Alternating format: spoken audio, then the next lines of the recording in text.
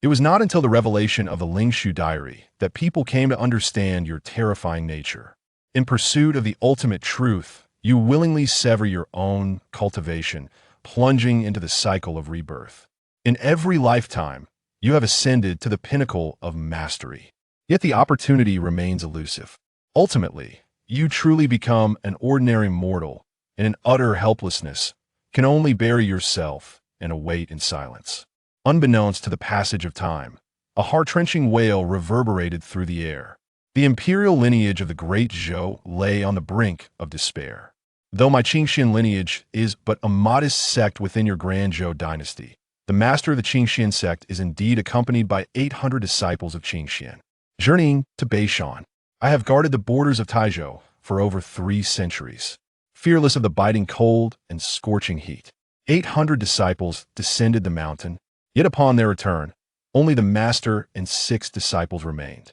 The newly appointed leader shall indeed expand the territories of the great Zhou royal family, slaying the 6-headed flood dragon, severing the 4 limbs of the giant turtle, and vanquishing no fewer than 3,000 malevolent shark demons. Ultimately, as the snow falls and the riverside is adorned, the great Zhou royal family shall acknowledge these martial achievements and bestow upon me a national stone tablet of the Qingxuan Sect. The stone tablet still stands before the mountain gate of my Qingxuan Sect, yet it is now drenched in the crimson blood of my sect's disciples. Why is that? Why indeed? I, of the Qingxuan Sect, am unwaveringly loyal to your great Zhou. In the early days of your nation's founding, we, the 18 sects of the northern borders, devoted ourselves wholeheartedly. We provided minerals when required and offered our people when called upon. Now, the spiritual veins of the great mountains spanning 3,000 miles in the north have been completely exhausted. Our disciples are on the brink of extinction, yet you still seek to eradicate us completely. My esteemed master has been ensnared in the tribulations of refining the Dan and transcending to the Yuan-Ing realm for many years. In his earlier days, he valiantly safeguarded the northern frontier for the royal family of the great Zhou.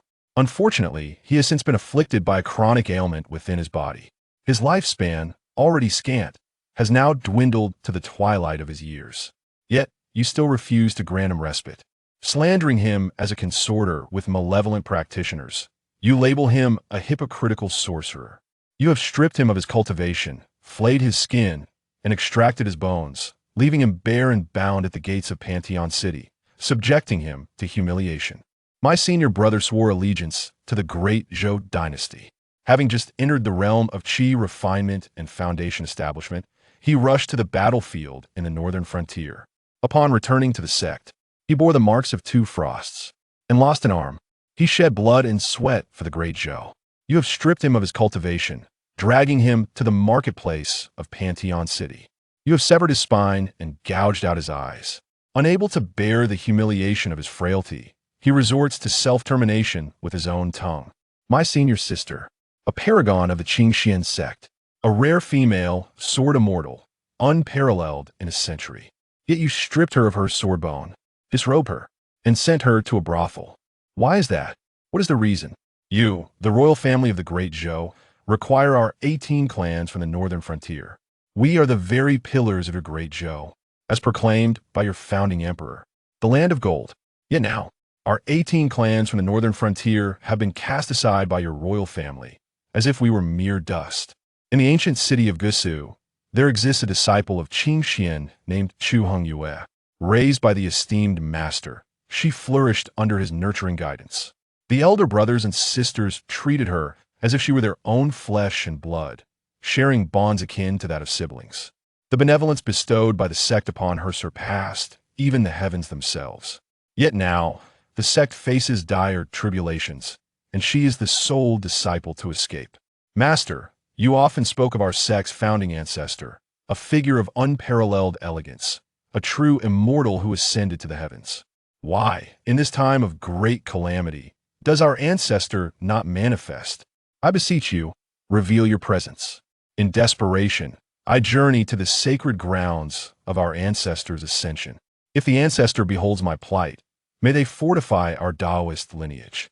At this moment, awakening from a deep slumber, you struggle against the gnawing hunger within, laboriously lifting your weary body.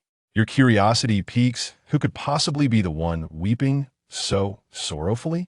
Outside the grave pit lies a canyon embraced by mountains. Within this canyon, remnants of shattered walls abound.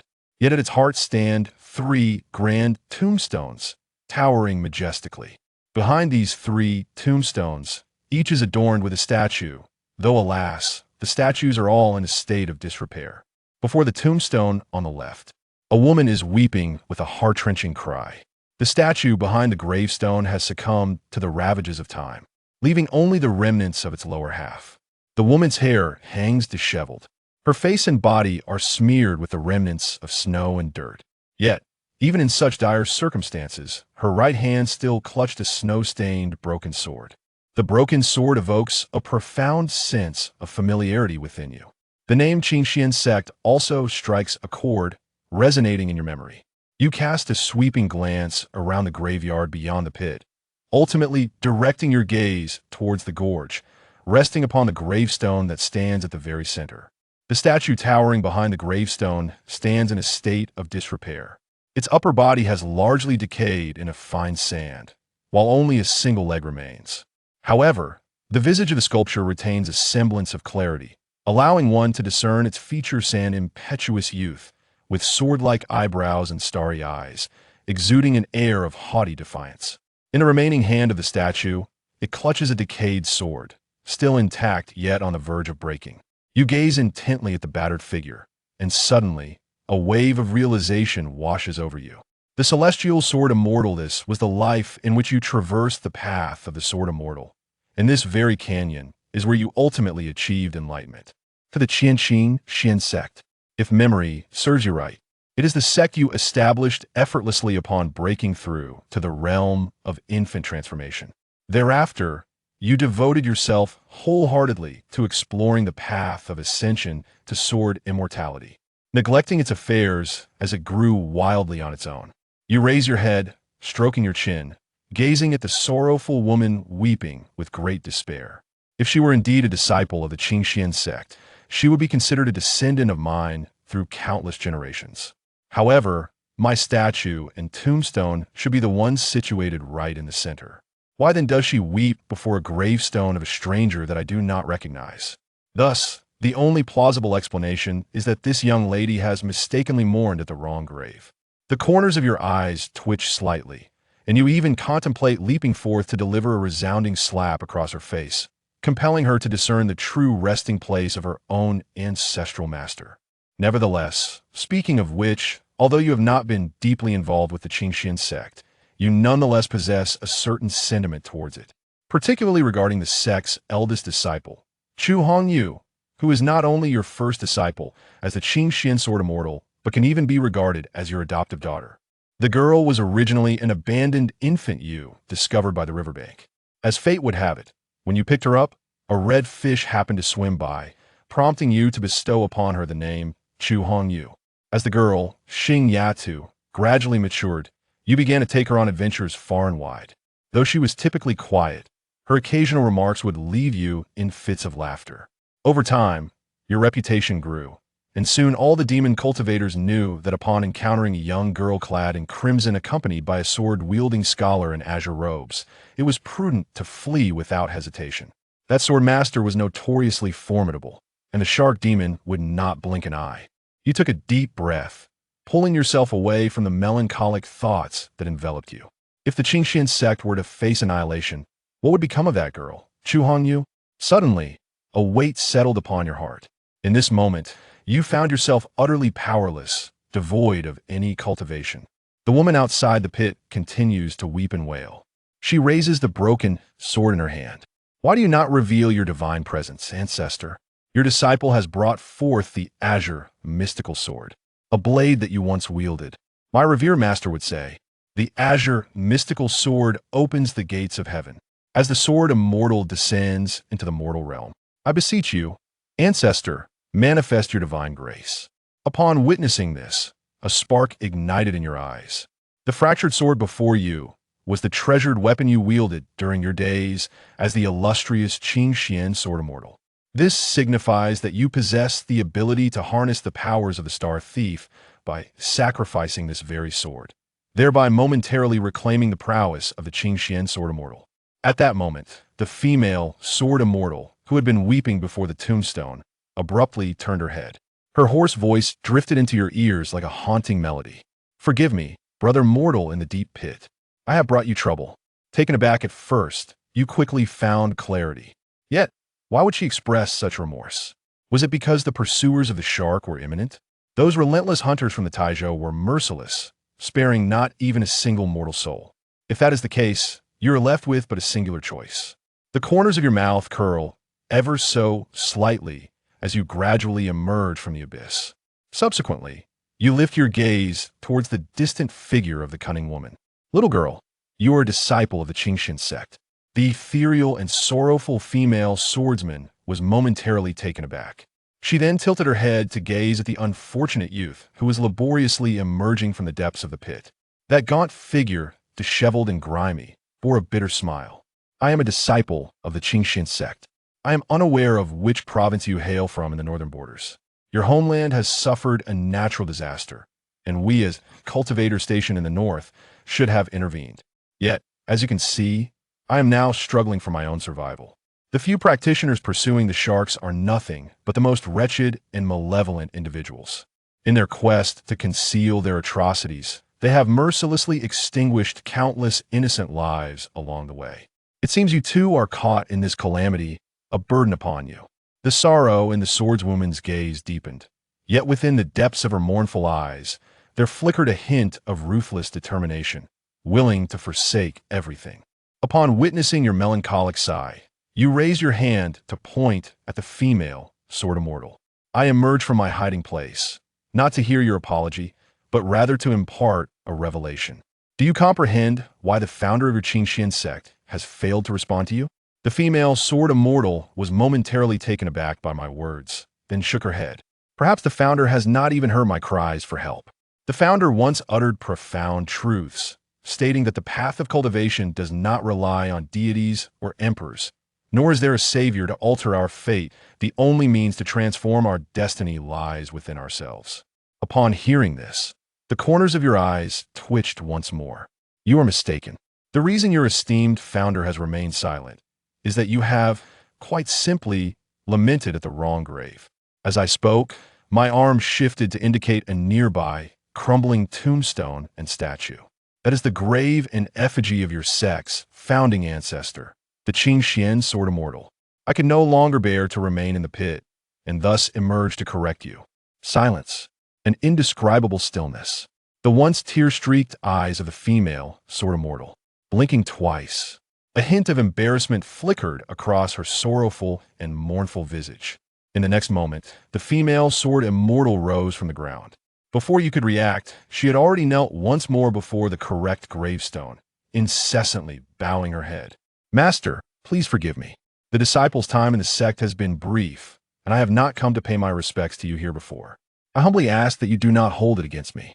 I beseech you to manifest your divine presence." This time, the female Sword Immortal bowed her head with even greater fervor, as if determined to smash her own skull into pieces. You stand by, at a loss for words, hoping that your esteemed ancestor of the Qingxuan sect might manifest his divine presence. The great Zhou Zhaoguo is still pursuing the shark to this day.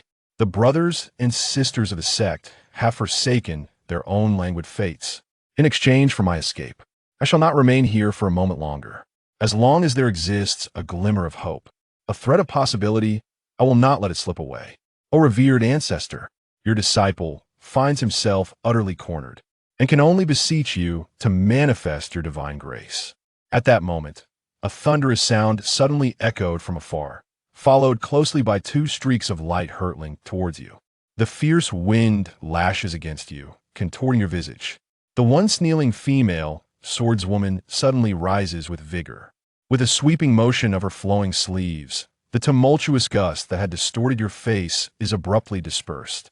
The arrival of the great Zhou's wandering fugitive. Your brow furrows slightly, even before you utter a word.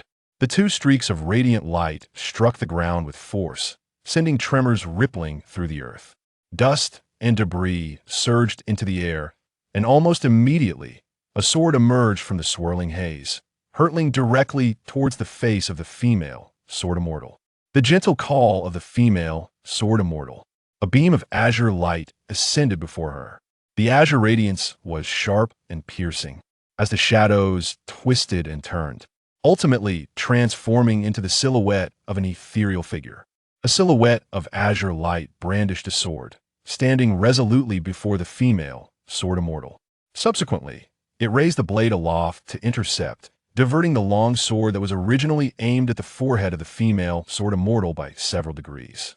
The Qingxuan Sect may lack in various mystical techniques, yet the singular art of the Qingxuan Shadow Sword is indeed remarkable.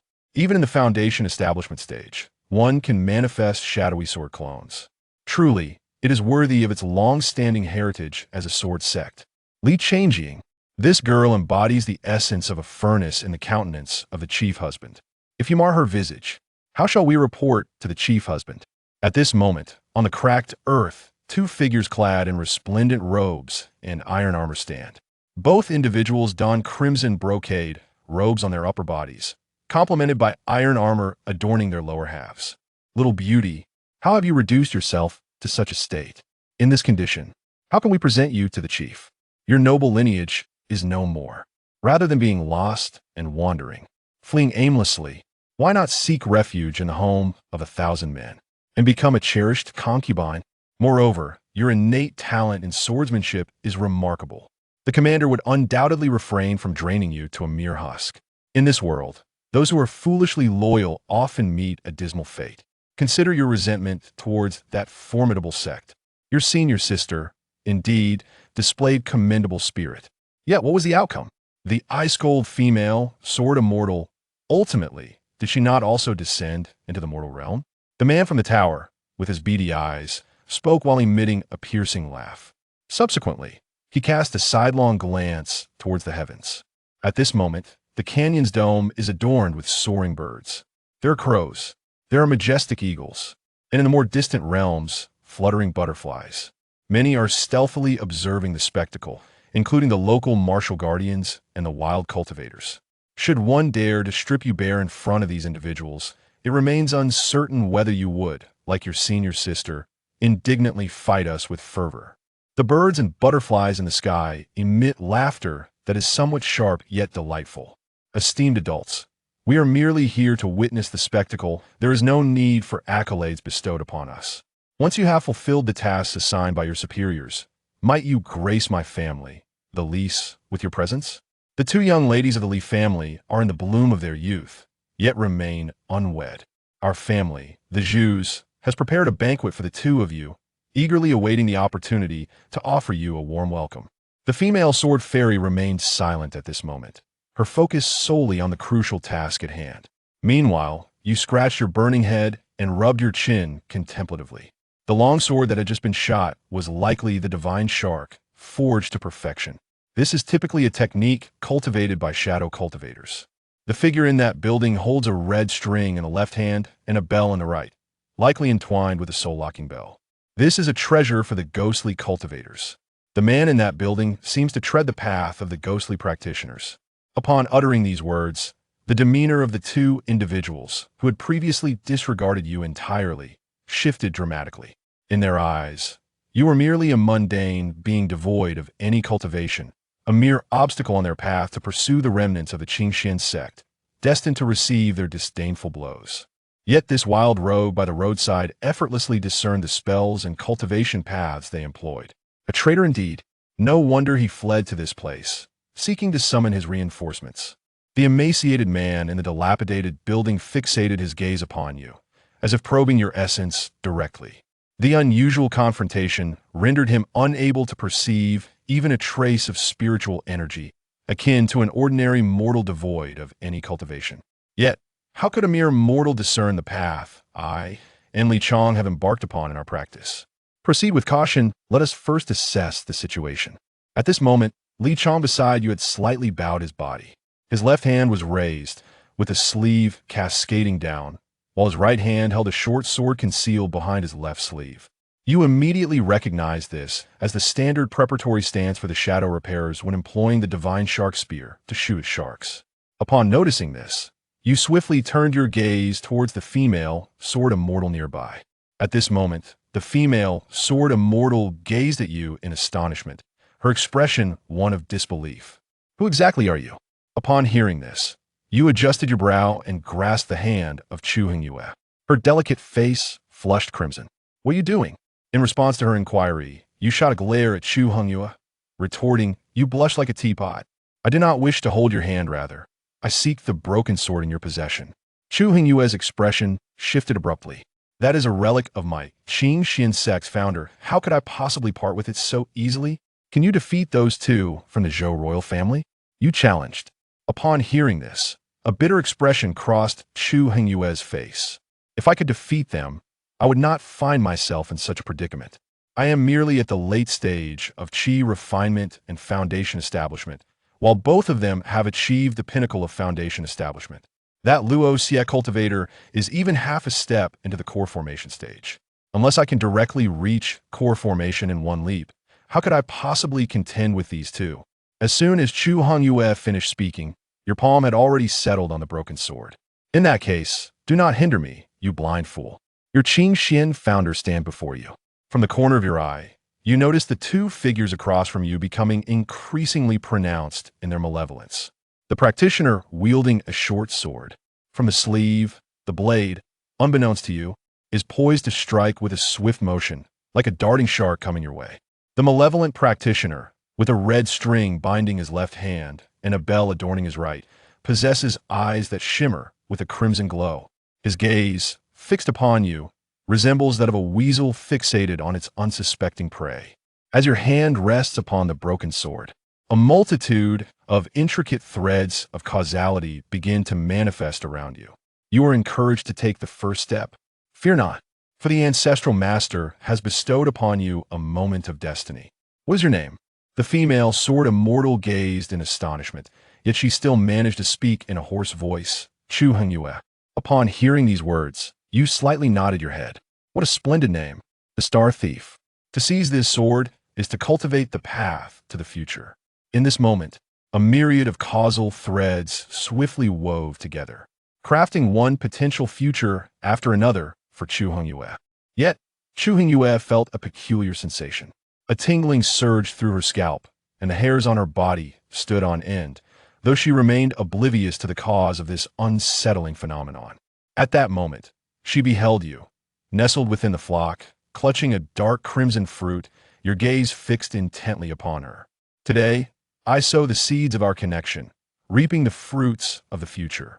You exhaled a breath of murky air, your eyes blazing with fervor as they locked onto Chu Hongyu. My current cultivation is insufficient. I can only foresee a singular future. Yet, in this envisioned reality, you have already attained the golden core realm. This is the consequence that follows the cause.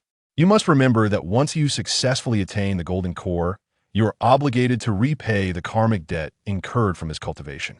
Should you fail to settle this debt, you shall face the punitive consequences of the law of causality, and even I may suffer the repercussions, as I am the guarantor of this karmic bond. You beseech your ancestral master to manifest and save you from peril indeed. Your master stands right behind you, ready to assist you through this ordeal. Do not let me down.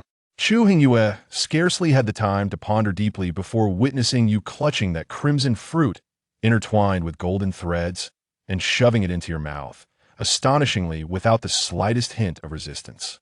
It was precisely at this moment that a piercing sound of slicing through the air was heard. The divine shark gun aimed directly at you, unleashing a barrage of shark-like projectiles. This time, the sword that accompanied the onslaught was entwined with arcs of blue and violet electricity, arriving in an instant. The malevolent practitioner was not idle. With a flick of his wrist, the bell on his right hand was cast forth. Yet at this moment, you remain utterly unperturbed as the divine shark sword, entwined with arcs of cerulean and violet lightning, approaches the instant when its tip is poised to touch your forehead. A hand enveloped in azure light suddenly seized the long sword entwined with violet lightning. The once flexible and extendable divine shark sword found itself utterly immobilized in that moment. Li Chong, at the other end of the divine shark sword, gazed in astonishment at the figure wielding the exquisite blade. At this moment, around Chu Hongyu, there were visibly striking azure bolts of lightning flickering with a crackling sound. The exhaled breath she released carried a faint hue of azure. The once deep and ghastly wounds, which had exposed her bones, were gradually healing and regenerating. The spiritual energy surged forth like thunder, and breath escaped his lips like azure smoke. This was the manifestation of a cultivator in the core formation stage. Yet this girl had clearly been in the late foundation establishment stage just moments ago, and heavily injured, no less. How could she possibly leap into the core formation stage in an instant? Li Chang's face contorted in astonishment, but he quickly steeled himself. Though she had entered the core formation stage, she was but a novice therein. With my 3 paths of essence and the aid of the Tiger Guard's treasured artifact, I may still be able to overcome you. A low growl escaped Li Chang's lips, and he swiftly retrieved a precious pill from his storage bag, which he crushed in his mouth. Instantly, his aura surged, for he was already at the peak of foundation establishment, on the brink of core formation. In that moment, he too radiated the aura of a core formation cultivator, but simultaneously his veins bulged, and his eyes glowed a furious red. The command received by the Tiger Guard was to eradicate the threat posed by Qingxuanzong, leaving no trace behind. In that moment, Li Chang charged straight at Chu Hongyu, seemingly intent on sharing the same fate. Ihid, anticipation. This is the true essence of the Qingxuan Sword Dao. This strike shall be magnificent. At that very moment, the sky above the canyon suddenly darkened with ominous clouds, and all beings, trees, flowers, birds, fish, and insects were halted by an inexplicable force. At this moment, Li Chang and Chu Hongyu remained poised, charging forward, suspended in midair. In their stead, a young man clad in flowing azure garments emerged, his long hair cascading untamed around him, adorned with a golden mark upon his forehead. The visage of this young man bore an uncanny resemblance to the statue standing majestically in the canyon. With a casual flick of his wrist, a sword forged from the very essence of the wind materialized in his grasp. He wielded the blade with nonchalance, sweeping it downward with ease. In the blink of an eye, Li Chang's figure vanished. It did not transform into snow mist, nor did it become flour. It simply disappeared without a trace. One might say that not even the snow mist or powder remained. Uncertain of how much time has elapsed, it could merely be the span of a few breaths. The wind once again sweeps through the canyon, casting shadows of trees that dance, flowers that sway, and the insects that chirp. As Chu Hongyu fell to the ground, she distinctly perceived behind the vanishing figure of Li Chang a colossal chasm with a diameter extending to 10,000 meters. It resembled an earthly abyss, cleaving the land asunder, and in its wake, it seemed to rend the very heavens. Above the canyon, the once massive clouds were split in twain, as if a celestial swordsman had wielded his blade to forge a gate to the skies. Stunned, Chu Hongyu turned back, only to discover that the silhouette of the recently departed swordsman in green had vanished from sight. With your tattered attire, you lower your gaze, peering into the palm of your hand, blinking in bewilderment. Time, alas, is fleeting, scarcely lasting 3 seconds, leaving you only with the opportunity to wield a single sword strike. Just as you softly muse, the birds and butterflies in the sky have already ruffled their feathers. This sword strike is undeniably magnificent. But is it merely a matter of handsomeness? Is it truly a question of appearance? It pertains to the realm of cultivation. To wield such a sword, one must at least be a true immortal. Yet in that young lad, in that esteemed elder, I could discern no trace of cultivation whatsoever. The snow-dusted Chu Hongyu returned, swaying unsteadily. With tears brimming in her eyes, she gazed at you. Then, with a thud, she knelt on the ground, declaring, "Your unworthy disciple, Chu Hongyu, pays homage to the master. You need not bow to me at this moment. Just now I encountered 2 tiger guards. I dispatched one to test my blade, while I deliberately spared the other for you, so that you may also have the opportunity to hone your swordsmanship as you step into the core formation realm. How shall we proceed? You are aware, are you not?" The gaze of Chu Hongyu instantly shimmered with a glimmer of ethereal light. She raised her hand, casting a gesture, and a silhouette clad in azure, wielding a long sword, materialized without delay. "Go," she commanded. "Pursue him, incapacitate his limbs and meridians, and bring him back to me." The azure figure exhibited no hesitation, swiftly vanishing into the distance, sword raised with an air of ferocity. Observing this, you lifted your gaze toward the flock of birds and butterflies soaring above. Every bird in the sky, without exception, has been ruffled. I have long harbored a disdain for these two great factions. Ever since the arrival of this group of tiger guards in our northern territory, they have acted with impunity, oppressing countless sects and families along their path. The wandering cultivators of Lian Town express their gratitude to the elder. The venerable Qingxian has descended to the mortal realm, truly a momentous occasion seldom witnessed in our northern 6 states. Might the elder have the inclination to gather at the Li residence in Chongyang City? This year, the two young ladies of the Li family are in their prime and yet to be wed. Upon witnessing your slight frown directed at Chu Hongyu, a sense of discontent emanated from the raucous group. They certainly knew how to provoke. Chu Hongyu nodded, raising a hand with a graceful sweep. A refreshing breeze swept through the flock of birds, accompanied by the sound of fluttering wings. In that gust, the multitude of birds burst forth, scattering like crimson snowflakes. Chu Hongyu frowned, gazing skyward. The great Zhou dynasty had swept through the northern territories, and it seemed these small clans had suffered considerably under the yoke of exploitation. In their desperate quest for a patron, they had descended into a state of madness, forsaking their dignity. She let out a soft sigh, lifting her soiled sleeve, and carelessly wiped the snow and dirt from her face. Then, gazing at you, she bowed deeply, striking her forehead against the ground. "Great master," she implored, "during your absence from the Qingxuan Sect, it has suffered greatly at the hands of outsiders." At this moment, Chu Hongyu knelt upon the ground, weeping audibly. "The court of the great Zhou dynasty has oppressed us, the 208 disciples of the Qingxuan Sect. Aside from the disciples, few remain." You let out a deep sigh and approached Chu Hongyu, gently stroking her head. Yet, her sobs only grew louder. "Do you still possess the treasured sword once wielded by the Qingxuan Sword Immortal?" You inquired. Upon hearing this, Chu Hongyu appeared momentarily dazed, shaking her head. The Qingxuan Sect was ravaged by the great Zhou's tiger guards, and that Qingming sword was the only relic preserved within the sect that you would have ever used. Hearing this, you shook your head, realizing that this indicated it was not yet the time for you to ascend to the capital. Gazing at Chu Henjiu's increasingly swollen eyes, you could not help but notice how her pupils bore an uncanny resemblance to those of Chu Hongyu, whom you had nurtured many years ago. "May I pose a question to you? Have you heard of Chu Hongyu?" Chu Hongyu was momentarily taken aback, then wiped the snow and dirt from her face. "She is the unrivaled master of the sword path in the realm of Tsongbin, and the foremost female sword immortal in the world of Tsongming. How could a disciple be unaware of her? She once uttered a profound truth.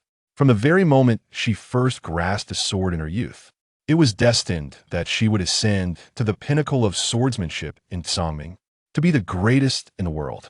Yet this esteemed sword practitioner vanished years ago. Some say she succumbed to the demonic path, entangled in a web of chaos with the fiends.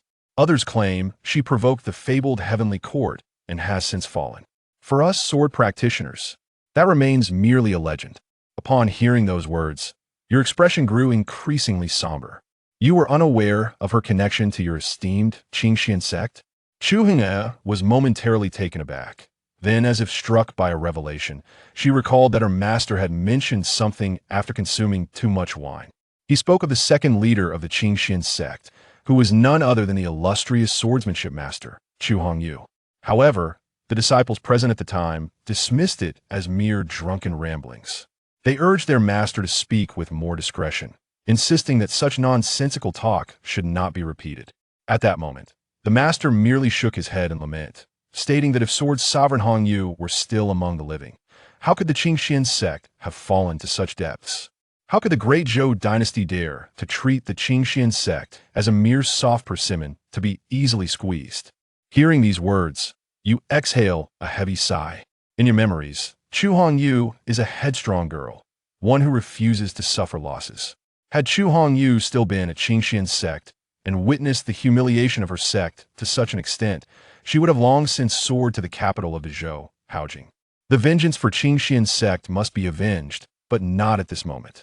As your words linger in the air, a sorrowful smile graces Chu Hongyue's face. She had previously lamented that she was an orphan from Suzhou, a pitiful child who often faced hunger. Had it not been for her master's benevolence in taking her in, she would have perished at the tender age of 6.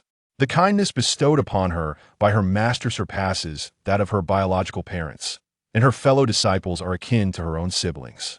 Yet, they have suffered greatly, some have met tragic ends, while others endure a fate worse than death. She understands her own limitations to seek retribution, even with relentless cultivation, would require centuries of effort and unattainable dream without the passage of hundreds of years. Her master, as well as her brothers and sisters, have all perished, while those who wronged them continue to live in peace, savoring luxuries for hundreds, even thousands of years. On the night of Qingxuan Sect's annihilation, she heard that the Menglan festival was being celebrated in Haojing, where thousands of lanterns illuminated the skies, creating a scene befitting a prosperous dynasty. These thoughts sent her heart racing with anxiety. It is often said that a gentleman's revenge is best served after 10 years, however. She is no gentleman. She is but a mere woman, a small-minded individual filled with grievances. She longs to dash to the capital at this very moment, to sever the heads of every member of the Zhou royal family. Master, all mistakes, countless as they may be, are the fault of the disciple. I humbly beseech you, Master, to refrain from directing your ire towards the Qingxuan Sect. I implore you, Master, to once more wield your profound powers. You gently massaged the Taiyang acupoint. The girl before you is strikingly similar to the Chu Hongyu of yore, a veritable embodiment of the springy essence. Allow me to speak candidly. Your master is now merely an ordinary person. To put it simply, my cultivation has been sealed at level 7. Except under specific circumstances can this seal be lifted. I must undertake the arduous journey of cultivation anew. As for now, I can only serve as your guide. There is absolutely no possibility otherwise. Moreover, you wretched disciples, even in mourning, you manage to weep incorrectly. It is only when the sect is obliterated that you remember my existence. What I owe you remains, as does what you are owed. I am the founding master of your esteemed Qingxuan Sect, am I not?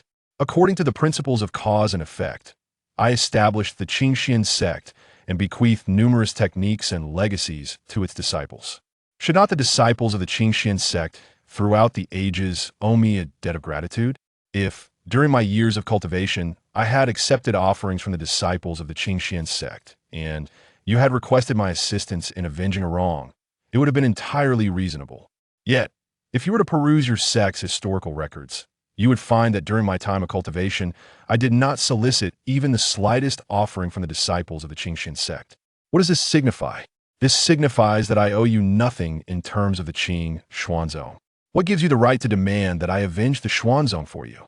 Is it merely because you bowed your head before me? Chu Hongyue, kneeling on the ground, found herself utterly speechless. She had never anticipated that you would adopt such an attitude. However, you soon lowered your head slightly. Of course, you need not feel disheartened. After all, the Qingxuanzong is a sect of my own creation. The fate of this sect ultimately rests with its master. Moreover, regarding this grand sect, yes, you, it will not be long before I turn the lanterns of Dazhou into ghostly flames, transforming a prosperous dynasty into a realm of specters. Rest assured, the Qingxuanzong is ever at the forefront of my thoughts. You stand there with your arms crossed, as the wind sweeps through the canyon, rustling the garments upon your form, causing goosebumps to rise upon your skin. When will your sword shadow doppelganger return? Make certain to eradicate the source of the disturbance. That triangular-eyed ghost cultivator must not be spared. The ancestral master imparted wisdom. Disciples are attuned to their surroundings. At most, 1 incense stick's worth of time, and your sword shadow doppelganger will undoubtedly return, carrying the head of the Dazhou rogue. Not just the head. Bring back the entire body, severed and stripped of its cultivation. I have only just been reborn in this world, and I require clarity in reporting. I have also learned something, which I must remind you of. Your advancement to the core formation stage is indeed my doing, yet that cultivation was not gained without cost. In this world, All things are bound by the law of causality. Having overdrawn your future cultivation, you must now pay the price in full. From this day forth, you are to rectify the balance of causation within a year's time. You must circulate the spiritual energy 9 times and traverse the great Zhou's heavenly cycle 3,000 times. The forehead, adorned with fresh snow, was drenched in a chaotic mess, as Chu Hongyu blinked her eyes twice. However, even with the disciples' utmost efforts, meditating and cultivating the essence of the 9, along with the assistance of elixirs, it would take at least 3 days to cultivate the spiritual energy, allowing the 9 to circulate through her body in a complete cycle. However, you're no longer in the foundation establishment stage. You have ascended to the core formation realm. In this state, how long does it take for you to circulate the Great Zhou Tian? Chu Hongyu closed his eyes, calming his mind. After a moment, he reopened them. The disciple attempted to absorb and expel the surrounding spiritual energy. Given his current cultivation level, it would take approximately 1 day to cycle through the Great Zhou Tian. If he were in an area rich in spiritual energy, or if assisted by a medicinal pill, the speed of circulation might be accelerated. You must partake. You absolutely must partake. If you cannot repay this consequence in a timely manner, I too shall suffer the penalties of the law of causation. Do you possess the elixirs? The gathering spirit pill, the primordial pill, and the most frequently utilized Tai A pill by sword cultivators. You are presently at the zenith of your cultivation. Yet, the expression on Chu Hongyue's face, kneeling on the ground, revealed a bitter sorrow. Master, the pills you speak of, I have only encountered in ancient texts. For many years, the Qingxuan Sect has served as a snow package for the Great Zhou dynasty. Not only have disciples battled on 3 frontiers, but the resources of spiritual veins and minerals have also been surrendered to the 7 royal families of Zhou for years. Moreover, with my hurried escape, there is not even a single genuine pill in my storage bag. Your face darkened slightly, and the hand resting on Chu Hongyue's shoulder applied a gentle pressure. Since it has come to this, there is but one solution. In the realm of cultivation, the law of the jungle prevails. We, the Shark clan, shall resort to contraband. The 7 sharks' smuggling venture. Back in the day, I stored elixirs in the Blessed Cave. I wonder if they still remain. If those elixirs are still there, it is high time to reclaim them. As I spoke, I gazed toward the heavens. In the realm of spirits, this brutal world of the survival of the fittest. LZ returns. Chapter 6. How dare you utter the name of the demon? What of it? I say, what of it? Lin Yao murmured softly. Beside him, Chu Hongyu, though confused, firmly believed that the master must have his reasons for saying so. At that moment, Lin Yao suddenly approached the chasm he had just cleaved with his sword. He began to rummage through the grass at the edge of the abyss.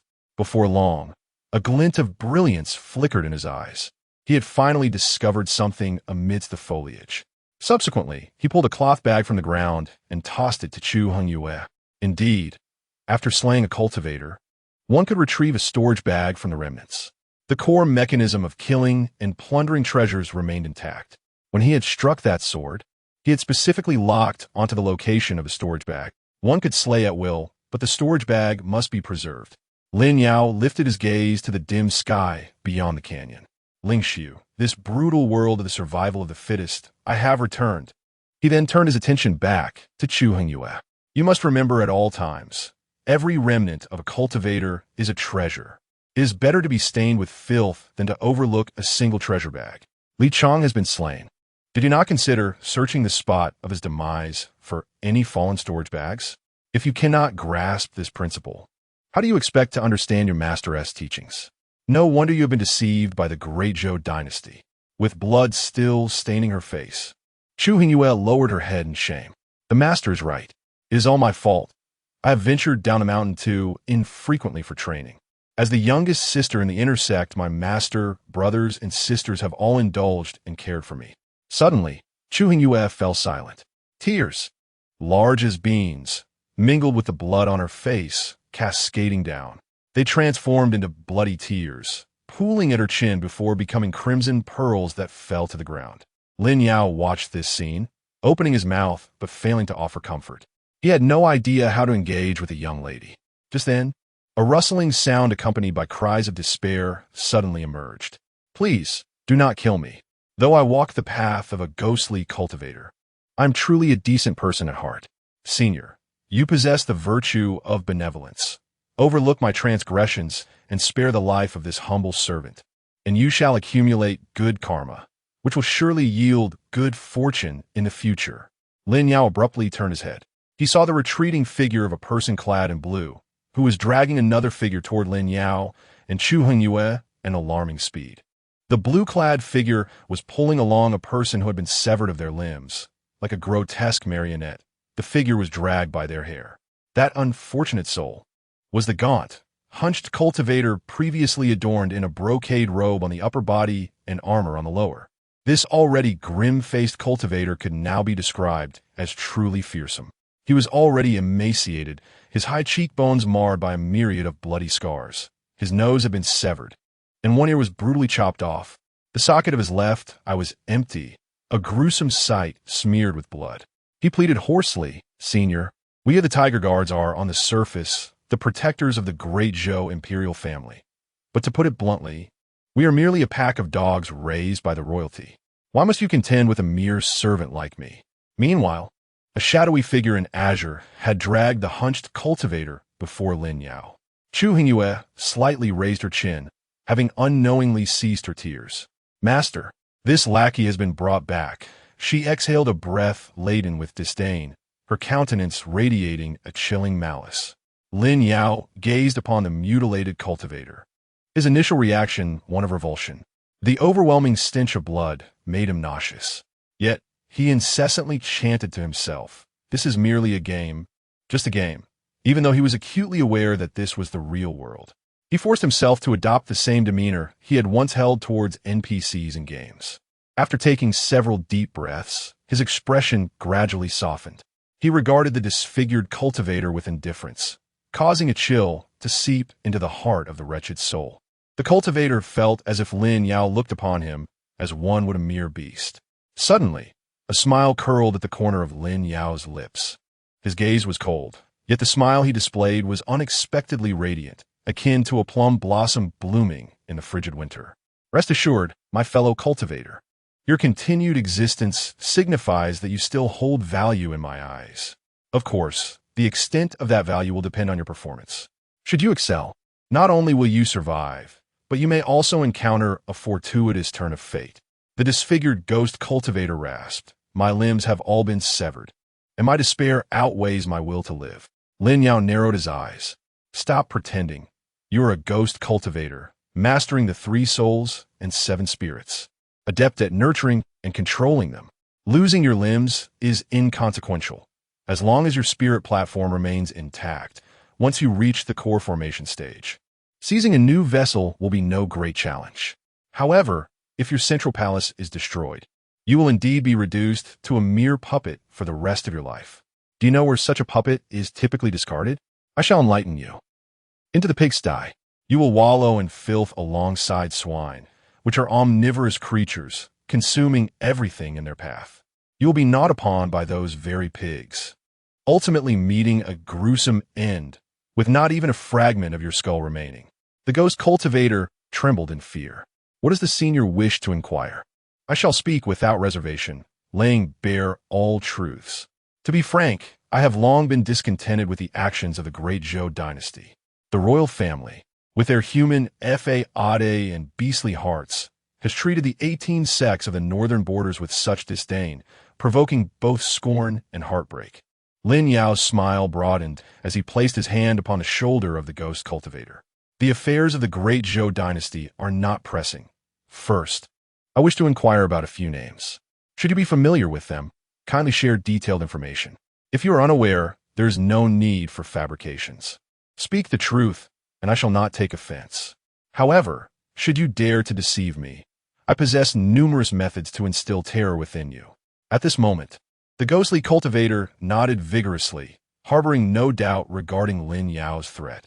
This elder, despite appearing as an unremarkable mortal, had just, with a mere gesture, enabled a female sword cultivator in the foundation establishment stage to ascend to the core formation realm.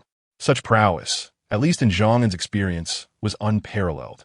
Lin Yao rubbed his temples, seemingly lost in recollection. In a short while, a glimmer of warmth and nostalgia, reminiscent of cherished memories, flickered in his eyes. The first name, Ye Xingcan, a delightful little girl, albeit a tad mischievous, who adored playing with rattles and colorful flags and relished candied hawthorn.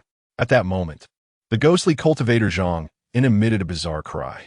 The Demon Lord, the first demon recorded in the Songming Grand Classic of the Great Zhou Dynasty. A fiend who skins humans, crafting human skins and bones, extracting souls to forge the 10,000 soul banner. Who once erected the Tower of 10,000 Heads on Wenishan. How dare you utter the name of such a demon? Your fate is sealed, regardless of your profound cultivation. That demon is beyond your reckoning. One of the edicts of the Great Zhou Dynasty states that no one within its territory is permitted to speak the demon's name directly. Previously, the monarch of the Bai Shui kingdom had perished for uttering her name, resulting in the slaughter of his entire nation. Men, women, and children, not a soul spared. Lin Yao's eye twitched slightly. Zhang En's reaction exceeded Lin Yao's expectations. Ye Xingcan, much like Chu Hongyu, was a cherished companion nurtured in the game. Unlike Chu Hongyu, however, the account that raised Ye Xingcan had pursued the path of wicked cultivation, ultimately achieving the status of an empty tribulation to Luo, earning the title Demon Lord of Ultimate Paths within the game. Yet in his memories, Ye Xingcan remained an adorable little girl. How could she have transformed into a demon lord? Lin Yao shook his head and regarded Zhang Yan. Do not be so agitated. Tell me, do you know the current whereabouts of Ye Xingcan? Another sharp, peculiar cry escaped the lips of Zhang Yan. You dare to utter the demon's name again? Please, cease your words. The last time that demon revealed herself was a millennium ago. How could I possibly know her whereabouts? I am merely a humble cultivator in the foundation establishment stage, having practiced for a mere 80 years, still but a child. At this, Zhang Yan began to weep openly. Lin Yao furrowed his brow in confusion. How could the little girl who once gazed up at the stars in his arms now inspire such terror in Zhang Yan? Very well, let us shift the focus. Have you heard of Tao Ziyuan? She is a particularly clever and well-behaved young girl. Zhang Yan let out a peculiar cry. The poisonous cultivator. The ascending calamity immortal lord, Tao Ziyuan, is also a demon recorded in the Songming Great Classic. The younger generation has only encountered this name within its pages and possesses no further information. However, I am certain that the ascending calamity immortal lord is far from being a clever and obedient little girl. The notion of her being docile is utterly misplaced. Lin Yao raised an eyebrow. He lifted his hand and struck Zhang Yan's face with a resounding slap. A sharp crack echoed, and blood stained Lin Yao's palm.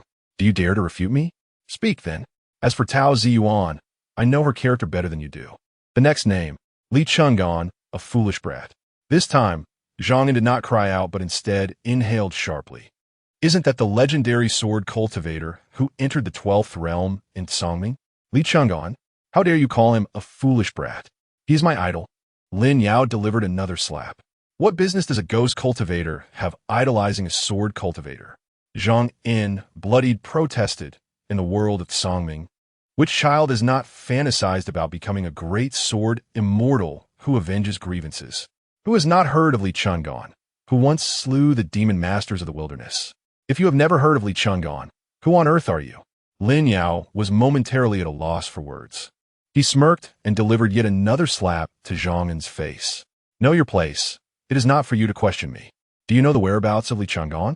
Zhang Yan blinked, looking aggrieved. I do not know, only that the sword cultivator Li Chang'an, years ago, defended the realm of Songming by slaying 16 great demons at the Northman Great Wall, and then ventured into the wilderness, causing the monstrous beasts to flee in terror.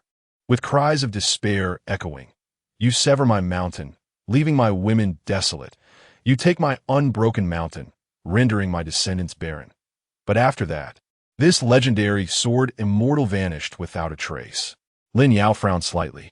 Next, Meng Qingjun, a bookish simpleton since childhood. Zhang Yan gasped again. How dare you call the Confucian Taoist sub-saint a simpleton? If the scholars of Songming were to hear this, it would surely lead to your demise. Currently, there are more Confucian cultivators in Songming than any other, and their spittle alone could drown you. Lin Yao raised an eyebrow. So, Meng Qingjun has become a sub-saint of the Confucian Dao? Then who is the saint of the Confucian Dao? Zhang En lifted his chin defiantly. It is none other than the one who proclaimed, "The way of heaven and earth can be succinctly expressed in a single phrase. Its essence is singular, yet its manifestations are myriad. The way of heaven and earth is vast, profound, elevated, luminous, eternal, and enduring. That is Lin Kong." Lin Yao fell into silence. For Lin Kong was also his account, traversing the path of Confucianism and Taoism. At that time, within the game, the practice of Confucianism was considered an esoteric path, requiring the establishment of a school and the conferral of teachings for advancement. Lin Yao, ever cunning, meticulously transcribed the 4 books and 5 classics of his world: the Great Learning, the Doctrine of the Mean, the Analects, and Mencius, as well as the Book of Songs, the Book of Documents, the Book of Changes, the Book of Rites, and the Spring and Autumn Annals, without omitting a single character. Yet, the cultivation of that account did not witness significant enhancement. Conversely, the disciples nurtured under that account displayed profound interest in the texts he had composed, each one captivated and reluctant to part with them. One disciple, in particular, expressed to him, "Master, your future is destined to ascend to the heavenly realm." This unwavering companion, ever by his side, was none other than Meng Qingjun. Lin Yao coughed awkwardly, his expression peculiar. "Where is Meng Qingjun? Do you know?" Zhang En suddenly broke into a grin. "If I knew where the sage of Confucianism was, all the scholars in the world would surely enshrine me." Lin Yao, with a resigned gesture, moved on. Next, Lu Shanyan, a slumber-loving, pudgy fellow with a particularly squeezable face. Zhang En's voice erupted. "How dare you refer to the supreme being of my ghostly lineage, the transcendent Xianzhao, as a little fatty?" Lin Yao placed his hands on his hips. "So what? I ask you, what of it? I used to pinch his chubby face daily. I ask you, where is he now? Young and swallowed heart. I do know this, or rather, it is merely rumored. It is said that the sage resides on Mount Biming." Chapter 7. The Enchantress, Lu Rian. Account 81. Sun 72. North Mang Mountain. Lin Yao raised an eyebrow. The Lingxu world is divided into 4 realms, each held by various dynasties, where myriad philosophies vie for supremacy and countless sects flourish, lies the Songming realm. Bathed in the luminous light of the Buddha, with 3 eternal Buddhas standing tall, it is a realm where nearly all are monks and followers, known as the Shumi realm. Connected to the netherworld, where the other shore flower blooms profusely, inhabited by undying corpses that prey upon the living, is the Juzhou realm. Lastly, there is the vast wilderness realm, occupied by millions of demon tribes, with scarcely any human presence and thin spiritual energy. The demon tribes of the wilderness realm, deprived of cultivation resources, have long coveted the abundant resources and rich spiritual energy of the other 3 realms. The wilderness realm borders the Songming realm, separated only by the North Mang Mountain and the sprawling 10,000 industry Great Wall, which relies on the mountain for its foundation. In the Songming realm, North Mang Mountain is a name known to all, as is the 10,000 industry Great Wall. Lin Yao stroked his chin thoughtfully. North Mang Mountain. Several of his accounts had their caves constructed there. Those accounts housed excess and unused elixirs and magical artifacts, which eventually transformed into blessed lands and paradises. Is Lu Shengyan, that little chubby fellow, currently at North Mang Mountain? Lin Yao raised his hand and pinched Zhang En's face. What is that little rascal Lu Shengyan doing at North Mang Mountain? Zhang En shook his head. I am but a mere insignificant being. How could I possibly know the intentions of the Supreme? I have merely heard others mention this matter. Beyond that, I know nothing. Lin Yao scoffed. The next name, Lu Ruyan. This time, without waiting for Lin Yao to continue his inquiry, Zhang En cried out with anguish. The enchantress Lu Ruyan. She appeared 300 years ago at the foot of North Mang Mountain, during the incident in Xing City. Lin Yao cast a peculiar glance at Zhang En. How do you know so much about Lu Ruyan's whereabouts? Zhang En clicked his remaining left eye a few times. In the Songming realm, all male cultivators are deeply concerned about Lu Ruyan's whereabouts. Even the bathwater of Lu Ruyin was auctioned for an astronomical price at the Zhitian Pavilion. Lin Yao smacked his lips. Indeed, when she was on the path of enchantment, Lu Ruyin was a beauty in her youth, but her origins were unfortunate. Her wretched father nearly sold her to a brothel. Lin Yao exhaled a sigh of frustration. The next name, Xiaoyan, as the sky above the canyon transformed into a dazzling starry expanse. Lin Yao wearily massaged his temples. He had inquired of Zhang in about 72 names. The 72 names represent the adopted sons or disciples he has previously nurtured through various accounts. Most of these young ones were raised by him, fostering a deep emotional bond. Even now, Lin Yao harbors a certain confidence that if he were to find them, they would willingly support him as his long-term benefactors. Among the 81 gaming accounts, after excluding a few casual players and several solitary wolf accounts on the path of cultivation, he has managed to raise 72 young ones, a feat that impresses even himself. In his earlier days, he truly relished the role of a father figure. He could even empathize with Whitebeard from One Piece at one point.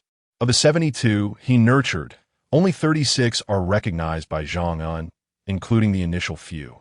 The remaining 36, Zhang En honestly admits, are unfamiliar to him. Among the 36 adopted sons and daughters Zhang En has heard of, only 3 are known to have a general location. Lu Xinyuan, a ghost cultivator from Beimang Mountain. Lu Ruin, a succubus who made an appearance in Chaoxing City 3 centuries ago. And Gu Beichun, a retired official of the Great Zhou dynasty. Once a high-ranking minister and a marquis of the north, who resides in Fuliu City. Gu Beichun is Lin Yao's adopted son from his Jinwu Beichun Star Master account. This account was a secondary one Lin Yao played later, focusing on martial cultivation, using his fists to conquer mountains and shake the stars. When practicing with this account, Lin Yao intended to devote himself entirely to leveling up and aimed to create an account of immense prowess. However, fate has a peculiar way of unfolding. While training at the foot of a mountain, a small, dark-skinned boy approached him in tears. Lin Yao vividly recalls the appearance of that little one. The child knelt in the muddy ground before him, wailing loudly, his cries ascending toward the heavens. Yet, soon his voice faltered as if clipped by wings, and he became choked. The little boy opened his mouth in silence for a moment. Tears and snot obstructed his throat. He struggled greatly to swallow them down, only to erupt into another round of sharp cries. Mother, mother, my mother is dead. At that time, Lin Yao's gaze was indifferent. He thought to himself, what does your mother's death have to do with me? My mother is alive. But Lin Yao also considered that this randomly appearing NPC must hide a side quest. As the foremost explorer in the game, he adhered to the principle of never overlooking any side quest. Thus, he chose to engage in conversation with the little boy. How did your mother die? While stealing food. She was beaten to death by someone. Oh, wasn't that what she deserved? How could she not be beaten for stealing from others? Yes, our food. We rely on that little bit of grain all year round. Others have taken the grains from my home. Mother, I want to retrieve them. Where is your father? Last month, he was killed by bandits. What about the others in your family? My brother and father were killed by the bandits. My sister went to work as a maid at Master Li's house 2 years ago and was also killed. So why have you come to find me? Can you help me carry my mother back home? I have dug a pit nearby. If she stays here, she will be eaten by wolves. Lin Yao raised an eyebrow. You came to find me just to help carry a corpse? What benefit do I gain from this? The little black boy suddenly knelt down with a thud. You will be rewarded with blessings. Lin Yao hesitated for a moment, but ultimately decided to assist. His current path was one of martial cultivation, with little room for error. If he were to perish, he would have to start anew. In such circumstances, he needed to accumulate good fortune. Through glimpses into the future as a star thief, he realized that this little black boy could indeed aid him in amassing such fortune. Following the boy, they traversed a stretch of farmland, eventually arriving under the cold moonlight beside a rice paddy, where they discovered a mutilated female corpse. Her limbs were contorted, yet her hands remained tightly clenched around a handful of rice. Lin Yao shook his head, but regarded this mother and child merely as NPCs in a game. He hoisted the corpse onto his back and instructed the boy to lead the way home. As they walked, the little boy turned back every few steps, each time crying out, "Mother, until they reached a dwelling, where a deep pit had been dug beside a thatched cottage. It was then that Lin Yao understood they had arrived at the boy's home. That night, Lin Yao refrained from practicing martial arts, instead silently observing the little boy as he wept and meticulously scooped handfuls of earth to bury his mother. By dawn, after watching the boy mourn throughout the night, Lin Yao, for reasons unknown, suddenly found himself saying to the boy, "Would you like to practice martial arts with me? I will consider it a way to accumulate good fortune." After uttering those words, Lin Yao was taken aback. He had never intended to raise child. Moreover, this child appeared dark and simple, seemingly lacking any talent. It would be difficult for him to embark on the path, let alone care for Lin Yao as his previous adopted sons had done. Was it truly worth it, merely for the sake of fortune?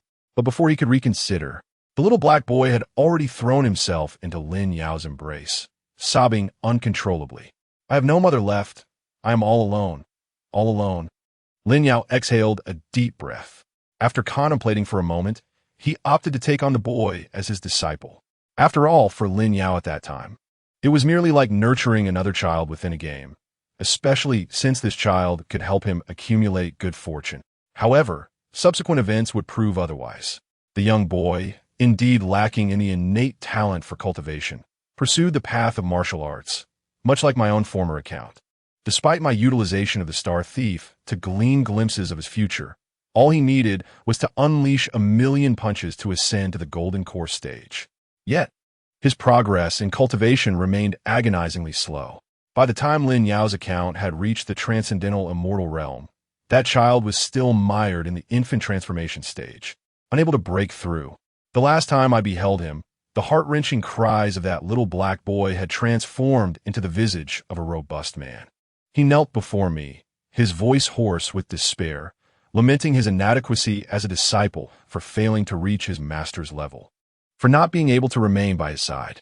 All he implored was that I, his master, ascend to the heavens and not forget him. "Please do not forget your disciple." It was only after a long time that Lin Yao comprehended the depth of such longing. When someone holds immense significance in your life, your sole wish becomes that they remember you. Beneath the resplendent starry night, Lin Yao shook his head, rousing himself from reverie. He then gazed up at Zhang Yin, who forced a bitter smile onto his face. "Is there anyone else you wish to inquire about, senior?" Yet Lin Yao merely shook his head, choosing not to seek new names. Instead, he inquired, "Gu Beichun, was he not the founding general of the Great Zhou? What led him to retire in Fuliu City?" Zhang Yin's lips twitched, as if caught in a spasm, before he managed a faint smile. A man of great accomplishments often overshadows his ruler. When the birds are gone, the good bough is hidden. When the cunning hare is dead, the hunting dog is cooked. Fortunately, General Gu retired early. Had he lingered with the methods of the Great Zhou dynasty, it would have been difficult for him to escape unscathed. Lin Yao furrowed his brow in confusion. "What do you mean?" Zhang Yin swallowed hard.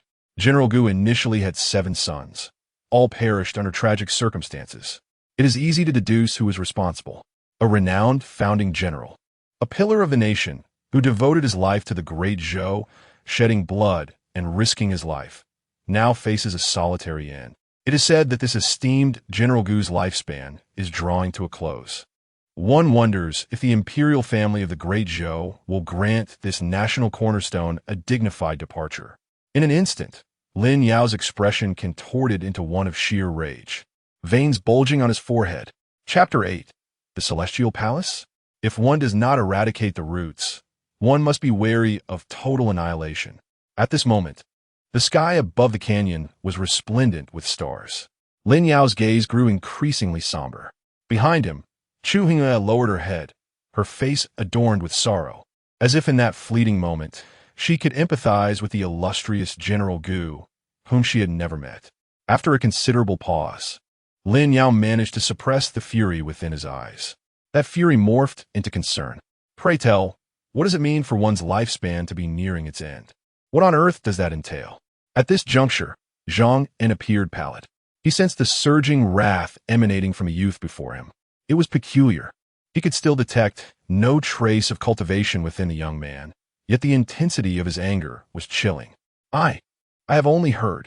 It It was mentioned in passing by those long-tongued monks from the Heavenly Observation Bureau that General Gu's lifespan is drawing to a close.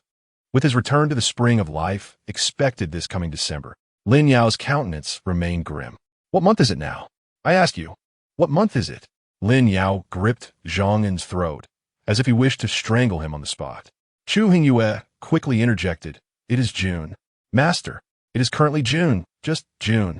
Lin Yao exhaled a breath of frustration, his expression softening somewhat. Half a year. There should still be time. Gu dog, you brainless fool. The royal family of the great Zhou is no longer merely shitting on your head. Your son has been murdered, and you can only think of retreating into seclusion? I had thought your honesty was a virtue, but I never expected you to be this naive. Zhang Yin, now reduced to a mere shadow of his former self, finally managed to catch his breath, coughing several times. The great Zhou royal family, having dared to act against General Gu, must be well prepared. In the past, when the rabbit dies, the hound is cooked. There were others who fell victim to the shadows alongside General Gu. For General Gu to have lived in seclusion in Fuliu City until now is already a fortunate conclusion. Yet, it remains uncertain whether the great Zhou royal family will allow him to pass away in peace. Senior, allow me to speak candidly. Above the great Zhou royal family, there are celestial beings watching over genuine immortals, those who have transcended to the 9th realm, achieving ascension and entering the 10th realm of true immortals. Lin Yao raised an eyebrow. The 10th realm, transformation into an ethereal being? Zhang Yin swallowed hard. Indeed, it is transformation. The great Zhou royal family has produced a true immortal who has ascended to the legendary celestial palace. He pointed skyward with his chin. The great Zhou dynasty is under the protection of heaven. To oppose the great Zhou royal family is to stand against the heavens themselves. Who would dare? Even General Gu, despite his illustrious military achievements, would not dare. Lin Yao narrowed his eyes. The celestial palace, the white jade capital above, with 12 towers and 5 cities? Has the celestial palace become so audacious? Lin Yao involuntarily let out a cold snort.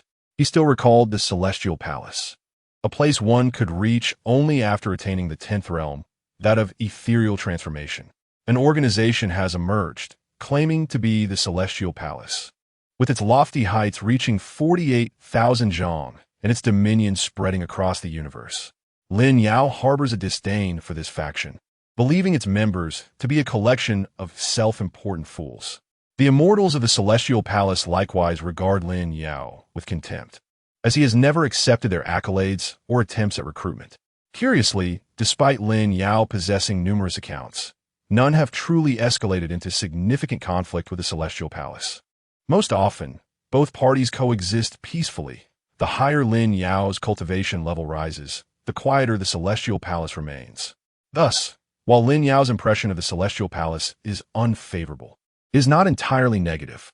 At this moment, Zhang Yin, reduced to a wretched state, spoke in a hoarse voice, ingratiating himself. Senior, are you not the revered ancestor of the Qingxuan Sect? I have heard that the ancestor ascended many years ago. Could it be that your true form resides in the legendary Celestial Palace?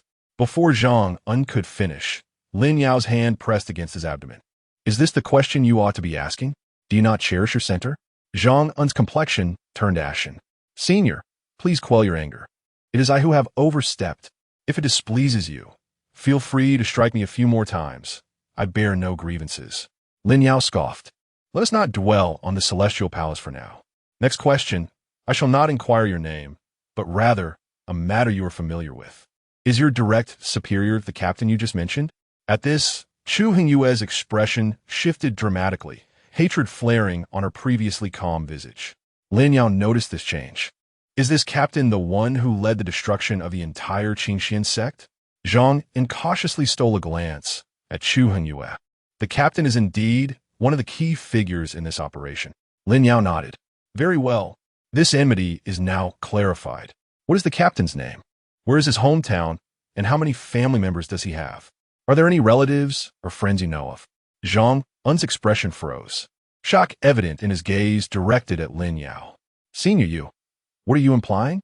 Lin Yao shot him a sidelong glance, smiling nonchalantly. In the realm of cultivation, it is customary for personal grievances among cultivators not to involve their wives, children, or parents. However, this is an act of extermination. My disciple has stated that Qingxuan Sect is her home, and you have slaughtered her entire family. Those who commit such atrocities, failing to eradicate the roots of their enemies, must be prepared to face the consequences upon their own families. This is a principle and truth within the cultivation world. Do you not agree? Zhang swallowed hard, his astonishment evident as he nodded. A smile graced Lin Yao's face. So, speak. If you tell the truth, there may still be a glimmer of hope for you. If not, you shall be cast into the pigsty. At this moment, Chu Hongyu gazed at Lin Yao in astonishment. Lin Yao cast her a glance, his brow furrowing once more. Why do you wear that expression? Are you reluctant to initiate your revenge? This endeavor is not merely for the sake of vengeance. It serves as a warning, a clarion call to the minions of the great Zhou dynasty, making it abundantly clear that pursuing you incurs a heavy toll. In the realm of cultivation, the law of the jungle prevails. The more one exhibits weakness, the more one attracts the predatory. Conversely, when one displays the temperament of a madman, others will be filled with trepidation and concern, understanding that to provoke you comes at a price. Lin Yao spoke eloquently, drawing from the wisdom he had amassed through the careful management of 81 accounts throughout the years. At that moment, Chu Hongyu suddenly fell to her knees with a resounding thud. Her voice was riven with emotion. The teachings of her master are etched in my heart. I am but a humble disciple, ashamed that I once doubted my master. It is clear now that you hold the Qingxuan Sect dear. Lin Yao waved his hand dismissively. It is only natural for you to misunderstand me, for you do not know me well. I am a simple and unadulterated person. If someone displeases me, I ensure their discontent, and then I find my own joy. Just remember to honor our master in the future. With that, Lin Yao turned once more, seizing Zhang in by the throat. Now, tell me, what are the names of the 1,000 households, their origins, how many members reside within their homes, and where is their ancestral land? Chapter 9. Good monks do not miss out. Bad monks do not waste opportunities. What is wrong with the patriarch deceiving? At this moment, Zhang lay on the ground, his lips having turned pale. A flicker of hesitation passed through his eyes, yet vanished almost instantaneously. The lord of the 1,000 households, no. That scoundrel surnamed Luo, given the name Su, hailing from Jingzhou and running a tavern in Tian Terrace, was merely an ordinary merchant. However, this rogue possessed a modicum of talent in the path of cultivation. At the tender age of 16, he entered the esteemed Qingxuan Military Academy of the Great Zhou. After a decade of cultivation within the academy, having reached the 8th level of qi condensation, he was dispatched to Nanqi Mountain, serving under Zhu Ke, one of the 4 pillars of the Great Zhou, to guard the southern border. Upon reaching the foundation establishment stage, he was assigned to Guyu Town as a martial protector. He chose the path of a martial cultivator. After achieving the Golden Core stage, he seized the opportunity during the annual festival to ingratiate himself with the eunuch of Gaoqing City, Lord Gaotingyu. Subsequently, he was transferred to Gaoqing, joining the Tiger Guard and rising to the rank of centurion. His innate talent was commendable, and with the backing of the esteemed eunuch, in merely a century, he ascended to the nascent soul stage, eventually being promoted to the rank of 1,000 household. The Luo family, having produced such an illustrious figure, witnessed their fortunes soar, transforming from an ordinary tavern into a formidable cultivation family in the region. Senior, I must confess, I have long harbored disdain for that scoundrel Luo. He is sycophantic to the powerful while being tyrannical to those beneath him. Many brothers in the Tiger Guard have suffered from his embezzlement of military pay, and some of their partners have been forcibly taken to his residence for dual cultivation. Senior, you must eradicate his entire lineage and help us brothers vent our frustrations. Zhang Yin's voice was a cacophony of anguish, as if he held a deep-seated vendetta against Luo Su. Lin Yao, arms crossed, gazed at Zhang Yin, who was reduced to a pitiful state on the ground. Oh, serving the great Zhou dynasty in such a miserable condition? Yet you seemed so pleased when you were pursuing my unfortunate disciple earlier. Zhang Yin's heart sank. Lin Yao's gaze sent a shiver down his spine. Senior, we merely seek a means to survive. You understand that in the realm of cultivation, it is the law of the jungle. If one lacks strength, the most crucial thing is to find a powerful ally. Being born in the Great Zhou, the most formidable support I could hope for is the Great Zhou dynasty itself. Moreover, if fortune favors me, I might secure an official position within the Great Zhou court, not only elevating myself, but also providing protection for my family, just like Luo Su. One ascends, and the whole family flourishes. Lin Yao nodded slightly, comprehending the underlying motives. It is still for the sake of fame and fortune. When will the relentless pursuit of power and wealth ever cease? Rising early and sleeping late, devoid of freedom. Riding donkeys and mules while dreaming of fine steeds. Aspiring to be a prime minister and gaze upon the lords. Only troubled by the toil for sustenance. What fear of the grim reaper could there be?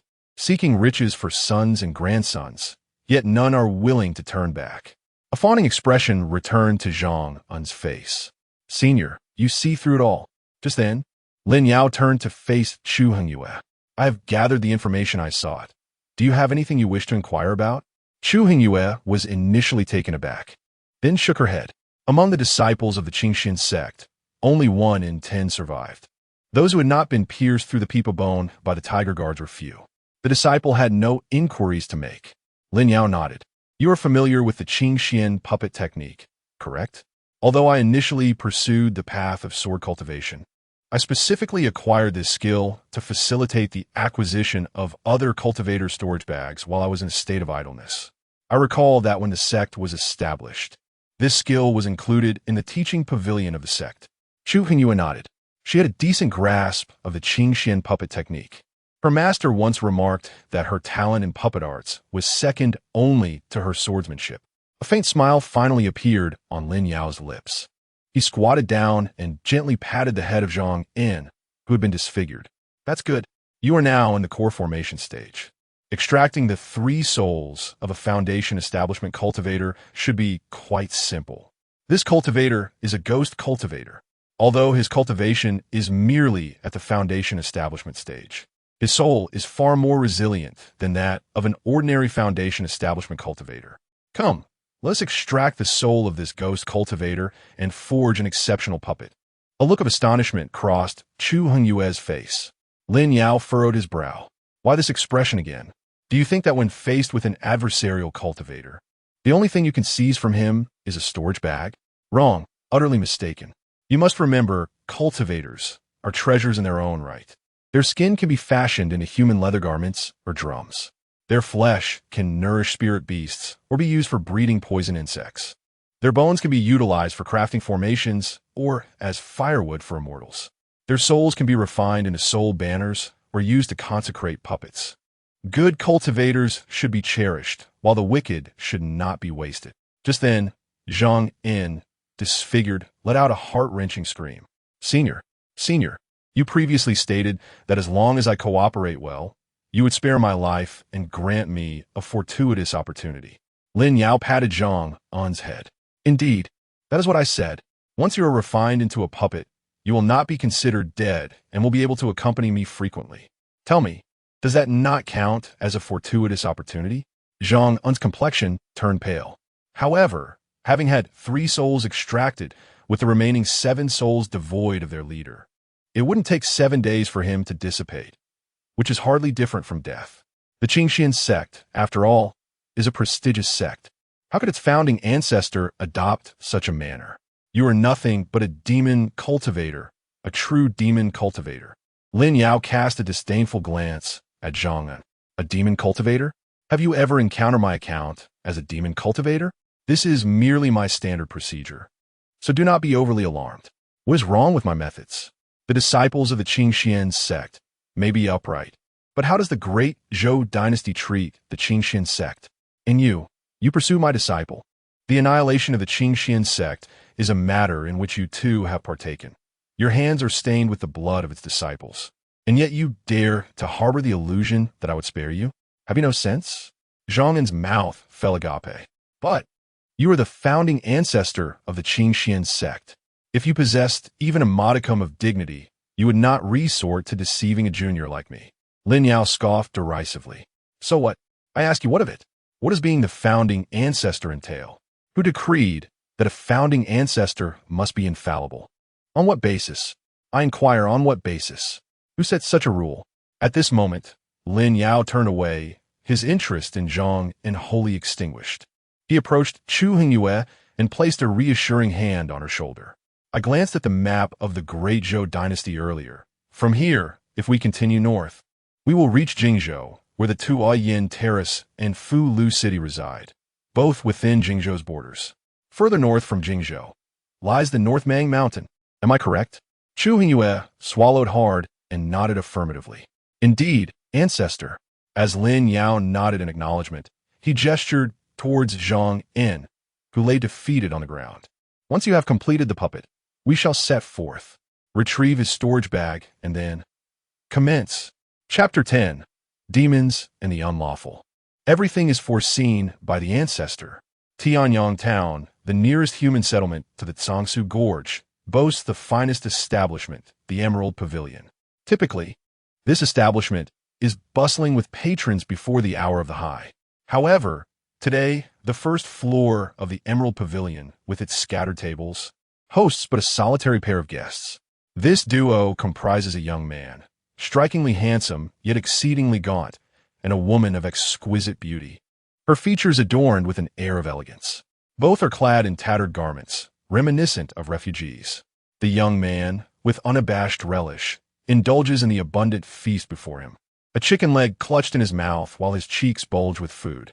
Meanwhile, the enchanting woman sits with her eyes firmly shut, an unseen energy swirling around her as she engages in the practice of her arcane arts. At that moment, a young scholar clad in a simple yet elegant blue robe enters the Emerald Pavilion, fanning himself with a folded fan, accompanied by a delicate young lady in a light pink gauze dress. With a subtle elevation of his chin, the scholar exudes an air of extravagance, as if he intends to spend lavishly today. Yet, upon spotting the young man in the center of the hall, resembling a beggar, he freezes in disbelief. Incredulous, he rubs his eyes, and without regard for the young lady beside him, he turns and flees in a panic, colliding with her and sending her sprawling outside the entrance of the Emerald Pavilion. His anguished cries echo within the establishment. A ghost. The young man, still savoring his meal, instinctively touched his cheek, aware that many in this town recognized his visage. Just then, the radiant woman beside him slowly opens her eyes. The young man, still gnawing on the chicken leg, lifts his gaze, pondering the slow pace of his spiritual energy circulation. I have completed a full cycle, yet there remain 2,998 iterations to atone for this karmic debt. If you indulge in the fruits of cultivation prematurely, you must also endure the process of training. The beautiful woman nods in understanding, acknowledging her ancestors' teachings. However, she is perplexed as to why the townsfolk regard him as a demon. The young man chuckles softly. I did not mention it, did I? Once we entered the Emerald Pavilion, I allowed you to enter a meditative state. The reason is rather straightforward. Your ancestor has borrowed a corpse to return. This body is that of the carpenter's youngest son in Tianyang Town, who passed away 3 days ago due to illness. With his family perished, the townsfolk had no choice but to collectively bury him outside the town. Chu Hongyu is momentarily taken aback, realizing so. The ancestor returned to Tianyang Town to resolve this young man's karmic entanglements. It is not in vain that he provided a corporeal form for the master. Lin Yao cast a glance at Chu Hongyu. No. I harbor no such extraneous thoughts. I am simply ravenous, my eyes sparkling with hunger. If I do not eat soon, I shall perish from starvation. Why not try fasting for 3 days? The 2 tiger guards, along with you, possess storage bags that contain not even a warm flatbread. Remember, in the future, ensure that your storage bag contains flatbreads. Your master requires them. When traversing the world, having a warm flatbread in hand is of utmost importance. Chu Hongyu promptly nodded vigorously. The disciple has taken note. I shall venture out shortly to procure some flatbreads. Lin Yao nodded in satisfaction. He scrutinized Chu Hongyu closely. Previously, the girl was covered in blood. Now, with that layer removed, her true visage is revealed. Were she to exist in the era of viral short videos, she would not need to sway her hips. With just her face, she could effortlessly become a prominent internet celebrity. Yet she inhabits this merciless world, rife with practitioners. Her sect annihilated, burdened by a sea of blood feud, the desolation and sorrow etched in her features remain inextricable. Lin Yao shook his head with a sigh. When you buy the flatbreads, remember to choose those filled with stuffing. And as your master, I have a penchant for meat rather than vegetables. Be sure to procure meat-filled pastries. Once we have acquired the flatbreads, we shall set off immediately, striving to reach Qingzhou swiftly. Without fail, we must arrive at Fuliu City before the 12th month. Lin Yao gazed up at the bright moon outside the Emerald Tower. He certainly did not wish to find himself in a position where white-haired mourns the black-haired, and the offspring he raised, even if at fault, must face his own discipline. Why should they be subject to the bullying of others? Especially when the bullied, after their demise, leave behind 7 sons, all perished, and he himself may not meet a favorable end. The thought of this filled Lin Yao with rage. The great Zhou dynasty, you are truly audacious. You had better continue to be so audacious. Meanwhile, Chu Hongyu clutched a yellow talisman in one hand, sketching upon it with the other. I have taken note of my master's instructions. The disciple shall ensure there are no oversights. However, there is one matter that remains unclear. Master, are we perhaps being too conspicuous? Lin Yao, having finished gnawing on a chicken leg, began to stuff his mouth with marinated beef. Conspicuous? We are merely dining in. How can this be considered conspicuous? Chu Hongyu lowered her head slightly. Master, the great Zhou dynasty, in its efforts to strengthen control over its territories, has implemented the system of martial officials. These martial officials, all hailing from the Great Zhou Military Academy, ostensibly maintain peace in their domains, but in truth, they serve as the court's eyes, surveilling the scattered sects and monitoring all cultivation resources within the Great Zhou realm. Furthermore, these martial officials are tasked with suppressing demons and apprehending escaped court criminals. Silence. Silence enveloped the White Horse Bridge opposite the Emerald Tower. Lin Yao raised a hand and pointed to himself. Then he pointed to Chu Hongyu. I am the resurrected demon, and you are a court criminal pursued by the great Zhou Tiger Guards. The guardians of this place are approaching swiftly. Lin Yao spoke while raising his hand. Above his head, the crimson veil of the star stealer floated. Unless he found himself in an absolute crisis, Lin Yao was reluctant to employ the star stealer once more to foresee Chu Hongyu's future. For doing so would likely plunge Chu Hongyu into insurmountable debt, triggering a chain of causality that could lead to an inescapable penalty from the laws of causation. At that moment, Chu Hongyu exhaled a deep breath. The town-level guardians were likely at the foundation establishment stage, with few achieving the golden core stage. However, these guardians wielded the wind listening order, which allowed them to communicate with the Bureau of Celestial Monitoring at any time. Chu Hongyu rubbed his chin thoughtfully. Furthermore, we cannot escape through the skies now. The gale above is too much for your current condition, Master. In the skies over the borders of the great Zhou dynasty, all practitioners who traverse the heavens would be monitored by the Bureau of Celestial Monitoring. You previously commanded that we must reach Fuliu City within 6 months. But if we cannot soar through the air, the path to Fuliu City is fraught with perilous mountain roads. Coupled with the imperial pursuit, it seems daunting to arrive within that time frame. Just then, Lin Yao massaged his temples, recalling a memory extracted from Yu Fengyan's mind. The guardian of Tanyang Town is named Wang Zhu, who seems to follow the path of beast taming. He keeps 2 Xiaoya jade lions, which are divine steeds that even mortals can ride, possessing the bloodline of the demon clan. We cannot retreat. We shall wait for the town's guardians to arrive, to kill, and seize the horses. Chu Hongyu inhaled sharply. Understood, Master, I comprehend. It appears that everything was anticipated by you. Your foresight is impeccable, and your resolve is unyielding. Truly, you are the venerable ancestor of the Qingxuan Sect. Chapter 11. Parents of the soul and body must not be dishonored. My body, my spirit, my shrine, my blessing, taming beasts, fierce beasts. At this moment, Lin Yao cast a sidelong glance at Chu Hongyu, his expression strangely arching an eyebrow. What you just said must be a compliment towards me. Chu Hongyue's eyes sparkled with brilliance. Of course, as a disciple, I dream of becoming a figure like the Grandmaster, calculating and resourceful, profound in cultivation, ruthless and unflinching in the face of murder. Lin Yao waved his hand. Enough, enough, let us not dwell on that. Extend your divine sense towards the northwest of the town. That is the residence of the guardian martial artist of Zongyang Town. That estate encompasses a pasture, nearly occupying half the land of Zongyang Town, as well as the 3 great mountains behind it. Keep a close watch on him. Chu Hongyu immediately nodded. Without hesitation, she raised her hand, forming a sword-like gesture. Around her body, an imperceptible ripple began to emanate. It was her divine sense starting to expand outward. Lin Yao looked up. To what extent has the divine sense been extended? Chu Hongyu respectfully lowered her head slightly, reporting to the Grandmaster. I have extended my divine sense to the northwest. I can immediately perceive any movements at the entrance of the estate you mentioned. Should the guardian martial artist make any action? Lin Yao nodded. In the past, while playing the game, after cultivating divine sense, a small map would appear in the upper left corner of the screen, displaying any enemies within a certain range, much like a small radar.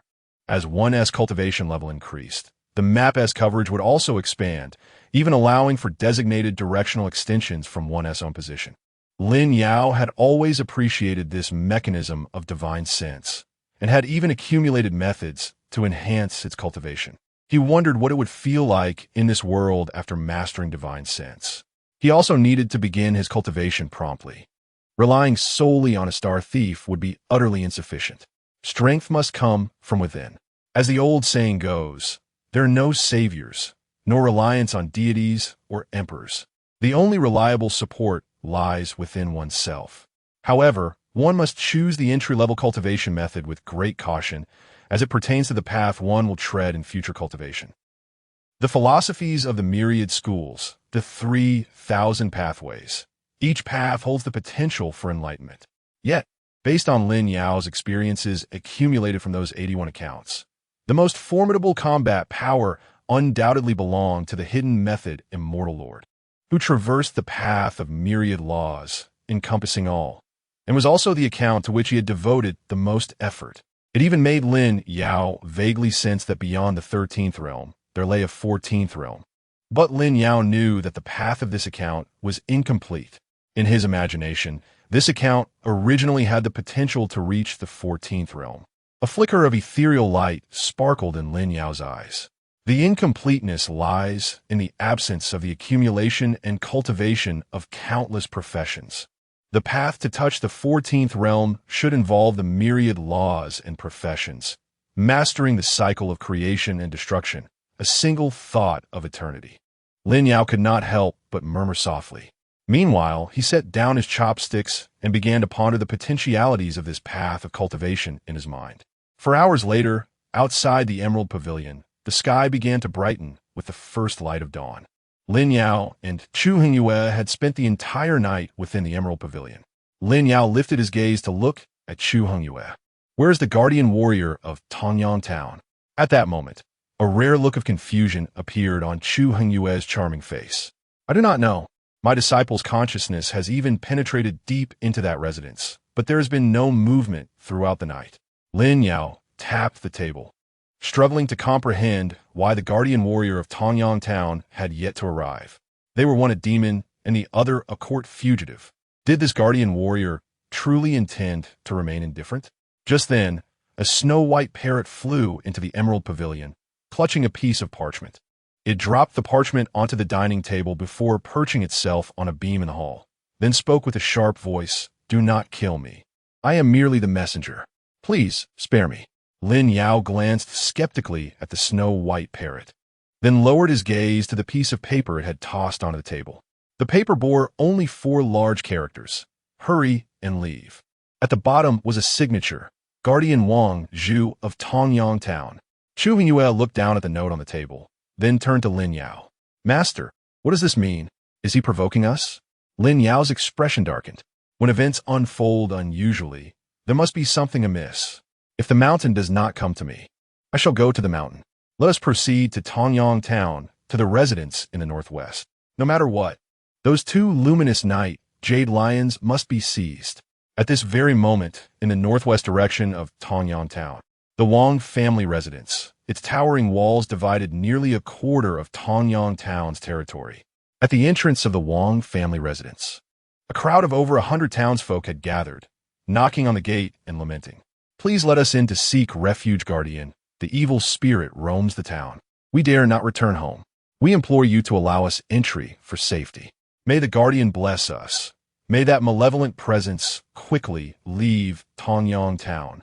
Cease its misdeeds among us. We, the honest folk of Tongyang Town, are simple and sincere.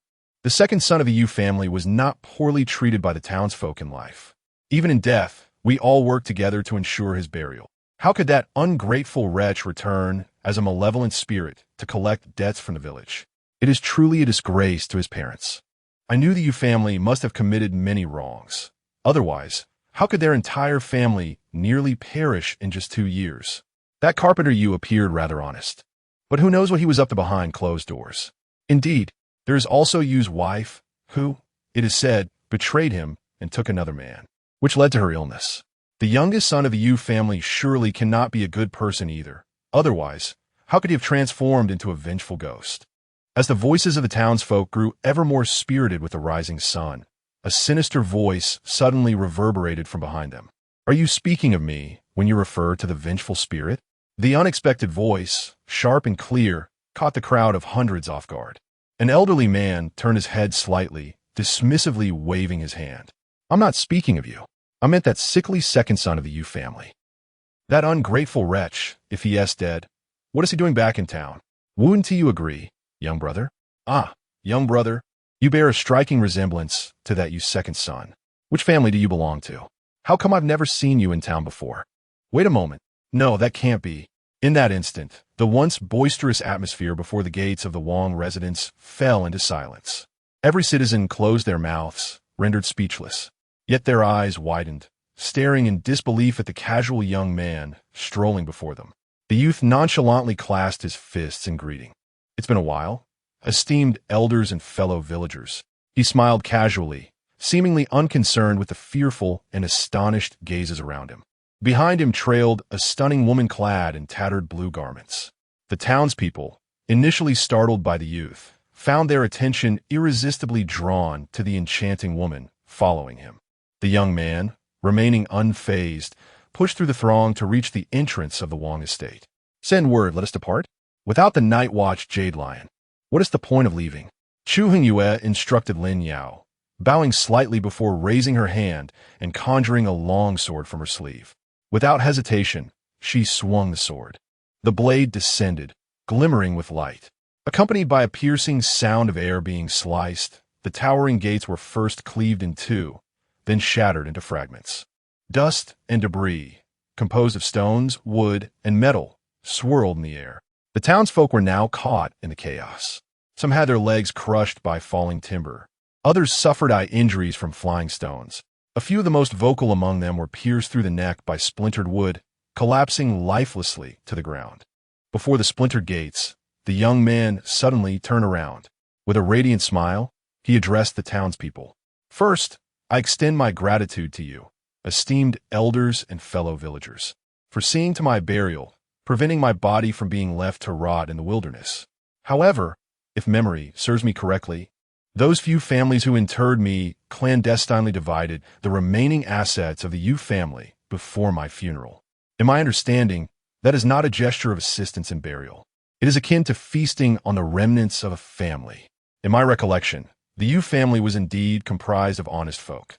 The father was diligent and upright, the mother virtuous and gracious, and the brothers were filial and respectful. The entire family's demise can only be attributed to their unfortunate fate. If you continue to gossip, it may lead to more than just broken limbs and blindness, bloodshed and shattered bones. The demise of your entire family could also become a possibility. As the young man finished speaking, he strode into the courtyard without a backward glance. Shortly thereafter, Respectful exclamations echoed behind him. The common folk pay homage to the celestial being. The Yu family has produced a celestial being, truly a source of glory for the family. I always said that Master Yu is a good man. Having accumulated so much virtue, he could not possibly perish unjustly at the hands of bandits. When the second son of the Yu family was born, I even held him. At first glance, I sensed that this child's future was boundless. On the day the second son was born, the sky was filled with crimson clouds. The birth of a celestial being is always heralded by omens. Though my leg is broken, it is indeed a blessing from the celestial being. Behind the gates of the Wang residence, there were no pavilions or towers, only vast expanses of dense forest and grasslands. A stone path led deep into the thicket. At this moment, Lin Yao walked along that path, with Chu Hongyu trailing behind him. Unable to contain herself, she called out softly, "Master!" Lin Yao did not turn back, but his pace noticeably faltered. It was peculiar. When those mortals insulted the Yu couple, an uncontrollable surge of anger welled up within me. This time, it is genuine, not a game. Lin Yao continued forward. One must not insult one's parents. I am my own being, my deity, my temple, my blessings. What is karma, if not everywhere intertwined? Lin Yao's voice suddenly grew hoarse. Chu Hongyu, before leaving Zhuangyang town, remember to cleanse the nearby bandits. Leave no one behind. Spare not a soul. Chu Hongyu, at this moment, bowed deeply. Disciple shall faithfully obey the master's command. Lin Yao, with a mixture of emotions, continued along the stone path. The dense forest and grasslands within the Wang residence were indeed vast, yet the environment was remarkably primal. On the grassland, one could even spot piles of dung. Occasionally, various spirit beasts with an aura would peek out. Lin Yao recognized these creatures. Iron-eared horned horses, spiraling green cattle, jade-fat sheep, treasure-hunting mice, and a host of fluffy, hybrid spirit dogs and cats, their specific breeds indiscernible. Upon catching sight of Lin Yao and Chu Hongyu from a distance, these spirit beasts quickly concealed themselves, and Lin Yao could merely glimpse their shadows. After walking several miles along the stone path, he finally came upon a small cottage constructed of thatch, nestled at the corner of a hill. Lin Yao entered the courtyard, and Chu Hongyu promptly followed. With a shadowed gaze, she glanced at the thatched cottage. Master, inside the cottage are 2 cultivators and 2 spirit beasts, both at the foundational stage and the qi refining stage. Lin Yao nodded slightly. Go, open the door. Without hesitation, Chu Hongyu raised her hand, forming a sword gesture. The roof of the thatched cottage flew off, and the walls split apart. As Lin Yao beheld the scene beneath the collapsed thatched cottage, he encountered a woman in her 30s, clad in a flowing azure gown, who appeared slightly plump. She was tightly clutching a large, fluffy golden dog, almost as tall as a person, trembling in the corner. Beside her was a chubby young girl, cradling a robust white Persian cat, both of them huddled together in fear. At that moment, the girl burst into tears, exclaiming, "Don't come any closer. Qiu, you must run away. I can no longer stay with you." The cat mewed softly, lifting its head to lick the corner of the girl's eye and nuzzling her cherubic face. The middle-aged woman, overcome with emotion, suddenly knelt down. The golden dog, seemingly sentient, also prostrated itself, its head bowed low. Just as the woman was about to voice her sorrow, Lin Yao's gravelly voice interrupted. "The letter brought by that white parrot was delivered by you. What is your intention?" The plump woman bowed her head in desperation. "I beseech you, esteemed ones, to leave Zhangyang town promptly. I will pretend I have not seen you." Lin Yao scoffed. "You are the guardian of Zhangyang town. I am a demon, and he is a wanted criminal. Why do you not seize us for merit?" The woman replied hastily, "If we can fight, then it is merit, but if we cannot, it is merely a death sentence. If I perish, the creatures in this courtyard will meet a grim fate. They have been domesticated. Without me, they will surely be hunted by other cultivators for their flesh and materials." Lin Yao raised an eyebrow. "You could inform the Celestial Monitoring Office to send reinforcements." The woman shook her head vigorously. "If the officials from the Celestial Monitoring Office arrive, the first to suffer will be my beloved creatures. They treat beasts as mere commodities. They would slaughter them without hesitation. These creatures, whom I have nurtured, are sentient and possess emotions. How could the Celestial Monitoring Office dare to harm my beloved children? I belong to the sect of demon sealing and beast taming. Though it has fallen into decline, I must honor my ancestors. I cannot betray the legacy of the immortal Lord of beast taming, who ascended through this path. Lin Yao regarded the plump woman with a peculiar expression, blinking in disbelief. The sect of demon sealing and beast taming? The immortal Lord of all beasts. This seems to echo a name from my past. He recalled that this account had not taken on disciples, but had indeed harbored a menagerie of fearsome beasts. Chapter 12. We are indeed seizing it. Am I, in my foolishness, worthy of being your disciple? Beneath the dilapidated thatched cottage, the expression of the plump woman grew increasingly sorrowful. At this moment, Lin Yao's expression became ever more peculiar. He rubbed his temples, sensing something amiss. There's a flaw in your words. The immortal Lord of Demon Sealing should not have established a sect. Where did the Beast Master Sect of Demon Sealing originate? Who founded it? The plump woman trembled under Lin Yao's piercing gaze, her body bristling with apprehension. She herself could not comprehend why this young man, devoid of any palpable cultivation, could exude such an intimidating aura that instilled fear within her. Unconsciously, she swallowed hard. The Beast Master Sect of Demon Sealing was indeed founded by Master Li Zixiu. In his era, Master Li was a renowned beastmaster. Yet he admired the immortal Lord of Demon Sealing with unwavering devotion, attempting to become his disciple multiple times, but to no avail. Years later, when the immortal Lord ascended to true immortality and vanished without a trace, Master Li took a perilous approach to one of the formidable creatures once nurtured by the immortal Lord, the 9 infants. After gaining the recognition of the 9 infants, he established the Beast Master Sect of Demon Sealing, declaring the immortal Lord as the founding ancestor of the sect. Lin Yao nodded slightly, the pieces falling into place. Thus, it could be inferred that this pair of master and disciple shared some entangled fate with him. However, their connection was tenuous, akin to distant relatives grasping at straws, incomparable to his solid bond with Chu Hongyu. Moreover, considering the grandeur of this residence, with its vast courtyard and numerous beasts, it seemed this master and disciple lived a life of relative comfort. Tilting his head in curiosity, Lin Yao inquired, "Do you happen to know the whereabouts of the 9 infants, or any other formidable creatures once nurtured by the immortal Lord of Demon Sealing?" The corpulent woman managed to force a smile, which was more pitiable than tears. "Senior, if I were privy to such high-level secrets, the Beast Master Sect of Demon Sealing would not have fallen into such disarray, with only my apprentice and I remaining. The likes of the 9 infants are beyond the reach of a mere beast master of my caliber.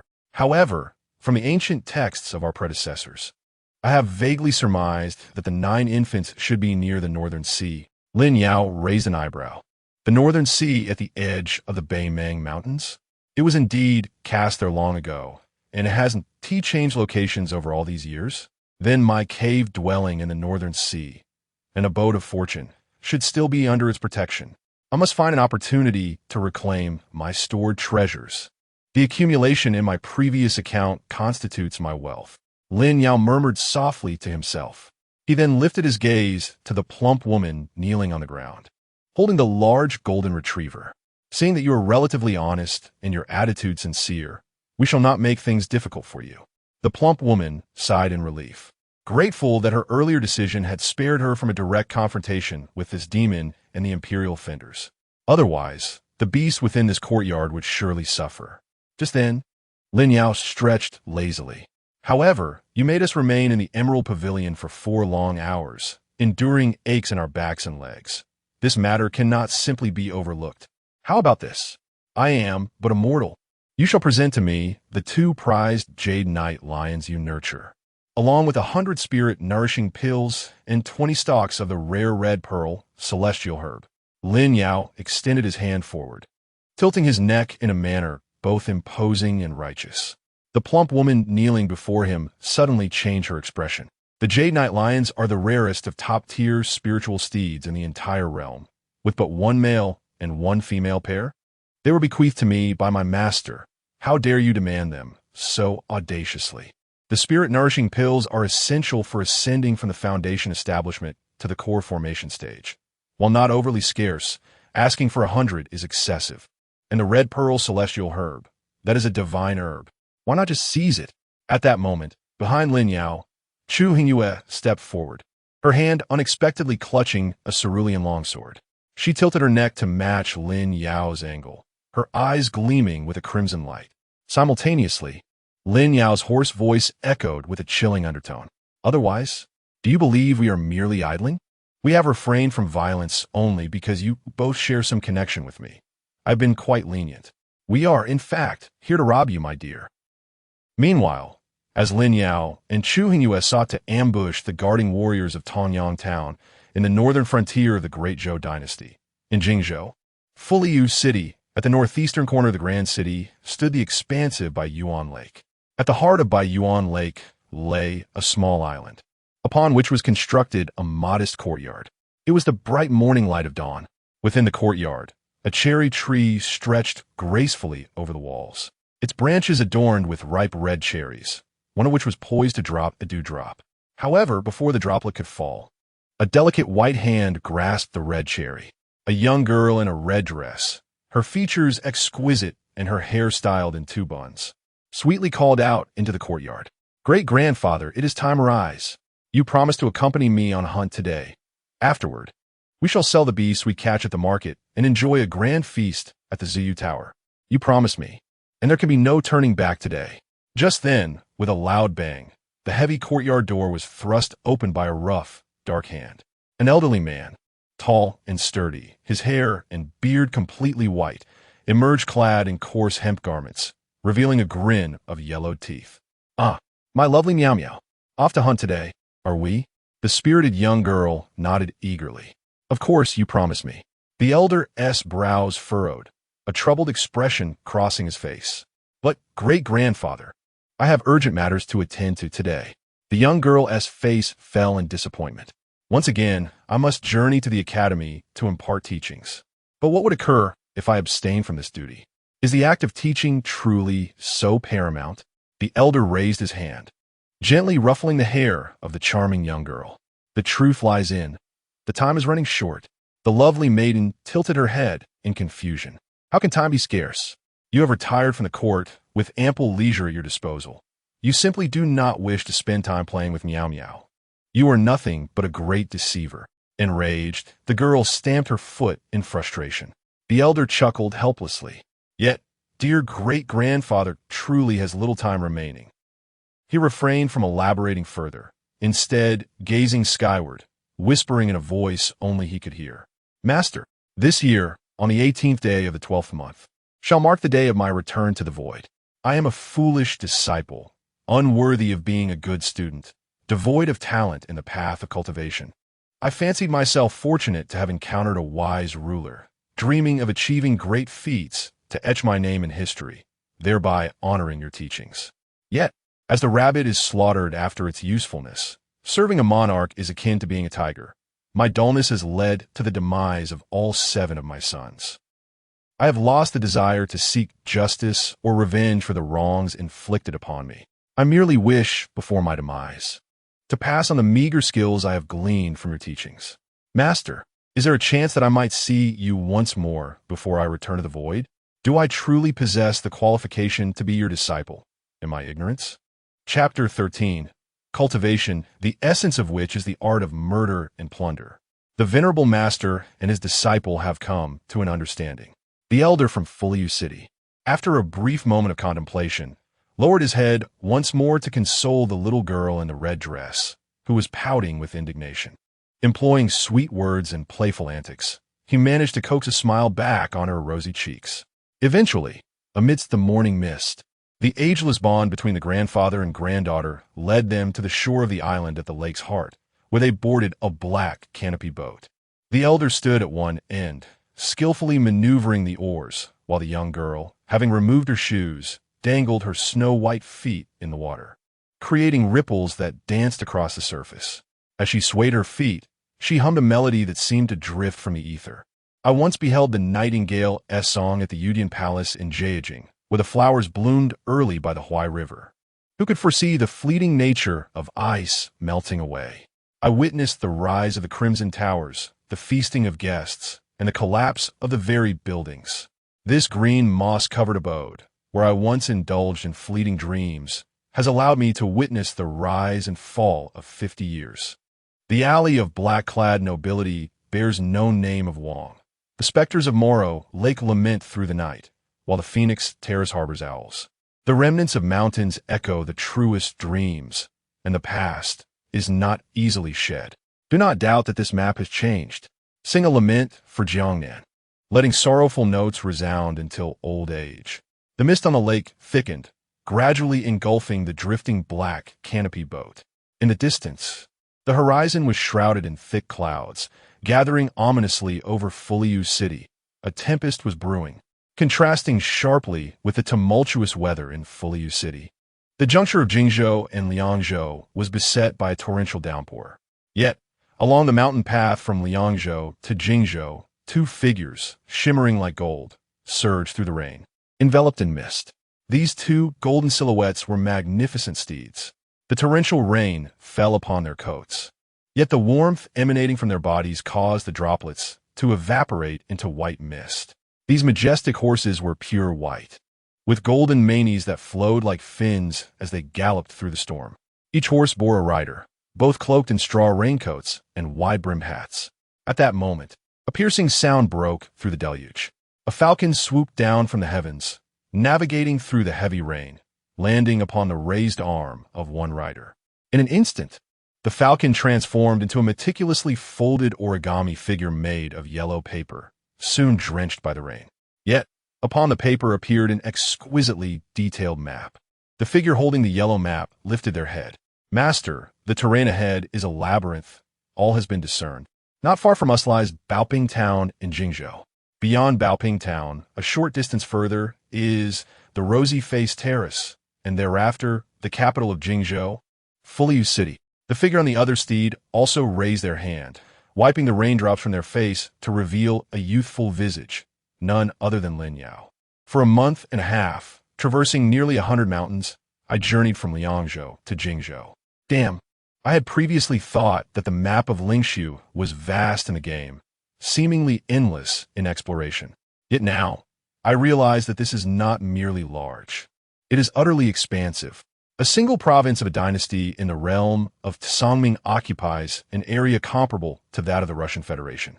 Even riding the Zhaoye Jade Lion, it would take over a month to cross, if I were to walk. Lin Yao shook his head. However, the land utilization in the Lingxu world is indeed limited. Not to mention the various sects. Even the villages and towns are built upon the spiritual veins. Places devoid of these veins remain wholly undeveloped wilderness. Lin Yao could not help but reflect. Simultaneously, he turned to look at Chu Hongyu, who was clutching a yellow paper map behind him. How is the karmic debt you owe being repaid? Out of 3,000 great circulations, how many remain? Beneath her hat, Chu Hongyu's face revealed a look of unease, akin to a student unexpectedly called upon by the teacher. Master, as of yesterday, the disciple has completed 246 great circulations. Lin Yao's eyes widened in disbelief. Just over 200, with 2,700 still to go. Yet nearly 1/6 of the time has elapsed, and you haven't even reached half the standard progress. Chu Hongyue, are you seeking death? If you wish to end your life, simply shatter the golden elixir of the central palace, disperse your spiritual energy, and find a rock to end it all.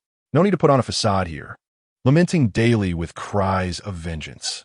In your current state, what vengeance can you hope for? You would suffer the consequences of karma yourself, and drag me down with you. Have you been diligently consuming your elixirs? Chu Hongyue lowered her head, chastened by the reprimand. Her eyes glistened with unshed tears. Master, disciple has taken the elixirs, all of them. Nourishing Spirit Elixir, Wan Quan Elixir, Ice Heart Elixir, all consumed. But apart from the day I swallowed the Golden Yuan Elixir and managed 12 great circulations in one go, the effects of the other elixirs have increasingly diminished. It is my folly that has disappointed you, Master. Lin Yao on horseback was initially taken aback, then raised an eyebrow in a peculiar manner. This is a normal reduction in elixir efficacy. In the past, in the game, consuming too much of single elixir would yield such symptoms. Moreover, of all the elixirs you've mentioned, only the Golden Yuan elixir is truly suitable for Yuan-Ing realm cultivators. The effects of the others are rather mediocre for those at this stage. As for those two tiger guards, their cultivation levels are not high, and their storage bags contain only one Golden Yuan elixir worth mentioning. The Beastmaster sect in Tonyang Town is so impoverished that they scrape together 98 nourishing spirit elixirs by digging up the ground, and even force them to part with 20 eggs laid by Wild. Lin Yao's gaze now burned intensely as he fixed his eyes upon Chu Hongyu, a slight smile curling at the corners of his lips. This expression made Chu Hongyu feel an involuntary chill in her heart. "Master, what is the matter?" Lin Yao chuckled awkwardly. "It's nothing. I just suddenly recalled that during our time in Tonyang Town, that plump woman, Wang Zhu, mentioned that the guardian warrior of Baoping Town is a rare alchemist. Given our current pace, it will take us at least 2 months to reach Fulia City. We cannot afford to waste this time. You must acquire new elixirs. The retribution you face is of little concern, but if you encounter calamity, it will implicate me. You must successfully repay this karmic debt." As Lin Yao continued to smile, his expression suddenly turned sinister. "Thus, we have no other choice. We must go to Baoping Town, seek out the local guardian, and seize what we need. As the saying goes, while neighbors stockpile grain, we stockpile weapons. Neighbors are merely our granaries. A single coin can buy a bun for a day's sustenance, while a weapon ensures daily sustenance." Lin Yao raised his head and looked at the blinking Chu Hongyu. "Is there anything wrong with what I have said?" Chu Hongyu lifted her head and resolutely shook it. "No, Master speaks true. I have already committed your teachings to memory. In this world, what is most abundant are the mediocre cultivators, the resources they occupy, and the storage bags containing their entire fortunes. As long as I am stronger than them, these resources and storage bags will rightfully belong to me, merely temporarily held by them. Elixirs, magical artifacts, spiritual mines, the strong acquire and occupy. Cultivation is fundamentally about seizing and taking. Master, we must not let that guardian warrior of Baoping Town escape our grasp." Chapter 14. The Law Court of Laozi, now a graveyard? Lin Yao gazed at the eager expression of Chu Hongyu beside him. Finally, he nodded in satisfaction. "Let us proceed to Baoping Town." Lin Yao spoke no further, merely tugging at the reins of his divine steed. The magnificent Xiaoya Jade Lion neighed and surged forward.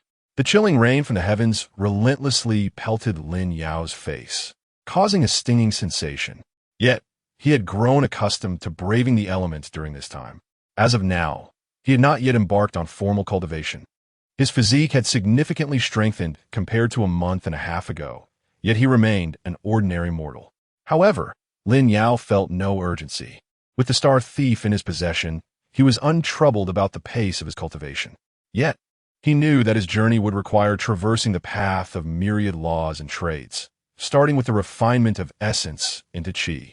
The most suitable introductory technique for refining essence in a qi was the Dao secret, the quintessential method for the path of myriad laws and trades. However, obtaining this technique was no simple feat in the past.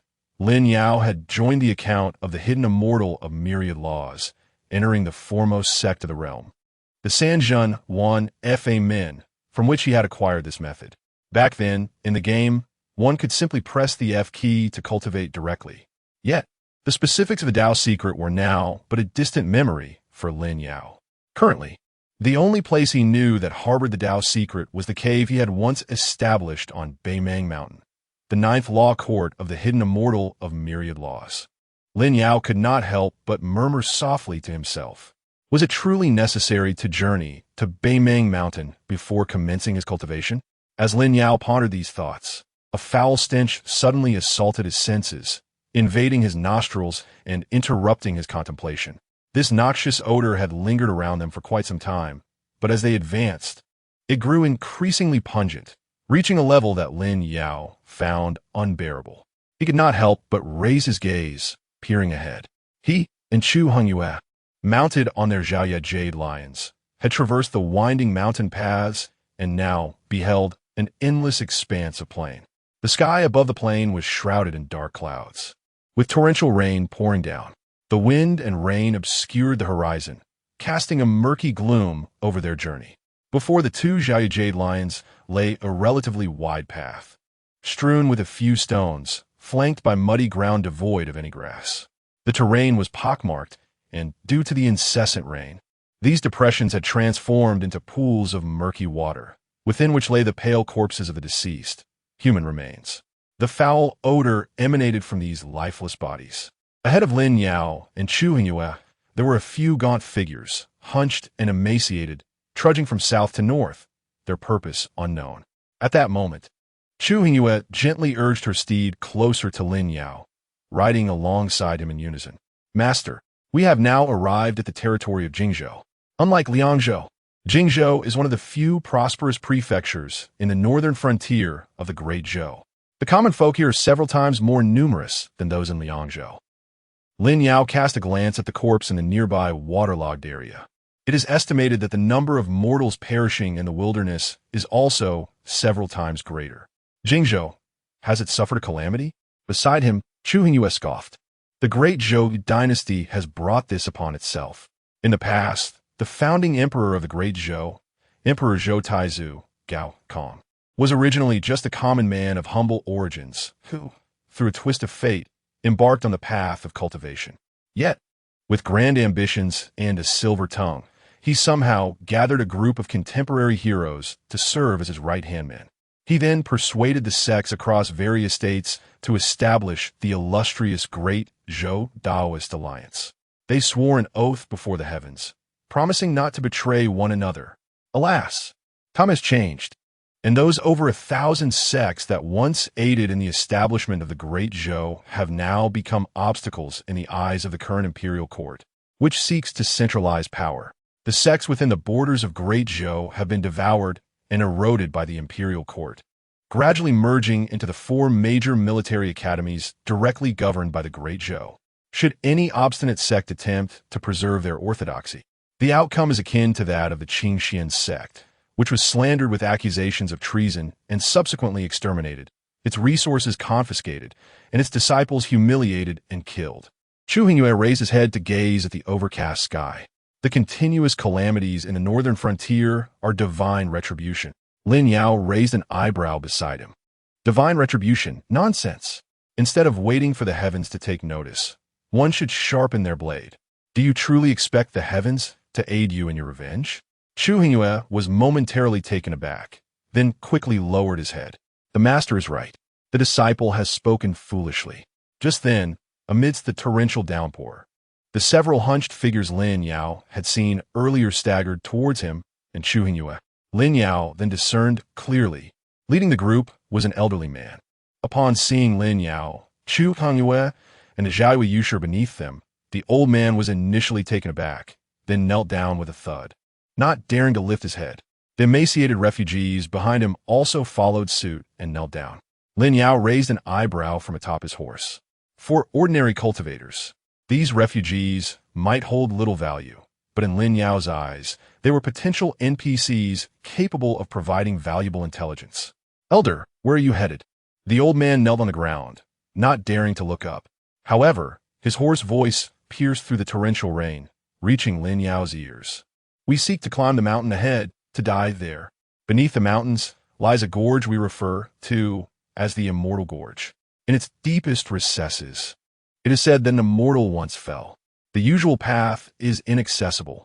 One can only leap from the cliffs. Our town has long been plagued by rumors that those who perish in the Immortal Gorge may become immortals in their next life. Lin Yao involuntarily furrowed his brow. He observed that among the group, besides the elderly man, the others, though gaunt, were not particularly old. What is life, then? Will they not live at all? The elderly man on the ground paused, his body trembling involuntarily. The torrential rain at that moment seemed as though it would shatter the old man's spine. If there were a chance to live this life, surely one would cling to it. But alas, they cannot live. They cannot live. Since a decade ago, our Jingzhou has suffered continuous calamities. The Lujian and Chunshui rivers, both of which never freeze, have turned to ice as solid as stone due to the frigid weather. Subsequently, locust plague struck every 2 years, and epidemics plagued the spring and autumn seasons. A few years ago, there was the plague, And this year, the outbreak of the lump disease, which began to spread in spring, people would develop a grotesque growth, and within moments, they would perish, thus termed the lump plague. By summer, we faced floods in the town. Some citizens, driven by hunger, resorted to cannibalism. We, who still retain a semblance of reason, do not wish to devolve into something inhuman. Thus we band together, seeking fortune in the immortal gorge, hoping that perhaps in our next lives, we might become immortals. The old man chuckled softly. He finally lifted his head, yet his sunken eyes held an emptiness that revealed no joy or sorrow. At that moment, Chu Hongyu, standing behind Lin Yao, could no longer remain silent.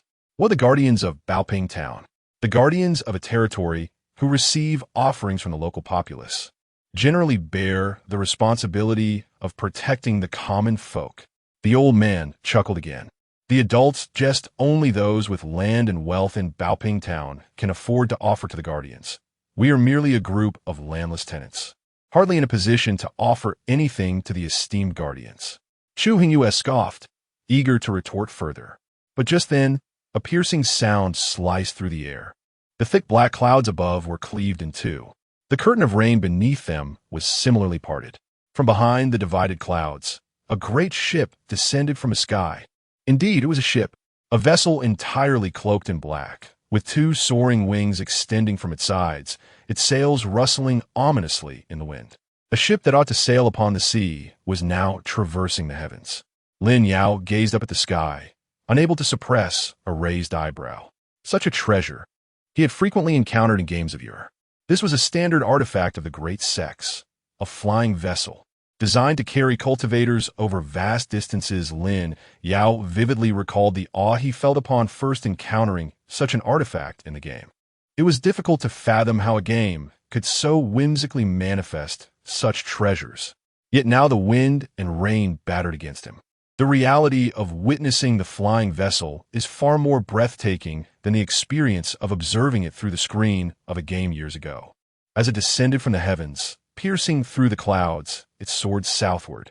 It was only at this moment that Lin Yao realized the vessel was in a state of utter disrepair, with its hull and sails tattered beyond recognition. The entire craft now swayed precariously, flames licking at its stern, sending plumes of black smoke into the air, which the torrential rain could not extinguish. Simultaneously, a voice cried out from the vessel, "Hu Xinxia, Hu Daoist." My fellow disciples from the sect were originally bound for Mount Beimang to seek treasures and undergo trials. But they were unexpectedly attacked by the undead of Jiuzhou. My junior sister has been poisoned by the corpses and is in grave danger hearing that you are a person of Jiuzhou, as well as an alchemist and healer. I implore you to save my junior sister's life. I, of the Red Furnace Sword Sect, shall certainly offer a generous reward in the future. As the cries from the vessel faded, a distant voice echoed from afar, seemingly drifting down from the heavens. "Guome, come to Baoping Town. Come." Chu Hongyu, standing behind Lin Yao, exhaled a breath of frustration. Such a grand display. Is the guardian of Baoping Town also at the core formation stage? Damn it, that fat woman from Dongyang Town deceived us. But why would a core formation cultivator confine themselves to a small town as a guardian? Moreover, the Red Furnace Sword Sect, is that not a sect from the southwest of the Great Zhou? Why venture all the way here to Mount Beimang for trials? Is it truly for training, or do they wish to seize the spoils amid the decline of our northern sects? At this moment, Lin Yao's eyes glimmered with a mysterious light. We have skinned that fat woman from Dongyang Town, and she bears a grudge against us. It's only natural that her information would be riddled with truth and deception. I never placed my full trust in her, refraining from delivering a fatal blow out of concern that she might act out of desperation and summon the heavenly monitor to trouble us. Individuals like her are already considered exceptionally soft-hearted within the realm of cultivation. Her ability to steadily cultivate to the foundation establishment stage is merely a stroke of luck, and her tendency to avoid conflict. What intrigues me more is that the guardian of Baoping Town hails from Jiuzhou.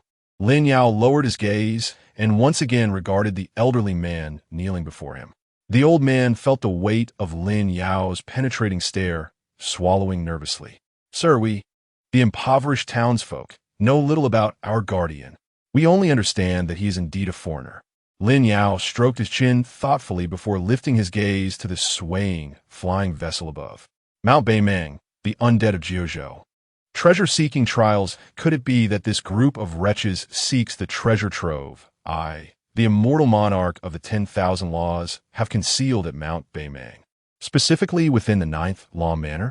In the past, to prevent any riffraff from approaching my Ninth Law Manor, I had indeed stationed numerous undead guardians brought from Jiuzhou in its vicinity. If this group of scoundrels inadvertently trespassed into the Ninth Law Mansion, would they dare to meddle with my treasures? Lin Yao's expression darkened instantly. The Ninth Law Mansion comprises 9 levels. These rascals would only manage to reach the first. My invaluable artifacts should still be intact. However, the treasures I meticulously arranged within the Ninth Law Mansion were intended solely for my use. Did I grant you permission to tamper with them? You dare to touch them? Do you truly believe I am dead? Lin Yao's countenance grew increasingly grim. Throughout his life, nothing irked him more than others encroaching upon his possessions. His possessiveness was indeed formidable. I hope the Dao secret has not fallen into their hands. When I utilized the account of the celestial monarch of all laws back in the day, the Dao secret was merely a foundational technique, carelessly cast into the first level during the establishment of the Ninth Law Mansion. If this group of thieves is indeed probing my Ninth Law Mansion, the Dao secret must surely be in their possession. Damn it, return my Dao secret. Moreover, the other treasures on the 9th level are of great significance. With these artifacts, I could ascend as the celestial monarch of all laws. No matter what, I cannot let this group of scoundrels escape unscathed. Lin Yao's expression grew more ferocious. He instinctively tightened his grip on the reins of the Zhaoye Jade Lion. Meanwhile, the stooped elder, who had been kneeling, cautiously spoke. Master, is there anything else you wish to inquire? Lin Yao, his face ashen, shook his head. Nothing. You may as well leap off the cliff. Subsequently, Lin Yao urged his horse forward at a gallop. Chu Hongyu, riding another Zhaoye Jade Lion, hurriedly followed suit. Ancestor, what has transpired? Lin Yao did not turn back, but a chilling voice floated back. It seems my law mansion has been desecrated as if it were a celestial tomb. Damn it. Is it your property? How dare you meddle? Chapter 15. Have you reached the core formation stage, yet still indulge in pure love? If you wish to save her, seek me out. The platinum-hued Jiaihua lion pursued the pitch-black, battered flying vessel in the sky, advancing towards Baoping town. Lin Yao's mood was exceedingly grim. Although he had anticipated that the treasures he had left behind in the Lingxu realm might have been plundered, the sight of tomb raiders appearing before him ignited a fury within him. Is it truly yours? Have the audacity to touch it? The Jiaihua lion raced faster than ever. Meanwhile, the flying vessel above, for reasons unknown, began to slow its flight. Ultimately, with a resounding splash, it crashed into a vast lake within Baoping town, sending waves cascading in every direction. At that moment, Lin Yao and Chu Hongyu, riding atop 2 Jiaihua lions, arrived at the gates of Baoping town. Unlike Donyang town, the city gates of Baoping town were impressively grand. On either side of the open gates stood elegantly carved figures of male and female cultivators, each cradling a treasure bottle in a celestial pose, exuding exquisite craftsmanship. Only a handful of townsfolk clad in raincoats were seen entering and exiting the gates. Upon noticing Lin Yao and Chu Hongyu mounted upon their Jiaihua lions, the townspeople promptly parted ways. Simultaneously, Chu Hongyu raised the yellow paper in her hand. Master, Baoping town is guarded by a core formation cultivator. Shall we proceed? Lin Yao glanced skyward at the flying vessel, his gaze flickering. Let's go. Why not? Is the core formation stage so formidable? Moreover, something more significant than any elixirs in the hands of these alchemists has emerged. Chu Hongyu continued. Do you see that flying vessel above? I suspect that the scoundrels aboard have stolen the treasures of your master and my former law school. What do you propose we do? Chu Hongyu inhaled sharply. How audacious! I, as the first heir to the legacy left by my esteemed master, should rightfully be the disciple of the Qingxuan Sect. What is the Red Furnace Sword Sect in the southwest? They dare to pilfer from my master's treasures. We must reclaim what is rightfully ours. This matter cannot be overlooked. Not only must we recover your master's treasures, but they must also pay a heavy price. A fierce glint surged in Chu Hongyue's eyes. Let us sever their limbs and take their heads. Lin Yao, peering through his hat, caught a glimpse of Chu Hongyue's face, which radiated a fierce determination.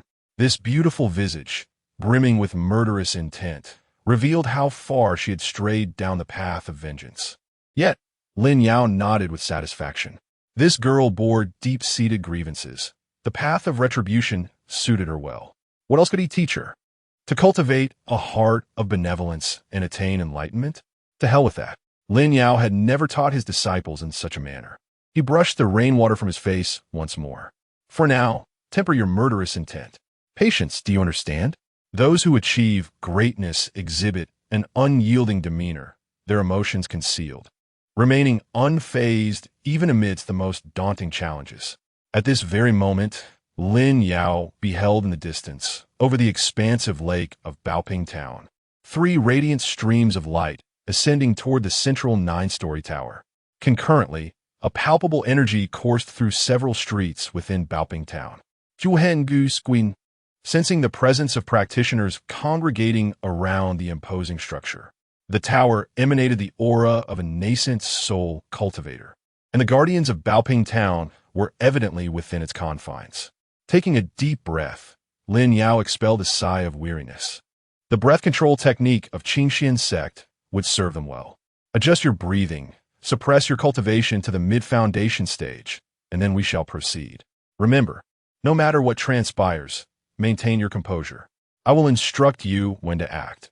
Until then, remain steadfast beside our ancestral deity. Chu Hongyue nodded respectfully. Disciple shall obey. Lin Yao's eyes flickered with a mysterious light as he raised his finger to tap the saddle. Despite his current discomfort, a result of prolonged travel, he had initially intended to find an inn upon reaching Baoping Town, to rest comfortably and perhaps enjoy a massage from 2 charming maidens, alleviating the fatigue of his journey.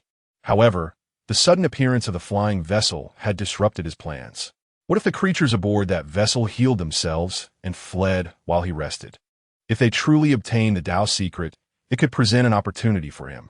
As Lin Yao pondered, the 2 luminous lions swiftly carried him and Chu Hongyue across 8 streets, arriving at the base of the magnificent 9-story tower. As they approached, Lin Yao was struck by the grandeur of its construction. Ornate railings and intricately carved pillars adorned its faade. The first level of the tower featured an open entrance, flanked by 2 plaques. The first, with golden characters on a black background, boldly proclaimed Jiuzhendan Tower. Below it, a smaller plaque bore the inscription Changsheng Pavilion in red. Beyond the open doors, rows of cabinets were arranged like a marketplace, each attended by graceful maidens clad in elegant yellow gowns. Wealthy patrons adorned in luxurious garments browsed through the offerings, while the maidens provided guidance and assistance. At that moment, a throng of opulent new arrivals streamed through the entrance of Changsheng Pavilion, some ostentatiously perusing the wares on the first floor, while others ascended directly to the second level of the tower. Amidst the downpour, a gaunt woman clad in coarse linen knelt before a young maiden adorned in a pale yellow gown, repeatedly bowing her head in supplication. "My lady, I beseech you for a longevity elixir. I am willing to toil within the longevity pavilion, cooking, fetching water, and gathering firewood. I implore your mercy, O benevolent goddess." Yet, the fair maiden in the pale yellow dress merely offered a detached smile. "This is the longevity pavilion, not a temple of compassion. The longevity elixir is clearly priced. If you cannot afford it, seek out funds. What good is your lamentation to me? Does my establishment lack for help?" She retorted. Moreover, in this vast Qingzhou, the number of deceased has risen alarmingly. Today, I may show pity for your son, but tomorrow, the impoverished folk of Baoping Town will swarm the longevity pavilion, all seeking elixirs. My pavilion is a business, after all. At that moment, the maiden's keen eyes caught sight of Lin Yao and Chu Hongyue, perched upon 2 majestic Jaya jade lions. Instantly, her demeanor transformed. The frost upon her face melted away, replaced by a radiant smile. She turned, eager to approach Lin Yao and Chu Hongyue. However, the emaciated woman had somehow crawled closer, her filthy hands grasping the maiden's ankle. I implore your mercy, O goddess. Furrowing her brow, the maiden lifted her foot and delivered a swift kick to the woman's arm. With a crack, the woman's forearm shattered, grotesquely bending at an unnatural angle. Clutching her broken limb, the destitute woman wailed in the torrential rain, "My child, mother has failed you. Oh, my child, forgive me." Undeterred by the chaos behind her, the maiden in the pale yellow gown gleefully dashed to Lin Yao and Chu Hongyu's side. "Esteemed guests, you have come from beyond Baoping Town, I presume? What do you wish to procure at my longevity pavilion? Do not linger in the rain. Your splendid steeds will be tended to by my dedicated attendants. Please come inside with me." As she stood before Lin Yao, her figure inadvertently leaned forward, her gown quickly becoming drenched, revealing glimpses of her alabaster skin beneath. She playfully blinked at him, her flirtatious gaze captivating. Lin Yao raised an eyebrow, bemused by the situation. What an audacious test for the officials at the longevity pavilion. Who among them could withstand such trials? He cleared his throat, aware that the maiden had discerned the nobility of his Zhaoye jade lions, and thus treated him with exceptional attentiveness. Yet he dismounted, unabashedly assessing the subtle allure of her dampened attire, causing her cheeks to flush. With that, he stepped toward the pavilion. Meanwhile, Chu Hongyu's gaze inadvertently fell upon the still crying woman, left to lament in the rain. "What, pray tell, is this longevity elixir?" The young maiden clad in a pale yellow garment turned at the sound, casting a radiant smile towards Chu Hongyu and inclined her body slightly. "This is a medicinal elixir crafted by the guardian warrior of our Baoping town, the immortal Hu. For mortals, it grants longevity. For cultivators, it enhances their cultivation. Mortals may purchase this elixir for 100 taels of silver, cultivators for a single spirit stone." Lin Yao cast a fleeting glance at the young maiden, letting out a scoff. "Let us refrain from advertising," he remarked. "Among the myriad of elixirs, the one for longevity is the rarest and most challenging to concoct. How many practitioners seek this very essence of life? You assert that a single pill can provide what countless cultivators toil endlessly for." At this juncture, the maiden led Lin Yao and Chu Hongyu into the longevity pavilion. Unfazed by Lin Yao's words, she maintained a serene expression. Upon hearing such words from a distinguished guest, "I surmise your origins are extraordinary. The elixirs on this floor surely do not meet your discerning eye. Allow me to escort you upstairs." Lin Yao raised an eyebrow at her words. "Upstairs? To what floor? The patrons on this level all appear quite affluent." His voice rose, drawing the attention of several guests within the pavilion. The youthful maiden retained her tranquil smile. "Indeed, the patrons on the first floor are prosperous. They are the wealthy merchants and landowners of Baoping Town. Those of exceptional wealth may ascend to the second floor. However, the elixirs offered on the upper levels are not intended for mortals. The third to fifth floors cater to qi refining practitioners, while the 6th to 8th levels provide elixirs for those in the foundation establishment stage. As for the 9th floor, that is the domain of Master Hu's alchemy, accessible only to esteemed guests or those in the core formation realm." Lin Yao raised an eyebrow, pondering the few practitioners he had encountered aboard the flying vessel. Were they now on the 9th floor? The maiden in the pale yellow dress smiled broadly in response. But just as she was about to speak, the exquisitely crafted tower suddenly trembled. A resounding roar reverberated from its upper levels. Chu Hongyue swiftly stepped forward, pulling Lin Yao back. At that moment, the ceiling of the longevity pavilion cracked violently, followed by a thunderous crash as a gaping hole appeared. Two figures, one black and one white, plummeted from above, crashing onto the floor and stirring up a cloud of dust. As the dust settled, Lin Yao beheld the two combatants, one clad in white, his hair disheveled, wielding a long sword that he held defensively before him, his face smeared with blood. The other, dressed in black, with his hair tied into a high ponytail, brandished his sword, striking downwards with a fierce intensity, his visage similarly stained with crimson. The white-clad youth's voice was a raw scream. "Zimu, you wild bastard, you truly have the audacity to strike at me." The youth in the black robe wore a grim expression. "Brother Duhan, please retrieve that Song Tian pearl." The youth in white gritted his teeth, blood seeping from the corners of his mouth due to the intensity of his exertion. The Feng Tian Pearl, along with its contents, must be returned to our sect. How many perished during this trial? Li Zimu, are you oblivious to this? That scoundrel alchemist demands half of the treasures within the Feng Tian Pearl. On what grounds? The black-robed youth bared his teeth, his white fangs glinting ominously, as if they were ready to crush something. On what grounds? Merely because the site of this trial was discovered by Senior Sister Qin's father, and Senior Uncle Qin's remains still lie on Mount Beimeng, which we failed to recover. The comrades we lost were predominantly disciples of Bone Sword Peak, and it is only through their sacrifice that you and I have any chance of survival. Several fully fledged elders of Bone Sword Peak also perished on Mount Beimeng. This was meant to be Bone Sword Peak's opportunity, yet we merely tagged along and benefited from it. The final words of the elders and fellow disciples were clear. Take Senior Sister Qin back home. Duhan, do not forget that Senior Sister Qin is bound to you by a marriage contract. She is to be your future partner. The white-clad youth's voice cracked as he lay on the ground. And what of it? I ask you, what of it? A partner can easily be found anew.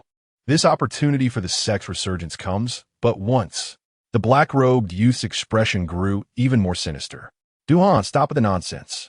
You see, Senior Uncle Qin has perished on Mount Beimeng, and Bone Sword Peak has nearly been decimated.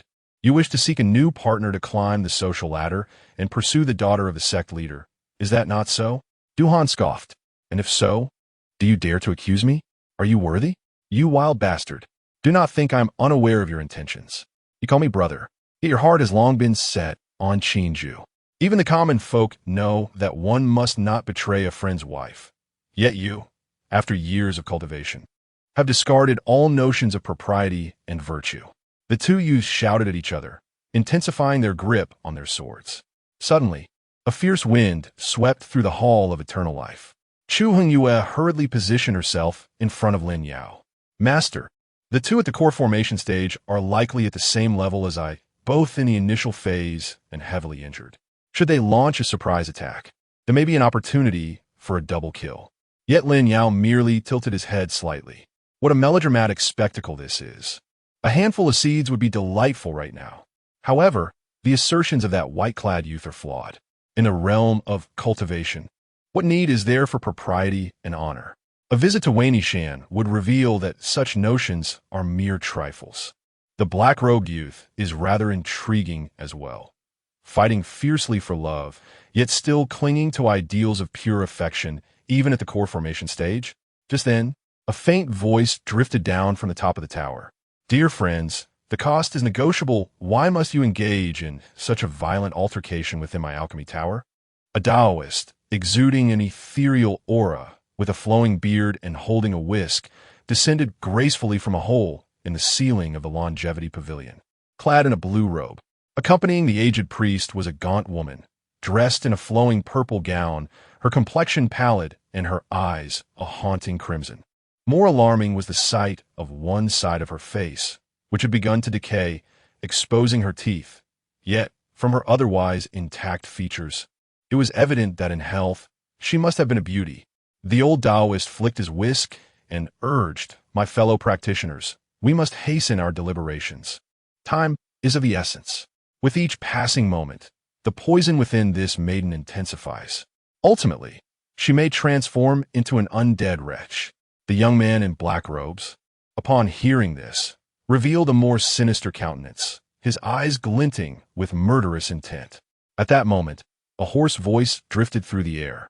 Chu Hongyu distinctly observed the master, who had been standing behind her, take a step forward. You old fool, cease your nonsense. Do you think no one has traversed the 9 provinces before? The undead of the 9 provinces do not come into being so simply. The 9 provinces, through the flow of the 3 Lives River and the occasional reverse of the Yellow Springs, allow souls that have perished to fail in their passage to the netherworld, thereby reanimating within their corpses, resulting in the undead. The undead, in their quest for survival, must consume human flesh, thus earning the name man-eating corpses. This maiden is not yet deceased. She is not your damned undead. The poison she harbors is merely that of a common undead. If you wish to save her, you must seek my aid. Chapter 16. The trials of love in the world are but sweetheart sorrow. Does the female Sword Immortal call him ancestor? At this moment, within the Eternal Life Pavilion. The old Taoist, holding a whisk, suddenly raised his head. His gaze was intensely fixed upon the figure beside Chu Hongyu, a youthful lad adorned with a bamboo hat and a cloak of coarse fabric. The old Taoist sensed no trace of cultivation emanating from this youth, yet the smile upon his face stirred an unquenchable disdain within him. Just then, the sound of footsteps echoed. The stairs leading to the upper levels of the pavilion were suddenly filled with individuals. These people, clad in various garments, some resplendent, others donned in the simple robes of scholars, and a few in rough linen carrying broad swords, exhibited keen eyes that sparkled with an unmistakable brilliance, distinct from that of mere mortals. These were evidently cultivators, likely the other patrons who had previously ascended to procure elixirs. Upon hearing the unusual commotion from below, they hurried down, whispering amongst themselves as they sought to uncover the happenings within the Eternal Life Pavilion. Was there a disturbance instigated by someone in the esteemed Taoist alchemical tower? No. It was a clash between two fellow disciples, embroiled in conflict over a woman. Which woman, you ask? The one beside the Taoist. She appears to have been poisoned. Alas, her face is grotesquely disfigured. Even if treated, can it truly return to its former beauty? You do not comprehend. The trials of love are but akin to sweet plum soup in the midsummer, with crushed ice clinking against the bowl. The tribulations of this world are merely a bitter concoction, sweetened by the heart's desires. Yet, why does the Taoist glare fiercely at the young commoner clad in a bamboo hat and coarse cloak? That lad has just undermined the Taoist's authority. He seems to be courting death. The youth had just declared the Taoist to be nothing more than a bumbling fool. He must not care for his life at all. It appears he believes his fate is wretched and wishes to hasten his parents' rebirth alongside him.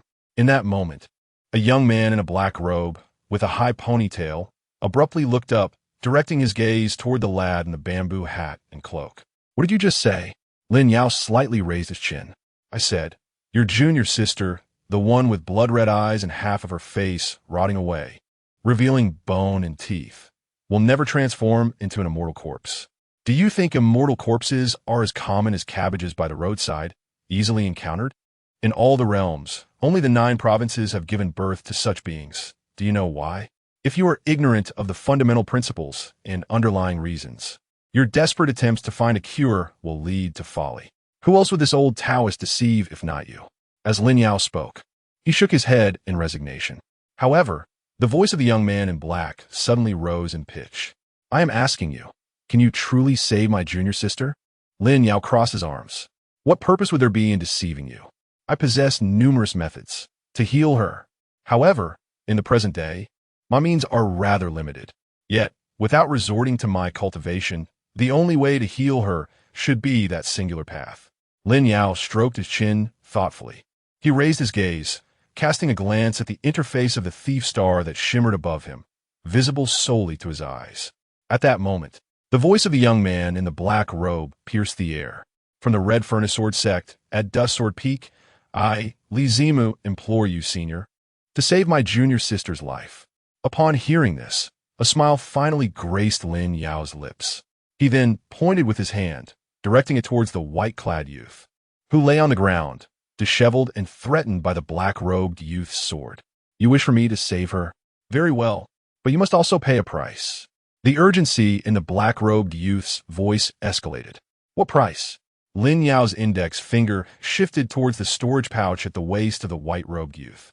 I demand everything contained within the Tsang Tian pearl that you just mentioned. Silence enveloped the Longsheng pavilion, an indescribable quietude prevailing. The young maiden in a pale yellow gown, who had earlier guided Lin Yao and Chu Hongyu into the pavilion, cautiously shifted aside, seemingly eager to avoid attracting trouble.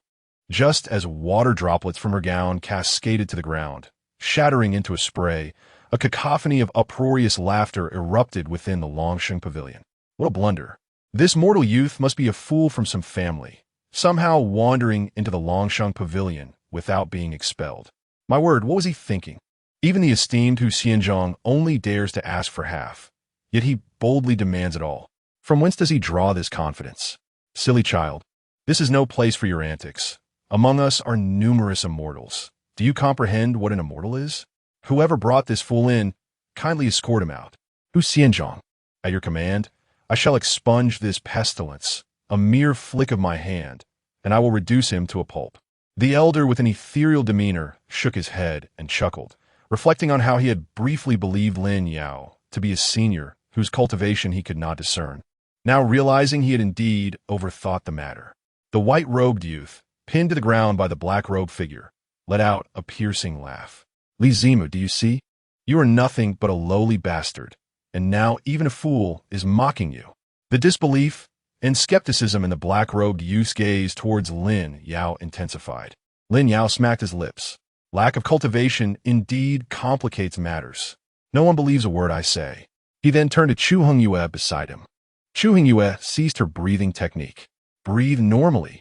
The previously silent Chu, at that moment, first bowed respectfully to Lin Yao, then exhaled visibly visible azure energy. As you command, ancestor. And just then, Chu Hongyu was enveloped in a series of visible azure lightning flashes. Yet, this was merely the beginning. Lin Yao took a deep breath, initiating the operation of the Star Thief. The residual power from the previously logged-in account of the Azure Qian Sword Immortal manifested once more upon Lin Yao. In the hazy depths, a figure clad in azure, wielding a long sword, emerged behind him. An overwhelming celestial might descended upon the Eternal Life Pavilion. The atmosphere, once lively and filled with mockery, fell into a profound silence. After a considerable pause, hushed murmurs began to circulate. The leakage of spiritual energy crackled like thunder, exhaling a mist akin to azure smoke. A cultivator, a core formation cultivator. With such formidable spiritual energy, could it be a sword cultivator? Sword cultivators are not to be feared, yet that figure in azure is an immortal, a sword immortal. But why did that apparition vanish in an instant? Am I imagining things? You are not mistaken. That female sword immortal of the core formation realm referred to that young lad as. Master, did I just mock that esteemed elder? Tell me, if I kneel down now and bow a total of 81 times, could this venerable one find it in their heart to forgive me? I truly meant no offense. I am but a child. Surely, the elder will not hold it against me, right? Speak up, everyone. The elder will not be angry with me. Please, say something. Chapter 17. My true realm depends on your imagination. The great scholar debates for me at this moment. Chu Hongyue's eyes were filled with a brilliant azure light, her hair dancing as if stirred by an unseen wind, each strand entwined with delicate threads of lightning. Yet, this striking figure of Chu Hongyue stood humbly adorned in a raincoat, her head bowed low, respectfully positioned behind Lin Yao.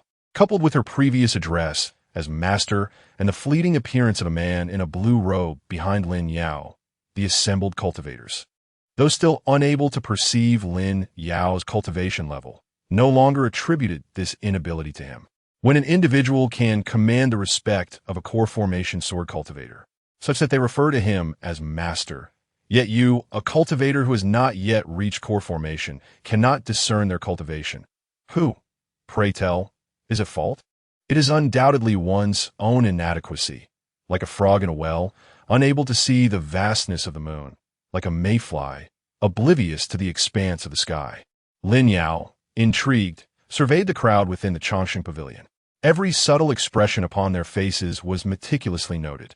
The opulent merchants, once arrayed in finery on the first floor, had been pushed outside, either to the entrance or beyond, by the descending cultivators. In such a scenario, these landowners found themselves bereft of even the privilege to spectate.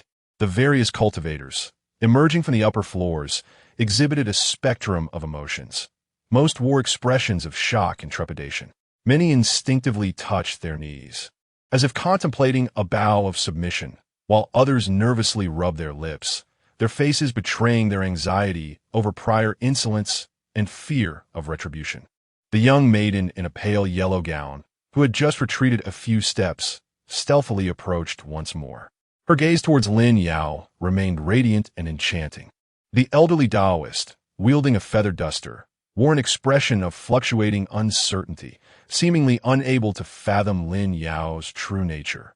The young man in black robes, Li Zimu, bore a face of elation, as if believing his junior sister was indeed saved.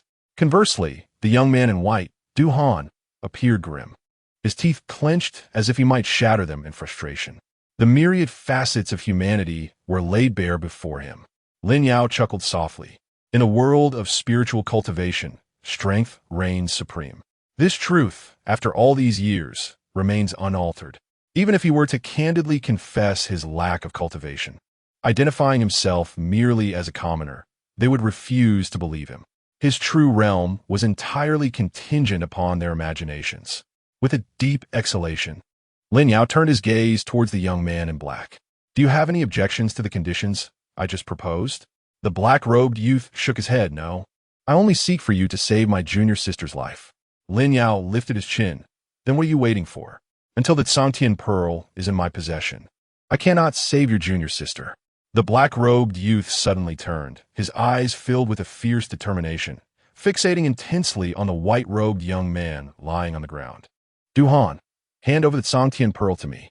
Du Han gritted his teeth, his expression growing increasingly menacing. "In your dreams, Li Zimu, your actions today will inevitably come to the attention of the esteemed elders of the sect. How will you face our master now?" Li Zimu grinat, his expression contorting into a grimace. "The sect? Du Han, I am different from you. I am a dark star nurtured by the sect since childhood.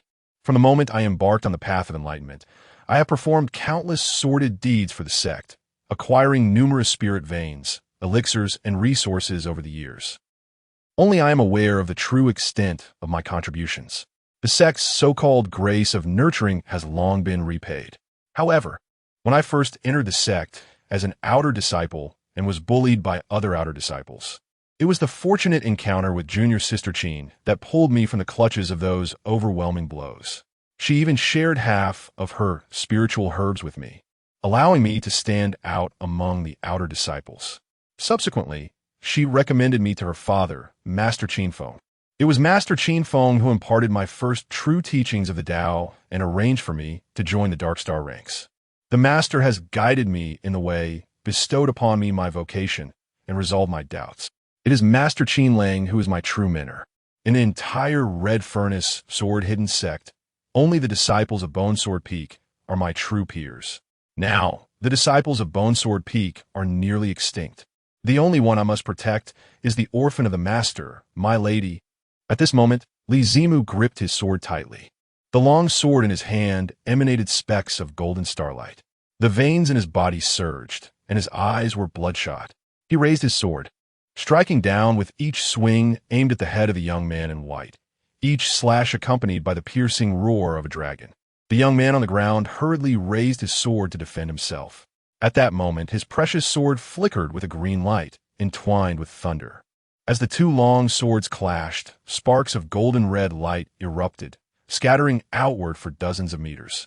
Fortunately, the old Taoist holding a whisk waved his large sleeve, releasing several talismans that transformed into a birdcage, confining Li Zimu and Du Hong within a semicircular barrier with a diameter of 20 meters, thus preserving the integrity of a 9-story tower.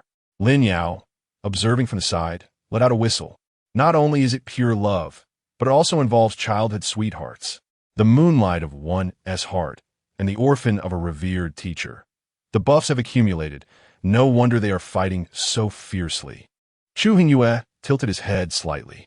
It seems that the Red Furnace sword-hidden sect possesses only mediocre swordsmanship.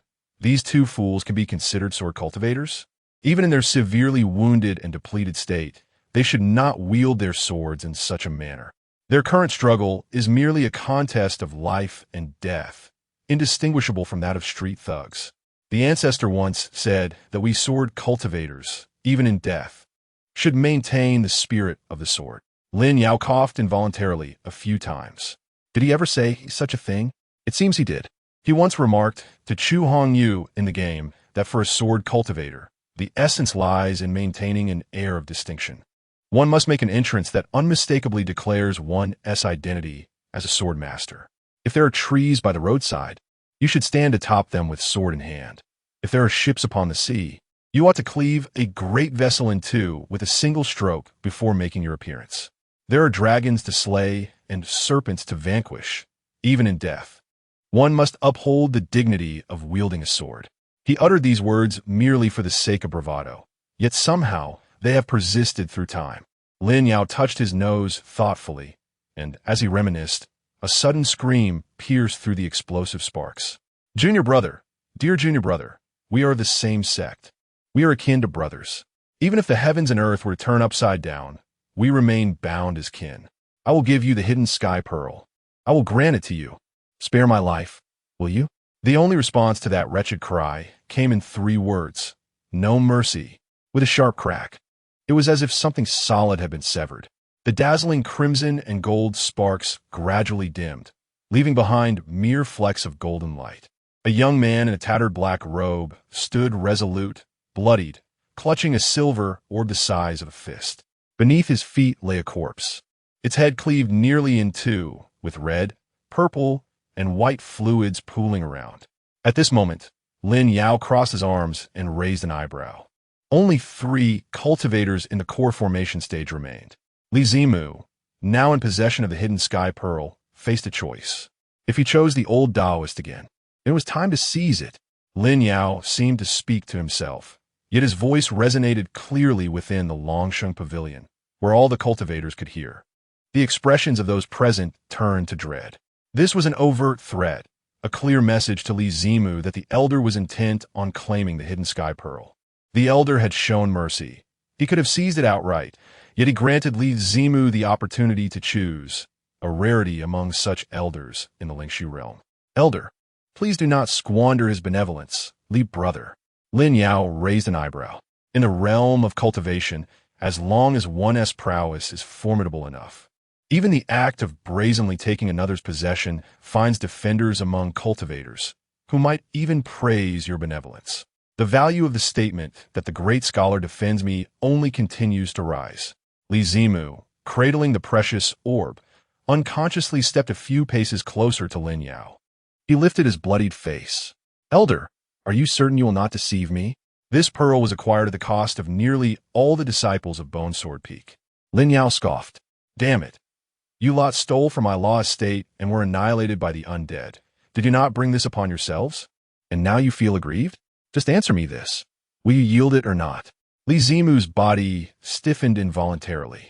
He swallowed hard, still unable to fathom Lin Yao's level of cultivation. Yet, Lin Yao could not possibly be an unworthy mortal. A mere mortal could not possess such confidence to speak thus. Yield. The junior merely harbored concern for the junior's sister, Li Zimu remarked, as he unconsciously approached Lin Yao, raising the precious orb in his hand, seemingly about to present it to Lin Yao. However, at that moment, the elder Taoist in the distance suddenly lifted his head. Li Dao, you please hold on. You have made your decision, and I should not interfere further. Yet, as the guardian of Baoping Town, I bear the responsibility for the safety of this land. Should any fellow cultivator fall victim to deception within my domain, I cannot absolve myself of the blame. Inside the Qingxuan Pavilion, a momentary silence ensued. Li Zimu's body became rigid, while the onlooking cultivators exchanged bewildered glances. What did Elder Hu mean? Was he insinuating that the esteemed elder was a fraud? How could that be? I cannot sense any deceit in that esteemed elder's cultivation. Yet there are indeed methods in this world for concealing one's prowess, and some cultivators specialize in such arts. What are you saying? Tread carefully. Elder Hu, an adept in both alchemy and medicine, possessed insight that far exceeded that of his peers. He would not make such claims without cause. Even Elder Hu could err in judgment. Upon entering, I sensed that elder's remarkable presence. He was anything but ordinary. Inside the Qingxuan Pavilion, the commotion escalated, while Lin Yao's brow furrowed deeply. He glared at the elder Taoist, the guardian of Baoping Town, Hu Xinxia. Was it? The old rogue has quite a tongue. Hu Xinxia grinned, revealing a set of fairly white teeth. You flatter me, Dao Yu. I am usually rather taciturn, yet this matter involves a golden core cultivator, compelling me to proceed with caution. Might you two reveal your sex names? I shall report to the Heavenly Monitoring Bureau to verify your identities and confirm your realms, after which I shall offer my apologies. Lin Yao's expression darkened further. That cunning old dog. At this moment, Chu Hongyu stepped forward, raising her hand to conjure a long sword. Should Lin Yao give the command, she would not hesitate to strike at Hu Xinxia.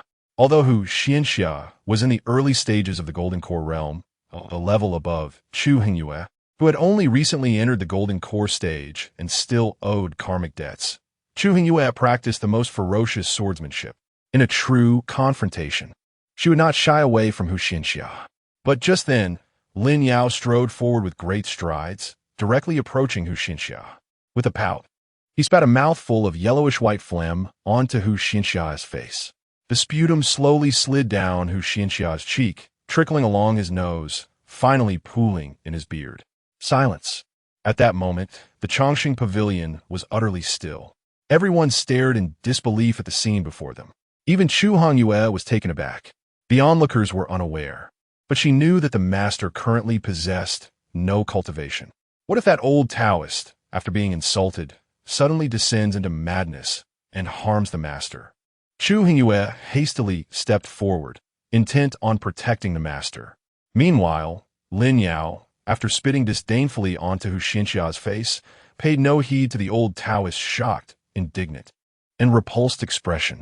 He strode directly to the back of the old Taoist, beside the woman whose face was half decayed and bloodshot eyes. He raised his hand and grasped the woman's cheek. "Old fool, blabbering on endlessly. To put it bluntly, you do not believe I can heal this woman, do you? If I truly can restore her, what then?" At that moment, Hu Xinxia slowly turned his head. Even now, he had not wiped away the thick phlegm smeared across his face. "If you can indeed heal her, I, the old man, will kneel before you and acknowledge you as my teacher on the spot." Lin Yao scoffed softly, but before he could speak, Hu Xinxia's voice resonated once more. "If you fail to heal this woman, I shall test your depth. If you are a charlatan, I will assuredly sever your head." Lin Yao disregarded Hu Xinxia's words, merely pursing his lips and spitting once more onto Hu Xinxia's face, this time landing on his eyelid. Veins bulged on Hu Xinxia's forehead as he realized how easily the serene heart he had cultivated over the years was provoked. The onlookers around them widened their eyes in shock. Hu Xian, twice spat upon in such a short time? That elder is anything but blusterous. From beginning to end, he regards Hu Xian and us as mere ants, never taking us to heart. This is the true demeanor of a formidable warrior. Lin Yao listened to the murmurs of the crowd, a faint smile playing on his lips. In the eyes of these onlookers, Lin Yao's true realm was entirely a product of their imagination. Chapter 18. Severing Ties with Friends and Kin. The Art of Foreseeing the Future. A master of dual skills, Lin Yao exhaled a breath of foul air, dismissing the cacophony around him, and turned his gaze towards the woman before him. Her eyes glowed crimson, and the decaying flesh on her face emitted a repugnant odor. Lin Yao inhaled deeply, whispering to himself in a trance. "In my past, I held 26 accounts, each rooted in the realm of the 9 provinces. Among them, the one of highest rank and greatest power belonged to the celestial monarch of hidden arts. As a disciple of the Three True Dharma Sect, the celestial monarch had engaged in relentless battles against the undead since childhood, a struggle that knew no end. Regardless of the enemy's identity or cultivation level, any undead must be eradicated. No exceptions, even if the creature was once a cherished friend or kin. Once transformed into the undead, all ties of friendship and familial bonds are severed. During the reign of the celestial monarch of hidden arts across the 9 provinces, the undead were slain to such an extent that they scarcely dared to show their faces. Consequently, I amassed an extensive repertoire of techniques to combat the undead, all of which remain vividly etched in my memory. Lin Yao delicately pried open the woman's eyelids with his thumb and forefinger. He confirmed that she was afflicted with the corpse poison known as the Yellow Spring. A parasitic worm from the Yellow Spring had taken residence within her body. The first step was to concoct the Yellow Spring powder to extract the corpse poison and its progeny from her system. Subsequently, he would utilize the progeny to locate the source of the mother worm. However, once embedded, the mother worm seldom vacates its host, typically residing within the brain, heart, or dantian, the 3 critical energy centers of a practitioner. The procedure would require either opening the abdomen or performing a cranial operation. Though this surgery could be executed without high cultivation, the practitioner must possess considerable experience. Lin Yao murmured to himself, unaware that Hu Xianxia, nearby, had overheard him and responded with a derisive laugh. Am I mistaken, old friend?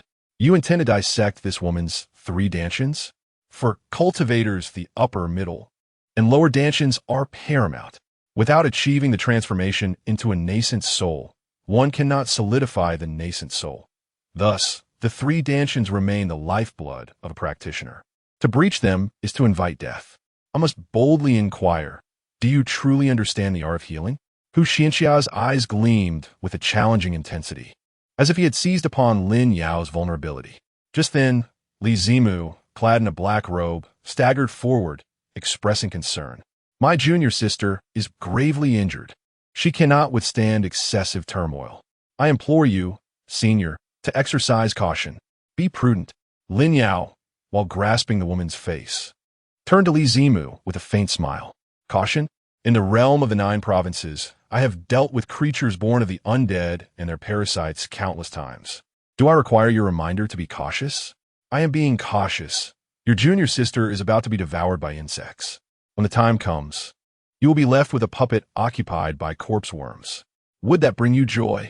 Li Zimu was momentarily at a loss for words. Lin Yao then turned his gaze towards Hu Xianxia. What do you know, you ignorant fool? You have yet to encounter countless things. Open your eyes and merely observe. If your mind is feeble, go to the grave, exhume your wretched mother, and crawl in her belly to be reborn. Hu Xianxia's face flushed red from Lin Yao's scolding. His breathing became rapid, his fists clenched, then slowly relaxed. Lin Yao, however, paid no heed to Hu Xianxia's anger. He gestured to Chu Hongyue beside him. Come here. Without hesitation, Chu Hongyue stepped forward. Master, Lin Yao patted Chu Hongyue's shoulder. Fetch paper and pen. Note down several prescriptions. The first prescription is the yellow spring powder.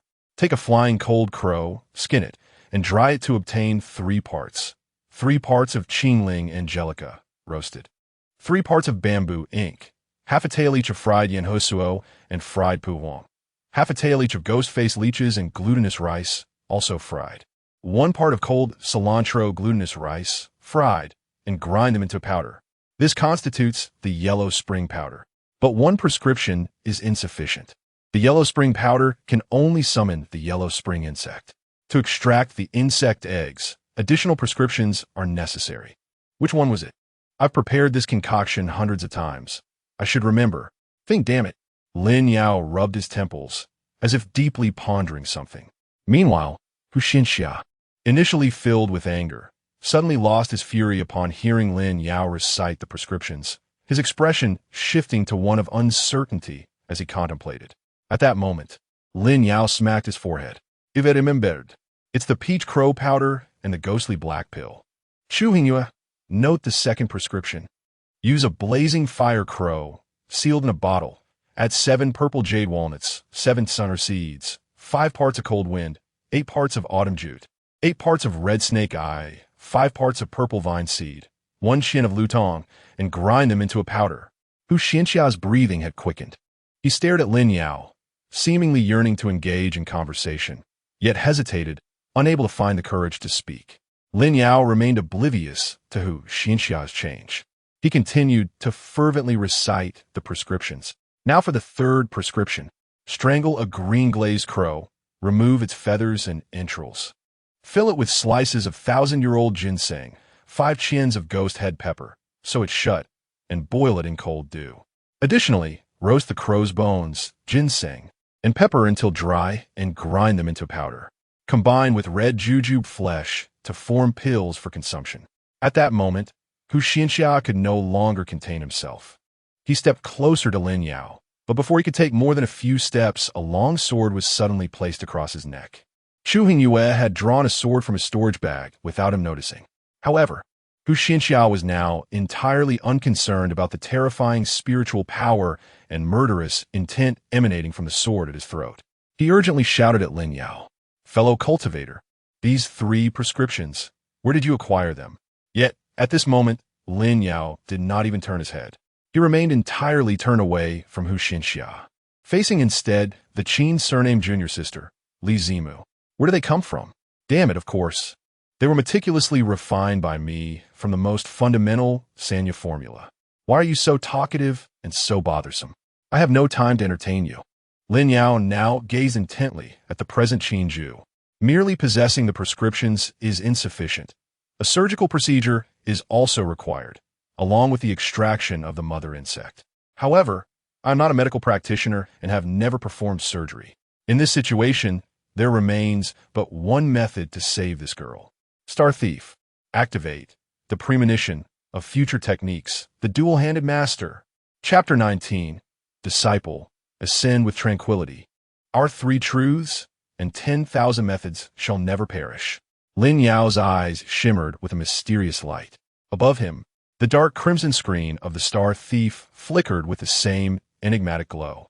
At that moment, the previously orderly text on the dark red screen vanished, replaced by lines of bizarre gibberish. These incoherent symbols intertwined and wove together, ultimately forming a peculiar fruit. Without hesitation, Lin Yao raised his hand and grasped the screen.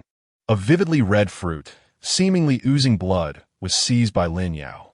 In the next instant, the crimson fruit dissolved, transforming into dark red threads that merged into Lin Yao's hands. Star Thief notification. Congratulations, host, for preemptively acquiring the future, gaining the ability all-encompassing holy hands after acquiring this skill. The host must complete 1,000 successful surgical operations within a year to evade the penalties of causality. Lin Yao's pupils glimmered with a strange light. 1,000 operations. This mirrored the causality he had repaid when he previously acquired this skill in the game. It appeared that in the time to come, he would not only need to urge Chu Hongyu in her cultivation, but he himself would also need to heal the ailing along the way to repay this causality. This debt seemed relatively easy to repay. Lin Yao was experienced. A patient could be treated repeatedly if he did not encounter suitable patients. He could even fabricate them. For instance, by employing sorcery to render a bandit's limbs necrotic, he could then proceed to amputate them, thus completing 4 operations in one fell swoop. Lin Yao was most adept at navigating the intricacies of karmic retribution. At this moment, he flexed his fingers, feeling that all 10 of them were now more agile and steadier than before, truly a rare pair of hands fit for wielding a scalpel. Lin Yao turned to glance at Chu Hongyu. What are you still dawdling for? Did you not memorize the 3 prescriptions I just instructed? Hurry and gather the herbs. You should recognize many basic herbs. Even as a sword cultivator, knowledge of herbs and elixirs is a fundamental course. Lin Yao then shifted his gaze towards Hu Xinxia. Fellow Taoist who, my 3 prescriptions do not contain any rare herbs. You are adept in both medicine and alchemy, and this is your alchemist tower. Surely these materials must be complete. Lin Yao squinted, prepared for a lengthy debate with Hu Xinxia. To his surprise, the old man, despite still bearing traces of Lin Yao's saliva on his face, now exhibited an unexpectedly calm demeanor. He slightly bowed, his expression respectful. Of course, everything is complete. Yue, come here, take this Taoist friend to gather the herbs and brew the medicine. Remember to use the 8th cauldron on the 6th floor, the Jade Furnace Cauldron for alchemy. That is our alchemist tower's finest cauldron. A woman clad in a pale yellow gown approached, her oval face framed by delicate features and narrow phoenix eyes, exuding a gentle charm. She first bowed to Hu Xinxia and then turned her serene smile towards Chu Hongyu. Senior, please follow me, she beckoned. Chu Hongyu glanced back at Lin Yao, receiving a nod before she accompanied the woman in the pale yellow gown to ascend to the upper levels of the Dan Tower. Lin Yao stood aside, arms crossed, with his eyes closed in contemplation.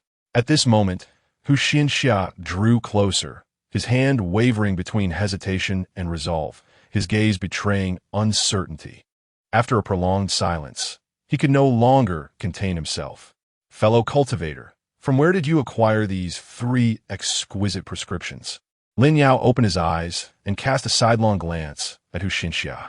Why does it concern you? The expression on Hu Xinxia's face stiffened, yet he maintained a humble demeanor as he slightly bowed. These 3 prescriptions are truly remarkable. They must have been crafted by a master of the medical arts who has delved deeply into the knowledge of the undead.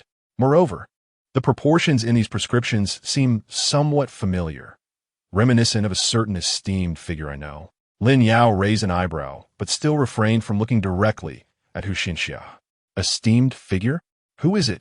Another self-proclaimed healer of the undead like yourself? Hu Xinxia discerned the mockery in Lin Yao's tone, but chose to disregard it, remaining humble. This esteemed figure is known as Jiang Tongzi. He is the most extraordinary person I have encountered in my lifetime. Lin Yao arched an eyebrow. Jiang Tongzi? I have not heard of him. What kind of person is he? Which sect does he belong to? Hu Xinxia chuckled innocently. This esteemed figure claims to wander the world freely. As for his sect, he says it has long perished. But according to his words, that sect was once renowned 1,000 years ago, known as the Qingxuanzong Fa Men. Lin Yao's demeanor shifted dramatically. His eyes widened in shock as he fixated on Hu Xinxia, as if he intended to devour him whole. What the hell did you just say? Hu Xinxia was momentarily taken aback. I said that esteemed predecessor is called Jiang Tongzi. At that moment, Lin Yao seized Hu Xinxia by the collar of his garment. Not that. What sect did this Jiang belong to? Hu Xinxia blinked in confusion. Qingxuanzong Fa Men, fellow cultivator. Have you heard of this sect? Jiang Tongzi often mentioned it with pride. He would say that as long as he was alive, he would surely seek the chance to restore Qingxuanzong Fa Men. Suddenly, Lin Yao's voice erupted with intensity. What utter nonsense! Qingxuanzong Fa Men is my Qingxuanzong Fa Men. It shall never perish. Qingxuanzong Fa Men was the sect that the immortal monarch of all methods had once joined under that account. The account of the immortal lord of all laws has never established an independent sect. His sole affiliation lies with the Qingxuanzong Fa Men. At this moment, Lin Yao's expression contorted almost grotesquely. For several fleeting instants, he found himself bewildered by the tumult of emotions coursing through him. Yet, countless memories from the game flashed vividly in his mind. He recalled the day he first created his account, awakening in a village within the realm of Jiuzhou. The village was engulfed in infernal flames. A raging fire consumed it entirely.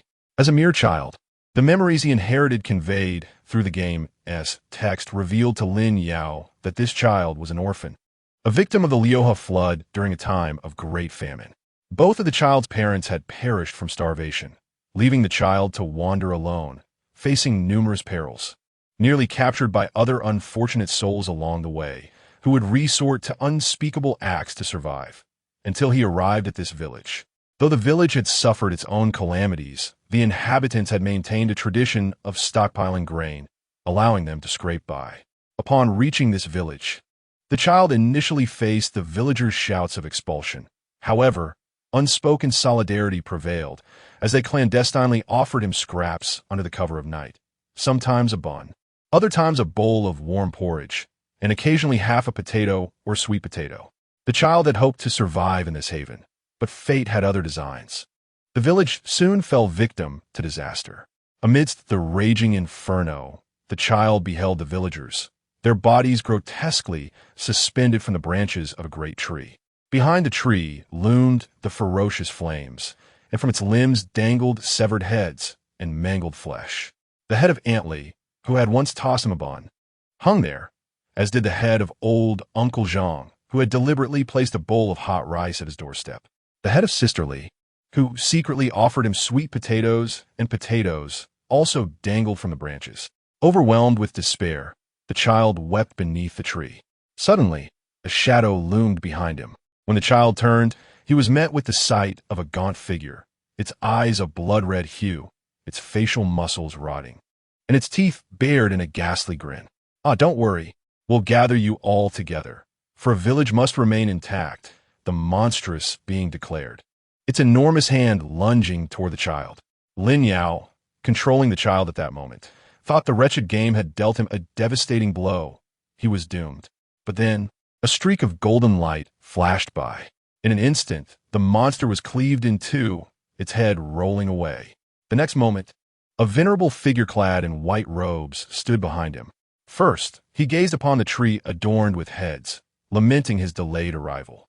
Then, he turned to Lin Yao, relieved to find one survivor remaining, a child with the potential for cultivation. The old man knelt slightly and asked, "Little one, do you wish to follow me in the pursuit of enlightenment? Join my Sanjian, one Fa men." His voice was hoarse, yet resonated with a haunting allure. Lin Yao, manipulating the child, nodded fervently. The heavens crumbled, transforming into an astonishingly fortuitous beginning. It was Lin Yao's swiftest ascent into the realm of cultivation among his myriad accounts.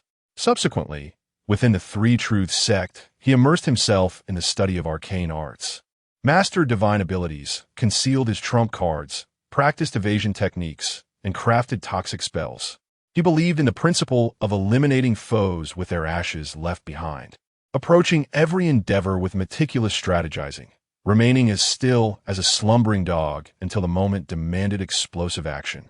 Steadfastness, resilience, and unwavering determination were his guiding principles, all in pursuit of an opportunity to reach greater heights. Yet, this accursed Three Truths sect took upon itself the task of eradicating all undying corpses across the 9 provinces, engaging in a relentless battle against these unyielding foes. This dogged resolve was shared not only by the sect leader, but also by the disciples within its ranks. Time and again, Lin Yao found himself in perilous situations due to sect missions, venturing forth to slay the undying corpses. He could not fathom the obstinacy of this sect, nor could he comprehend the goodwill of his fellow disciples toward him. "Junior brother, Master speaks highly of your exceptional talent. You have the potential to transcend and become an immortal. When you achieve the true immortal realm, do not forget to eradicate all undying corpses. My parents fell victim to these wretched beings. Should you require assistance in your cultivation, do not hesitate to ask. Senior brother, quickly flee. I shall hold off this undying corpse. Return and inform Master that I am no coward, and I shall not tarnish the reputation of the Three Truths sect. Junior brother, you must proceed boldly. Do not look back.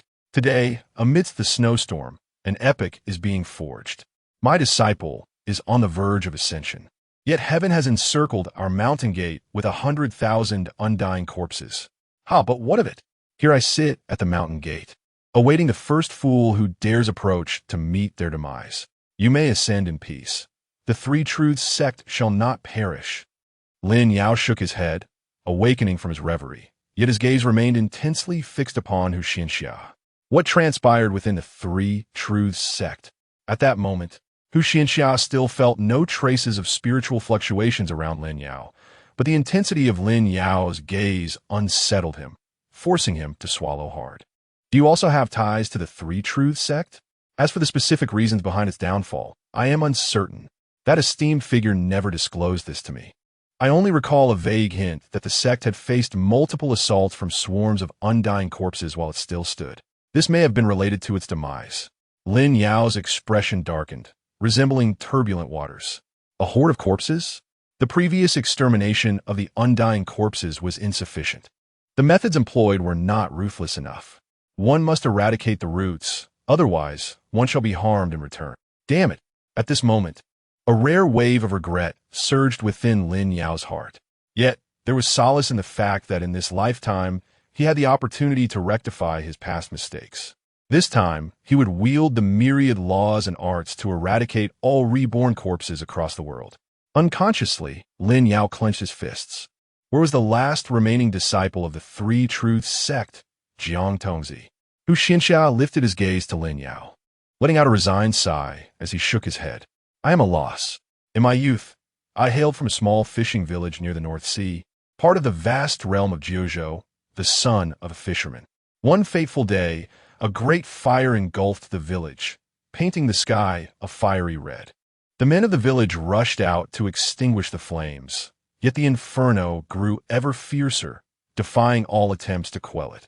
Relying on my height and strength, I thought to fetch water from the sea to assist in the effort, but by the time I returned, all the villagers had perished.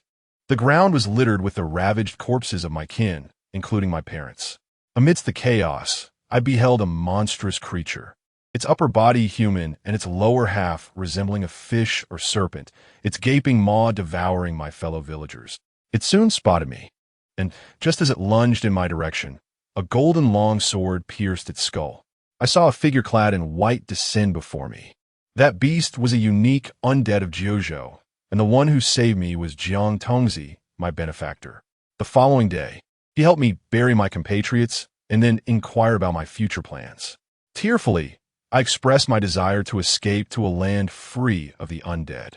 He then took me aboard a grand vessel, which sailed for 3 long years, carrying us from Jiuzhou to Tsaming. Upon disembarking, he declared our fates intertwined no longer and, turning, soared away on his sword, never to be seen by me again. Hu Xinxia shook his head, overwhelmed by nostalgia, his face etched with regret. Lin Yao stood nearby, fists clenched in silence. At that moment, Hu Xinxia suddenly slapped his thigh. Ah, I recall now. My benefactor once mentioned that the Sanjianwan Fa Min was besieged by a horde of undead, led by one known as Huang Liang. What was it? Ah yes, Huang Liang, the corpse immortal. My benefactor had also hinted that this corpse immortal sought the treasures of the hidden immortal lord of 10,000 laws. My memories are hazy, so I beg your pardon if I misremember. Lin Yao's expression shifted dramatically. In life, Huang Liang. In death, the corpse immortal. Suddenly, he recalled that his account of the immortal lord of 10,000 laws once bore the name of a fellow disciple named Huang Liang. Lin Yao's countenance gradually morphed into one of malevolence. Huang Liang, is it you? Have you, wretched creature, become an undead after your demise, and in my absence? Have you betrayed our master and slaughtered our former brethren? Chapter 20. Dare to create mischief again? Open the skull, heat the pot, and fry the oil. Lin Yao's expression grew increasingly grim. He felt an urgent desire to travel to the land of Jiuzhou to uncover the truth behind the annihilation of the Sanjianwan Fa Min. He had promised that old man. He had pledged to his master that as long as he remained, the Sanjianwan Fa Min would never perish. At that moment, a voice interrupted Lin Yao's thoughts. Master, the 3 medicinal concoctions have been prepared. Lin Yao lifted his gaze and beheld Chu Hongyu, who approached him, cradling 3 emerald green vials. Behind her followed a graceful lady in a pale yellow gown. Lin Yao massaged his temples, striving to detach his thoughts from the events concerning the Sanjianwan Fa Min. He regarded Chu Hongyu, then raised his hand to gently caress the jade vial she held. The first formula was to be consumed with purple jade ginseng wine, the second with crimson serpent wine, and the third with jade whisker tea. The order must not be mistaken. Each dosage was to be taken with intervals of half a stick of incense. Chu Hongyu immediately nodded. The elegant lady in the pale yellow gown then signaled to other maidens clad in similar attire to prepare the medicinal wine for consumption. Lin Yao observed in silence as each dose of medicine was administered to the woman. After a stick of incense had passed, the woman's body began to undergo a peculiar transformation.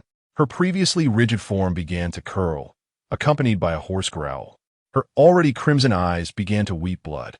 A young man clad in black robes stepped forward nervously. Yet at that moment, Lin Yao's low voice resonated ominously. Your aura of slaughter is too intense. If you startle the mother worm within her, injuring her 3 palaces, I will not take responsibility. Li Zimu swallowed hard, refraining from advancing further. Meanwhile, Lin Yao remained with his hands clasped behind his back, his demeanor indifferent. After roughly half a stick of incense, the woman suddenly knelt upon the ground. Her hands and knees pressed against the floor. She began to expel black blood in great heaves. Within the black blood, writhing yellow-black twisted worms emerged. Even more horrifying, black pus began to seep from her eyes, ears, and nostrils, revealing more yellow-black worms squirming within. An indescribable stench permeated the Qingxuan pavilion. The onlookers, cultivators who had gathered to witness, instinctively covered their mouths and noses, their eyes wide with astonishment. Is it truly effective? I told you, one should never doubt the elder. Master who must have been mistaken. Yet that elder had just stated the intention to excavate the woman's 3 dan, and none had ever heard of any healer possessing such extraordinary skill. You may not have heard of it. Perhaps your experience is limited. The world is vast, and there are countless things you have yet to witness. However, he had just stated his intention to perform a surgical operation on the woman, to open her skull and dissect her body. If he were to proceed with such an operation, it would surely attract the attention of medical practitioners across the realm, all eager to witness this remarkable feat. I am also a practitioner. Even if this elder were a celestial being, such an extraordinary act is beyond the realm of possibility. The onlookers surrounding them engaged in animated discussions. At that moment, the woman coughed up a mouthful of blood, which at last was no longer the char-blackened substance, but rather a dark crimson hue. Simultaneously, her skull began to distort, revealing a grotesque, twisted creature emerging from the top of her head. In that instant, the woman opened her mouth and emitted a piercing scream. Li Zimu felt a surge of anxiety. He turned to Lin Yao. Elder Lin Yao's expression grew somber. The mother worm within her skull? This is absurdly fortunate. To embark on my first surgical endeavor with such a complex case. Lin Yao scoffed, exhaling a breath of frustration as he turned to Hu Xianxia. Prepare for me a set of blades made of purple secret silver, with willow leaf-shaped blades and handles 2 palms wide, 9 in total, each of differing specifications. I will draw the specifics for you shortly. Additionally, gather some hemp leaves, jade silkworm silk, the North Sea illuminating pearl. In a quiet chamber, I intend to perform a cranial operation. Hu Xianxia gasped in astonishment. Are you truly going to operate? This woman is merely at the pinnacle of Foundation establishment.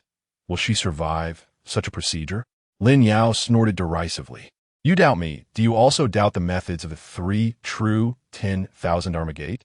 Hu Xianxia immediately fell silent, bowing respectfully. I shall prepare this at once. Just then, the woman with the distorted head abruptly lifted her gaze. The blood-red hue in her eyes had faded, although her features were still twisted. A glimmer of clarity seemed to emerge in her eyes. She looked toward Li Zimu, her lips trembling. Brother, the previously anxious Li Zimu, upon hearing her call, was overwhelmed with tears. Qin shimmied suddenly, her voice tore through the air. Brother, save me. Someone wants to open my skull. Ivildi.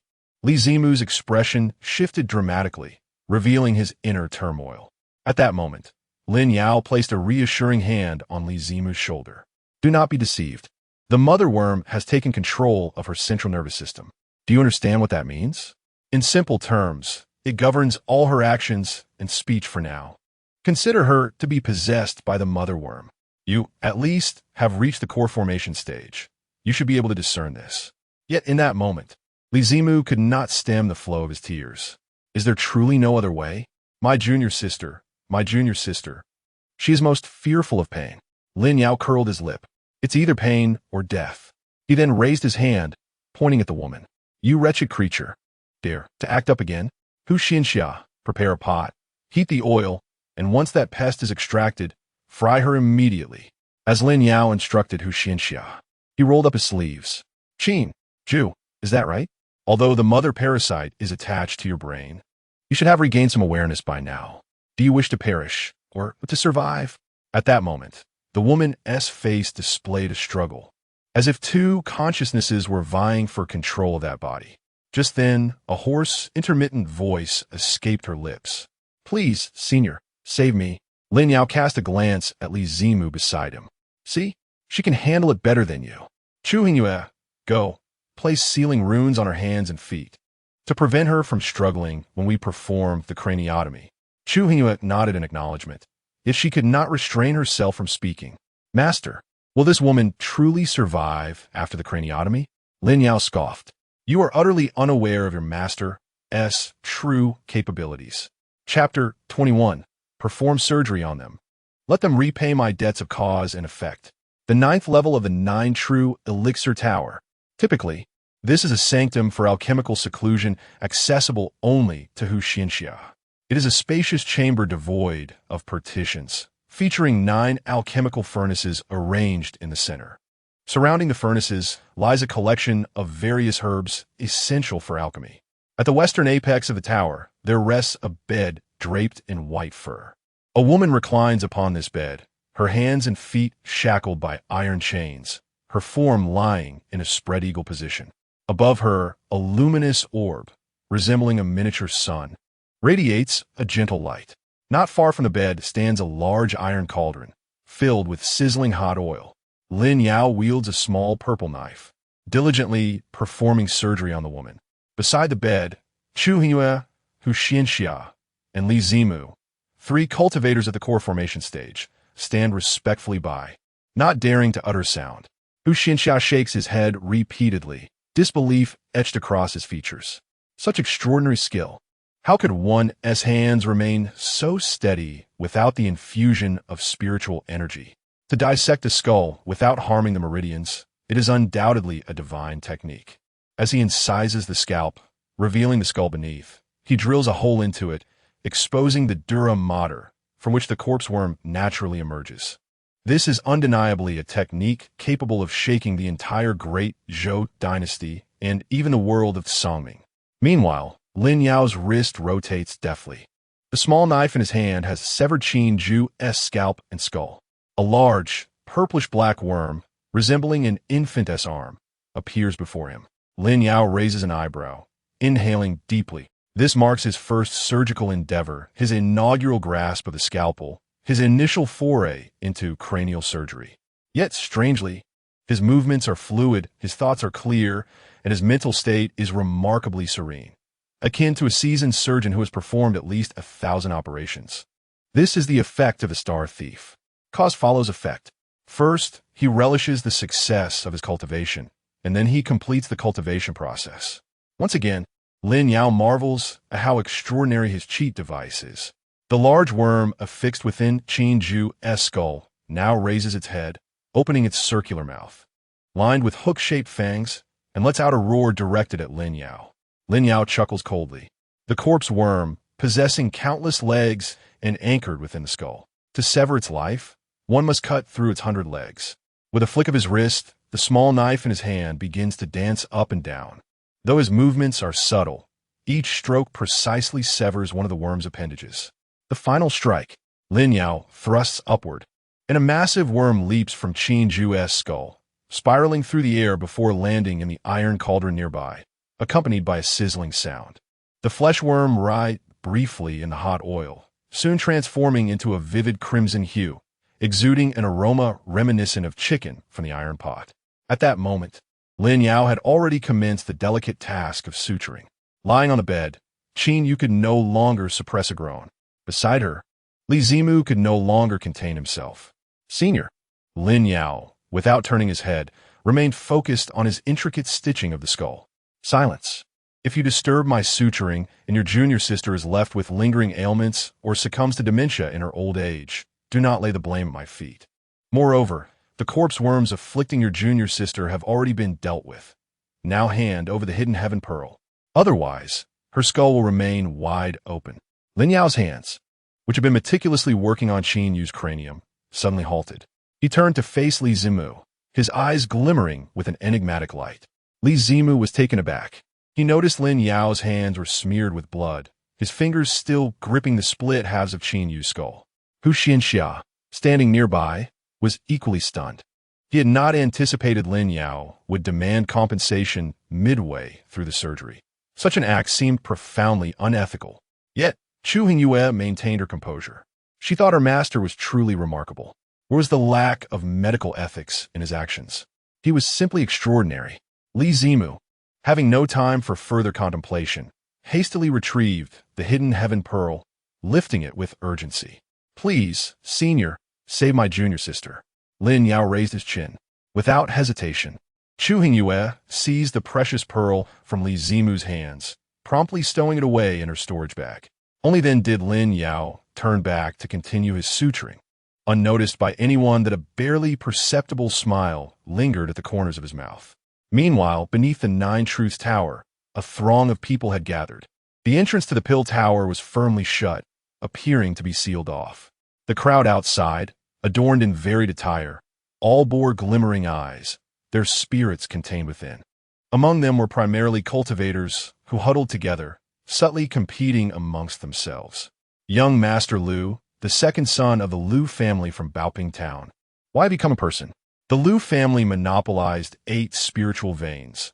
They could procure any elixir they desired through their subordinates. So what necessitated young Master Liu's personal visit? The young master of the Wang family from Yilan City, Steward Li from the Mu Ci Merchant Association, Lord Wang from Qiudong City, and the Grand Elder of the Dream Forest Sect all had arrived. What a coincidence! Everyone had converged at the Pill Tower seeking elixirs, perhaps anticipating the impending calamity posed by the demon cultivators crossing the Baiming mountain range. They were all cunning creatures of a millennium, no need for pretense. The 3 cities and 8 towns surrounding Baoping Town were well aware of the arrival of a revered figure, one who commanded the yin and yang, defying the cycle of life and death. My master's lifespan is drawing to a close. Today, regardless of the cost, I must invite this esteemed personage to visit Luoyang City. In the city of Luoyang, poverty seems to be at its peak, where one might as well be exposed in tattered clothing. What brings you to Luoyang? Is it to witness the devastation that blankets the streets? Or perhaps to behold the imposing figure of Miss Liu, robust and more formidable than any bear? The Liuli Refinement Sect, once thriving, now dwindles to a mere 300 souls, does it not? You were sent to seek this esteemed individual, not least because your sect leader, having failed to break through to the next realm years ago, now bears the burden of illness. What do you intend to contest with us? Surely, you don't expect your aged and waning leader to offer herself in exchange? Engaging in banter lacks substance. Those with true courage should confront each other through the art of combat. Outside the Pill Refinement Tower, the atmosphere among the cultivators grew increasingly tense, each voice rising in fervor on the brink of conflict. Suddenly, the long-closed doors of the Pill Tower trembled and began to open. An elderly figure clad in a Taoist robe, wielding a whisk, emerged with a deliberate pace. The moment he appeared, the crowd erupted into a cacophony of excitement. "Master Hu," they called out. "It is said that a transcendent being has arrived at the Pill Tower, one capable of altering life and death. We beseech you to introduce us to this esteemed individual. We have always maintained good relations in Baoping Town." "Master Hu," another voice chimed in. "Do you recall the days when you faced hardship in Qingzhou? It was I, the leader of Dream Forest Mountain, who facilitated your introduction to the Celestial Monitoring Bureau, granting you the opportunity to assume your current post in Baoping Town. You have always been one to remember favors. Surely, you would not disappoint us from Dream Forest Mountain? Old Hu, we shared a drink just last week. How did you find that exquisite Yulon wine? Do bring that esteemed being to Yilan City, for we have an abundance of Yulon wine, along with enchanting songstresses from the wilderness." Before the Pill Tower, the old Taoist surveyed the throng before him and took a deep breath. "I am aware of the reasons that have drawn you here, and I understand your desires. However, I must convey this. I can indeed confirm that the esteemed individual possesses the extraordinary ability to reverse life and death. Were it not for my own eyes witnessing such wonders, I would never have believed it from mere hearsay." At this moment, Hu Xianxia's voice faltered, and he could distinctly hear the hurried, heavy breaths of the cultivators before the Pill Tower. With a flick of his whisk, he adopted a resolute expression and continued, "But I must also reveal that esteemed individual has already departed. He is no longer within the Pill Tower. As for his destination, I cannot say. I have only vaguely heard that he is likely heading to Baiming Mountain. If you truly seek him, I suggest you journey there. For the next 3 days, the Jiuzhen Pill Tower and the Longevity Pavilion shall not receive visitors. I kindly ask you to return." With those final words, Hu Xianxia turned and walked back into the Pill Tower, which promptly shut its doors once more, leaving the gathered cultivators exchanging bewildered glances. What did Master Hu mean by this? The essence of the message we received is that it is genuine. Indeed, there exists a master of great renown. However, this master has departed from the Dan Tower. To seek this master, one must venture elsewhere and refrain from entering this gate. That wretched old Hu must have gained some advantage from this master. Otherwise, he would not have chosen to seclude himself for 3 days. This scoundrel seeks to monopolize the benefits. What shall we do next? Let us pursue towards the northern Mongshan Mountain. Even if this master is formidable, there must be traces left behind. Where there is sincere effort, there will be a breakthrough. At this moment, The multitude of cultivators outside the Dan Tower split into two factions. One group soared towards the direction of Mongshan Mountain, while the other remained within the confines of Baoping Town, seemingly skeptical of Hu Xianxia's words, intent on uncovering the whereabouts of this so-called master for themselves. Meanwhile, outside Baoping Town, two dazzling golden horses galloped towards the northwest. The manes of the steeds shimmered brilliantly in the sunlight. The riders were none other than Lin Yao and Chu Hongyu.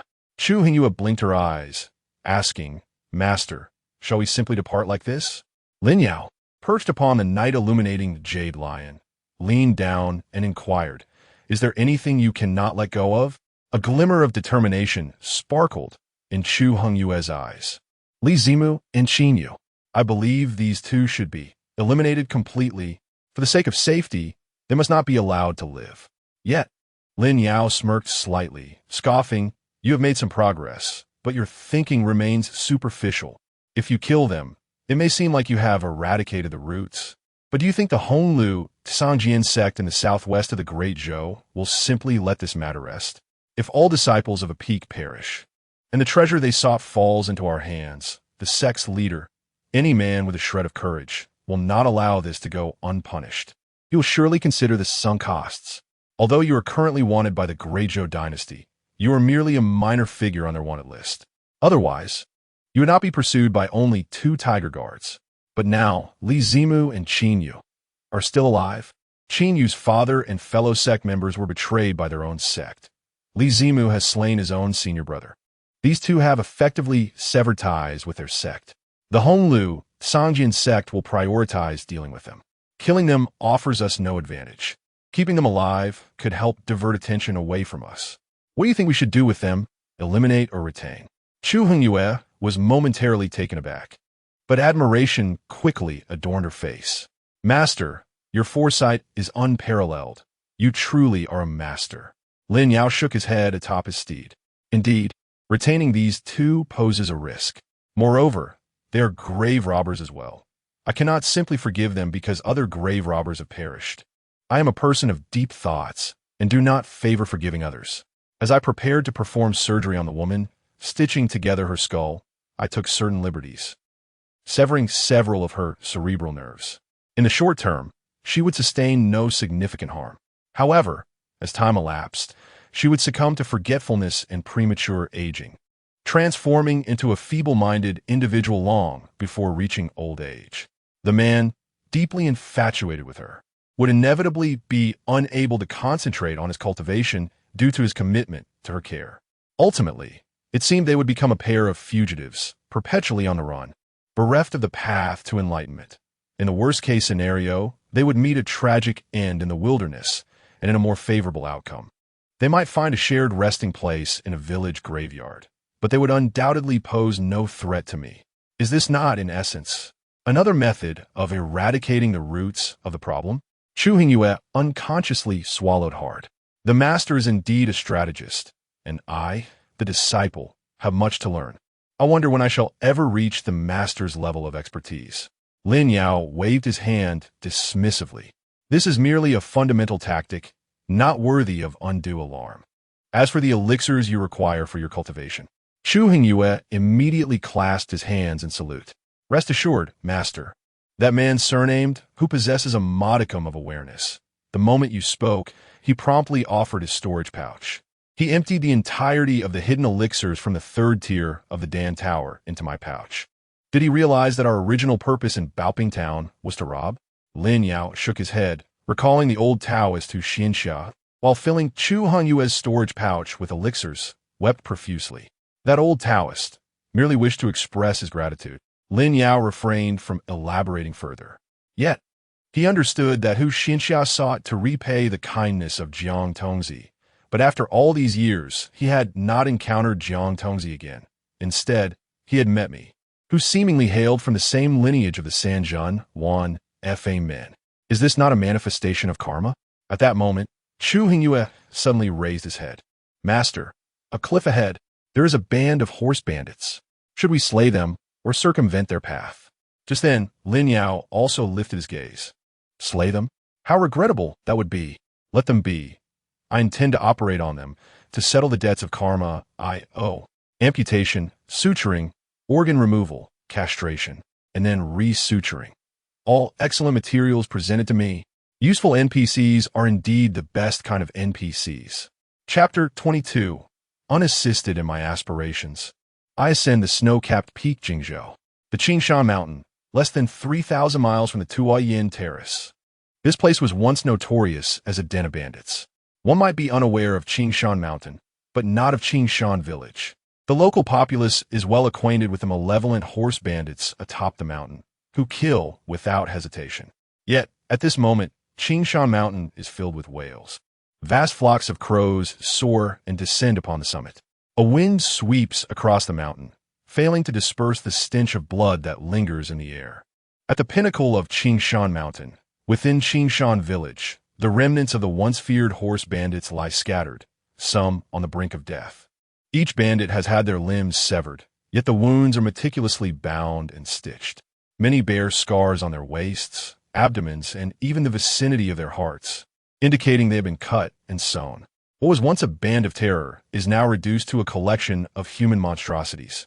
At that moment, a loud crash reverberates as the grandest door of Qingxuan Pavilion, where the village chief resided, is forcefully kicked open. A youthful lad, with delicate features, emerges, dragging a bloodied spinal column behind him. He discards the gruesome trophy, announcing, "Chu Hongyue, you're next." Just then, a flash of light swiftly appears before the young man, transforming into a striking young woman clad in coarse linen, none other than Chu Hongyue. "Master, it's over. Every bandit in the stronghold has felt your blade." The boy furrows his brow. All of them have. He glances back into the dwelling. Pathetic. I truly believe this stronghold was substantial, yet comprises so few individuals. I thought I could settle the score here, but after 1,000 surgeries, I still fell short by 2. Chu Hongyue's gaze darkens. "Master, shall I venture down the mountain to capture a couple more individuals?" Lin Yao waves his hand dismissively. "No need. We are not yet at the point of resorting to demonic practices. These bandits suffice. We are merely short of 2. Once we reach Tuoyin Terrace, we can proceed with the next steps. There is no rush.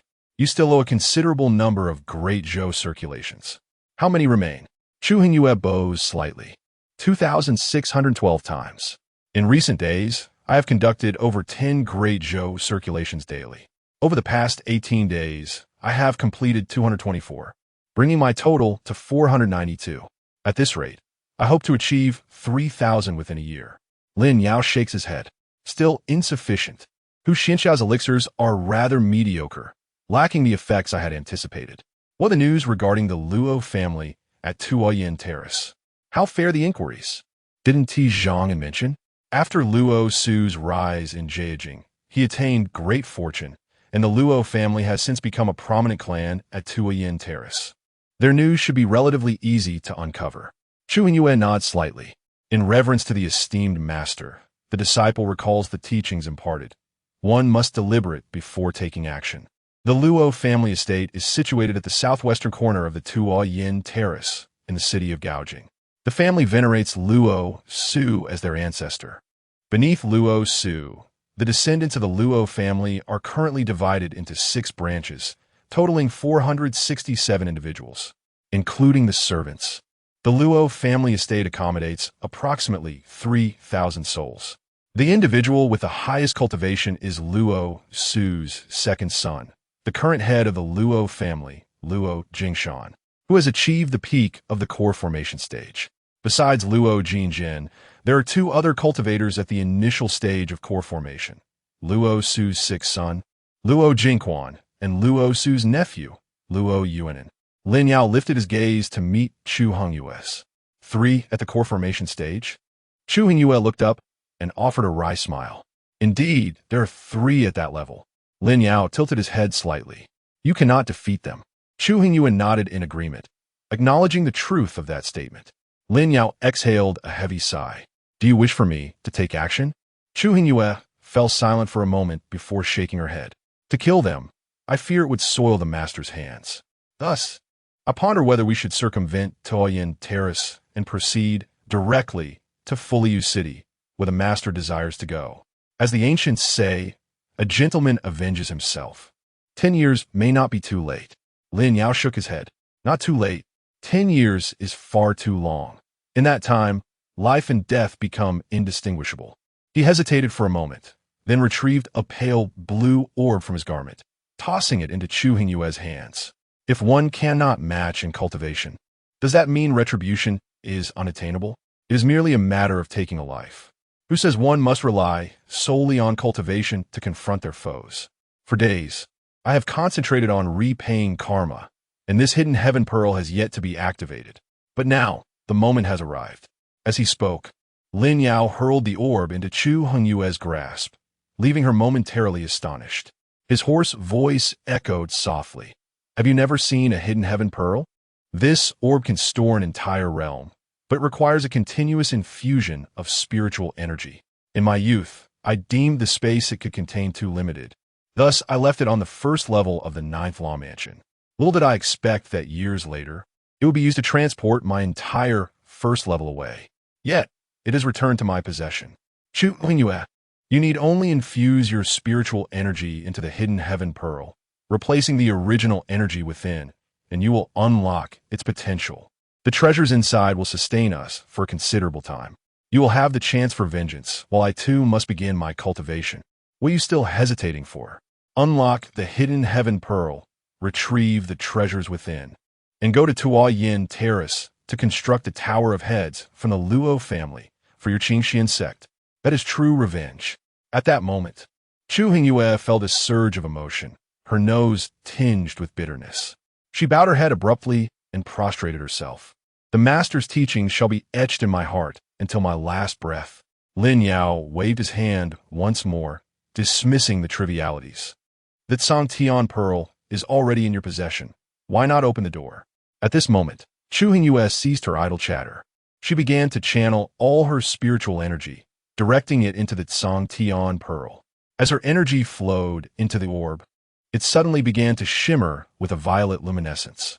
Initially, the purple glow was faint, but soon it transformed, radiating like the first light of dawn, enveloping the entire pearl. In that instant, Chu Hongyue's eyes also filled with shimmering brilliance. She slightly parted her lips and softly commanded, "Open." The pearl immediately began to swell in response to the wind. Lin Yao's eyes brightened at that moment, a rare glimmer of hope sparkling within them. He unconsciously stepped forward a few paces. He was about to embark once more on the path of cultivation. Moreover, in this lifetime, the path he intended to tread was that which held the greatest promise of reaching the 14th realm, a myriad of arts and practices. With no one to support my aspirations, I will tread through the snow to the mountain's peak. My journey of cultivation has always relied solely upon myself. Chapter 23, the ability to comprehend these 9 supreme techniques, is entirely attributed to my own profound wisdom and unwavering determination. Originally, the jewel was merely the size of a human palm. At this moment, it has transformed into a colossal sphere. The surface of the sphere resembles transparent glass, capable of refracting sunlight.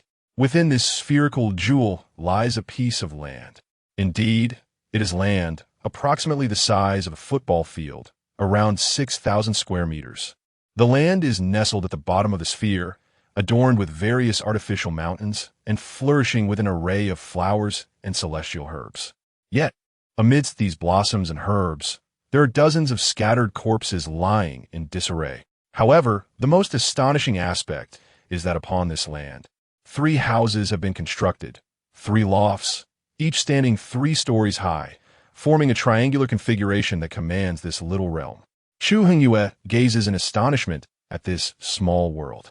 Is this the blessed ground arranged by the ancestor? At this moment, Lin Yao, while wiping the remnants of flesh and blood from his hands, strides into the glass sphere. A blessed land? Hardly. It can only be deemed as storage for surplus items. The 9th Law Mansion I constructed comprised 9 levels, yet I never anticipated that one day my own mansion would be discarded, with an entire floor excavated and removed. Now inside the sphere, Lin Yao kicks at a corpse lying at his feet with great force. One might ponder whether those wretched beings deserve their fate. He then turns to the still-dazed Chu Hongyue outside the sphere. Why do you not come in? Fear not. This realm is infused with your spiritual energy. By all logic, you are now the sovereign of this domain. Chu Hongyu collapses to his knees. Even if the heavens were to turn upside down, this place remains the blessed ground of the ancestor, and the disciple harbors no covetous thoughts. Lin Yao raises an eyebrow. I never claimed that I would bequeath this blessed ground to you. Why do you tremble? I merely ask you to retrieve a few suitable magical artifacts to deal with the Luo family. Borrowing artifacts, do you understand? Come fort. Only then does Chu Hongyu cautiously approach the interior of the sphere, maintaining a humble posture. Lin Yao raises his hand, pointing sequentially at the 3 lofts within this realm. The contents of the 3 lofts differ. They are designated as scriptures, pills, and treasures. The treasure loft contains various artifacts that your ancestor once utilized. Choose 2 that resonate with you. Although they are merely dilapidated remnants from the first layer of the 9th Law Mansion, they will certainly suffice against a few golden elixirs. Chu Hongyu swallows hard and nods. Meanwhile, Lin Yao strides directly to the entrance of the treasure loft. He raises his hand and slowly pushes open the grand door. The wooden door trembles, and Lin Yao catches a whiff of fragrant pine. Behind the wooden door lies a pitch-black loft. Standing behind Lin Yao, Chu Hongyu suddenly feels an indescribable sense of trepidation. In that enveloping darkness, there seemed to lurk a formidable beast of unspeakable ferocity. Even though she had attained the foundation-building realm, a sense of trepidation gripped her heart. Her body instinctively recoiled a few steps. Meanwhile, Lin Yao exhaled a breath of murky air with an air of indifference. Though the items amassed on the first floor were mere remnants, they were once the treasured artifacts wielded by the enigmatic immortal of hidden laws, bearing a certain antiquity yet still exuding an aura of power. These artifacts were not meant for the likes of ordinary individuals to command. A flicker of eerie light danced in Lin Yao's eyes as he pondered how to evoke the memories of these treasures. He raised his hand, contemplating the singular connection that bound him to the immortal of hidden laws, a connection that could not be emulated by others. Only one. Yet this single thread sufficed to affirm his identity. Every artifact he had once possessed, every beast he had subdued, every disciple and child he had nurtured, all were etched indelibly in his memory. The star thief, presaging the intertwining of fate, foreseeing the future between himself and this place. Above Lin Yao's head, on the dark crimson light screen, strange symbols began to flicker in a rhythmic pattern. Simultaneously, his eyes transformed into a deep crimson hue as he delved into the tangled web of causal futures entwined with the present. Fragments of vivid images materialized before his gaze. He beheld an ancient zither that had shielded him from a bolt of lightning descending from the heavens. This was the first treasured zither crafted by the immortal of hidden laws in his youth, the Sanjin Yaoqin. He saw a long sword grasped firmly in his hand. It was the first of the immortal's blades, the Sanjun Wan Fagn. He witnessed the talisman slowly igniting before him, its flames casting a flickering light upon his face, reflecting a tempest of emotions. It was the Sanjun Yihuafu. Each of these vivid scenes illustrated the intricate tapestry of fate woven between him and the artifacts within this treasure pavilion. Concurrently, a sudden gust of wind swept through the pavilion, rustling Lin Yao's long hair. In an instant, the previously impenetrable darkness of the pavilion burst into radiant light. Standing behind Lin Yao, Chu Hongyu beheld the treasure pavilion transformed into a resplendent spectacle of gold and jade. Within this opulent sanctuary, artifacts floated gracefully in midair, each exuding an aura that sent shivers down Chu Hongyu's spine. Master, what is this? Lin Yao, however, maintained his composure. Striding confidently into the pavilion, he pointed to a precious vial before him, gently caressing it. The vial trembled slightly in response, producing a crystalline chime reminiscent of fingers tapping against glass. A smile spread across Lin Yao's face. Clearly, it recognized him.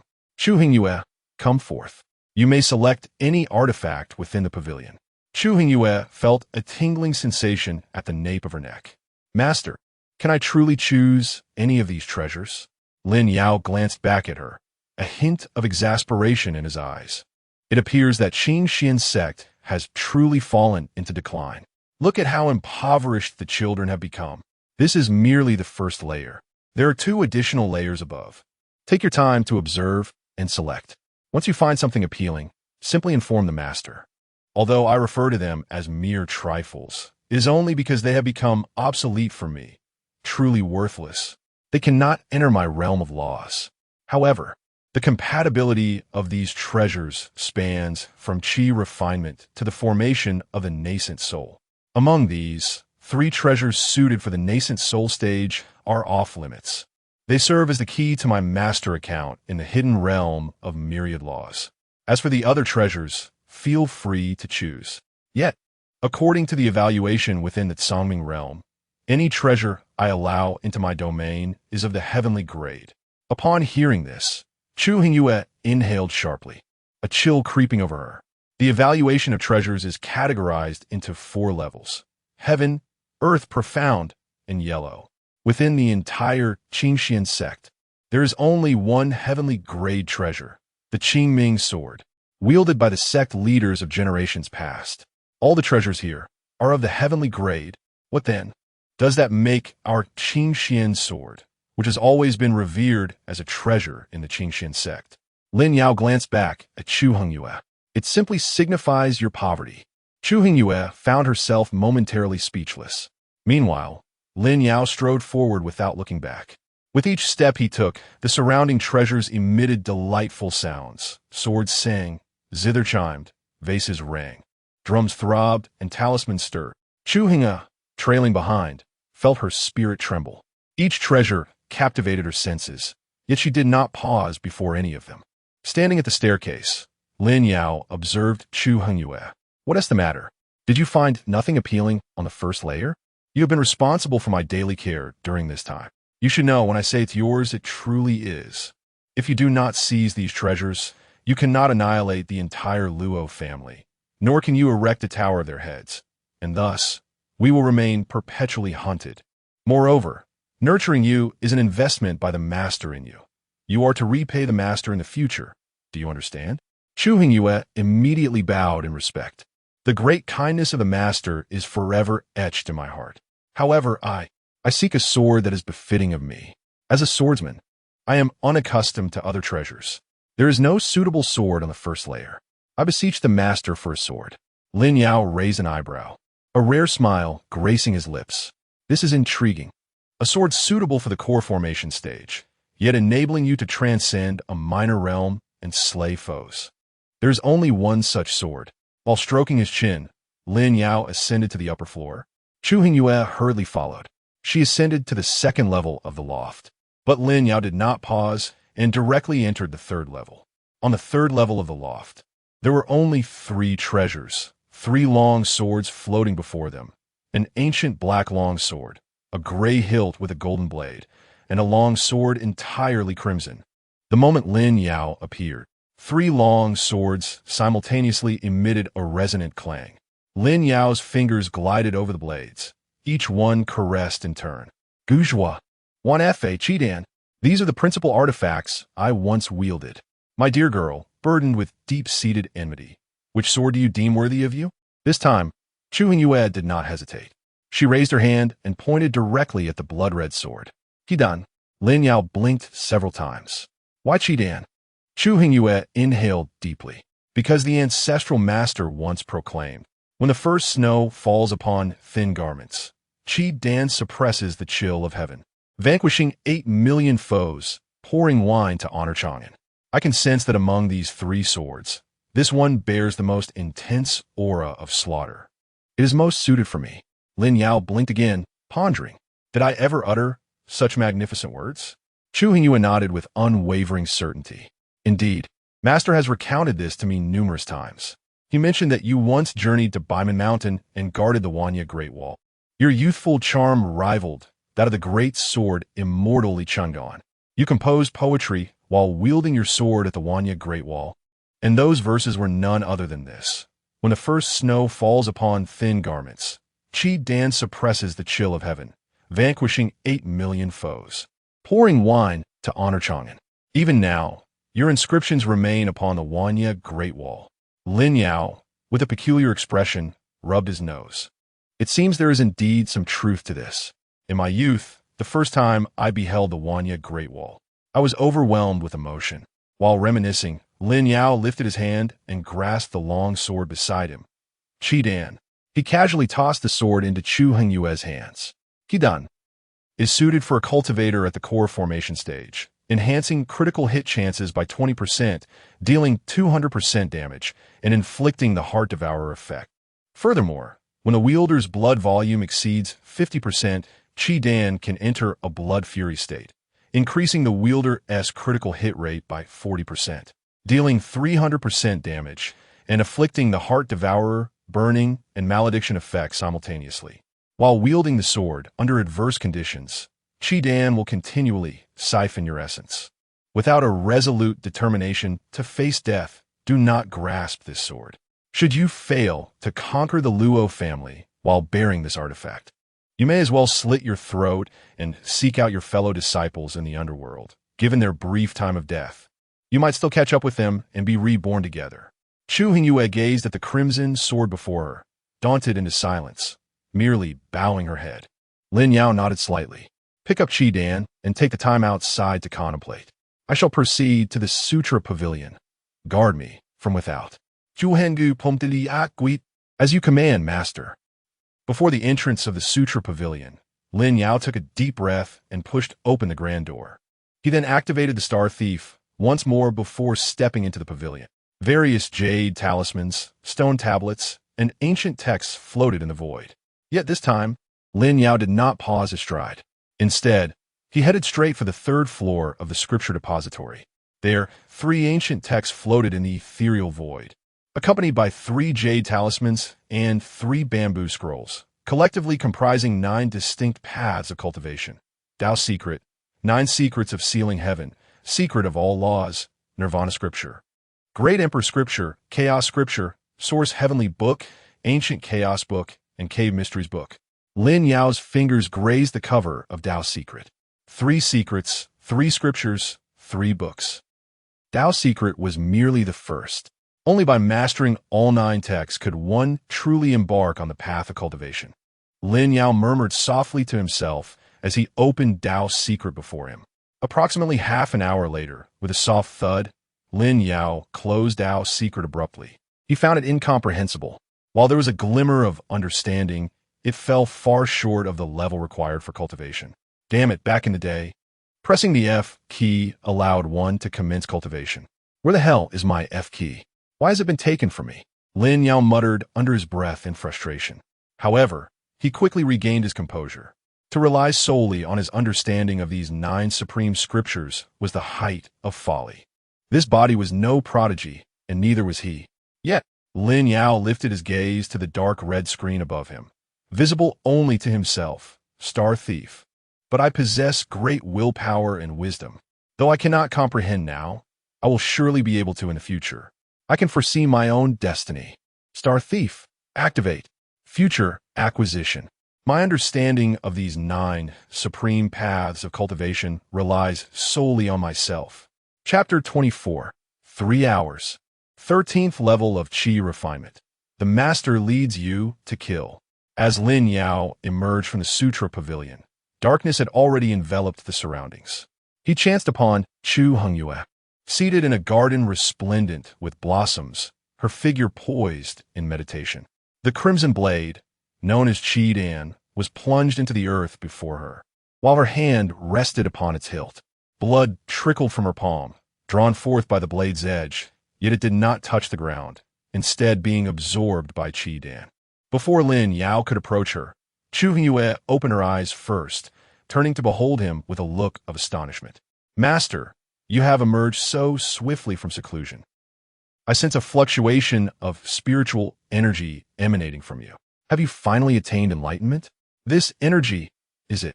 The 13th level of Qi refinement. Chu Hongyue's expression froze. Disbelief etched upon her features. Master, you, a mortal who has never grasped the path, have ascended to the 13th level of Qi refinement in but an afternoon? An afternoon? Lin Yao raised his gaze to meet hers. Indeed, what of it? Is that a problem? How long did it take you to reach your current stage? Chu Hongyu swallowed hard, her voice trembling as she replied, 20 years. Lin Yao stroked his chin thoughtfully. 20 years. Tears welled in Chu Hongyu's eyes, a rare sight, imbued with a torrent of emotions, shock, confusion, and a sense of injustice. 20 years from never having embarked on the path to reaching the 13th level of qi refinement is quite rapid within the Qingxuan Sect. I was merely 26 when I achieved the 13th level, regarded as a once-in-a-century genius by my master. There are senior brothers within the sect who have devoted an entire 60 years to their practice, rising from dark hair to gray, yet have never stepped into the 13th realm of qi refinement. And you, master, you lingered in the Sutra Pavilion for merely 3 hours. 3 hours, and you transformed from an ordinary mortal to a practitioner of the 13th level of qi refinement. Even the authors of the myriad schools of thought would not dare to craft such a tale. Master, does your method of cultivation truly align with the principles of heaven? Lin Yao cast a sidelong glance at Chu Hongyu, his voice cool and detached.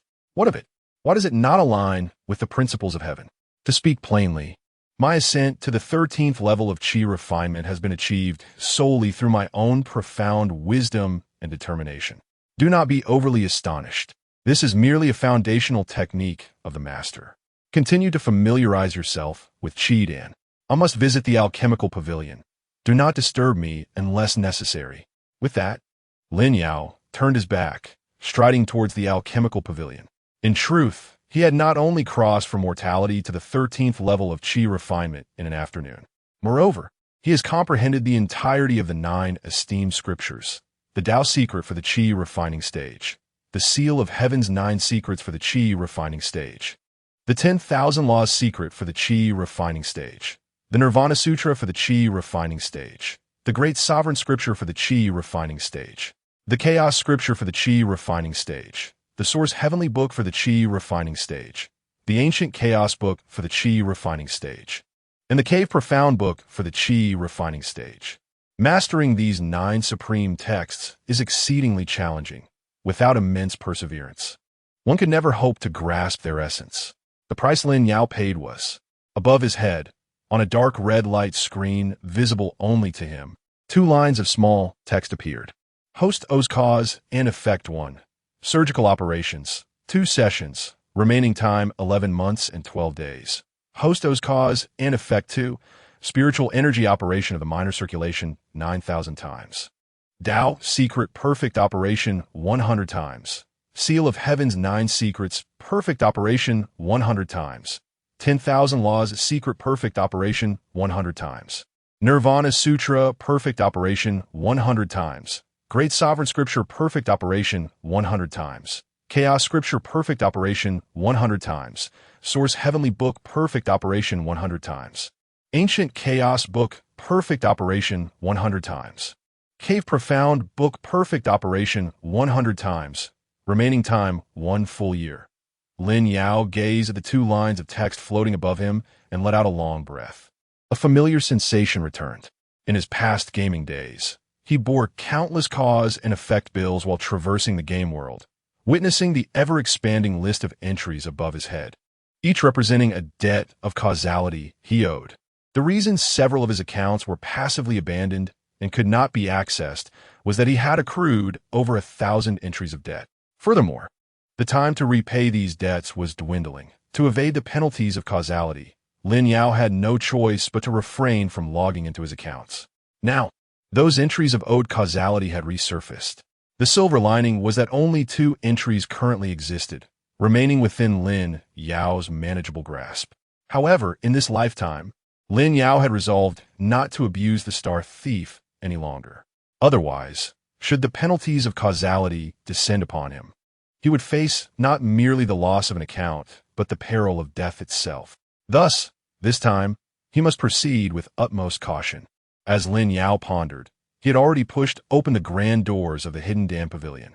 Upon entering, he was immediately enveloped by the fragrant aroma of herbs. Without hesitation, Lin Yao ventured further inside. A year's time. 9,000 cycles of minor circulation of spiritual energy. This implies that, to be on the safe side, I must operate the minor circulation at least 30 times per day. Yet typically, a practitioner at the 13th layer of the Qi refining stage can only manage one complete cycle of minor circulation in a day.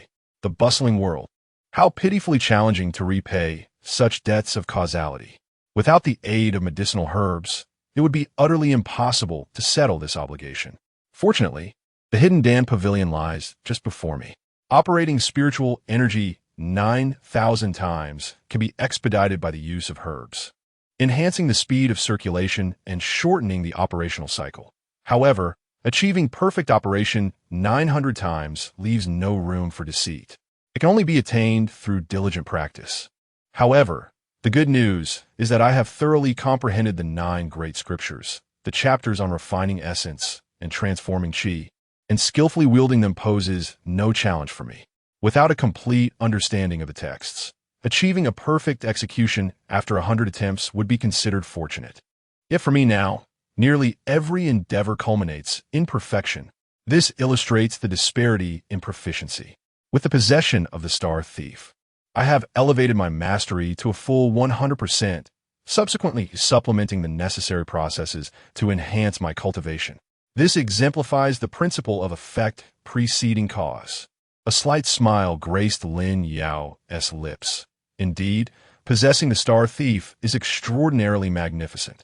Nevertheless, the Star Thief is merely an auxiliary. The attainment of my current cultivation and accomplishments primarily relies on my own profound wisdom and relentless determination. As Lin Yao pondered, he picked up a translucent green elixir bottle. After confirming that this potion was suitable for consumption during the refining essence and transforming Qi stage, he promptly uncapped it. The exquisite condensing essence pill. When utilized during the refining essence and transforming Qi period, it can cause a surge in the practitioner's internal spiritual energy, enhancing the operational speed of the energy by an astonishing 800%. At the time I acquired this pill in the game, I had already reached the infant metamorphosis realm, rendering it useless for me. However, being a precious elixir, discarding it would have been a waste. So I kept it as a collectible in the 9th Law Mansion. To my surprise, it has proven to be quite useful today. While reminiscing, Lin Yao swallowed the pill whole. He felt a warmth in his lower abdomen, and soon after, the spiritual power within him began to surge violently. Lin Yao promptly sat cross-legged, allowing the energy to circulate through multiple small cycles within his body until the effects of the exquisite condensing essence pill gradually waned. Only then did Lin Yao rise and proceed toward the next elixir. This was the exceptional blood essence pill, which could amplify the operational speed of the practitioner's spiritual energy by 2,000%, albeit at the cost of burning the practitioner's essence blood to transform it into spiritual essence. However, this posed no concern, as the cultivation effect of the Nirvana Sutra allows for a self-sustaining cycle within my body, ensuring that even with the consumption of this pill, my foundation remains unharmed. I must restore this cosmic balance and settle the debts of cause and effect. I cannot allow myself to accumulate a plethora of unresolved karmic debts as I did previously. Lin Yao exhaled a breath of turbid air, then twisted open the elixir bottle and swallowed the crimson pill in one gulp. His complexion flushed instantly, his veins bulging, yet simultaneously the spiritual power within him surged wildly. Time passed, and Lin Yao approached the next elixir bottle, the exquisite dragon essence pill. A month later, the overcast skies of Qingming village were teeming with vultures. The remnants of the bandits, who had yet to perish, finally succumbed, reduced to putrid flesh and becoming a feast for the vultures. However, on this very day, a colossal orb that had been floating above Qingming village suddenly shrank. 2 figures descended from the sphere, a man and a woman, both exuding an aura of fierce determination. The young man possessed a strikingly handsome visage, his eyes shimmering with brilliance. The woman, a stunning beauty, bore an expression as cold as frost, her back adorned with a blood-red longsword. The young man, after briefly stretching his neck, lifted his gaze. Dark clouds loomed ominously over the city, threatening to engulf it. The cycle of spiritual energy had completed 9,000 rotations. having already returned 3,600 times. It was time to attend to matters of significance. Chu Hongyu, after a month of honing your sword, it is time to test its mettle. Come, Chu Hongyu, let us proceed to the Tua Yin platform to take lives. The master shall guide you in this endeavor. Let the heads of the Luo family serve as a tribute for the fallen disciples of the Qingxuan Sect, as we construct a tower of their severed heads. Chapter 25. You commit murder, I secure the doors. You wreak havoc, I seal the mountains. Your master has returned. On this day, at the Crimson Stage, the rain fell in torrents. The streets and alleys were devoid of pedestrians. In the northwestern direction of the Crimson Stage lay the Wui Alley. At this moment, several figures clad in raincoats gathered at the corner of Wui Alley, peering curiously within. Has the sixth son of the Luo family returned? Yes, he has. Heading straight for the home of Li Lao-san. Is Li Lao-san locked up again? Indeed. I just passed by the entrance and saw him chained by the neck at his own doorstep, like a dog. His wife, well, she's inside, being bullied by the sixth son of the Luo family. I heard her cries. They were truly pitiful. Li Lao-san, an outsider, has truly fallen on hard times. He merely wished to sell tofu, yet insisted on having his beautiful wife make an appearance, thinking her presence would improve their business. Little did he know, he had attracted the attention of predators. Who could argue otherwise? In the Crimson Stage, which family's lovely daughters or young wives can venture out without trepidation, fearing the gaze of those young masters from the Luo family? Ever since the Luo family rose to power, the lives of the common folk in the Crimson Stage have deteriorated day by day. Not long ago, Lord Luo encountered a mishap during his training and now requires the blood of young boys and girls for his replenishment. How many children have perished in the Crimson Stage? Hush, lower your voice. Are you not afraid the Luo family will hear? They are a family of cultivators with connections that reach the heavens. Do you not fear being dragged into the Luo family dungeon? Just as those figures lamented, a loud bang resonated. The heavy black door of a household in Wui Alley swung open. A striking young man in a purple robe, his complexion radiant, stepped out, holding an oil paper umbrella in one hand while adjusting his belt with the other. At his feet knelt a rough man, bound by a chain, resembling a dog. The handsome youth cast a glance at the man at his feet and scoffed. Shally, your wife served me quite well today. However, I was a bit too forceful and inadvertently broke her leg. You should take her to see a physician soon. I wouldn't want to return and find her a cripple. If she cannot attend to my needs then, your daughter shall have to take her place. The young man, bound and resembling a dog, could no longer contain himself at that moment. He lifted his head, his voice raw with anguish. Luo Ningfeng, you beast! How can the heavens remain blind, allowing your Luo family to flourish? My daughter is not yet 10 years old. How dare you? How dare you cast your eyes upon her, you vile creature? Do you not fear divine retribution? Yet, before the coarse man could finish his words, a fist had already struck his face. A single blow sent him reeling, followed by several kicks that rained down upon him. The elegantly dressed youth was now particularly enraged. Dog, you think you deserve mercy? Divine retribution? Do you not know the background of my Luo family? My esteemed ancestor was the commander of the Tiger Guards of the Great Zhou dynasty, a true immortal. My consorting with your wife is a blessing for your family, a sign that your ancestral grave is emitting auspicious smoke. How dare you insult me? You wretched creature! Even the term wretched seems too lenient for you. You are but a subservient wretch. The finely dressed youth grew increasingly ruthless. The rough man was beaten to the point of having his eye sockets cracked and his head bleeding profusely. At that moment, he was left gasping for breath, with no air to draw in. Just then, the door of the firewood room in the courtyard was suddenly flung open, and a little girl dressed in coarse linen rushed out, colliding with the elegantly attired youth. Do not touch my father, she cried. Meanwhile, within the room, a disheveled woman, tears brimming in her eyes, wrapped in tattered clothing and dragging a broken leg, crawled to the door, her voice a heart-wrenching scream. Rongi, who allowed you to come out? Quickly return. Hurry back. At that moment, the finely dressed youth abruptly seized the soft, delicate face of the girl.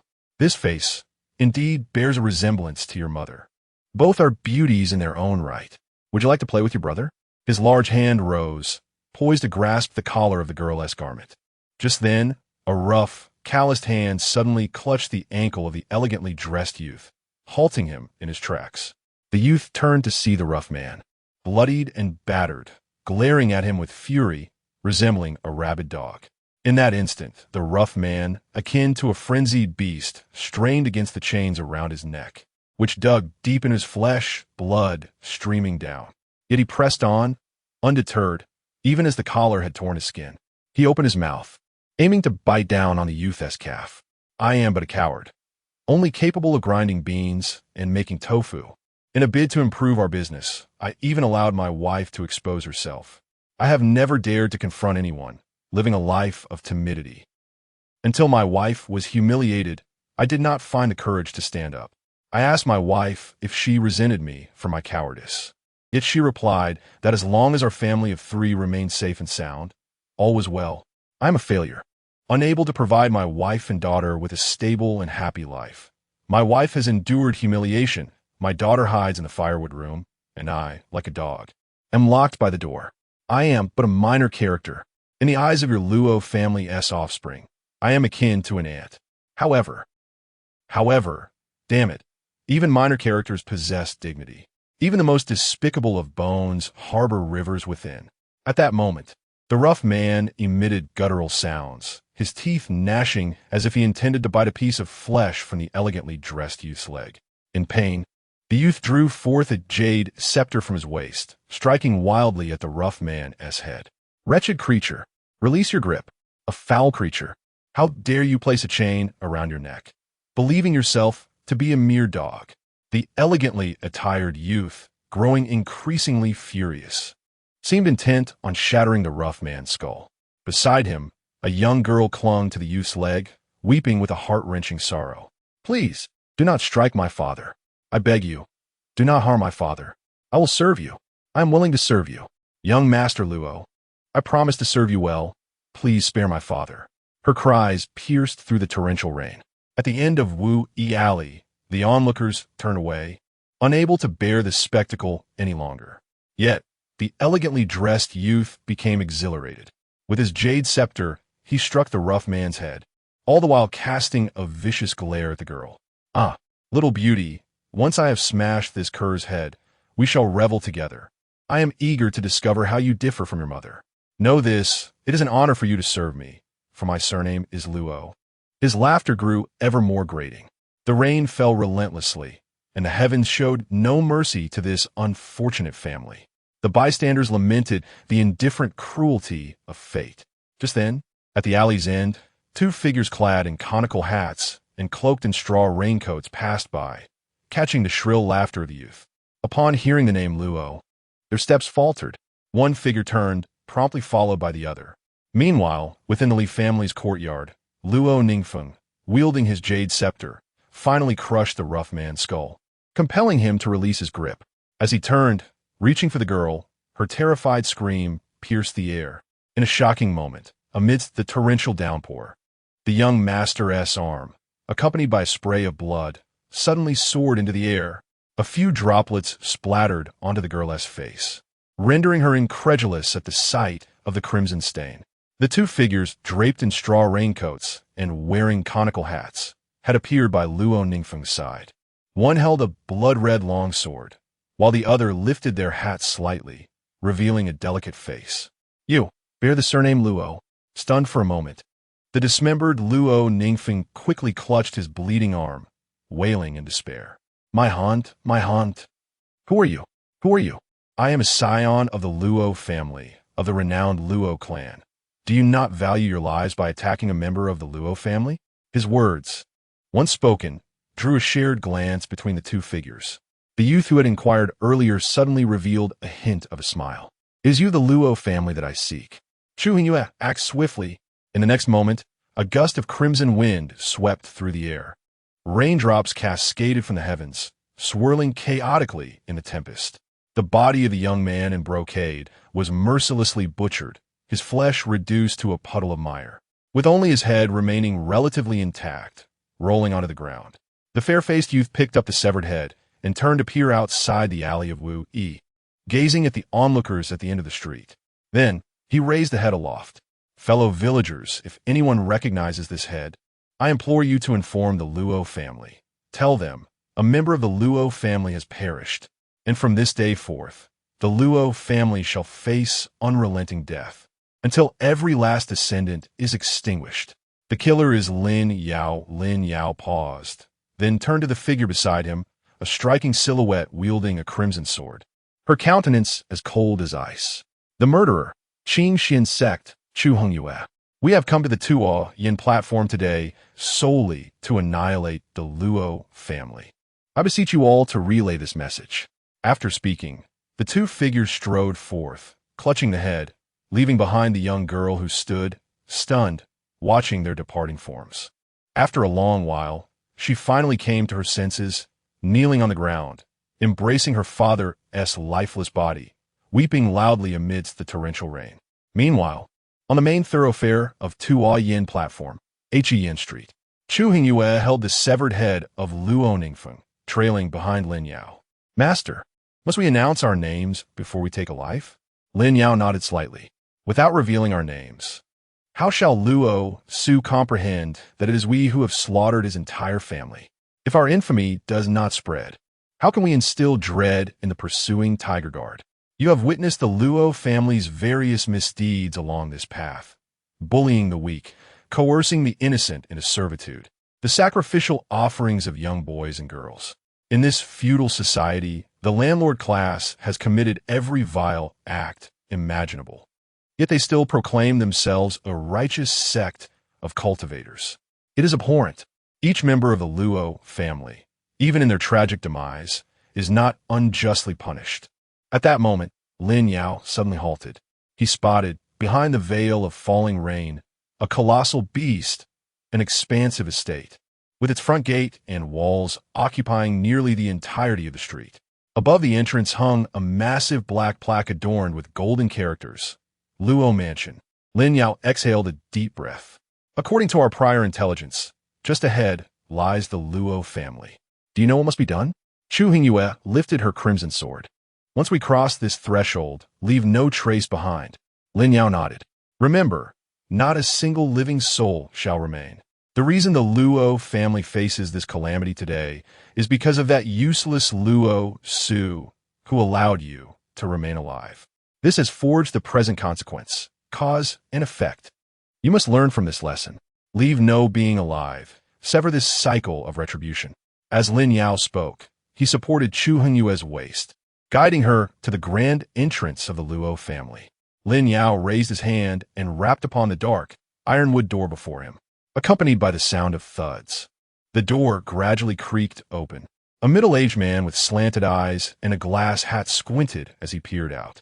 He cast a casual glance at Lin Yao before fixing his gaze upon Chu Hongyu, his sinister triangular eyes suddenly alight with interest. A beauty, indeed. Is she sent by the Chuang Tower or the Drunken Red Pavilion? Which master shall I serve her to? Come in quickly, let me, Steward Zhang, inspect the goods for the gentleman. The steward, with his sharp eyes, extended his hand. However, in the next instant, a blood-red long sword pierced through his throat, emerging from the nape of his neck. With a gentle flick of her wrist, Chu severed the steward's head, which rolled to the ground. Like a swallow darting through the rain, she swiftly entered the Luo family estate through the ajar door. Meanwhile, Lin Yao, standing at the entrance, leisurely raised his hand and slowly pulled the heavy ironwood doors shut. Chu Hongyu, you dare to forge ahead. Your master shall close the door for you. With your feet on the ground and your head beneath the heavens, stride forth boldly. Quickly stack those heads, so that your fallen comrades may rest peacefully in the underworld. Closing the door was not enough for Lin Yao. While humming a tune, he secured the doors with a formidable lock. The mountain gate is locked, sealing off the entire mountain. Should you attempt to escape, you shall find no reprieve. In the world of martial arts, slaying entire families is an essential tool. To my surprise, the treasures of the treasury can still be of use here, containing the spiritual power I stored during my days as the hidden immortal of all methods. By borrowing the treasures, I can wield their effects to seal all beings below the nascent soul stage within a certain range for 3 hours. Chu Hongyu, how benevolent I am to you. My disciple, you kill, and I lock the doors. You slaughter, and I seal the mountains. It is time for the martial world to remember. The hidden immortal of all methods, the supreme thief of the world, the ruler of the underworld. They should all recall that behind these titles lies a common name, Lin Yao. Moreover, the most crucial point is to spread the name Lin Yao far and wide. Those disciples I once took in, if they are truly filial, should seek me out and come to see their master. Has returned. Chapter 26. Constructing a Tower of Heads for the Master. Next time for the royal family, the torrential rain began to subside. In the distance, the horizon ignited with crimson hues, signaling the descent of the sun. Lin Yao sat cross-legged before the entrance of the Luo residence, gazing at the fiery sunset that painted his face a brilliant red. Behind him, an inferno blazed, engulfing the Luo estate, threatening to reduce it to mere ashes. The sunlight before him dimmed, yet the flames behind him grew ever more fervent. As the final remnants of the sunset faded into oblivion, the inferno within the Luo residence reached its zenith. Lin Yao could hear the wails of despair emanating from within. As he meditated and channeled his spiritual energy, he began to hum a tune softly. As the sun dipped below the horizon, darkness enveloped the land, and every household barred their doors. The noblemen journeyed to the inns, while birds fled to the forests and tigers returned to their mountains. The birds found refuge in the woods, while the tigers sought solace in their mountainous lairs. Lin Yao stood at the entrance of the Luo residence, swaying gently. Yet, the entire Italian terrace was eerily silent. Every family had locked their doors. Not a soul dared to venture out to witness the chaos. Lin Yao understood that the townsfolk of Taoyin Terrace wished to avoid attracting misfortune. When a bright, full moon hung in the deep azure sky, the tumult behind him finally quieted, leaving only the crackling of flames. It was then that he heard the rhythmic knocking at the door, steady, measured, and powerful. 9 knocks in total, neither more nor less. At last, Lin Yao slowly rose to his feet. He recognized the familiar pattern. It was Chu Hongyu at the door. This child was well-mannered, always knocking precisely 9 times, with a steady and forceful cadence. Lin Yao turned and raised his hand to cast a spell. The massive lock that secured the iron gate began to loosen and fell away. He collected the chain, and, in that moment, the door was pushed open from within. As the door creaked open, Lin Yao beheld a woman clad in a straw raincoat and a conical hat emerging before him. Her face was smeared with blood, and she bore numerous deep scars, revealing bone beneath.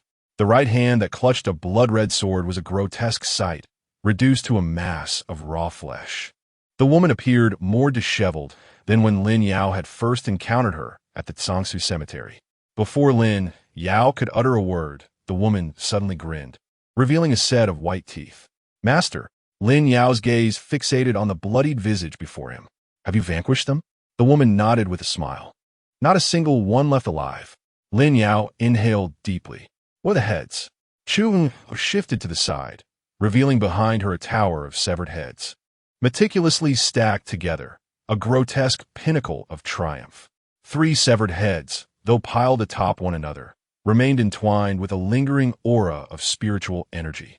The expressions on their faces were etched with a profound sense of unwillingness. At this moment, Lin Yao felt an unusual tremor within his soul. In his past, when he traversed the path of demonic cultivation, his methods were even more ruthless than those of Chu Hongyu. He had once adorned the sky with countless severed heads, transforming them into a celestial display. However, that had merely transpired within the confines of a game, where even the most gruesome sights were filtered through the screen. The present reality was starkly different.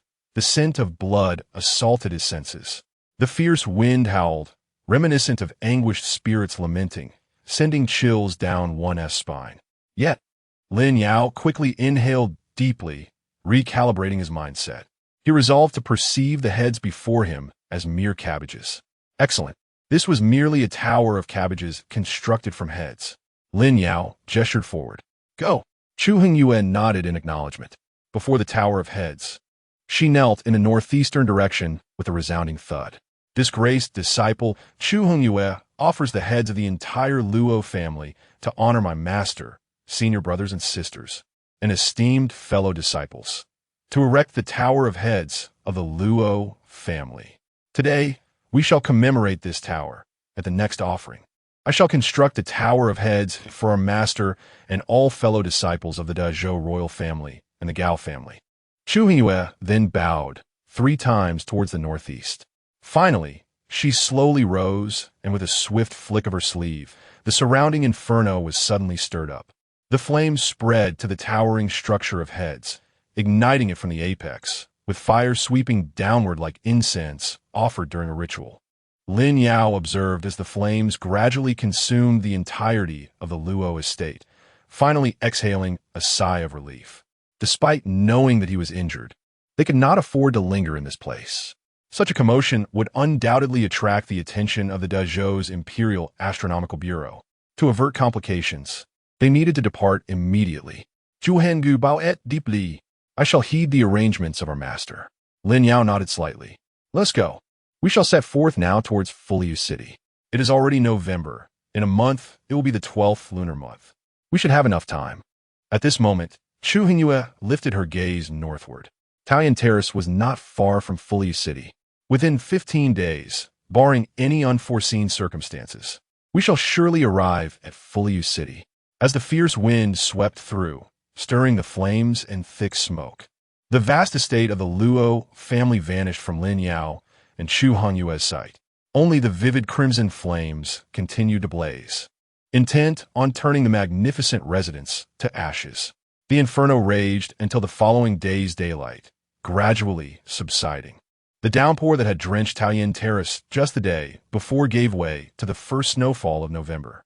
Large flakes of snow descended from the heavens, burying the ruins of the Luo family estate beneath a blanket of white.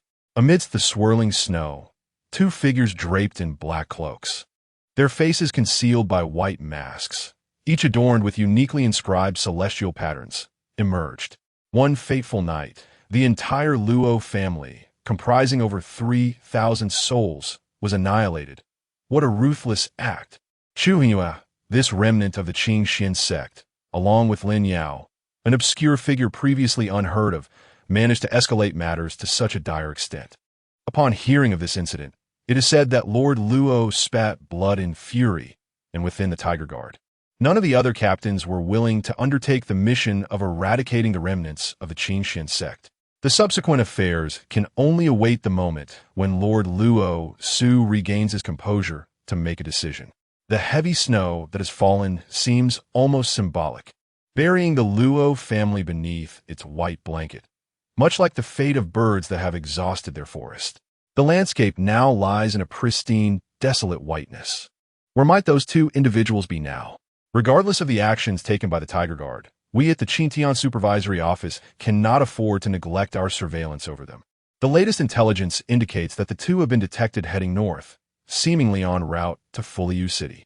Fuliu City? The retirement haven of General Gu. One wonders if their presence there might incite further turmoil. It is unlikely, for General Gu is on the brink of the afterlife, with 1 foot already in the grave. However, it is rumored that in Hagjing, everyone is awaiting the news of General Gu's demise. The entire dynasty holds its breath for the death of that venerable elder. Only upon his passing can they vie for the Northern Army once commanded by General Gu. Hush! Tread carefully. Meanwhile, in Fuliu City, at the Songtan Academy, one of the 3 great academies of the northern frontier of the Great Zhou dynasty, a young figure was sent hurtling from the martial arts arena, crashing against the walls with a resounding thud. Within the arena, nearly 1,000 students knelt in a circular formation around the center, where an elderly man, bare-chested and exhibiting a physique as robust as a dragon, was energetically moving his arms while shaking his head in disappointment. Useless. How can you inherit my true martial path at this level? Not even a frail old man on the verge of death can withstand a single punch from you worthless lot. If this continues, how will my master's ultimate techniques be preserved?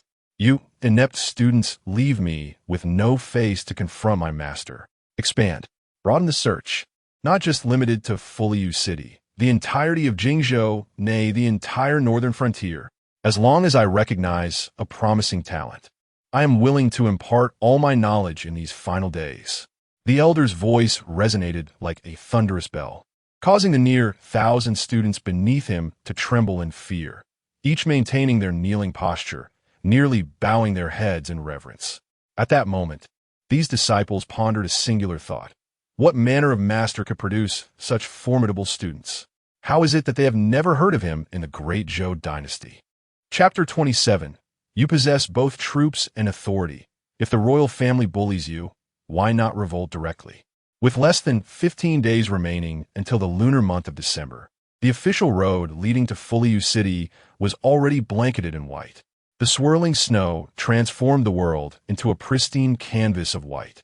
Yet, despite the heavy snow, travelers were continuously making their way along the snow-covered road towards Fuliu City, clad in cloaks and carrying their bundles. On either side of the official road, astute merchants had set up stalls selling porridge, tea, and even wine. Not far from Fuliu City, a particular tavern was bustling with business amidst the snowstorm. Numerous tables were filled with patrons, all engaged in lively discussions and exchanging information. Have you heard about the incident at the Tuoyin Terrace a few days ago? One traveler inquired. Indeed, I heard that the Luo family suffered a great calamity. In a single night, their entire household, along with their servants, was annihilated. But that is not all. From what I know, every family with the surname Luo at Tuoyin Terrace faced disaster. The men were decapitated, and the women were subjected to humiliation before being transformed into human puppets. Is this really the work of humans? Who could commit such heinous acts? It is said that the annihilation of the Luo family was carried out by a pair of demonic cultivators, a man named Lin Yao and a woman named Chu Hongyu. I have also heard that they are notorious for their ruthless deeds and slaughter without remorse. The demon known as Lin Yao is rumored to even spare no children. He once invaded the home of a mortal couple, humiliating the husband like a dog while he indulged with the wife. Not even the children were spared. The heads of all the Luo family members were said to be severed and used to build a tower of skulls, serving as a foundation for their wicked practices. How grotesque, utterly grotesque. I never imagined that such a monstrous being could arise in the great Zhou dynasty. I shall remember the name of this demon, Lin Yao. As the travelers spoke loudly of these events, at a square table, two figures clad in wide-brimmed hats and thick cloaks sat in silence. One was a strikingly handsome young man, and the other a stunningly beautiful woman. At this moment, the young man's eyes twitched slightly. Damn it, the rumors have indeed spread. But how could they twist it in such a manner? The enchanting woman beside him nodded slightly. Do not blame the ancestors. This must certainly be the interference of the Royal Astronomical Bureau of the Great Zhou. The Bureau has always been the institution through which the royal family manipulates public opinion. It would be easy for them to cast aspersions on us after we eradicated the Luo family. The handsome young man nodded slightly. It matters not. As long as the name spreads, that is sufficient. A fearsome reputation is still a reputation. My notorious name should have reached Fuliu City by now. The young man squinted slightly, gently tapping the surface of the table before him. Behind the two, the voices of travelers grew increasingly boisterous. You've all heard about the matters concerning Fuliu City, haven't you? It's hardly a mystery. We are all travelers braving the snow. Why would we venture into such a tempestuous storm to reach Fuliu City? It is precisely because General Gu, the esteemed old warrior, is in search of his final closed-door disciple. General Gu has dedicated his life to the battlefield, yet he has no heirs to inherit his unparalleled skills. Now, as he approaches the twilight of his years, his desire to find a successor intensifies. He has even opened his doors at the Qingxuan Academy in Fuliu City, inviting all aspiring individuals to seek enlightenment. General Gu himself will impart knowledge and guidance. If one possesses commendable aptitude and character, there lies the opportunity to be accepted as General Gu's personal disciple, where he is willing to impart all he knows. This is indeed a golden opportunity to ascend to greatness. Indeed, General Gu is the commander of the Northern Army of our great Zhou dynasty. Most of the current officers in the Northern Army were once his subordinates. The prospect of finding his last closed-door disciple is so significant that even the royal family of Great Zhou would pay him due respect. I have also heard that General Gu's beloved granddaughter is of marriageable age and currently without a partner. Thus, General Gu seeks not only a successor, but also a worthy son-in-law. Ah, this is old news. You may not have heard the latest rumors. The Ministry of Right's Fengchong Division has already established itself in Fuliu City. The Fengchong Division? That is, an institution of the court responsible for overseeing the funerals of local officials. It was established a few years ago, and wherever the Fengchong Division sets foot, local officials are sure to perish within 15 days. What does this imply? Is General Gu left with only 15 days to live? Will we arrive in Fuliu City only to find General Gu's coffin? But this is not the most alarming part. Even more frightening is the news that the unruly guards have reportedly also moved into Fuliu City. The unruly guards? Are they not the royal forces of Great Zhou dedicated to dealing with rebels? What does this mean? Is there rebellion in Fuliu City? What else could it mean? Do you understand nothing of politics? Haven't you heard? General Gu and the newly enthroned Emperor of Great Zhou have had their share of conflicts. If General Gu were to pass quietly, it would be one thing. The royal family could easily absorb the leaderless northern army. However, General Gu's public search for a closed-door disciple undoubtedly provokes the royal family's ire. The unruly guards are likely dispatched to interfere with General Gu's selection process. Moreover, I have also heard that the royal family intends to bestow upon General Gu a notorious posthumous title after his demise. A notorious title? But General Gu has made tremendous contributions to the Great Zhou dynasty. Surely, half of the territory of Great Zhou was won by General Gu's efforts. To label such a benefactor with a notorious title is nothing short of an affront. This is not the first time the royal family has resorted to such underhanded tactics. You have all forgotten the great pillars of the southwest, southeast, and northwest, who perished in recent years, each under mysterious circumstances. The ruler demands the death of his subjects, and they are left with no choice. Indeed, what significance does military glory hold, regardless of merit or demerit? It is ultimately the royal family that renders judgment. The actions of the Great Zhou royal family serve to proclaim to the world, beneath the heavens, all is the king's territory, and on the shores of the earth, all are his subjects. General Gu, this esteemed warrior who once swept across the land like a tiger. What is he now? Before the royal family, he is little more than a defeated dog with one foot in the grave. Meanwhile, as the travelers engaged in lively conversation, two figures in the tavern suddenly rose, and without looking back, they ventured into the wind and snow. At this moment, Lin Yao's expression was shrouded in gloom. Chu Hongyu followed closely behind, cautiously observing Lin Yao's countenance. Master, that esteemed General Gu has little time left. Do we truly still have a chance? Lin Yao's eyes glimmered with a mysterious light. There is still time. As long as he draws breath, there remains hope. As long as he breathes, I shall ensure his survival. Then I will slap his aged face and inquire what thoughts occupy his mind. Has he been reduced to such humiliation? Did he consume my teachings with a trivial attitude? You possess soldiers, power, and wealth, and yet, when the royal family bullies you, you do nothing. What is the difference between foolish loyalty and foolishness itself? Chapter 28. In the next life, you shall be male, and I shall be female. My master is also known as the true martial emperor, on the official road to Fuliu City. Lin Yao's expression grew increasingly somber. Thoughts of Gu Beichun ignited a surge of anger within him. That Gu Haiwa, an unworthy fellow. How could he allow himself to be so bullied? In the past, I praise your honesty and integrity, not for you to extend such naivety to everyone. When others defecate upon you, you still remain honest and loyal. The imperial family of the Great Zhou, calculating against those who have rendered meritorious service. A dead rabbit leads to the cooking of the hound, and the people are treated as mere weeds. Such a royal family is unworthy of loyalty. At this moment, Lin Yao quickened his pace towards Fuliu City. He was now at the 13th level of the Qi condensation stage, while he could not yet fly. His physical strength had far surpassed that of an ordinary person. As for the two Zhaoye jade lions, they had been stored within the Tsang Tian Pearl after Lin Yao and Chu Hongyu left the Tuo Yin platform. Riding those two majestic lions would be too ostentatious. He did not wish to be intercepted by the Imperial Astronomical Bureau before even reaching Fuliu City with Chu Hongyu. At this point, the distance to Fuliu City was already quite short. Lin Yao suddenly revealed the Tsang Tian Pearl, which he had kept hidden in his sleeve. Two radiant steeds, gleaming gold under the blazing sun, appeared before Lin Yao and Chu Hongyu. Chu Hongyu gazed at Lin Yao in surprise. Master Lin Yao patted the back of his neck.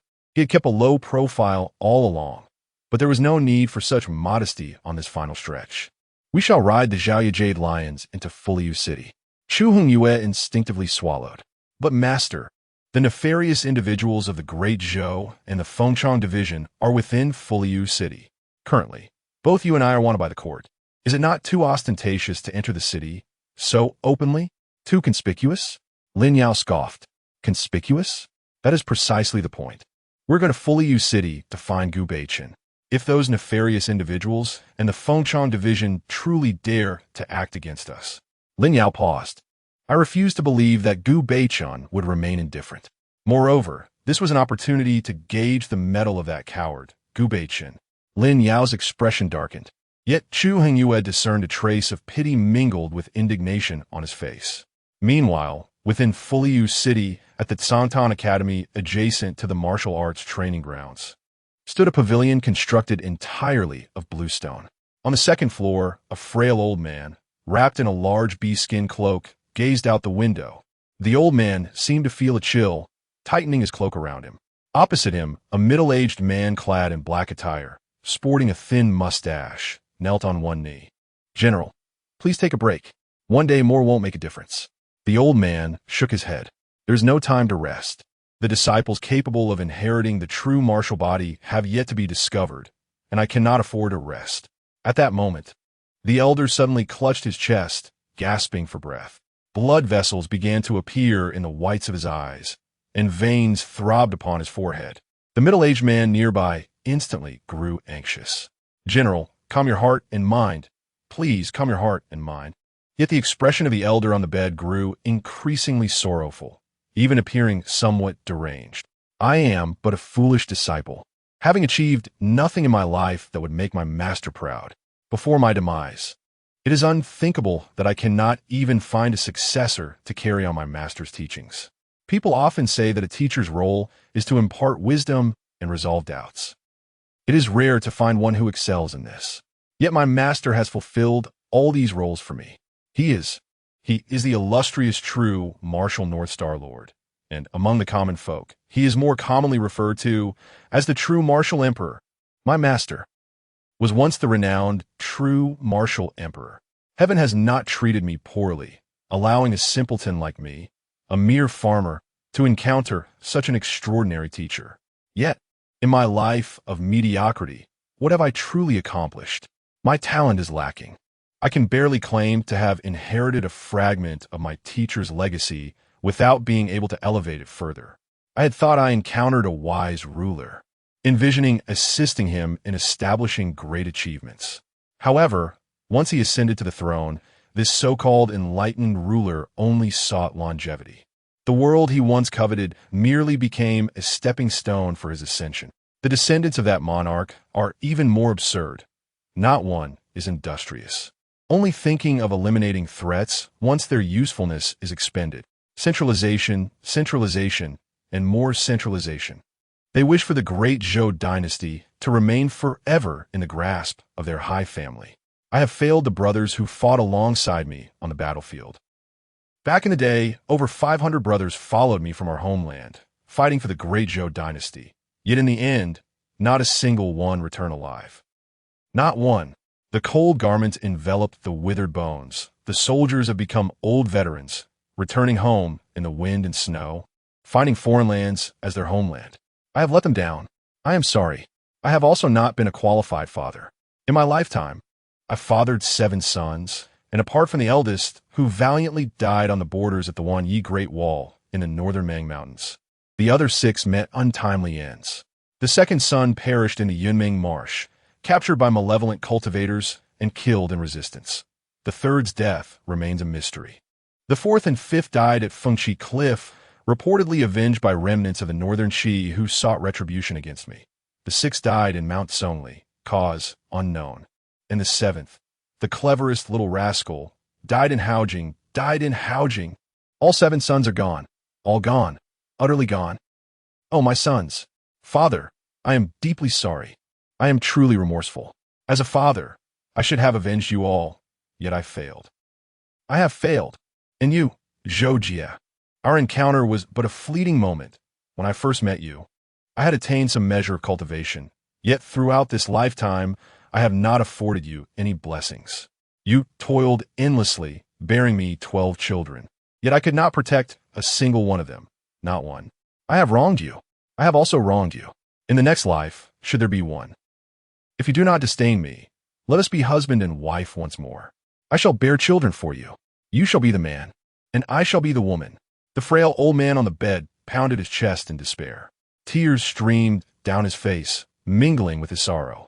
The middle-aged man in black mourning attire knelt before him, weeping in unison.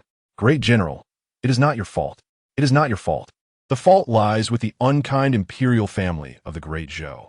They betrayed you, casting upon you the curse of the heart demon. Take care of yourself. Please take care. The old man's cries grew more intense. It seemed he perceived something beyond reach. He extended his hand forward, yet grasped nothing. Master, Master, have you come to see your disciple? Master, are you here to take me away? Master, why do you remain silent? Why do you not speak? Master, do you regret accepting me? Do you regret asking me to practice martial arts before my dilapidated home all those years ago? Disciple has brought you shame. I have brought you shame. The old man covered his face, weeping uncontrollably. Time passed, though it felt like an eternity. Eventually, the old man's tears subsided. Yet, he continued to cough, his chest heaving violently. The middle-aged man in black quickly brought forth a bowl of medicinal soup. Great General, it is time to take your medicine. The old man waved his hand dismissively.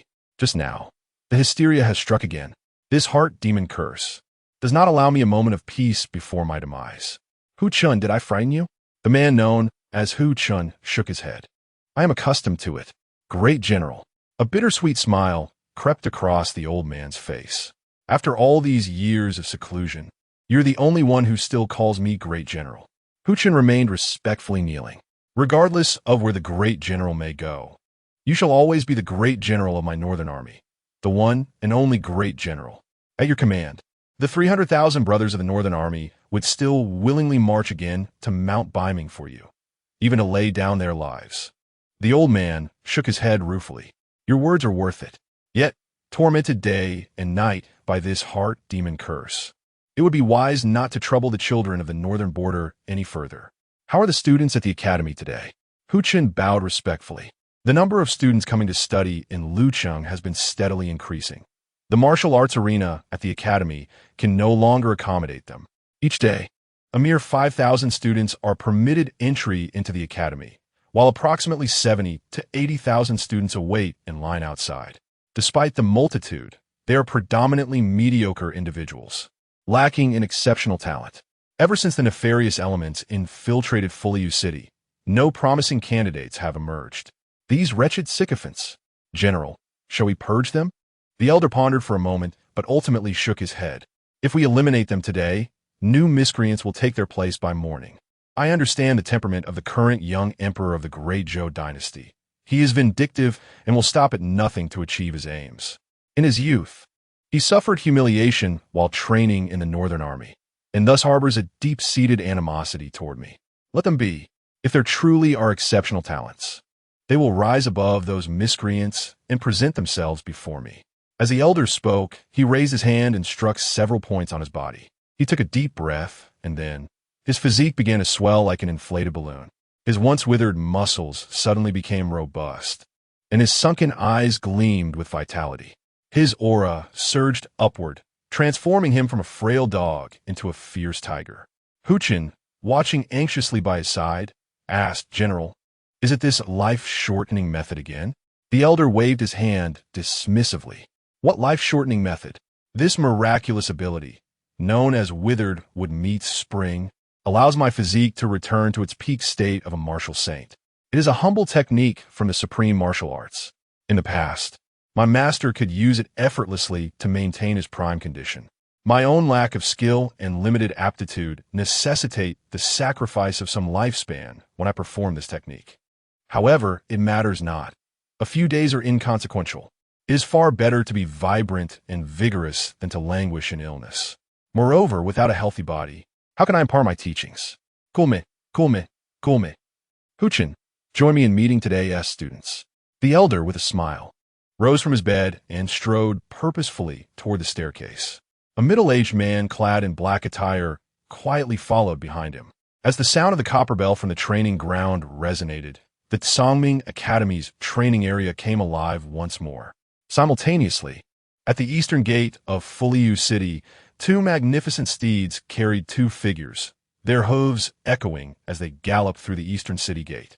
The steeds surged northward without hesitation. On the back of one horse, Chu Hongyu's voice was hoarse. Master, are we truly safe entering through the eastern gate so openly? After all, we are wanted by the imperial court. Lin Yao did not turn around, but merely scoffed. And so what? What being wanted by the court? Does that mean we cannot ride horses? Or that we cannot enter Fuliu City? Chu Hongyue cleared his throat twice, but still, the nefarious individuals within the city will soon come to apprehend us.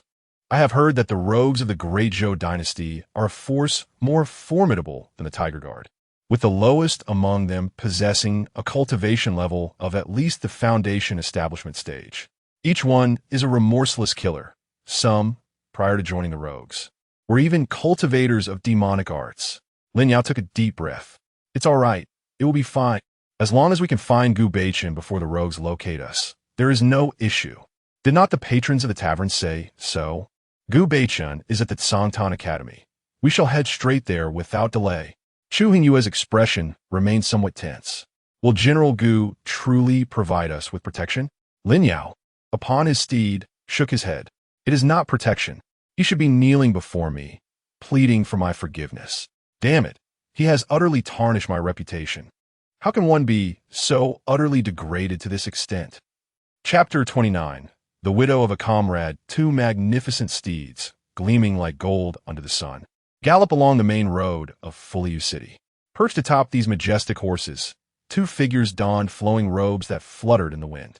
Lin Yao's destination was unequivocal, the Tsangtan Academy.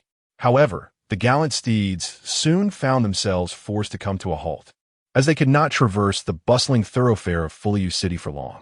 As Lin Yao gazed ahead, the street was teeming with a dense throng of people, causing him to furrow his brow in displeasure. To his dismay, the main route leading to Tsangtan Academy was utterly congested. Blankets were laid out on the streets, revealing that some were enduring the biting cold of winter while residing on the pavement. Lin Yao's expression darkened further.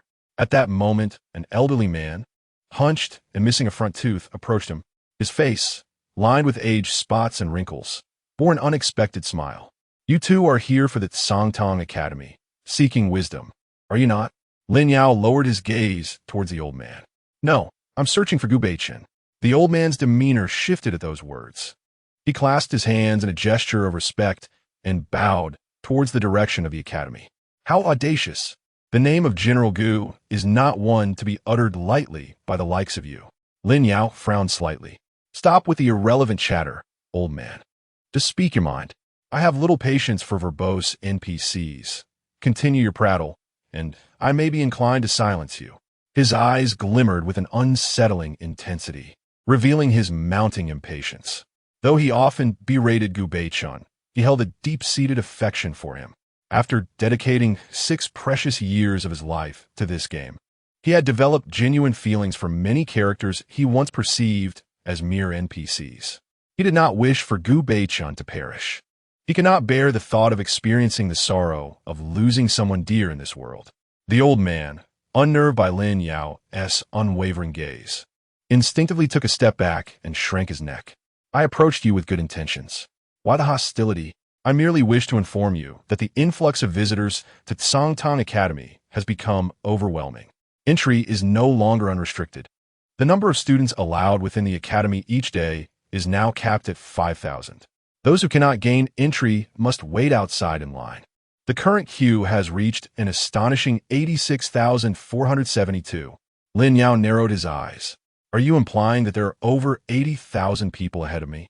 With only 5,000 permitted entry each day, it will be 17 days before my turn arrives.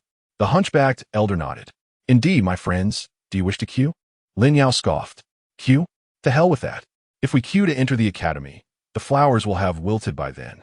Gu Beichen by that time. You might already be 6 feet under. Chu Hongyue, take me up there. Atop another night-illuminating jade lion, Chu Hongyue instantly looked up, her hair moving as if stirred by an unseen breeze, ready to leap into the air. Yet, at that moment, the elder's hoarse voice suddenly broke through. Your cultivation is commendable, but I advise you to observe some decorum here in Fuliu City, especially in front of the Songtan Academy. Above Fuliu City, Master L. Liang of the Songtan Academy has established restrictions prohibiting flight throughout the city.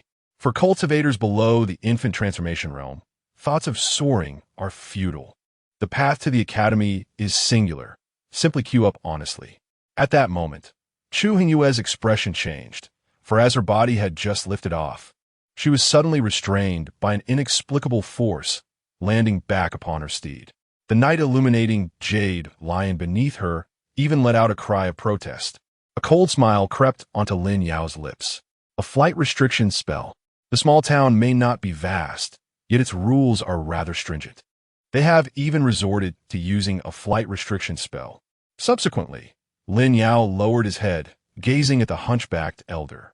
Old fool, surely, you wouldn't be so kind as to inform us without reason. Speak, what means do you possess to allow us direct entry into the academy? At that moment, a glimmer of intelligence flickered in the elder's eyes. Young man, the instant you appeared atop that fine steed, I knew you were astute. Business has come knocking at my door. I indeed possess a method to grant you early access to the academy. But just then, from behind the hunchbacked elder, a chorus of furious shouts erupted. It was a throng of students caught in the snowstorm on the streets, eager to seek wisdom at Songtan Academy. Don't believe him. This old man is nothing but a ticket scalper. This scoundrel, relying on some connection with a figure in the academy, hoarded a pile of tickets only to sell them at exorbitant prices. Now everyone is banding together to boycott him. You wretched old fool. May your sons, grandsons, great-grandsons, and great-great-grandsons be born without rectums. You have a skin now, but you'll have none in the future. In the face of the surrounding curses, the hunchbacked elder remained unfazed. He even waved his hand dismissively. How can you speak so? Is it my fault you cannot procure a ticket? What kind of reasoning is that? The elder then raised his head to look at Lin Yao. My friends, those shouting behind me, are merely a bunch of impoverished souls. Only those who are deprived of privileges will question, doubt, or fail to comprehend them. However, in the realm of cultivation, where the strong dominate the weak, fairness is but a distant concept. Yet, as these impoverished individuals have stated, I possess a token that grants early access to the Songtan Academy, a pass that could allow you two to enter at this very moment. Should you be willing to pay a substantial price? Upon hearing this, Lin Yao scoffed. After all the talk, it turned out he was merely a despicable tout. I wish to meet Gu Beichen today. Just tell me what I must do. At that moment, the hunchbacked elder's eyes glimmered with a predatory light, akin to that of a ravenous wolf spotting a plump sheep. Indeed, you two are affluent patrons. The moment I laid eyes on you, I could tell you are not of the same ilk as the destitute souls behind me. If you desire entry into the Songtan Academy today, a mere 1,000 standard spirit stones will suffice. Lin Yao squinted at the mention of spirit stones, the hard currency utilized in transactions among cultivators, commonly regarded as money. Standard spirit stones refer to those weighing 8 taels, imbued with sufficient spiritual energy for a Qi condensation stage 8 cultivator to perform a minor cycle of energy. For an ordinary cultivator, 1,000 spirit stones is no trivial sum. However, for Lin Yao, who had acquired the Songtian Pearl, this amount is hardly significant. Beneath the land concealed by the pearl lies a wealth of spirit stones, and not just any, but top-grade ones. An 8-tailed top-grade spirit stone contains enough spiritual energy for a nascent soul cultivator to execute a complete cycle. Thus, The land above and below is replete with treasures. Consequently, 1,000 spirit stones pose no challenge for Lin Yao. For any issue resolvable with money is not an issue at all, especially since he currently possesses ample funds. His various estates are overflowing with spirit stones. With a casual flick of his wrist, he commanded, "Lead the way." A small, pale purple crystal, roughly the size of an infant's fist, was tossed into the hunchbacked elder's hands. The elder cradled the crystal in astonishment, quickly realizing its significance, and he gasped in awe. A top-grade spirit stone. Truly, these are wealthy landowners. Come, follow me swiftly. The hunchbacked elder's demeanor transformed into one of obsequiousness. He assisted Lin Yao and Chu Hongyu from their mounts, then turned and led them into the streets. Rest assured, I, Old Chow, will ensure your safe passage into the Tsangtang Academy. It is my first encounter with patrons as generous as you after so long conducting business outside the academy, he said, his eyes welling with emotion. However, just as he began to lead Lin Yao and Chu Hongyu deeper into the academy, they were abruptly obstructed by a throng of other aspiring students lining the street, each bearing a sullen expression. "Old man Chow, you shall not take these two and cut in front of us. We have all endured a long wait here. You consistently flaunt your privileges. This is Fully U City, and everyone must adhere to the rules. Arrogance. Old Chow, you are exceedingly audacious, daring to bring these two to skip the queue before all eyes." The aspiring scholars at this moment directed their ire not only at Old Chow, but also at Lin Yao and Chu Hongyu, who stood behind him. Their gazes towards Lin Yao were filled with envy. "You too, stand in line like everyone else. Do not presume that just because you possess some cultivation, you are exceptional. There are many here who have achieved higher realms. Even those at the nascent soul stage must queue to study at the Tsangtang Academy. Who do you think you are? Having wealth does not grant you superiority. You think your riches allow you to act without restraint. I detest individuals like you, those pampered scions of noble families. There is nothing wrong with seeking knowledge at the academy, but attempting to cut in line is utterly inappropriate. Are you here to study, or simply to indulge in pleasure? You know the answer. A person of your ilk is unworthy of General Gu's recognition. You do not deserve to even meet him." Although these students included Lin Yao in their curses, he did not feel insulted. In truth, their vitriol stemmed from jealousy rather than disdain for privilege. They were envious that they could not wield the same advantages. Lin Yao scoffed softly, casting his gaze at the hunchbacked elder ahead. "The path was obstructed. You accepted the spirit stones I provided. As a scalper, surely you can resolve this." Old Chow exhaled a heavy breath. "Naturally, money speaks. Just watch." As he spoke, he tore off his tattered burlap shirt, revealing a body frail, yet marked with a tapestry of scars, wounds from blades and piercing strikes. The hunchbacked elder's physique resembled that of a being who had been dismembered and subsequently reassembled. Simultaneously, a fierce aura emanated from the elder. "Make way, all of you. I was once part of the Northern Army, a scout of the Divine Martial Camp. I served General Gu, leading his steed. I have scaled the peaks of Baiming Mountain, crossed the Wanya Great Wall, and slain demonic cultivators. Should any of you be dissatisfied, feel free to challenge me. If you wish to accuse me, do so, but remember to declare my name before you approach the Tsangtang Academy or to the Fully U City government. I am Chow Yud, the vanguard of General Gu, who has guarded that accursed place, the Wanya Great Wall, for 60 years. The elder's voice was hoarse. With a proud chest, he charged toward a man blocking his path. The man, however, dared not retaliate and could only yield. The others in his way were similarly intimidated. Thus, the once congested street ahead was forcefully cleared by the old man, who forged a path.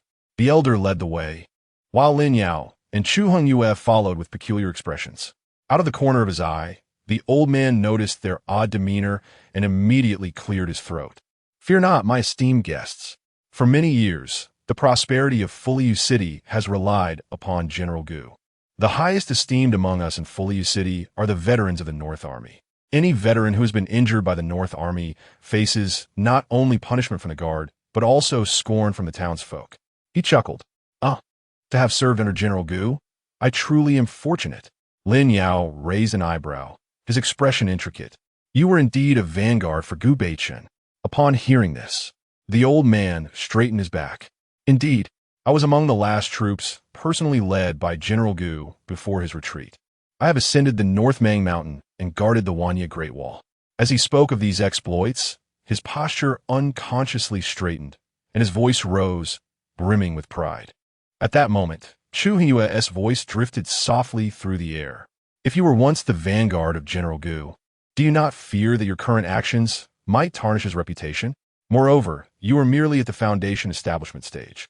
I sense through my spiritual awareness that your time is nearly up. Surviving to this day is already a miracle. Shouldn't an elder like you preserve some dignity? Is it worth sullying yourself for such money? Old Chao's expression stiffened. The proud demeanor he had just displayed deflated abruptly, leaving him hunched over like a deflated balloon. He cast a lingering glance at Chu Hongyu, followed by a series of awkward chuckles. Your critique, esteemed guest, holds merit. Yet, I must persist in this endeavor. Without such actions, I cannot earn spirit stones, nor can I support the remaining widows of my fallen comrades. The core of the great Zhou pays little heed to us veterans. General Gu, however, has not forgotten us. Over the years, he has exhausted his wealth to support us, and in his retreat, he has remained solitary. Thus, we do not blame the general, but the widows of our deceased brothers must be cared for. They need to know that their partners, their men, died honorably, sacrificing themselves for the nation and the vast realm. The peace and prosperity of this world rest upon their blood and bones. What is my loss of face in comparison? I cannot allow the widows of my fallen brothers to suffer. Chu Hongyue fell silent, momentarily at a loss for words. Lin Yao gazed deeply at old Chao, yet remained silent as well. The old man then turned, continuing to lead them forward, humming a robust melody as he walked. With piercing gazes and glimmering sword lights, they ascended to distant heights where clouds unfurled. Clad in armor, 100,000 strong, their footsteps resonated in unison as they called out, all echoing my voice. Before the old ghost Chao, those men who obstructed the path, upon seeing him, reluctantly and begrudgingly yielded. It was evident that this was not the first time Chao had done so. They were well acquainted with his ways. Now, they cast fierce glances at Lin Yao and Chu Hongyue, who trailed behind Chao. Another pair of queue jumpers had arrived. What could it matter? Such rascals would surely fail to gain the favor of the great general. Even if they were to meet the general, what then? The general sought individuals of impeccable character, yet they had but a fleeting chance to encounter the general. I have heard whispers that the general's time is running short. We may not even get the chance to see him. Confounded, one exclaimed, enough. It pierces the heart. My friend, what is the name of that pretty boy? Where does he hail from? Does anyone know? What connection does that beauty have with him? Surely, she cannot be his concubine. Curse at the comparison is unbearable. It's infuriating to see someone excel beyond reason. Indeed, I too yearn to understand. What merits does he possess? Is it merely the fortune of a noble lineage? At that moment, Lin Yao, who had been following closely behind the old ghost Chao, suddenly turned to address the throng of aspiring scholars lining the path. I am Lin Yao. The achievements I have attained today are solely the result of my own endeavors, not relying on others. Should the opportunity arise, please remember to herald my name. I wish for my name to resonate throughout the realm, for the more who recognize it, the better. Chapter 30. You possess the audacity to have the royal family defecate above your head. Thus, you should have the capability to open the door, Lin Yao remarked, his smile radiant as he regarded the obstructive individuals.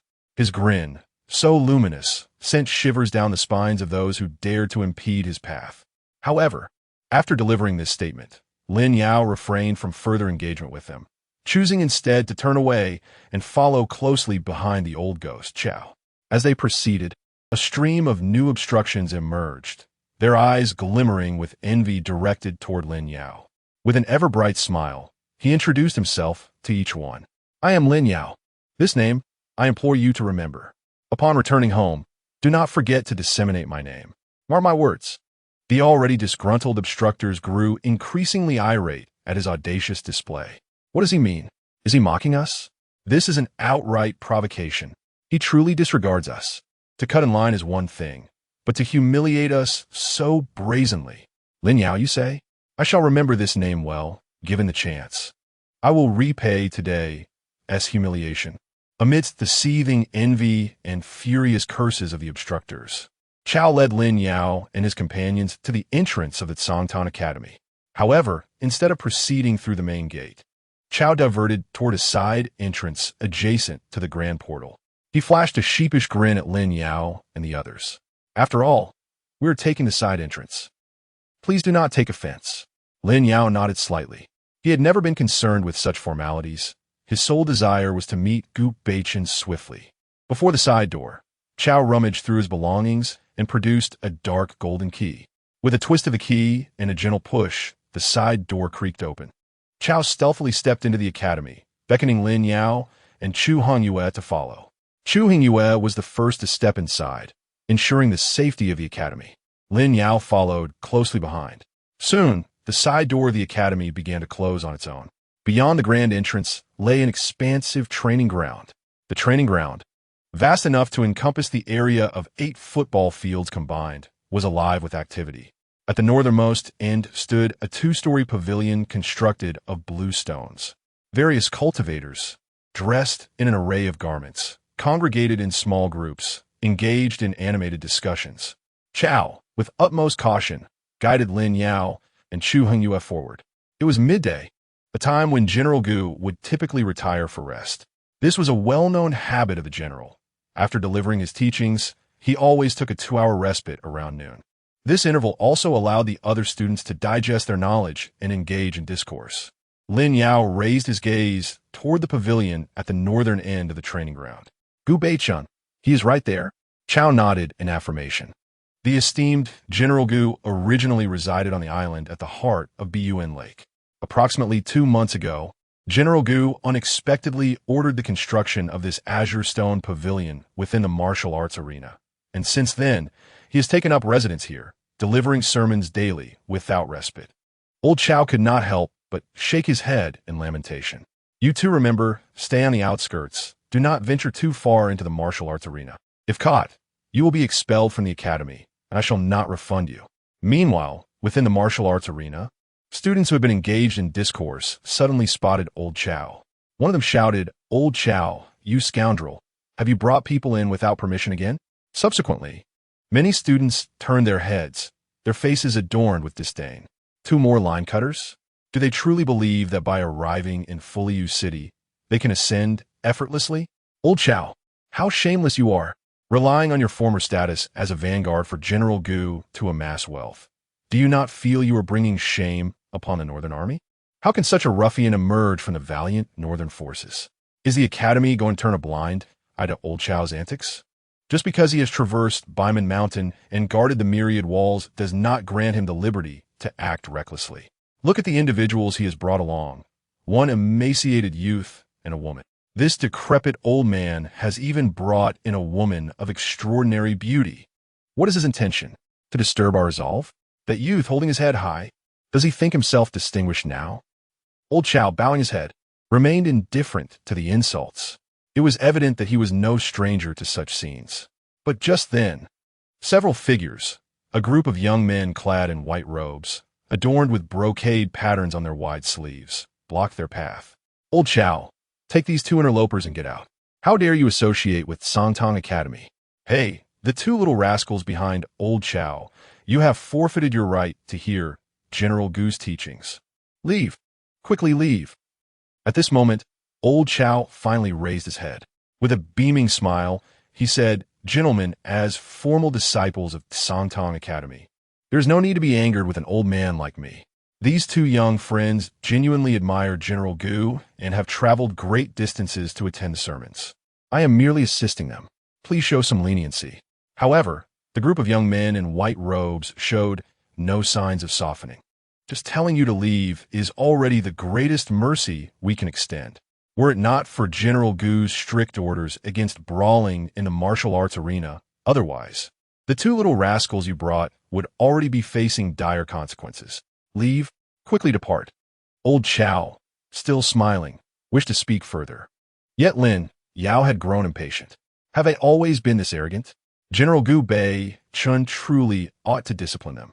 He then cast a glance at Chu Hongyu. I shall seek Gu Beichen myself. Should anyone impede my path, draw your sword. They may hesitate to engage in combat, but it matters not to me. The advantage lies with me. Chu Hongyu nodded slightly, her hand flicking to reveal a blood-red longsword firmly grasped in her grip. Meanwhile, Lin Yao strode purposefully towards the northernmost end of the martial arts arena, where a quaint two-story building of blue stone stood. His bold actions startled Chao Laogui and the surrounding students alike. What do you intend to do? Where are you headed? Halt! I command you to stop. Have you permission to leave? Yet Lin Yao remained unfazed, resolutely advancing forward. In that moment, the other students in the martial arts arena could no longer suppress their agitation. They surged forward, attempting to seize Lin Yao. You little beast, have you been granted leniency? Did you not hear my command to stop? Were your ears pulled down at birth? Stand still. What is your name? Speak. What in blazes is your name? Lin Yao regarded the growing throng of figures around him, inhaling deeply. My name is Lin Yao. Chu Hongyu, act. The crimson blade glimmered. Chu Hongyu brandished her long sword, positioning herself protectively beside Lin Yao, and struck. The arm of one student was severed cleanly. In that instant, the surrounding students were utterly astonished. They had not anticipated that these two intruding countryfolk would dare to act so recklessly within the academy. You are finished. Both of you are doomed. Await the academy's enforcers to drag you into the dungeons. Lin Yao, is it? Your fate is sealed. Not only you, but your entire Lin family shall suffer for your actions. A scion of privilege, I have never witnessed such brazen arrogance. Yet Lin Yao remained indifferent to the insults hurled at him, his focus unwavering as he continued toward the bluestone building. Chu Hongyu stood at his side, sword raised, ready to cleave anyone who dared to obstruct their path. Before long, Lin Yao arrived directly at the entrance of the two-story bluestone edifice. Behind him, the students of the martial arts arena formed a tight circle, enclosing both Lin Yao and the building. The students continued their tirade. Cease this madness. What do you intend to do? Should you dare disturb the general's rest, we shall ensure you are torn asunder. Insanity, sheer insanity. Never have I encountered such a deranged individual. Cease at once. Lin Yao lifted his foot and delivered a resounding kick to the door of the two-story bluestone building. Go Haipang, open the door. Open it for me. If you possess the audacity to be a general, then have the courage to open the door. You, who can command the imperial family of the great Zhou to defecate upon your neck, have the audacity to open the door. For heaven's sake, open the door this instant. Chapter 31. I have witnessed your prowess in combat. Unworthy disciple, I pay my respects to my master. The wind, a fierce wind, it swept across the vast lake and rustled through the martial training grounds. The gusts caused the garments of those present to billow and flutter, while their hair danced wildly in the tempest. Yet, none attended to their disheveled appearance. All eyes were transfixed in disbelief upon the scene before them. They beheld a youth, relentlessly kicking the door of the second-floor pavilion. They yearned to intervene, but the strikingly beautiful madwoman, brandishing a bloodied longsword, stood guard before them all. Though she was but a slender figure, her presence commanded such authority that none dared approach. Anyone who dared step forward would meet a swift demise. In that moment, the martial training grounds, after a brief silence, erupted with fervor. How on earth did these two lunatics gain entry? It could only be that scoundrel. Old Chow, who brought them in? Old Chow, while your penchant for folly in pursuit of wealth has been tolerated due to your past as General Gu's loyal aide, this is how you repay the general's kindness. At that instant, amidst the throng, old Chow found himself in a state of panic. His mouth agape, lips trembling. He waved his hands frantically. It's not my fault. I merely accepted the spirit stones and promised to bring them inside. I had no idea these two were mad. He exclaimed, I truly didn't know. Please do not look at me like that. I hold the general in the highest regard. I, Old Chow, would gladly sacrifice my life for him. Old Chow was now thoroughly flustered. He even rushed to the forefront of the crowd, shouting towards Chu Hongyu, what are you doing? What is your intention? Come back.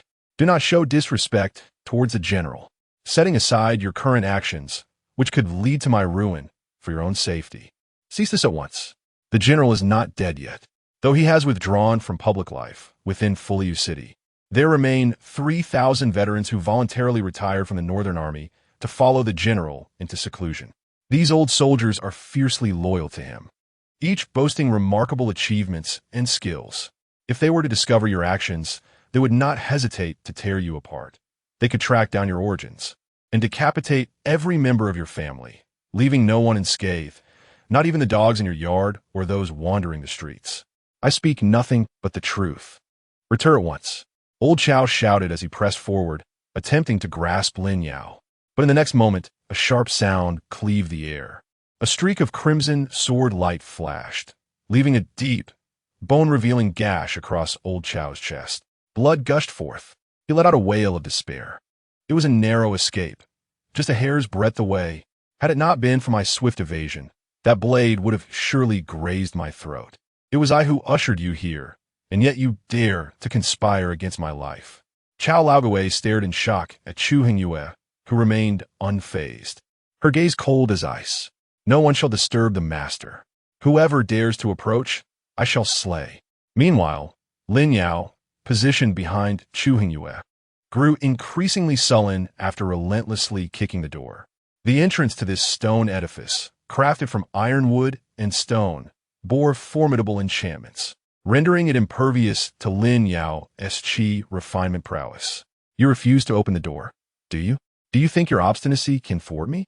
A mere door cannot impede my will. I possess an abundance of methods at my disposal. As Lin Yao spoke, he retrieved a dark red talisman from his robe and affixed it to the door. This talisman, a treasure from the Hidden Sky Pearls collection, was the Three True Explosive Fire Talisman, a one-time consumable artifact capable of unleashing explosive destruction within a certain radius. A high-explosive grenade, to put it succinctly. At that moment, Lin Yao took a step back, and before the gathered onlookers, he clasped his hands together and struck them once. 3 true borrowed treasures explode. A terrifying roar erupted, causing the ground surrounding the 2-story building to tremble. Debris flew, and dust billowed. As the haze dissipated, the students at the training grounds beheld the shocking sight. The door of the stone edifice, along with the walls flanking it, had been obliterated. In that instant, the training grounds erupted in chaos. Such arrogance. He has deliberately come to the Tsangtan Academy to humiliate the general. Inform the Northern Army veterans immediately. Let them know that the general has been insulted at the Tsangtan Academy. I realize now that these 2 deranged ruffians were sent by the royal family of the Great Zhou to deliberately disgrace the general. With such an uproar, the general cannot simply ignore these scoundrels. Just wait. Once the general emerges, these 2 vile miscreants will meet their doom. Their head shall roll, and this shall be the price for their affront against the general. Yet Lin Yao remained indifferent to the cacophony from the training grounds. He rolled up his sleeves, his expression still grim. Gu Beichun, will you not emerge? Do you intend to remain a cowardly turtle forever? At that moment, as the door lay in ruins, a soft sigh wafted from within the shattered 2-story building. A frail, stooped figure began to descend the stairs, swaying unsteadily. It was a gaunt elder, his face marred by age spots, appearing as if he had risen from the grave. He was wrapped in a thick beast-hide cloak. After descending the 2nd floor, he staggered out of the edifice and fixed his gaze upon Lin Yao. A hoarse voice drifted softly through the air. "Oh, my young friend, you're not here to attend my teachings, are you? Who has sent you? The imperial family of the Great Zhou, or perhaps a rival sect that harbors animosity towards me?" Lin Yao gazed at the frail old man before him, momentarily lost in a daze. "After many years, we meet again. How shall I face you? With laughter, with tears, or in silence?" The elderly man slowly raised his hand into a fist and struck his chest 3 times. With each strike, his emaciated form seemed to regain vitality. After the 3rd blow, he stood robust once more, his white hair dancing in the wind, resembling a mighty lion as he fixed his fierce gaze upon Lin Yao. Meanwhile, the students in the martial arts arena looked on in astonishment at the rejuvenated elder. The great general has finally emerged. These 2 madmen await their doom at his hands. The great general, once a terror on the battlefield for the Great Zhou dynasty, was known as the Butcher of Men. I can sense the murderous intent emanating from him. These ruffians are finished. At that moment, Lin Yao's eyes suddenly turned a dark crimson, and his hoarse voice floated through the atmosphere. Gu Haiwa, after so many years, you pitiful fool, you truly cannot recognize me. The elderly man across from Lin Yao was initially taken aback, but then seemed to grasp something profound, rubbing his eyes in disbelief. You, no. What is your name? Please, tell me your name. Lin Yao let out a derisive laugh. Fool, I am Lin Yao. The Lin Yao who has practiced 1,000,000 punches. Before Lin Yao could finish his sentence, the towering elder had already knelt before him. A hoarse yet resonant voice echoed throughout the martial arts arena. Unworthy disciple, Gu Beichen, pays homage to my revered master. Chapter 32. Nightmares, all nightmares. Is this illusion real? This illusion is utterly absurd. Silence. An indescribable silence. The training grounds of the Qingxuan Academy. At this moment, only the sound of the wind can be heard. All the students within the training grounds feel a prickling sensation on their scalps. Thunderous roars echo in their minds, along their meridians and within their blood vessels. They feel as though their scalps might split open, their eyes bulging with blood, while an ominous buzzing fills their ears. Perhaps I am ill, in broad daylight. I am plagued by nightmares. Someone, for heaven's sake, pinch me. It seems I too am dreaming, ha ha ha. I cannot believe I see General Gu kneeling before a mere boy, still inexperienced in the ways of the world, and the general even addresses him as Master. Ha ha ha. Do you think this dream is absurd? Oh, what a coincidence. How is your dream so similar to mine? Could this not be a dream? I have come to a realization. It is an illusion. We must have fallen victim to an illusion. Undoubtedly, an iron illusion. I can't believe I see the general weeping. It is too far-fetched. This illusion is simply ludicrous. How could that stalwart general, who once declared that he would bleed and sweat, but never shed tears, possibly cry, and to cry so sorrowfully like a child? Ha ha ha. Yet this illusion is astonishingly vivid. I truly see the general weeping. Could it be that what we perceive is indeed real? Impossible, absolutely impossible. Who dares claim this illusion is genuine? This illusion is utterly absurd. How could the general possibly cry? He is the infamous butcher of his time. Hurry, find that scoundrel who conjured this illusion and bring him to justice. At this moment, the students in the training grounds have descended into madness. Old Chow incessantly rubs his eyes. This cannot be real. It is impossible for this to be real. That is the indomitable General Gu. Everything before him cannot possibly be true. Blind eyes, let me see clearly what is actually happening. But no matter how Old Chow rubs, he can see clearly. The once esteemed Jinzi, Guanglu minister, and the Duke of Northern Suppression, Gu Beichun, now trembling on the ground, his cries tearing the air apart. Master, is it truly you who has returned? Master? I cannot be mistaken. I, your disciple, cannot be mistaken. This unique aura of causality I have only felt from you. Master, I, unworthy disciple Gu Beichun, have let you down. I have disappointed you, Master. The old man's cries grow increasingly loud. While weeping, he strikes his head against the ground, bowing repeatedly, pounding his head against the earth. Lin Yao watches the elderly man before him, and a twinge of sorrow stirs within him. Yet his expression remains dark. He steps forward, seizes Gu Beichun by the collar, and lifts him up. Then Lin Yao raises his hand and strikes Gu Beichun across the face. This slap is for the brothers who once fought alongside you on the battlefield. Do you have any objections? Gu Beichun's face is drenched in tears. Due to overwhelming sorrow, tears stream down, accompanied by the unmistakable sound of mucus. He received a slap from Lin Yao, yet merely shook his head. I have no objections. My master is merely imparting lessons. However, before Gu Beichun could finish his words, another slap landed on his face. I have heard that all 7 of your sons met untimely ends, none finding peace in death. This slap is in their stead. Do you have any grievances? Gu Beichun continued to sob, shaking his head in despair. No, I have wronged my sons. I am not a worthy father. My master is right. Lin Yao scoffed, delivering another brutal slap across Gu Beichun's face. This slap is for my own sake. How could I have taken on such a spineless disciple? Everything I taught you has gone to waste. At that moment, Gu Beichen's cries became even more heart-wrenching. My master is right. I have brought shame upon my master. Shame upon my master. Master, even if you were to strike me dead, I would harbor no resentment. I only hope, dear master, that you do not disown me as your disciple. Do not forsake me. Listening to Gu Beichen's lamentations, Lin Yao struck once more. Crying, crying, crying. All you do is weep. From tomorrow onward, you shall be known as Gu Old Woman. As Lin Yao berated him, he raised his hand, delivering another slap to Gu Beichen's face. The imperial family of the Great Zhou has tarnished your name beyond measure, and you dare to seek seclusion? You actually think of retreating? All that I imparted to you has been in vain, utterly in vain. Did I not warn you before my ascension that in the realm of cultivation, excessive loyalty leads to great losses? Why do you fail to learn from your mistakes? Why do you not remember? As Lin Yao's fury escalated, so did the ferocity of his blows. He even retrieved a whip from the celestial pearl, striking Gu Beichen repeatedly. The whip, a treasured artifact from the vault, combined with Gu Beichen's relinquished protective spiritual energy before Lin Yao, struck against him mercilessly, leaving the once proud general battered and bruised.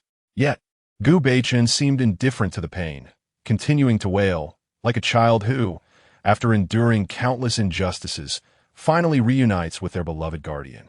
This scene left the students in the training hall utterly astounded. Such an excessive humiliation, even within an illusion, should never befall General Gu. Who was the scoundrel behind this nightmare technique? Why had the Academy's masters not apprehended this individual? This disgraceful treatment of the general could not continue. Had the Academy's masters arrived? They claimed no one here was practicing the nightmare technique. What? The Academy's masters must also be imposters. Search for new masters. 8 masters have already been summoned. Then, it is likely that all 8 are false. Inform the authorities those nefarious individuals are also in Fuliu City. Alert those scoundrels. Is it possible that everything we perceive is indeed real? Beneath the 2-story loft constructed of blue stones, General Gu had been mercilessly beaten, his flesh torn and battered. Lin Yao, breathless, stood there, while the elderly man continued to wail. Lin Yao raised his hand, grasping the old man's collar and lifting him up. Just as he was about to speak, a young girl suddenly dashed forward, her voice piercing the air. Release my great-grandfather. Even if you are of the royal bloodline of the Great Zhou, you have no right to humiliate him so. Upon hearing her words, Lin Yao turned to see a spirited young lady clad in a crimson cloak, her hair styled in a bun, charging towards him in a fury. With a flick of her wrist, she conjured a massive hammer, nearly as tall as herself, which crackled with electricity. The enormous hammer descended towards Lin Yao's head, threatening to shatter it into pieces. Chu Hongyu immediately turned, intending to raise her sword in defense, but her speed could not match that of the young girl. Just as the colossal hammer was about to strike Lin Yao, an aged, veined hand seized it. It was Gu Beichen. He forcefully brought the hammer down, causing the young girl holding the other end to crash to the ground, her head pressed down by the old man. With a thud, her head struck the earth. Gu Beichen's hoarse voice resonated. Disobedient disciple, Gu Beichen, along with my beloved granddaughter, Gu Nanin, pays respects to the master. Nanin, if you dare show disrespect to the master again, I will break your legs. The girl, who had been struggling on the ground, fell silent, sensing an overwhelming pressure akin to that of a ferocious tiger emanating from her most cherished great-grandfather. Lin Yao gazed at the girl kneeling on the ground and finally exhaled a breath of frustration. So, you have a granddaughter. After all these years, your life has not been in vain. But tell me, why do you remain silent while the great Zhou royal family rides upon your head like a tyrant? Answer me. I refuse to believe you are too foolish to see that such a royal family is unworthy of your loyalty. As a child I have raised, you should rise against this injustice, even if you have but a breath left. You should strike back. Why? Why indeed? Gu Beichen trembled, tears cascading from his murky eyes. I have disappointed you. Master, I feel unworthy. At that moment, the spirited young girl kneeling beside Gu Beichen suddenly lifted her head. It is not great-grandfather's fault. It is the great Zhou royal family. It is the great Zhou royal family that has cast a heart demon curse upon him. It is the great Zhou royal family treacherous, and ungrateful. My great-grandfather is innocent, and he bears no blame towards the great Zhou. Chapter 33. Your master has returned. No one shall make me suffer the loss of my elders for the young. In this moment, beside Gu Beichen, a delicate young girl wept with a voice that tore through the air. You ask why? I, too, wish to inquire the same. Why, oh why? Why does the imperial family of the great Zhou treat my grandfather in such a manner? More than half of the realm was conquered by my grandfather's valiant efforts.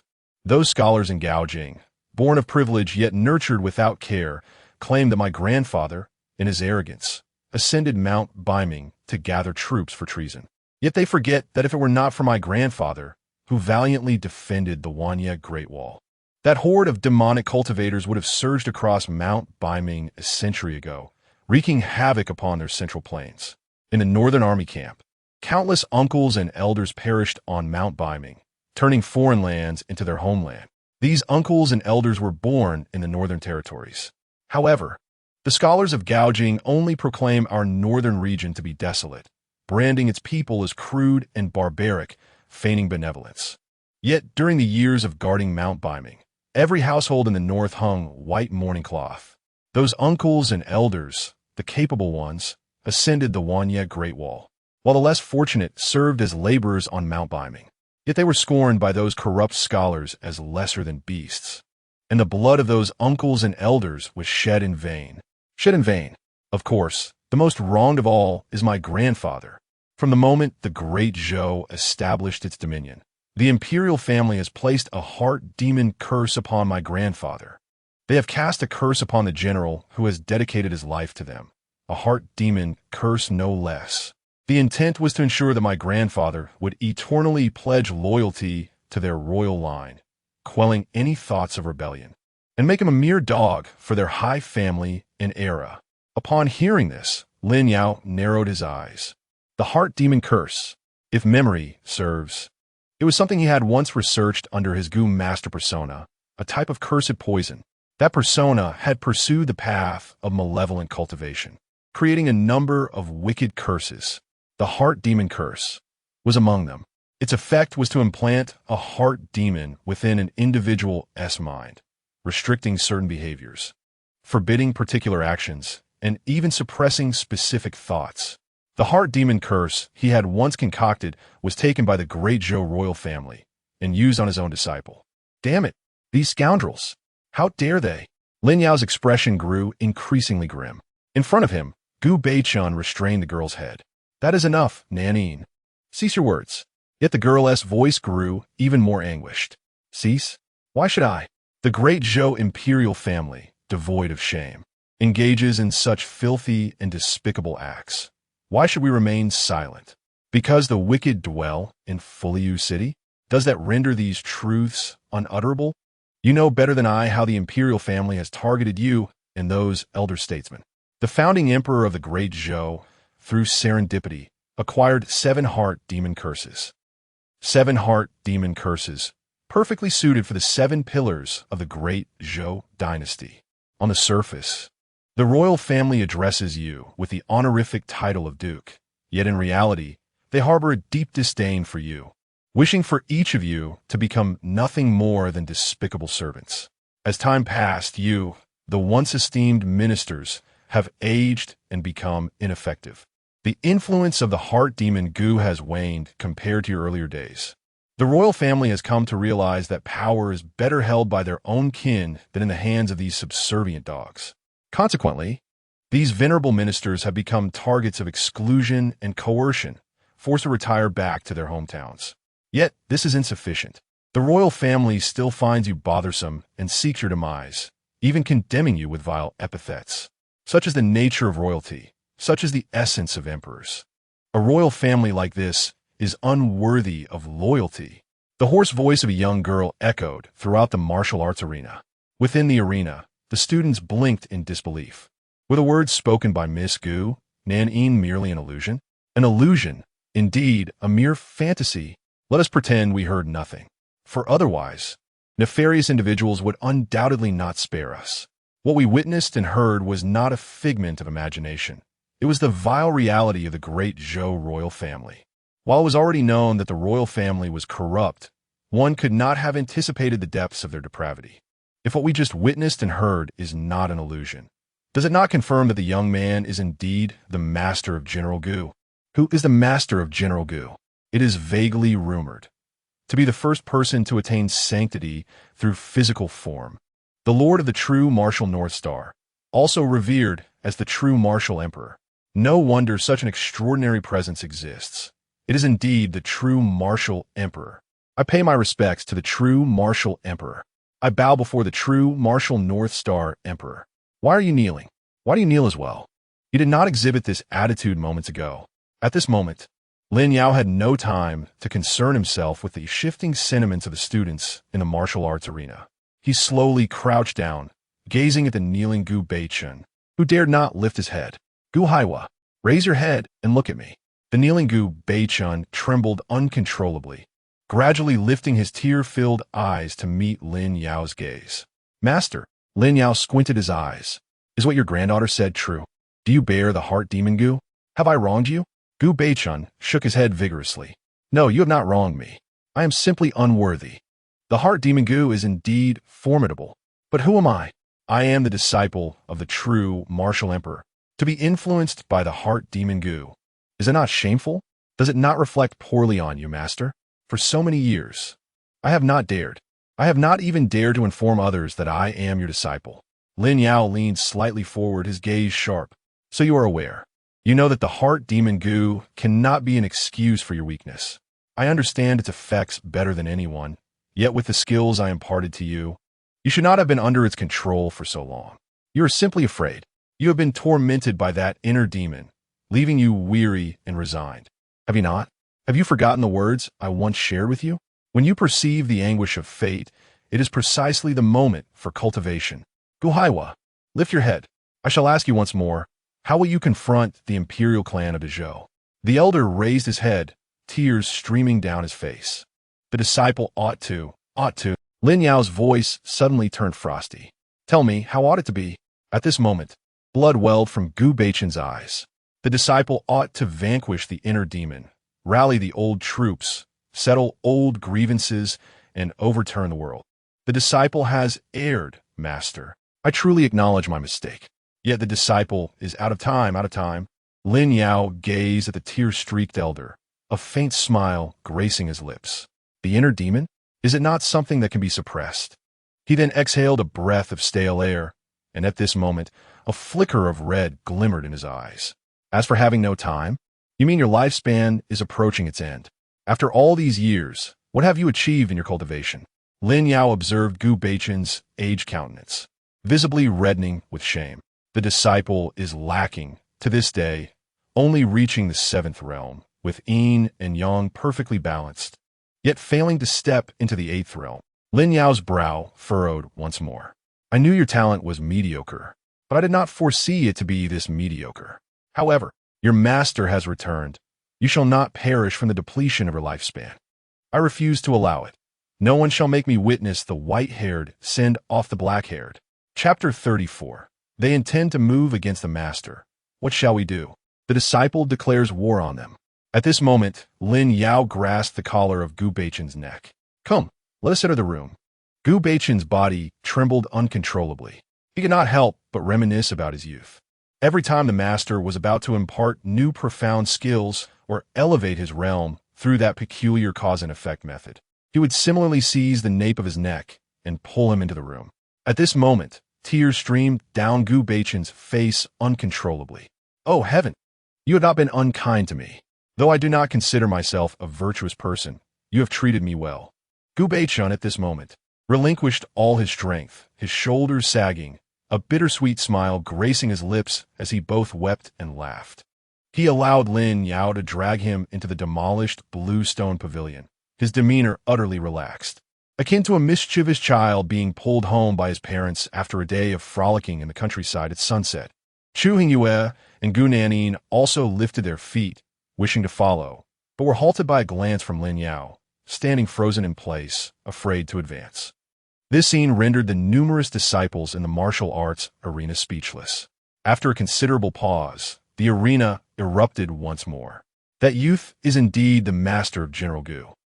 The true martial emperor? It appears to be true. The instant I laid eyes on that youth, I sensed his extraordinary bearing, a celestial demeanor. My judgment was not flawed. I take pride in my discernment. It seems that General Gu will not be delivering teachings this afternoon. What shall we do next? I believe the true martial emperor is in need of a retainer to attend to him. I have served others since childhood, and the emperor is lacking my presence. Do not be shameless. Clearly, the emperor is missing a disciple of robust constitution and exceptional talent. General Gu's aptitude is insufficient. He could not inherit even a fraction of the emperor's prowess. Yet I am different. I have been strong since childhood. And my mother says I am a rare martial genius. In a moment, I shall demonstrate a set of punches, and the emperor will surely notice me at once. I am a disciple of the Qingxuan Sect, and the sect venerates the true martial emperor. I am his direct disciple. By this reckoning, I am a peer of General Gu. How can one be so devoid of shame? Enough of this nonsense. Did someone just seek out the nefarious individuals? What shall we do when they arrive? Those nefarious individuals are nothing to fear. What cultivation or realm do they possess? In that two-story pavilion resides the true martial emperor himself, alive and well. Just as the disciples in the martial arts arena were engrossed in discussion, an ominous aura suddenly emanated from the blue stone pavilion. This presence rendered all the students within the arena motionless, paralyzed with fear. It stirred the previously tranquil sky, causing winds to churn. The birds above could not flap their wings, one by one plummeting to the ground, their bodies shattered upon impact. The aura surged forth in waves, each more formidable than the last, until finally, all disciples in the martial arts arena lay prostrate on the ground, overwhelmed by a terrifying aura that rendered them incapable of lifting their heads. This aura was reminiscent of divine authority. Within the second-floor loft, Lin Yao, with his hands clasped behind his back, gazed at Gu Beichun, who was seated in meditation, and finally nodded slightly, breaking through the realm of yin and yang. Achieving the great perfection signified the attainment of the Dao of the primordial spirit. At that moment, Gu Beichun, who had been meditating, slowly opened his eyes. Upon doing so, he immediately rose and knelt before Lin Yao, bowing his head in reverence. Master's grace is something I shall remember through 9 lifetimes. 9 lifetimes indeed. Lin Yao let out a light snort. Do not speak of such trivialities. You know the rules. Cause before effect, enjoyment before payment. Even as you step into the realm of Dongxian, you must repay your karmic debts. 1,000 insights into the Dao within 3 years. Should you fail, the punitive laws of karma will condemn you to a dead end. You may only count yourself fortunate to have gained an additional 3 years of life. Gu Beichun nodded resolutely. I will endeavor to achieve this. However, before he could finish, Lin Yao's hand struck his face with a resounding slap. What nonsense is this? Endeavor? It is imperative that you succeed. If you cannot repay this karmic debt, I too shall be implicated. Do you think this body can withstand the penalties of karmic law like the physique of the great Emperor Zhenwu? Worthless fool.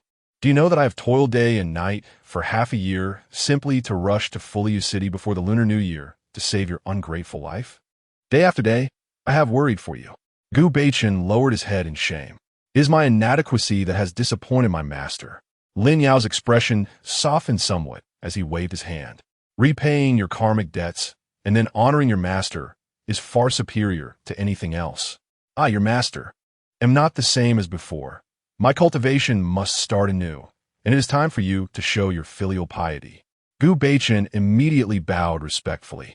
I am willing to forsake all, seeking only to serve and accompany my master. Lin Yao stroked his chin thoughtfully. That is unnecessary. You are too rough. I have taken on a beautiful young woman as my junior disciple. Though her temperament is somewhat stubborn, she is considerate. But before Lin Yao could finish his sentence, a piercing whistle echoed through the air. Lin Yao narrowed his eyes, while Gu Beichun sprang to his feet, positioning himself protectively in front of Lin Yao. That accursed whistle is from the nefarious individuals of the Great Zhou. How interesting. They come to the martial arts arena now, seeking to trouble me? Today marks a momentous reunion with my esteemed teacher. and these ruffians dare to intrude. At that moment, Lin Yao raised his hand and patted Gu Beichun's shoulder. Do not take it upon yourself. They may be here for me.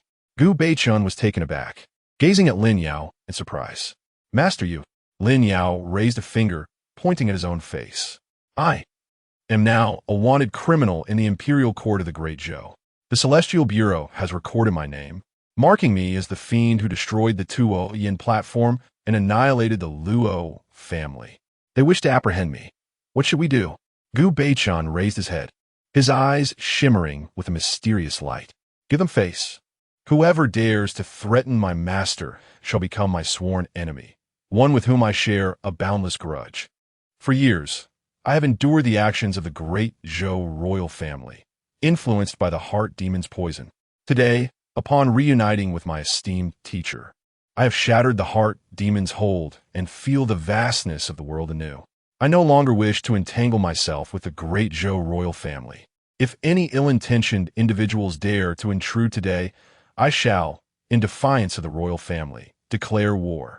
Chapter 35. In youth, unadorned with the seal of nobility, a blood-stained blade hangs at the waist. Until when shall this continue? There is no end in sight.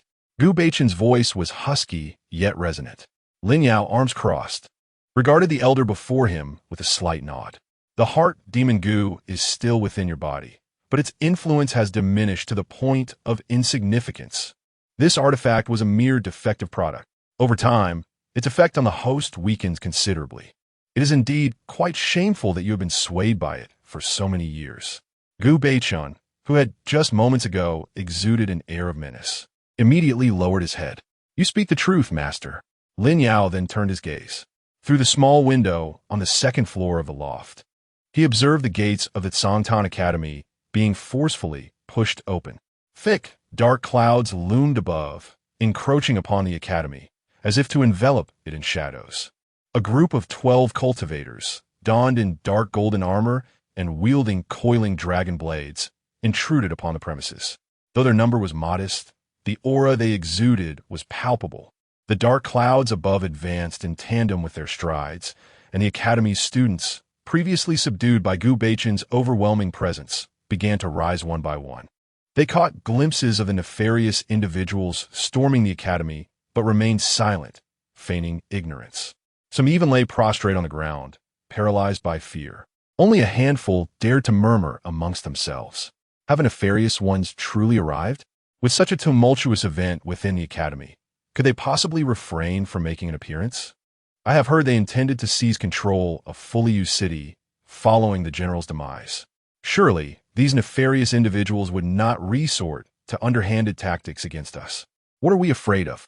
Within the Qingshi loft, the legendary Zhenwu Emperor stands guard. Surely, the Emperor shall protect us? These mere nefarious folk dare to act presumptuously before the Zhenwu Emperor. Yet, those nefarious individuals remain oblivious to the presence of the legendary Zhenwu Emperor within the small chamber. Who will inform them to temper their arrogance? Within the chamber, Lin Yao scrutinized the intruders, raising an eyebrow. Gu Beichun stood behind him. Master, these 12 are the nefarious individuals stationed in Fuliu City. Each possesses formidable strength, the weakest among them at the nascent soul stage, while the strongest has attained the infant transformation stage. Master, please remain here and do not move. I shall handle the rest. Lin Yao nodded in silence. The child has grown. Some matters must be entrusted to them. To take on every task personally would only lead to exhaustion, leaving no time to pursue the path of greatness. At that instant, as Gu Beichun perceived Lin Yao's acquiescence, he sprang into action. Lin Yao watched in astonishment as Gu Beichun's figure appeared on the martial arts training ground, positioning himself before the 12 figures cloaked in hats. Gu Beichun tilted his neck, preparing for what was to come. In the Congtan Academy, a revered place for scholars to listen to teachings and pursue knowledge, a group of 12 miscreants, led by a man wearing a conical hat, approached. The leader stiffened momentarily, but soon bowed to Gu Beichun, addressing him as Great General. The other miscreants followed suit, bending their bodies and clasping their fists in respect. Gu Beichun let out a scoff and waved his hand dismissively. I am no longer in service in Haojing. I have long since retired to my humble abode. Why do you address me as Great General? Speak plainly of your intentions. If you cannot provide a satisfactory explanation, you are trespassing upon the Academy, and as a guardian of this place, I have the obligation to sever your heads. I trust there will be no objections." The leader of the miscreants slightly lifted his hat and said, "Congratulations, Great General, on breaking through to the realm of Dongxian. It seems that the regular forces may return home." Gu Beichun crossed his arms and remained silent. After a prolonged silence, the leader cautiously inquired, "Great General, now that you have achieved this breakthrough, what are your plans? Do you intend to return to Haojing? If so, please inform me, and I can relay the message to your colleagues there." Gu Beichun spat on the ground, still not responding. At this moment, the 12 miscreants appeared somewhat flustered. The ominous clouds above began to show signs of dispersing. After another lengthy pause, the leader finally found the pretext for their visit. "We have received word that a court fugitive has infiltrated the Academy, and we are here to apprehend him." Gu Beichun nodded, acknowledging the plausible excuse. "What is the name of the fugitive you seek?" The leader pondered briefly, his voice hoarse. "One is named Chu Hongyu, and the other is Lin Yao. They are a pair of demonic cultivators responsible for the massacre of over 3,000 souls in the Tuoyin Terrace and the Luo family. They have been designated as second-tier fugitives by the Celestial Bureau." Gu Beichun lowered his head, stroking his chin thoughtfully. "Lin Yao." The leader nodded fervently. "Yes, it is Lin Yao. Great General, have you heard of this individual?" In the next moment, Gu Beichun suddenly erupted in fury. He raised his hand and struck the leader across the face with a resounding clap. The leader was sent flying, crashing against the Academy's high wall, which shattered upon impact. Gu Beichun lifted his chin defiantly. "Lin Yao, that is my revered master. What is the meaning of this? You dare to bring your hunt to my doorstep? I am still alive." As he spoke in a deep, resonant voice, he reached out and grasped the neck of the leader, who had just been sent flying, pulling him back with a firm grip. The rogue, having lost his bamboo hat, revealed a face that was not particularly handsome, yet still possessed a certain symmetry typical of a middle-aged man. One side of his visage had become distorted, and his teeth were shattered. His eye sockets were cracked, and his pupils were bloodshot. He grasped Gu Beichun's robust arm with both hands, pleading, "General, spare me. I was unaware that the esteemed offender, no, that venerable senior, is your master. I have offended you. I shall contact the Astral Bureau immediately to have them re-verify the matter." Yet, Gu Beichun merely shook his head slightly. "There is no need. My master is akin to a second father to me. Whoever offends him is my mortal enemy. You shall not leave this academy today. The Astral Bureau shall not escape the consequences either." The rogue's complexion paled significantly.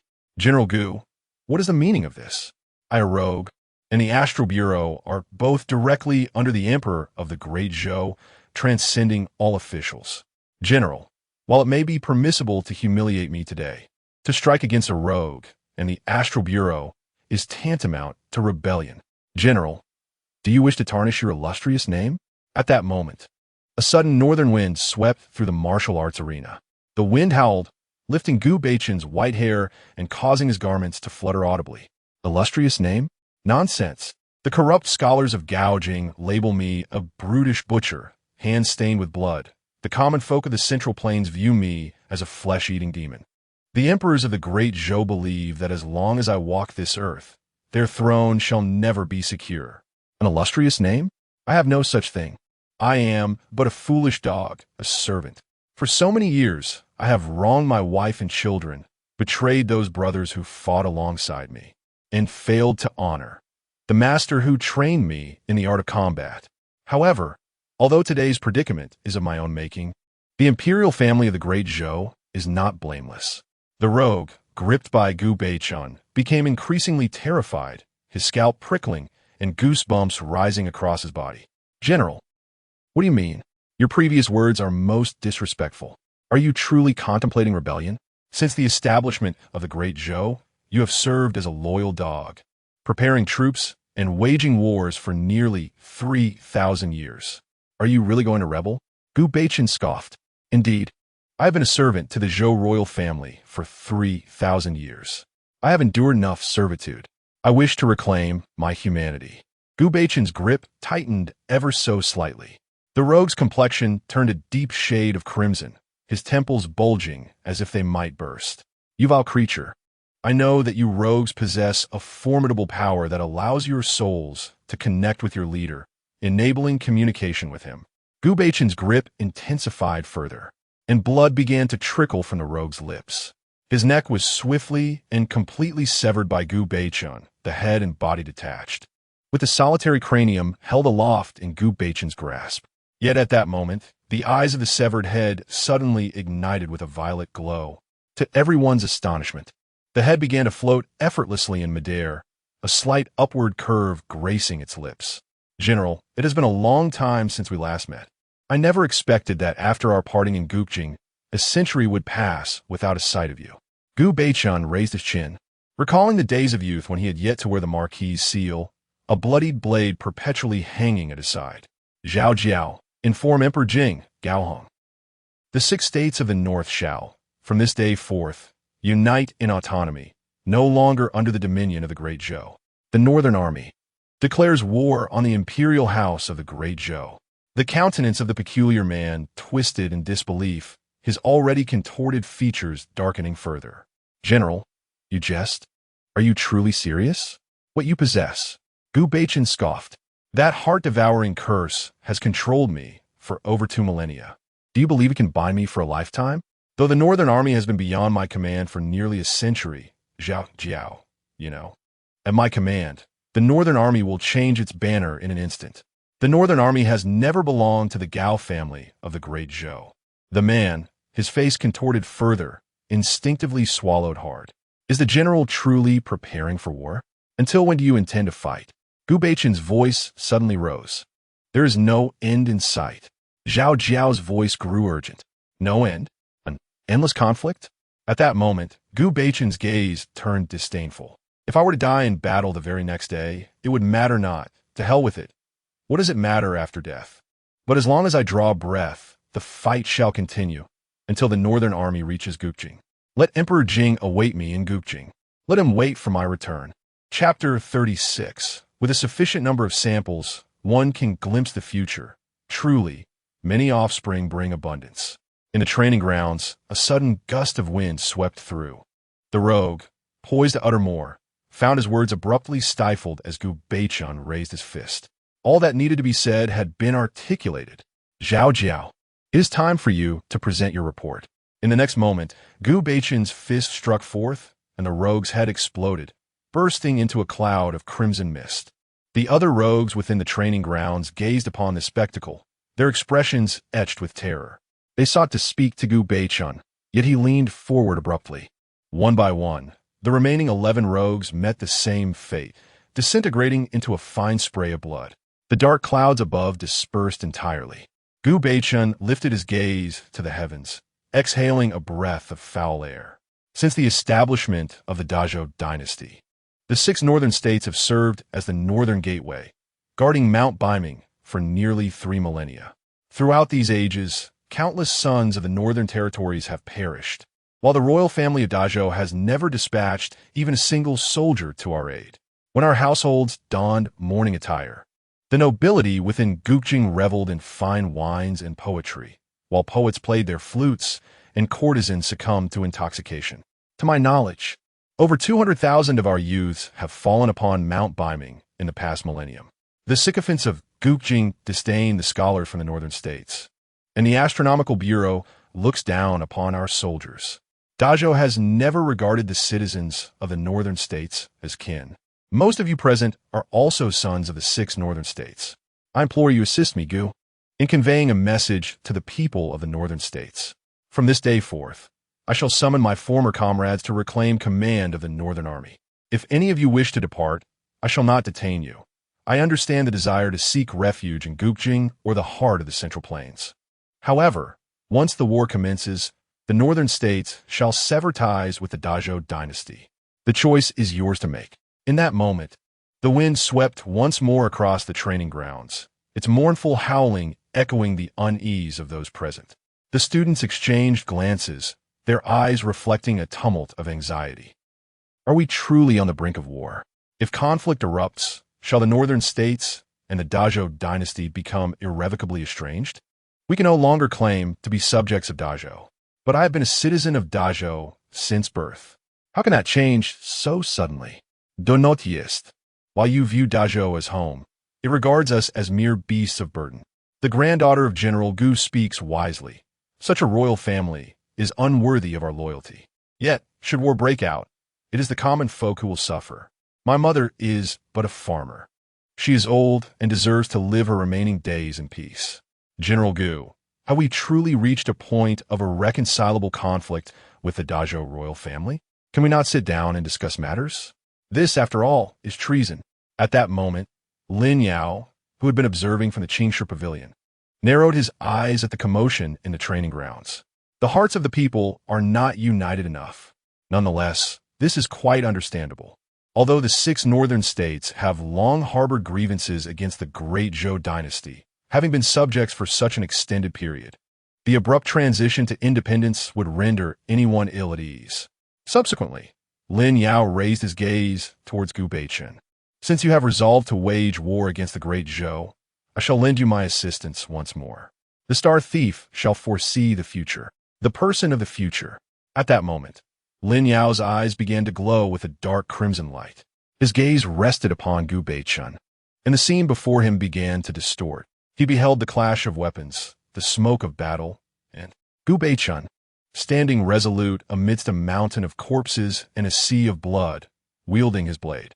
Yet, Lin Yao's focus did not remain fixed. It shifted toward the other students on the martial training grounds.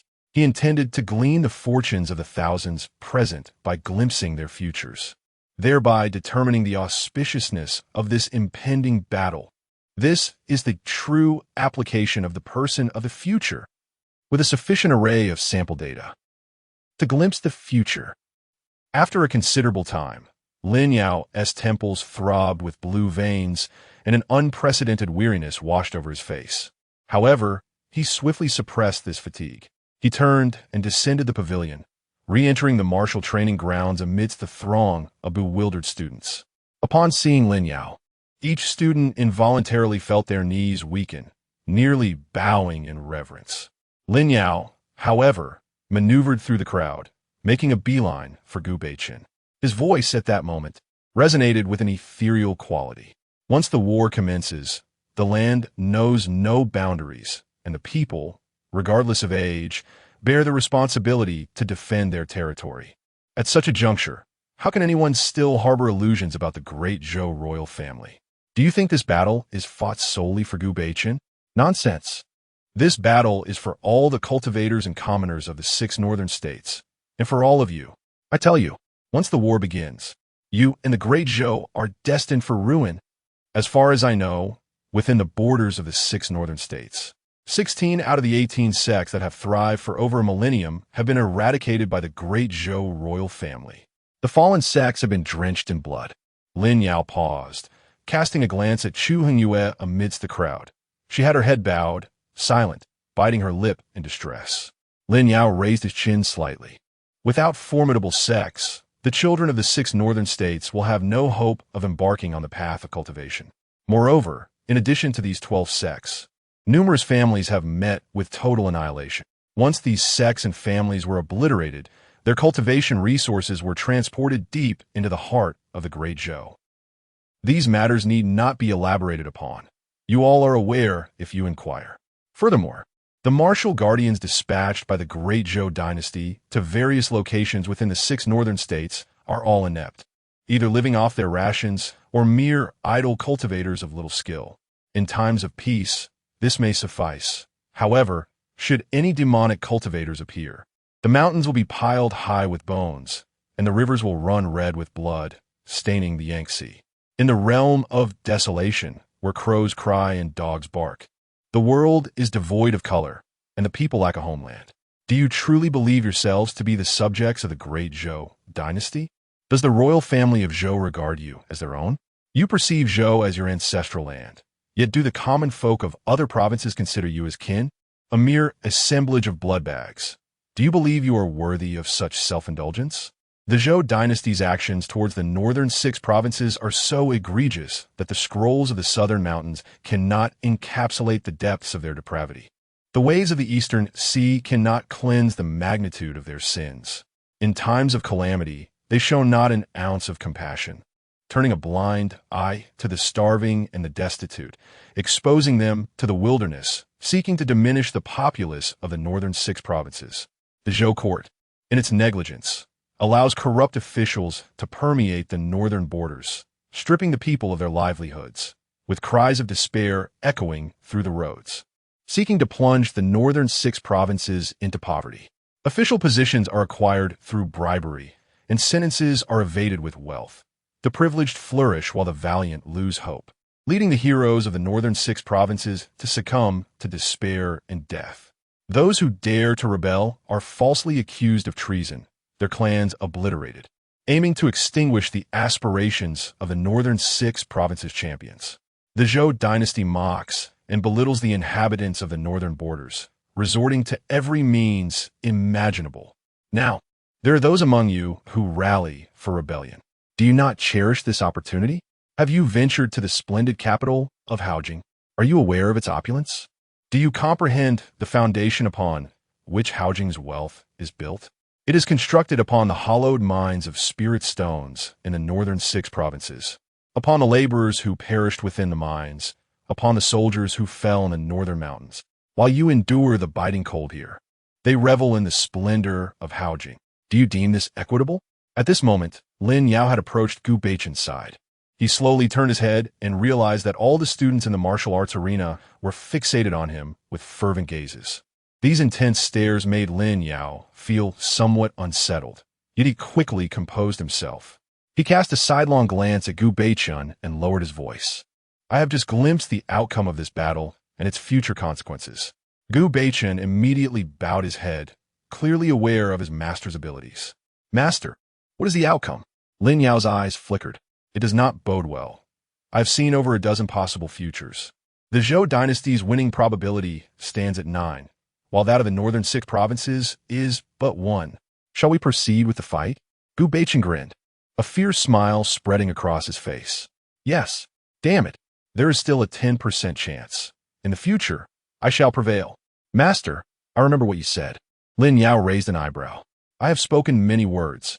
Which one do you refer to? Gu Beichen's eyes gleamed with determination. The past cannot be undone, but the future can be altered.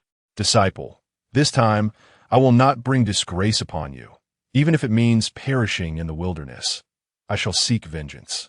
Yet, in the next moment, Lin Yao's palm struck Gu Beichen's face. To hell with you. If you die, won't that mean one less disciple to honor me? Do you dare allow me to bury a gray-haired man with a black-haired one? I could end your life right now. However, Lin Yao's expression soon darkened. Although I am currently able to access my primary account, the opportunities are limited to merely 3 instances, amounting to a mere minute and a half in total. In critical moments, this access can safeguard your life and bolster your reputation. However, it is insufficient to topple an entire dynasty. Nonetheless, this retaliation must be orchestrated. Grievances must be avenged. The future I desire must be realized. Yet, to achieve this future, I cannot rely on you, nor can I depend on the northern 6 states. I must count on my esteemed master and other disciples under his tutelage. Initially, I had hoped to rely on you for filial piety, but it seems I must also clean up your mess. However, that is of little consequence, for I have other disciples. Truly, this is the essence of having many children and reaping great fortune. I must still journey to Mount Beimeng, to seek out Li Chuangang, to find Lu Ruyan, to locate Chen Pingon. Chapter 37. The enemy kills you yet claims it is slavery. The uprising, marching south to capture the dragon. At this moment, Lin Yao stood with his hands clasped behind him, murmuring softly. Suddenly, Gu Beichen's expression shifted dramatically, his eyes reddening. Master, do you have other disciples? I have always believed myself to be your only apprentice. Is there truly another heir to the path of Zhenwu? Lin Yao cast a sidelong glance at Gu Beichen, perplexed by how this figure, revered and feared among the common folk of the northern 6 states, could appear so vulnerable before him. With a sigh, Lin Yao gently patted Gu Beichun on the shoulder. Indeed, you are the sole disciple of the Zhenwu, Great Emperor. However, my identity encompasses more than just that of the Zhenwu, Great Emperor. Gu Beichun, his eyes still glistening but holding back tears, rubbed them in disbelief. Master means that the Zhenwu Beichun Star Lord is merely one of your identities? Lin Yao massaged his temples. For the time being, allow yourself to comprehend it in this manner. You are completely unaware of my true capabilities and strength. Gu Beichun inhaled sharply, opening his mouth as if to speak. But Lin Yao had already turned his gaze towards the students in the training hall, their eyes still ablaze with fervor. His earlier words had ignited their spirit of resistance against the Dezhou, yet it was insufficient. Lin Yao clearly perceived that many students still harbored hesitation. In the potential future that Lin Yao envisioned, the northern 6 states faced defeat largely due to the disunity among its people. Numerous sects and citizens still clung to illusions regarding the Dezhou. Foolishness. They remained oblivious to the fact that such fantasies and misplaced loyalty would ultimately lead to their ruin. In the future, Lin Yao foresaw a significant portion of the students within this training hall would meet tragic fates, having yet to awaken to the cold cruelty of the Dezhou court. To alter the fate of the northern 6 states and avert their impending defeat, action must be taken now. Lin Yao's voice resonated hauntingly through the training hall. As the winds and snow approach, I have glimpsed some truths of the heavens. Would you like to know what I've seen? The hall remained silent. Lin Yao's gaze shifted, landing upon a student clad in coarse animal skins standing before him. Your name is Lu Qiong, is it not? The student stiffened, astonishment gleaming in his eyes.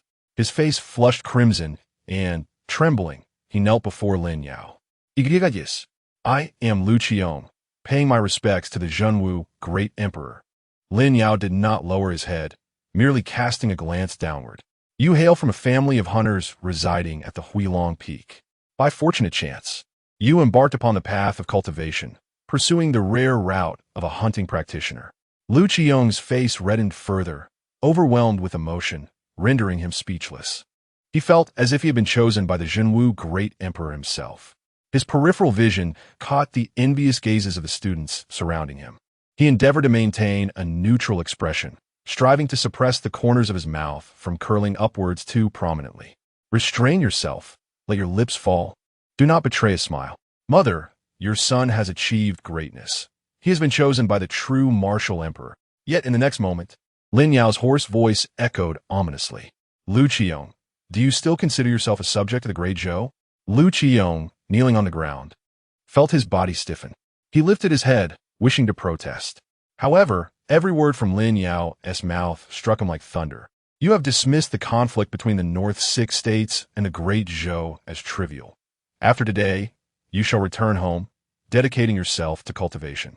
Perhaps a year from now, when you emerge from your training, the ironclad army of the Great Zhou will pass by the returning Dragon Peak. Do you know what that means? The Great Zhou's Iron Army will regard you as a traitor of the North 6 states. In truth, it is not only you.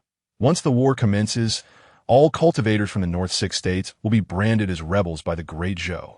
They will pierce your peepa bone with iron hooks and hang you from the ancient pine tree at your doorstep, while before your very eyes. They will sever the head of your bedridden mother. Your beloved wife, a robust woman with wheat-colored skin and long limbs, will also be dragged out. The Great Zhou's Iron Army has little regard for military discipline in the North 6 states, and your wife will be stripped of her garments, subjected to humiliation in your presence. No, it is not just your wife. Your twin daughters, who have inherited their mother's beauty, will also be targeted by those frenzied soldiers. How could they possibly spare such a pair of stunning young lotuses? Your youngest son will be abducted, drained of blood, and used as provisions for the army. You will be left hanging from the tree, forced to witness the destruction of your family, the humiliation of your wife and daughters, powerless to intervene. All of this stems from your folly, your naive fantasies regarding the Great Zhou and that iron-blooded dynasty. In that moment, Lu Qiong lifted his head, staring blankly at Lin Yao. Tears of blood streamed down his face as his voice tore through the air. Emperor, is what the emperor said true? The surrounding students, at that instant, turned their gaze to Lu Qiu. Their eyes held no traces of envy or jealousy, only pity. Yet Lin Yao paid him no heed, moving directly to the next student. Wang Jingchong, a student clad in white, resembling a scholar, suddenly knelt with a thud. I pay my respects. I pay my respects to the true martial emperor. Lin Yao squinted. You are the scholar from Qingxuan town. Among the scholars from the nearby villages, in terms of knowledge and comprehension, you deserve to be regarded as the foremost. Wang Jingchong felt a chill run down his spine, his entire body covered in goosebumps. The emperor's praise is misplaced. Jingchong is merely an unremarkable scholar. Lin Yao chuckled softly. Unremarkable? You're far from it. After today, you shall return to Qingxuan town. During the Northern Army's recruitment of strategists, you were not selected, which has weighed heavily on your mind. Approximately 3 years later, the army of the Great Zhou invaded Qingxuan town, and without hesitation, you joined their ranks. The townspeople branded you a traitor and a bandit, but you remained indifferent, convinced that the northern 6 states rightfully belonged to the Great Zhou, until the centurion of the Great Zhou army, seeking to heal his wounds, resorted to using the townsfolk for a sinister ritual. You watched helplessly as your familiar friends and kin turned into a pool of blood and pus.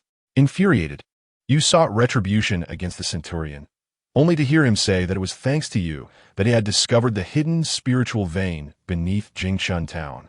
Unbeknownst to him prior, it was you who brought about the demise of your own community. The elders who watched you grow, such as Lord Zhou Chun, Aunt Lu Feng, and the shopkeeper Wang, along with your childhood friends, Gu Ziliang and Ji Tongwei, all perished because of you.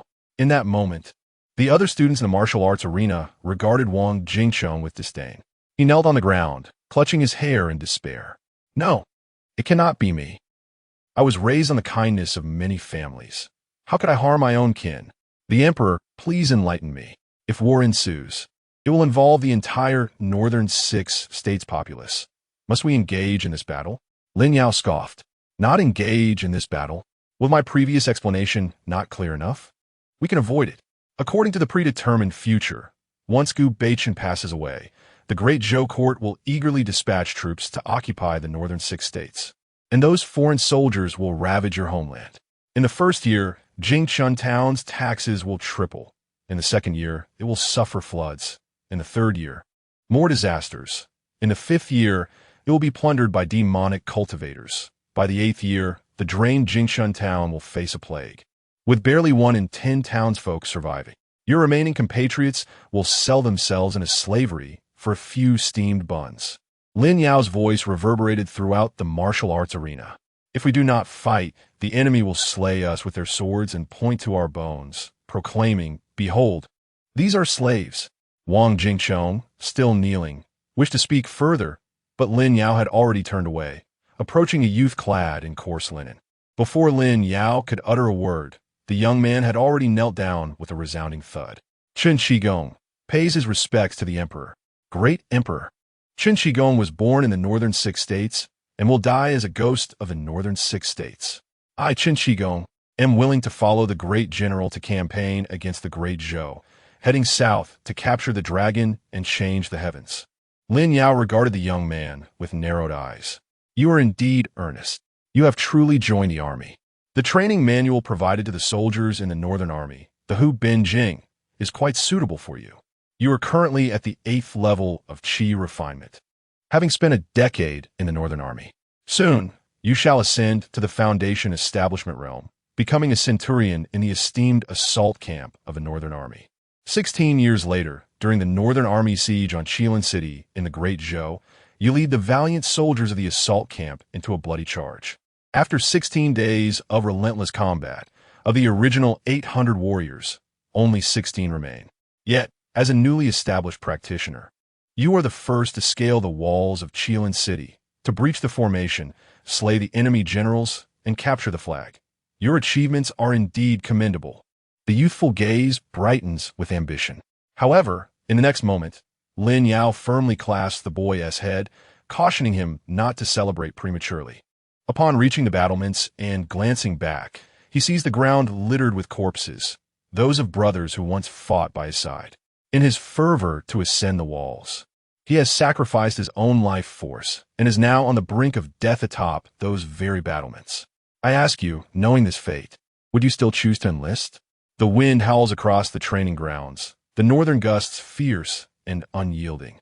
The training field is eerily silent, yet amidst the breeze, the laughter of the boy emerges, echoing joyfully.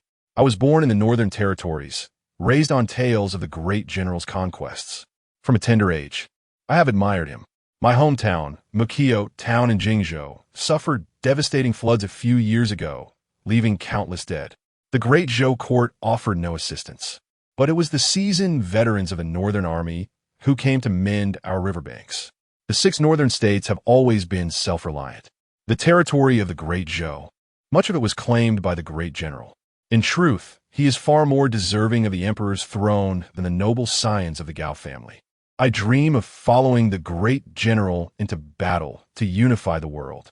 To serve as a vanguard for such a general would bring me no regret, and to become a centurion of the assault camp would be an honor beyond compare. Even if I were to enlist today and perish tomorrow, I would harbor no regrets. A man roams the world. Wherever he dies, he is laid to rest, for the mountains of the realm are all the same. At this moment, the boy bows deeply towards Gu Beichun, then lifts his head to gaze at Lin Yao. Your Majesty, I dare to ask once more, can the future you foresee be altered? Lin Yao, with his hands clasped behind his back, casts his eyes toward the heavens. The past cannot be reclaimed, yet the future can indeed be transformed. However, a connection of cause and effect exists between the present and the future. The boy blinks a few times, breaking into a wide smile. I may not comprehend the intricacies of cause and effect, but the prospect of becoming a centurion in the assault camp makes my life worthwhile. If there exists an even brighter future, then I have nothing to fear. With that, the boy shifts his knees, directing his attention once more towards Gu Beichun. My father always told me that the greatest pride for a child of the North is to follow in the footsteps of the great general, blood staining the battlefield. If the great Zhou court regards us as less than human, then we shall fight back. The young man's voice resonated through the heavens, declaring his willingness to accompany the great general southward to capture the dragon. Following this proclamation, the sound of bodies hitting the ground echoed repeatedly within the training grounds, as one student after another knelt in supplication. From Qingzhou, in Jing'an City, Zhang Songyan expressed his desire to join the Northern Army. From Jingzhou, in Heishan Town, Li Fuwang declared his readiness to die on the battlefield. From Liangzhou, in Hunan City, Jiang Boyu, with 3 younger brothers at home to care for their elderly mother, also proclaimed his willingness to perish alongside the great general. At that moment, Gu Beichun's eyes sparkled with fervor. Lin Yao, after circling the training ground, returned to Gu Beichun's side and raised his hand. Instinctively, Gu Beichun bowed his head, allowing Lin Yao's hand to strike his forehead in a playful gesture. Lin Yao nodded with satisfaction. I have heard tales of your youthful exploits on the battlefield, where you devoured the vastness like a tiger, a general of resounding renown. Yet, when I encountered you, you had already grown frail with age. Permit me one glimpse of your former glory. Let me witness the true visage of a northern warrior. At that moment, the students prostrated before him felt a shiver run down their spines. They beheld the venerable general, his hair as white as snow, suddenly invigorated, his exposed skin glowing with vitality. Prominent veins throbbed on his forehead as he first knelt before Lin Yao, delivering a resounding bow, before swiftly rising and striding purposefully towards the gates of the academy.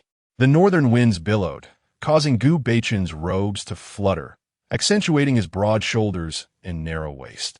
His eyes widened with fierce determination. His white hair danced wildly in the gusts. In that instant, Gu Beichun truly embodied the spirit of a tiger. Where are the tiger ministers? Assemble all the veterans of the Northern Army from Fuliu City. Inform them that this old man, in a fit of youthful fervor, would rather perish in a drunken stupor than on horseback. I seek to rally you all to forge a grand legacy once more.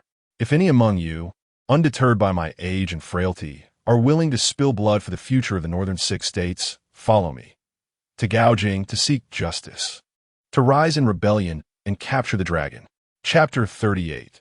the true martial emperor descends to the mortal realm, you remain utterly oblivious to your own origins. Ever since those two radiant night jade lions galloped into Fuliu City, the atmosphere here has been nothing short of exuberant. Even as night falls, the Biyuan Tavern remains teeming with patrons. Numerous local cultivators have congregated, engaging in fervent discussions. Are we truly on the brink of war? What has prompted a conflict with the great Zhou dynasty? Utter nonsense. The taxes imposed on us in the 6 northern states are more than triple those of other regions, and our resources have been relentlessly depleted. Just months ago, the esteemed Qingxuan Sect, which had thrived for millennia and contributed significantly to the foundation of the Great Zhou, was suddenly obliterated, their treasure trove stripped bare. Others, like the Baiyuan Sect, the Zhujig Ancient Sword Sect, and the Qingxuan Sect, have met similar fates. Why is this happening? What justification is there? Simply because we border the northern Mang Mountains, we are subjected to such treatment. Enough is enough. For years, the officials sent to our 6 northern states by the Great Zhou have been nothing but corrupt and greedy, each one more avaricious than the last. They come and go after a few years, while the soldiers guarding us are nothing but inept cowards, fleeing at the first sign of calamity or demonic threat. For all these years, it has been the great Northern Army that has come to the aid of the people, while as the retired veterans of the Northern Army who have fought against the demons. The Celestial Emperor of Zhou does not regard us as subjects. Why should we recognize him as our sovereign? The only one who genuinely cares for the people of the 6 northern states is the great general. Hailing from humble beginnings, it is said that he endured considerable hardship in his youth, which has instilled in him an understanding of the struggles faced by common folk. Such a person deserves to be emperor. But can our 6 northern states truly contend with the Great Zhou as 28 provinces? The disparity in power is far too great. You are woefully uninformed. It was rumored throughout the city that the great general was nearing the end of his days, causing the price of white silk to soar. Yet now, the great general is as vigorous as ever. Do you know why? Because his revered master has descended to the mortal realm. Who is the great general's master? The Lord of the North Star, the God of destiny, the true martial emperor. It is said that the northern lands are suffering from hunger and cold, and the true martial emperor has come among us. For all these years, we in the 6 northern states have worshipped the true martial emperor, and our devotion has not been in vain. As the patrons of the Biyuan Tavern collectively extolled the true martial emperor on the 2nd floor at a window side table, a youth clad in a conical hat could not help but cough softly a few times. What good is our offering? Where has it gone? Has it been consumed by dogs? If offerings truly held value, would I need to toil like a beast of burden? The youth shook his head in contemplation. Opposite him, a striking young woman, also wearing a conical hat, lifted her gaze. Master, must we truly depart from Fuliu City? The youth raised his head and turned to gaze out the window. Outside the Biyuan Tavern, a group of figures in conical hats hurriedly traversed the narrow alley. From his perch on the 2nd floor, the youth could even hear their shouts. Hasten, hasten to the Eastern Gate. The seasoned veterans of the Northern Army, along with aspiring recruits, are gathering there. At dawn, they shall follow the general to the 6th camp of the Northern Army at Qingliang Mountain. For far too long, I have harbored disdain for those wretched subjects of the Zhou kingdom. Today, we shall defend our homeland. After 30 years of sharpening my blade, this day has finally arrived. The youth on the 2nd floor of the tavern squinted his eyes. Why linger? Initially, I sought a disciple to honor me, so I could savor a few days of comfort. Yet look at Gu Beichun. Given the current circumstances, does he have time to pay me tribute? The youth pointed again towards the window, then turned to glance at the left side of the square table. At that moment, seated there was a burly elder, weeping profusely, alongside a nervously fidgeting young maiden. The youth gazed at the elder and let out a weary sigh. Stop your incessant crying. Haven't you heard the calls from outside? Within Fuliu City, there are valiant men rushing towards the Eastern Gate, eager to follow you into battle. Is it fitting for a general to weep like a wilted flower in my presence? In days past, the fierce and indomitable butcher wept not, yet here you are, wallowing in sorrow. Upon hearing these words, the elder's lamentations intensified. My revered master is soon to depart. How can I concern myself with such trivialities? Master, must you really go? Lin Yao shot a glare at the elder. Not go. Would you prefer to witness your defeat? Do you think I long for a life of ease, with my legs crossed in comfort? But is that even a possibility? Gu Beichun. The odds of triumph against the Zhou dynasty are exceedingly slim. The threads of fate that connect to that future are scarce. Yet this battle must be fought for your deceased son, for the soldiers and civilians of the northern 6 states who perished unjustly, and for all the grievances I have endured over the years. Most importantly, it is for myself, your master, who has suffered these past months of persecution. Lin Yao paused, casting a sidelong glance at the girl, Chu Hongyu beside him. It is also for her and her sect. This battle is imperative. We must strike until the Zhou dynasty feels the pain, a pain that pierces to the very core. However, to emerge victorious, to bring about the downfall of the Zhou dynasty, transforming that future into a tangible reality, it still relies on the efforts of your master. I must journey to Baiming Mountain to reclaim what rightfully belongs to me, my law court. Now a blessed paradise. Yet, more crucially, we must gather allies. I previously inquired about 71 names. You recognized 49, and 8 of them you know the general whereabouts of, 4 of which are near Baiming Mountain. This aligns closely with the intelligence I have gathered. If we can locate any one of these 4 individuals, the probability of the Zhou dynasty's obliteration will significantly increase. Without the destruction of the Zhou, how can we consider it true vengeance to see their royal heads roll? At this moment, Gu Beichun rubbed his eyes, barely stifling his tears. Master, I have long wished to inquire about the names you previously mentioned in relation to me. What is their connection to you? Lin Yao glanced at Gu Beichun. You are not mistaken. They are all my disciples. A portion of them are more accurately described as foster father and foster daughter. Gu Beichun's body stiffened. And Li Chuangang. Lin Yao scratched his head. He counts as your senior brother. Gu Beichun's face began to flush. Chen Pingon. Lin Yao lifted the wine cup before him and took a sip. He is also considered your senior brother. Gu Beichun swallowed hard. Lu Xingyan. Lin Yao drained the contents of his cup in one go. He is your junior brother, but this fellow is elusive. For now, do not rush to find him. Gu Beichun's body trembled involuntarily, while the charming young woman beside him, Gu Nanin, observed her great-grandfather, her skin prickling with goosebumps. Lu Ruyan. Lin Yao let out a light snort. Lu Ruyan indeed. She is your junior sister. Although Gu Beichun had harbored some suspicions, he had always deemed them too far-fetched to believe. Master, our sect. Lin Yao cast a glance at Gu Beichun.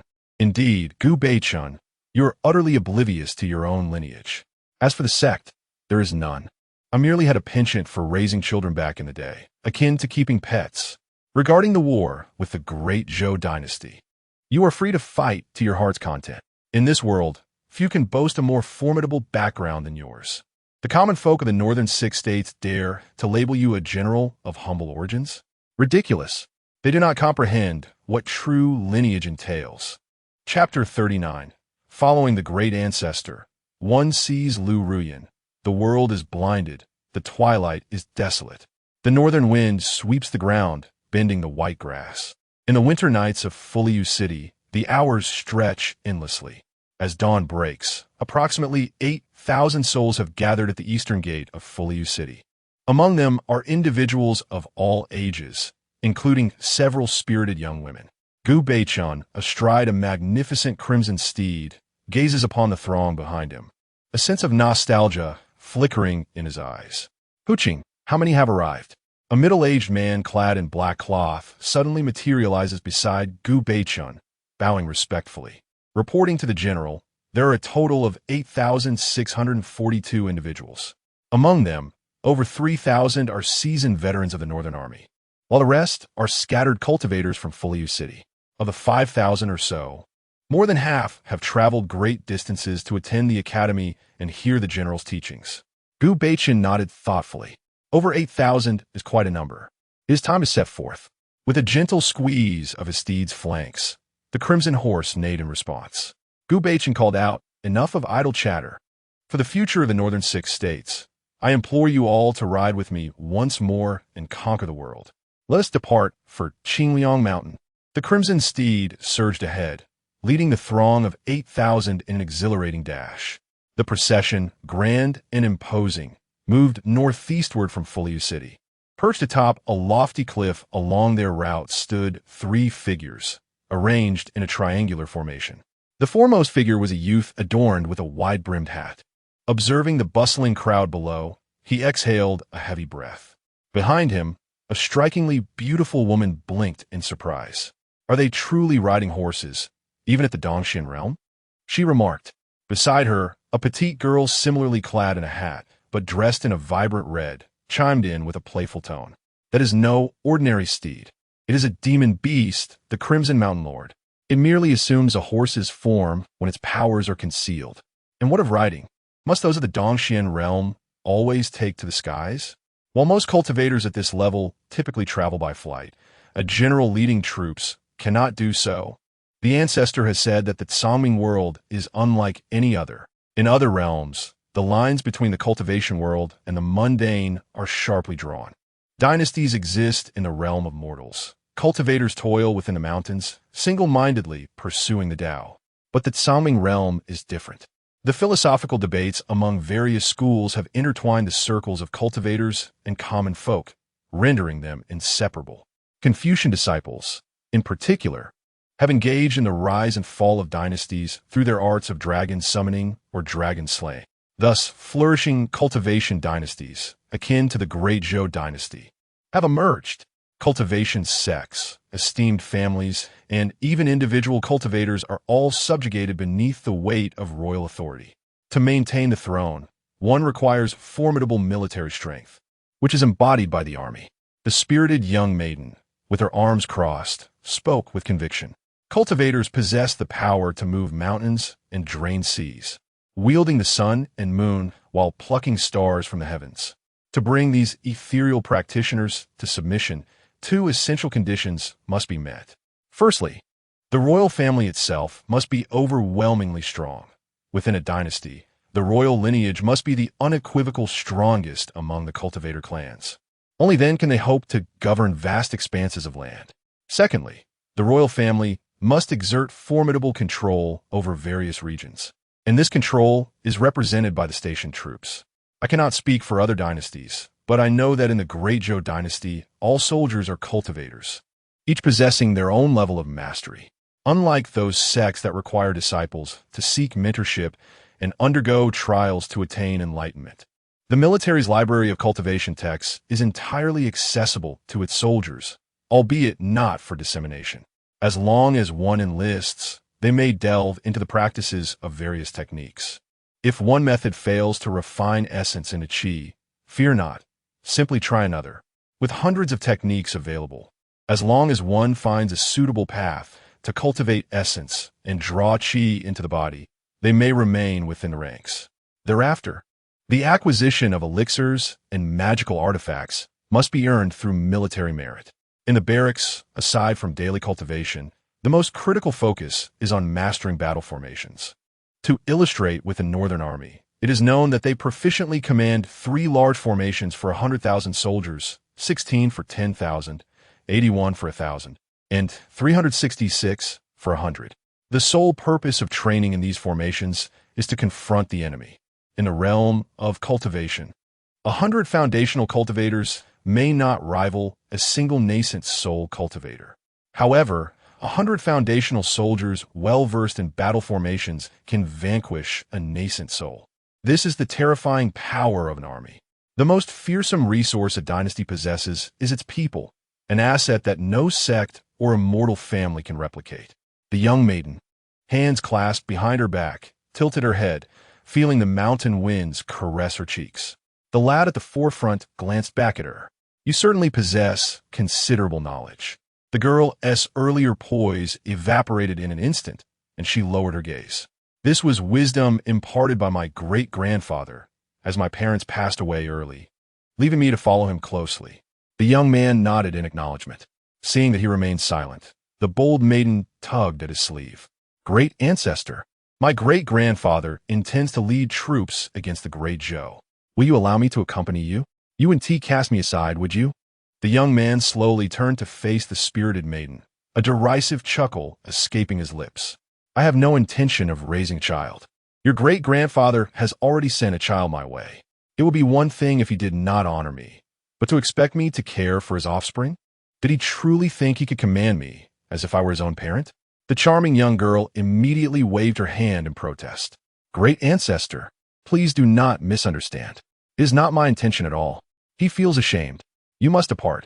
He has no opportunity to fulfill his filial duties and can only let me act in his stead. Furthermore, he mentioned that you have an affinity for beautiful girls. While I may not be a stunning beauty that captivates nations, the people of Fuliu City say I possess an appealing appearance. The young maiden hesitated momentarily, cautiously glancing at the radiant beauty beside her. In truth, I find my ancestor quite eccentric. Despite having such an enchanting attendant by your side, you allow me to suffer this embarrassment. I hardly believe you would even take notice of me. Yet I pondered, even if you do not regard me, I must accompany you. Firstly, you are the revered master of my ancestor. Without you, our Gu family would not exist. Serving you is a duty that we, the younger generation, must fulfill. It is only right. Secondly, consider my own interests. You are undoubtedly the most formidable master I am likely to encounter in this lifetime. The true martial emperor was once your identity, and the sword Dao leader of the 12 realms, Li Chungan, is your disciple. The chance to serve you in this life is indeed a stroke of fortune for me. Finally, the charming young girl gritted her teeth, took a deep breath, and spoke with strained intensity. By following you, I can meet Lu Ruyan. I wish to see Lu Ruyan. Master Lin Yao, I wish to see Lu Ruyan. Her eyes suddenly brimmed with tears. Lin Yao found himself momentarily taken aback by the young girl's words. He raised an eyebrow, intrigued. Interesting. Gu Nanin, you possess far more eloquence than your ancestor, who is as taciturn as a stone. He could scarcely utter a sound. You carry his blood, yet have blossomed into such a lovely being. It seems quite the irony. A demoness. Lu Ruyan. Why does a woman like you wish to meet Lu Ruyan? Gu Nanin swallowed hard, declaring, to repay a debt of gratitude. She saved my mother's life. Lin Yao tilted his head, narrowing his eyes with a hint of amusement. Saved your mother? But as far as I am aware, her reputation is less than favorable. It is said that she siphons the essence of men to turn them into puppets. She strips women of their appearances to keep as masks. Such a demon cultivator. At that moment, Gu Nanin raised her head. Slander. It is all slander. She is naturally beautiful. Women envy her, and men besmirch her when they cannot possess her. Others may be unaware of the truth, but you claim to be her master, having raised her since childhood. How could you possibly not understand her? Lin Yao was momentarily stunned, noticing tears fall from the corners of Gu Nanin's eyes. I do not understand her. I know her all too well. I am curious, with your cultivation level, what kind of gratitude can you possibly repay? Does she even need you?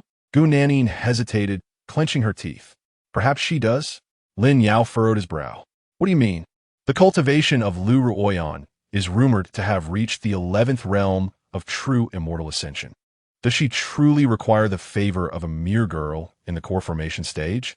Gu Nanin continued to grit her teeth resolutely. The message conveyed by my great-grandfather is incorrect. Lin Yao's expression finally shifted. When I verified the information with your great-grandfather, you were present. Why did you not speak then? Gu Nanin swallowed hard.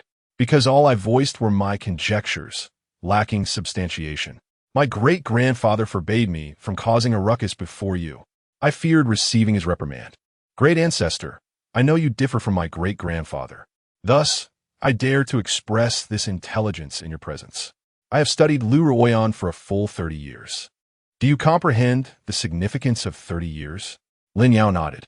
Indeed, a fervent admirer. You are a devoted follower of Lu Ruoyan. I finally understand the sort of individuals capable of bidding for Lu Ruoyan's bathwater at the auction. Gu Nanin blinked twice. If it were confirmed to be Lu Ruoyan's bathwater, I might indeed purchase it. It must possess a delightful fragrance, suitable as perfume. No, that is not the crux of the matter. What I wish to convey is, Lu Ruoyan is not in the star-crushing city. The rumors circulating in the world are erroneous. Lu Ruoyan's last appearance was not in the star-crushing city 300 years ago, but rather in the moon-holding city 80 years ago. Furthermore, during her appearance in Moon-Holding City, she bore severe injuries. Lin Yao unconsciously stepped forward, closing the distance to Gu Nanin. Why do you assert this? Gu Nanin instinctively recoiled. In her perception, this venerable ancestor's cultivation appeared to be less than foundational, yet it emanated an unsettling chill. Because 80 years ago in Moon-Holding City, a celestial demon descended, said to be a lithe, white-haired sorceress. Wherever that sorceress tread, not a blade of grass would flourish. She drained all vitality from the vicinity. The Celestial Monitoring Bureau once published a wanted poster featuring the likeness of that white-haired enchantress. Although the image was quite indistinct, I can ascertain that slender figure. Without a doubt, it is Lu Ruoyan. Lin Yao scoffed. You have never seen Lu Ruoyan. Gu Nanin raised her chin, her face flushed. And so what? Although I have not encountered her in person, I am well aware of her deeds. I even spent a fortune to acquire a portrait of her likeness. I can confirm that both images depict the same individual. I wish to find her and express my gratitude in person. This is also my mother's dying wish. I yearn to understand why the once enchanting and graceful beauty is depicted in the wanted poster as a fragile, desolate figure. If you truly are her master, you ought to be more concerned about her safety and well-being than I. My great-grandfather is your disciple, and I can sense that despite your reprimands, you genuinely care for him. You saved my great-grandfather. Thus, you should also be able to assist Lu Ruoyan. You are indeed the illustrious true martial emperor. At this moment, Lin Yao extended his hand. Bring it to me. Gu Nanin was taken aback. Bring what? Lin Yao lifted his chin. The paintings of Lu Ruoyan that you purchased at a high price, as well as the celestial observations from the Astronomical Bureau. As an ardent admirer of Lu Ruoyan, you must have these two treasured artworks. Gu Nanin opened her mouth, hesitating for a moment before cautiously retrieving her storage pouch. She gently tapped the pouch twice, and two images, resembling enlarged photographs, materialized in her hands. Carefully, she held the two images and offered them to Lin Yao. Please, be gentle. These are the only two I have. Lin Yao lowered his gaze, observing that both images featured a woman. Each depicted her in profile, with her hair partially concealing her face, rendering her features indistinct. Yet her graceful posture and alluring form were unmistakable. Gu Nanin blinked beside him, aware that while many recognized her natural charm and beauty, with her long hair often styled up and a bronze smoking pipe resting at her waist, adorned with a phoenix tattoo around her neck, few knew of her affinity for nurturing daffodils at home, her compassion for stray cats, or her talent for poetry and prose. The world remained oblivious, blind to her struggles and the melancholy of her later years. Suddenly, Lin Yao released his grip, and the two images fluttered away with the wind. Gu Nanin let out a shriek. My paintings! My Lu Ruoyan! Yet, Lin Yao paid no heed to her cries. His voice was hoarse. Let us go. To Dragmoon City. We must find Lu Ruoyan. Damn it. Who has caused such harm to this girl? Has her soul been forced into such a state? What torment has she endured? Chapter 40. Fear not. Master has connections. Master is the world's preeminent dandy, a flying vessel resembling a black canopy boat soared from the direction of Fuliu City towards Wang Beimeng Mountain. The speed of the vessel was not particularly swift. However, it surpassed that of the four-legged Jiayue jade lions by a considerable margin. On board the vessel were three figures, one man and two women. A charming young girl sat at the bow, deftly steering the vessel's course and pace. At that moment, the spirited girl turned her head and cautiously cast a glance at the boy sitting cross-legged in meditation. Grandmaster, do you acknowledge my hypothesis? The image released by the Astral Observatory depicts Lu Ruoyan, does it not? The Empress of Mist, Lin Yao, who had been meditating, slowly opened his eyes. He glanced at Gu Nanin without uttering a word, instead choosing to gaze up at the vast sky. Unconsciously, he reminisced about the girl named Lu Ruoyan. She was a disciple he had taken under his wing on his 26th account in the game Lingxu, under the alias of the Demon Lord of the Thousand-Faced Enchantress. Upon establishing this account, he quickly realized that he possessed a striking appearance. With an initial charm score that soared to 90, an enviable feat that, even if he chose to languish idly, would attract a multitude of female cultivators eager to support him. A visit to a brothel, with a stroke of fortune, might yield the affections of a compassionate courtesan, and he could even earn a couple of taels of silver. Lin Yao then resolved that this account would embark on a path of cultivation he had never before explored, the path of a dandy, or the path of enchantment. The art of enchantment was not merely about beguiling others. It espoused the principle of enchanting all things. To enchant a person is to draw them near, often unbeknownst to them, and to further perplex their hearts, leading them to ruin. To enchant spiritual energy is to draw it closer to oneself, thereby hastening the flow of one's own spiritual power and advancing one's cultivation. To enchant the heavenly Tao is to beguile the heavens themselves, seeking their favor. This is the true essence of enchantment, enthralling others until they willingly submit.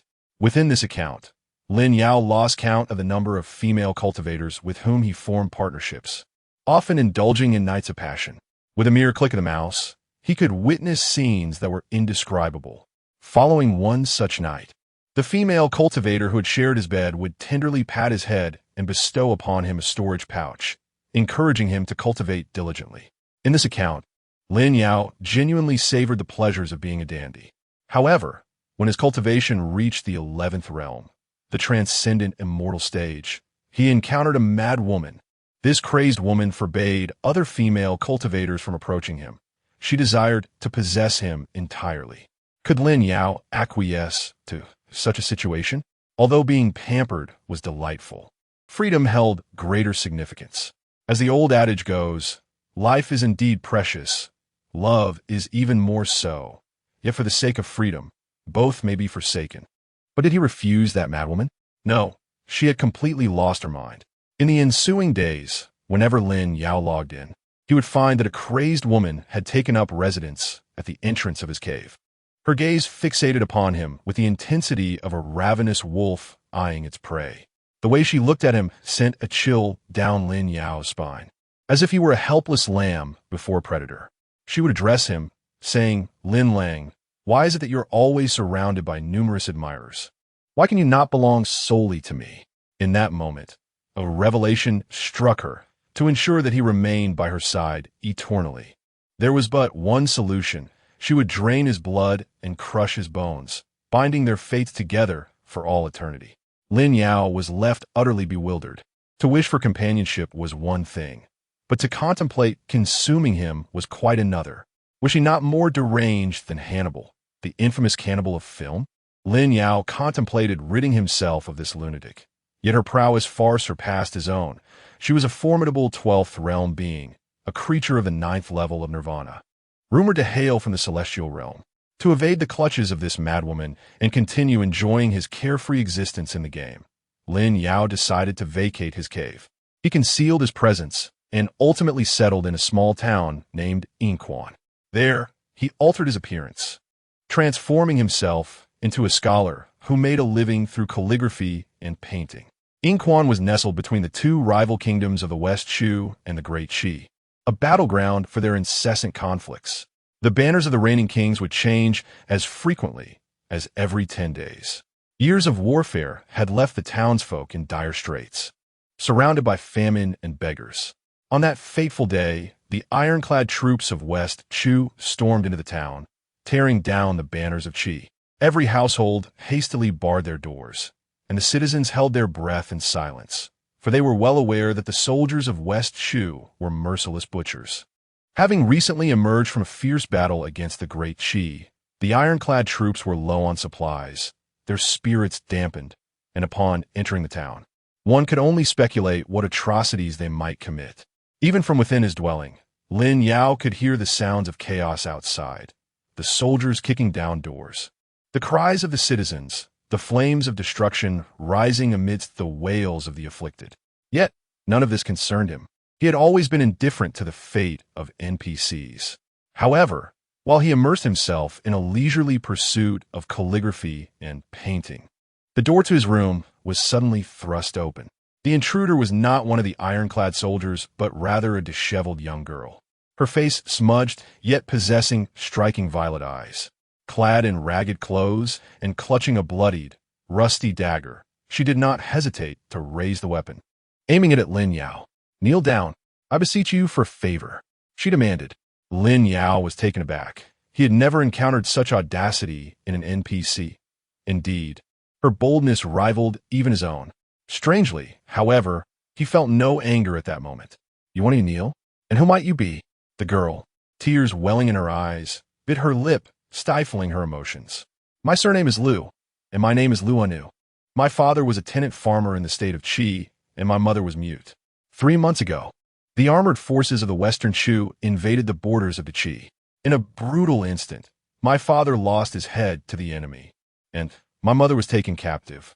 They coveted her beauty, forcing her to serve as a military concubine by day and as a plaything for the soldiers by night, reducing her to the status of a mere two-legged sheep. Lin Yao furrowed his brow. Two-legged sheep. The child was overwhelmed with tears. Indeed, two-legged sheep. The Iron Army of the Western Shu had this dreadful custom. All captured women were transformed into two-legged sheep, accompanying the troops while being consumed. Young women, with their tender flesh, were deemed more delectable than lamb, hence the term. The Iron Army of the Western Shu was back again. If they discovered I was from Qi, they would undoubtedly show me no mercy. Master, I implore your compassion. Please take me in. Lin Yao tilted his head. Why should I? The girl was momentarily taken aback, but quickly responded, I've always been beautiful. When I grow up, I could be your wife.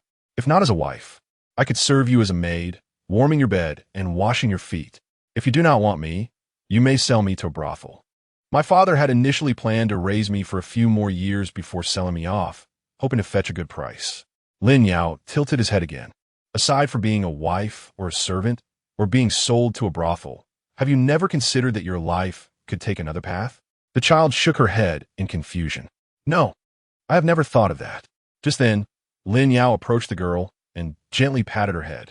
I, the star thief, have glimpsed my own future and learned that I was destined to come to Qingxuan City.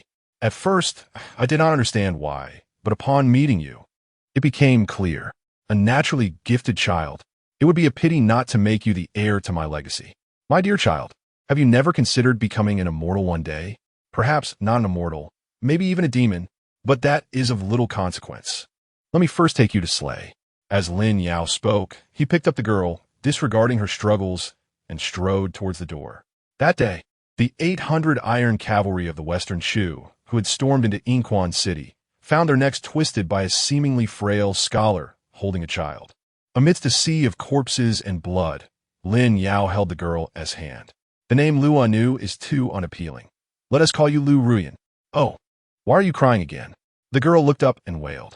My name is Liu Ruyan. From now on, I shall be called Liu Ruyan. I like this name. It is far better than Liu Anu. Lin Yao chuckled beside her. Stop crying. If anyone bullies you again, just tell your master. Though I may not yet be invincible in the world, I have connections, and I can help you rally support. This account belongs to the most charming figure in Lingxu. At that moment, a cold wind swept through the heavens, awakening Lin Yao from his reverie. He gazed into the distance. Liu Ruyan, if anyone dares to bully you, just tell your master. Although the master may not be invincible in this world, he has come to understand that this reality is indeed true, and that all of you are genuine. The master still possesses connections and can assist you in gaining an advantage, foreseeing the future. He is capable of temporarily accessing his primary account. While it may be fleeting, it is certainly sufficient to address the petty grievances. Lin Yao exhaled a deep breath, gazing up at the vast sky. For some reason, he felt that something was amiss. Gu Beichun, that fool, being bullied is one thing, but with Liu Ruyan's temperament, it is inconceivable that she should fall to such despair. Could it be that someone is conspiring against me? This matter must be thoroughly investigated. Otherwise, an unsettling feeling will linger. At this moment, Lin Yao raised his gaze to the dark crimson screen before him. The star thief foreseeing the future. My future. In this world, there are not so many coincidences. I must uncover who is targeting me. Liu Ruyan, do not be afraid, for your master has returned. I have nurtured you, and whoever dares to bully you shall be brought to justice. Chapter 41. The monk can escape, but the temple cannot. I still desire to seize you. Wanqi City is situated on the northern frontier of Jingzhou. Within the city, one can gaze upon the towering and seemingly unending North Mang Mountain. akin to a celestial pillar reaching the heavens.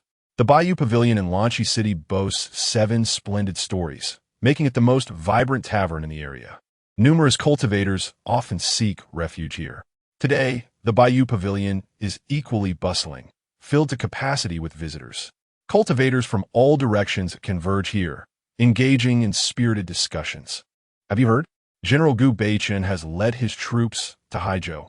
The Northern Army is advancing with unstoppable momentum. Truly deserving of its reputation as the foremost military force of the Great Zhou, they have reached Haizhou in less than 3 months. However, I hear that the royal court in Gaoqing is furious, mobilizing over 100,000 troops and even publicly offering a bounty on the general's head. Once, they were allies, but now they are at odds. Quite lamentable indeed. What is there to lament? A war with the Great Zhou was long overdue. For years, I have felt the general's frustration. Now that he has the support of the true martial emperor who stands by him, what does the general have to fear? Surely, he will prevail. Enough of that. Have you heard? The locking demon tower into a U.S. city is about to open again? So soon, another 60 years have passed? Indeed, otherwise, how could one say that time flies? It truly does. Life is fleeting. Is the new generation of the demon-slaying rankings about to be updated as well? Who was the champion during the last opening of the locking demon tower? The great disciple of the Feng Tian Yin Si Sect, Immortal Wangshu, Zhao Wangshu, and the second and third places? Second from the Panlong Qingxuan Sect, Li Xian. Third from the Feng Tian Yin Si Sect, Qihua. I remember now. They were all remarkable figures of their time. Does anyone know their current fates? Zhao Wangshu, it is said, has reached the infant transformation realm and remains in the Western Shu. As for Li Xian and Qihua, they have both vanished, with rumors suggesting that they perished on North Mang Mountain. Time truly flies indeed. However, I have heard that this opening of the locking demon tower will be more grandiose than in previous years. The number of cultivators gathered in Toyua City has already tripled compared to past events. Why is that? What? Haven't you heard? It is rumored that this time, a breathtaking beauty, a veritable enchantress, is imprisoned within the locking demon tower, capable of captivating souls. This enchanting figure is none other than the renowned demoness, Lu Ruyan. Lu Ruyan? How could she be confined in the locking demon tower? Who would dare imprison her? Moreover, isn't she said to be a true immortal of the 11th realm? A true immortal? She has long since fallen from grace. Her cultivation is tainted, having been involved with countless male cultivators. Such a woman is hardly worthy of ascending. Quite true indeed. If such a wanton woman were to ascend to the celestial palace, it would surely tarnish its reputation. Just then, a loud crack echoed from the 4th floor of the Bayou Pavilion. A charming young maiden clad in a flowing crimson dress stood atop the 3rd floor railing, clutching a wine jug, which she hurled down to the 1st floor. Who dares to slander me? Who is the scoundrel that claims Lu Ruyan's cultivation is tainted? Step forward. If I do not sever your head from your shoulders, I shall not bear the surname Gu. I shall stuff your head where the sun does not shine. Cool me fort. You who spread such vile rumors, have the audacity to reveal yourself. Behind the spirited maiden sat 2 individuals at a wine table, a strikingly beautiful woman and a brooding young man. At this moment, the stunning woman gazed anxiously at the young man. Master, is it truly wise to allow Gun and Yin to act so recklessly? You just asserted that we must maintain a low profile until we reach Tuayu City. The young man, holding a wine cup and squinting, replied, The premise of keeping a low profile is that we are not provoked. If insults are hurled at us, maintaining a low profile is merely cowardice. It was that triangular-eyed cultivator in the northwest corner of the 1st floor who accused Lu Ruyan of being lewd, alongside the overweight fool beside him. They were the loudest in their tirade. Go, remove their heads. The spirited maiden, already poised on the railing, clapped her storage bag. In an instant, a grand tiger-headed hammer appeared in her delicate hand. Grasping the hammer, she leapt from the 4th floor. The hall of Bayou immediately erupted in chaos. Chu Hongyu observed the scene, shaking his head in resignation. Master, Lin Yao slammed his wine cup down onto the table. Damn it, I detest unfounded slander. Indeed, I was once a pretty boy, but every female cultivator I bet did so of her own volition. There was never any coercion. Though Lu Ru Yin has inherited my lineage of charm cultivation, her path diverges from mine. How has our reputation fallen so low? Beside Lin Yao, Chu Hongyu blinked her large, watery eyes. I have heard from my master about the thousand-faced enchantress demon lord, known as the world's most licentious immortal, who has left many male cultivators cuckolded. Since his time, the reputation of charm cultivation has been utterly tarnished. Lin Yao's body stiffened. He lifted the wine cup he had just slammed down. Rumors, they're just rumors. The thousand-faced enchantress demon lord has no interest in married women. But that is of little consequence. What matters is, Lu Ru Yin, at the demon locking tower in Tuoyu City. Chu Hongyu, seated across from Lin Yao, nodded slightly. Gunan Yin is indeed formidable. She deduced the whereabouts of senior Lu Ru Yin in Tuoyu City even before the rumors spread. The demon locking tower beneath Tuoyu Mountain is renowned for its record of slaying demons. This has long been a tradition of Tuoyu City. Although it lies within the borders of Qingzhou, it does not belong to the northern 6 states, nor does it fall under the Great Zhou dynasty.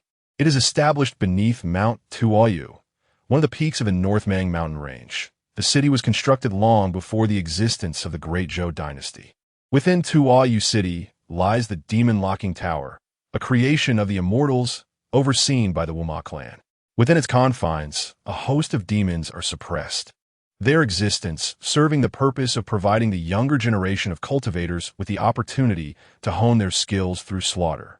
Thus, the demon locking tower opens once every 60 years for a duration of 6 months, allowing all cultivators below the Yuanying realm to enter and train, ranking them by the number of demons they vanquish. Those who excel not only gain widespread renown, but also attract the attention of various esteemed families, sects, and dynasties, enabling even those already affiliated with a sect to consider change. Indeed, this Lanchi city has proven to be quite fortuitous. I did not expect that merely resting here would lead to such revelations. Lin Yao raised his index finger and tapped it against the table before him. Yet, this is not the crux of the matter. The pivotal question is, why is Lu Ru Yin in the demon locking tower? I have but one inquiry. Can prisoners from the demon locking tower be brought out? Chu Hongyu was taken aback. He had never heard of anyone doing such a thing before, nor had anyone ever extracted a demon cultivator from within the tower. Such an act would be tantamount to declaring war on Mount Tuoyu and the Wuma lineage. Lin Yao exhaled a breath of frustration and scoffed. Is the Wuma lineage truly so formidable? Could it be that they're descendants of Wuma Qi? Chu Hongyue's eyes brightened. Does the ancestor know Wuma Qi? He is a renowned sorcerer who ascended a millennium ago. The progenitor of the Wuma lineage is indeed Wuma Qi. They have inherited his sorcery. Our Qingxuan Sect once engaged in commerce with the Wuma lineage of Tuoyu City. Lin Yao chuckled coldly. Familiar, but not intimate. The reclusive immortal of 10,000 methods has assaulted him thrice, plundering his treasure trove. The lord of the thousand-faced enchantress has had relations with his daughter, though it was of her own volition. The celestial sorcerer of spirit binding once seized his sorceress essence. What do your eyes imply? I have shown him considerable mercy. I have spared his life. Do not underestimate this rascal. He accumulates treasures with remarkable speed. Each time I raid him, it is not long before he amasses another trove of riches. Whenever I find myself in need of materials for alchemy or weapon forging, I procure them from him. Eventually, this scoundrel, fearing reprisal, sought refuge in the Northmang Mountains, making him elusive for quite some time, only to discover that he had hidden within Mount Tuoyu. But the monk may flee, yet the temple remains. This time, I shall seize from you once more. Chapter 42. Master, have you always cultivated like this? Sometimes, one can directly ascend 2 major realms. Just as Lin Yao lightly tapped the table, reminiscing about these moments, a lively young girl, brandishing a massive iron hammer adorned with remnants of flesh and blood, leaped back onto the railing of the 4th floor. Master Ancestor, those loquacious beasts have been dealt with. I twisted their heads off and smashed them to smithereens. By the heavens, I detest those who spread baseless slander about Emperor Ru Yin. Lin Yao observed this scene, silently nodding in acknowledgement. The combat prowess of fervent fans is indeed terrifying. Gu Nanin hesitated. Master Ancestor. Why is Emperor Ru Yin trapped within the demon locking tower? Lin Yao raised his gaze, locking eyes with Gu Nanin. You ask me? Who should I inquire of? The star thief can foresee the future, yet cannot pry into the past. If you wish to uncover the truth, there is but one course of action. Venture to Tuayu City, seek out Lu Ru Yin, and inquire directly. Gu Nanin's eyes sparkled with excitement. Master Ancestor, when shall we depart? Lin Yao set down his cup. Now. Gu Nanin smiled and nodded. All right. However, at that moment, an overwhelming pressure suddenly enveloped the Bayou Pavilion. A voice, laden with authority, resonated from outside. Esteemed guests, you dare to openly cause a ruckus within my Bayou Pavilion, killing other patrons and expect to leave unscathed? Behind Lin Yao, Chu Hongyue's expression shifted dramatically. Core formation, realm perfection, half-step nascent soul? Gu Nanin's expression also changed. This is bad. We've stirred up trouble. I had no idea that Bayou Pavilion was under the protection of a half-step nascent soul. Master Ancestor, what should we do? Shall we reveal our identities? I could say my ancestor is Gu Beichun. Lin Yao glanced at Gu Nanin. If you wish to disclose it, go ahead. After all, your ancestor does wield some influence in the northern 6 states of Dezhou. Upon hearing this, Gu Nanin immediately raised her head. My ancestor is Gu Beichun. Old fool, do you have an issue with that? I can have my ancestor speak with you personally. The voice that had just echoed into the Bayou Pavilion let out a cold snort. Gu Beichun, for your own selfish interests, disregarding the lives of the people in the 6 states, recklessly engaging in war with the Dezhou imperial family. You are his kin? Perfect. I shall slay you and gain merit with the Qingtian Observatory. Lin Yao sighed. He turned his gaze toward Gu Nanin. Your ancestor has been humiliated for far too long, losing face in the northern 6 states. This old wretch must be a guardian martial artist dispatched by Dezhou. Gu Nanin's complexion grew even paler. Master Ancestor, I've truly caused a calamity. What should I do? Lin Yao raised his head. This isn't necessarily a calamity. In the ruthless realm of cultivation, it is merely a highly probable causal event. You should have anticipated the current circumstances when you chose to act in the tavern. Gu Nanin was taken aback, falling silent, merely nodding in agreement. Lin Yao's gaze flickered. Within the concealed heavenly pearl, there remained 3 celestial artifacts of the Yuan Ying realm and above. This signifies that I can still log into the account of the hidden immortal Lord of all laws 3 more times. However, employing the hidden immortal Lord of all laws to contend with a mere half-embryo, such extravagance is absurd. What is he? To warrant the attention of the hidden immortal Lord of all laws. In Fuliu City, I have not even logged into this grand account. A half-embryo. It is a gross overestimation of his worth. He is unworthy. Lin Yao lifted his gaze, observing the flickering shadows of the thief of stars before him. Over the past 3 months, Lin Yao had settled 2 debts of causality incurred earlier.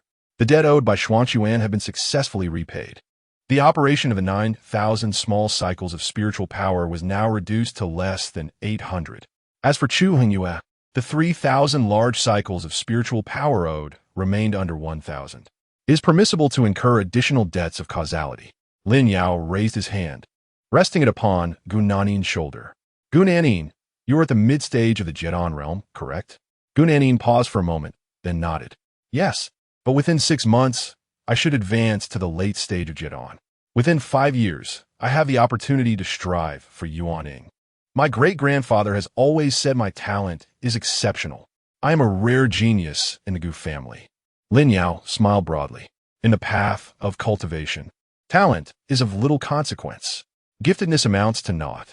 The river of hell is filled with fallen geniuses. In cultivation, the most vital aspect is opportunity.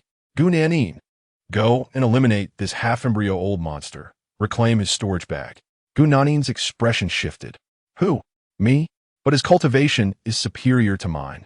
Just then, Lin Yao gently pressed down on Gu Nanin's shoulder and then gave her a light push. No, Gu Nanin, your cultivation surpasses his. You are at the Yuan Ying realm. Before Gu Nanin could process this, Lin Yao had already thrust a blood-red fruit into her mouth. In the next moment, Gu Nanin's cultivation began to soar. In the blink of an eye, an overwhelming pressure, far greater than that outside the attic, erupted. From the heavens and earth, it seemed a child's wail resonated, sending shivers down the spines of everyone inside and outside the attic. This was the resonance of heaven and earth triggered by the Yuan Ying realm. Gu Nanin was momentarily stunned, blinking several times before comprehending the situation. Without hesitation, she turned to Lin Yao, bowing deeply in gratitude before dashing out of the white jade pavilion. "Old man, keep shouting. I'll twist your head off and shove it up your backside." The previously authoritative voice now trembled in confusion. "No, you were just a Jidon? You concealed your cultivation? Impossible. I have observed for quite some time before deciding to act. You were indeed a Jidon. Why is this happening?" Within the white jade pavilion, Lin Yao stood with his hands clasped behind his back, chuckling derisively. The world is blind, their twilight is dismal. He turned back once more, casting a glance upwards at Chu Hongyu outside the attic. "Do not be anxious. Wait until you have repaid this cause and effect that burdens you. The master will also assist you in breaking through to the nascent soul stage." Chu Hongyu swallowed hard, gazing at Lin Yao. "Master, have you and your disciples always cultivated in this manner?" Lin Yao exhaled a breath laden with impurities. "Not entirely, at times. I directly aid myself or them in ascending 2 major realms." A cloud of worry enveloped Chu Hongyu. "Isn't this truly a violation of the heavenly path?"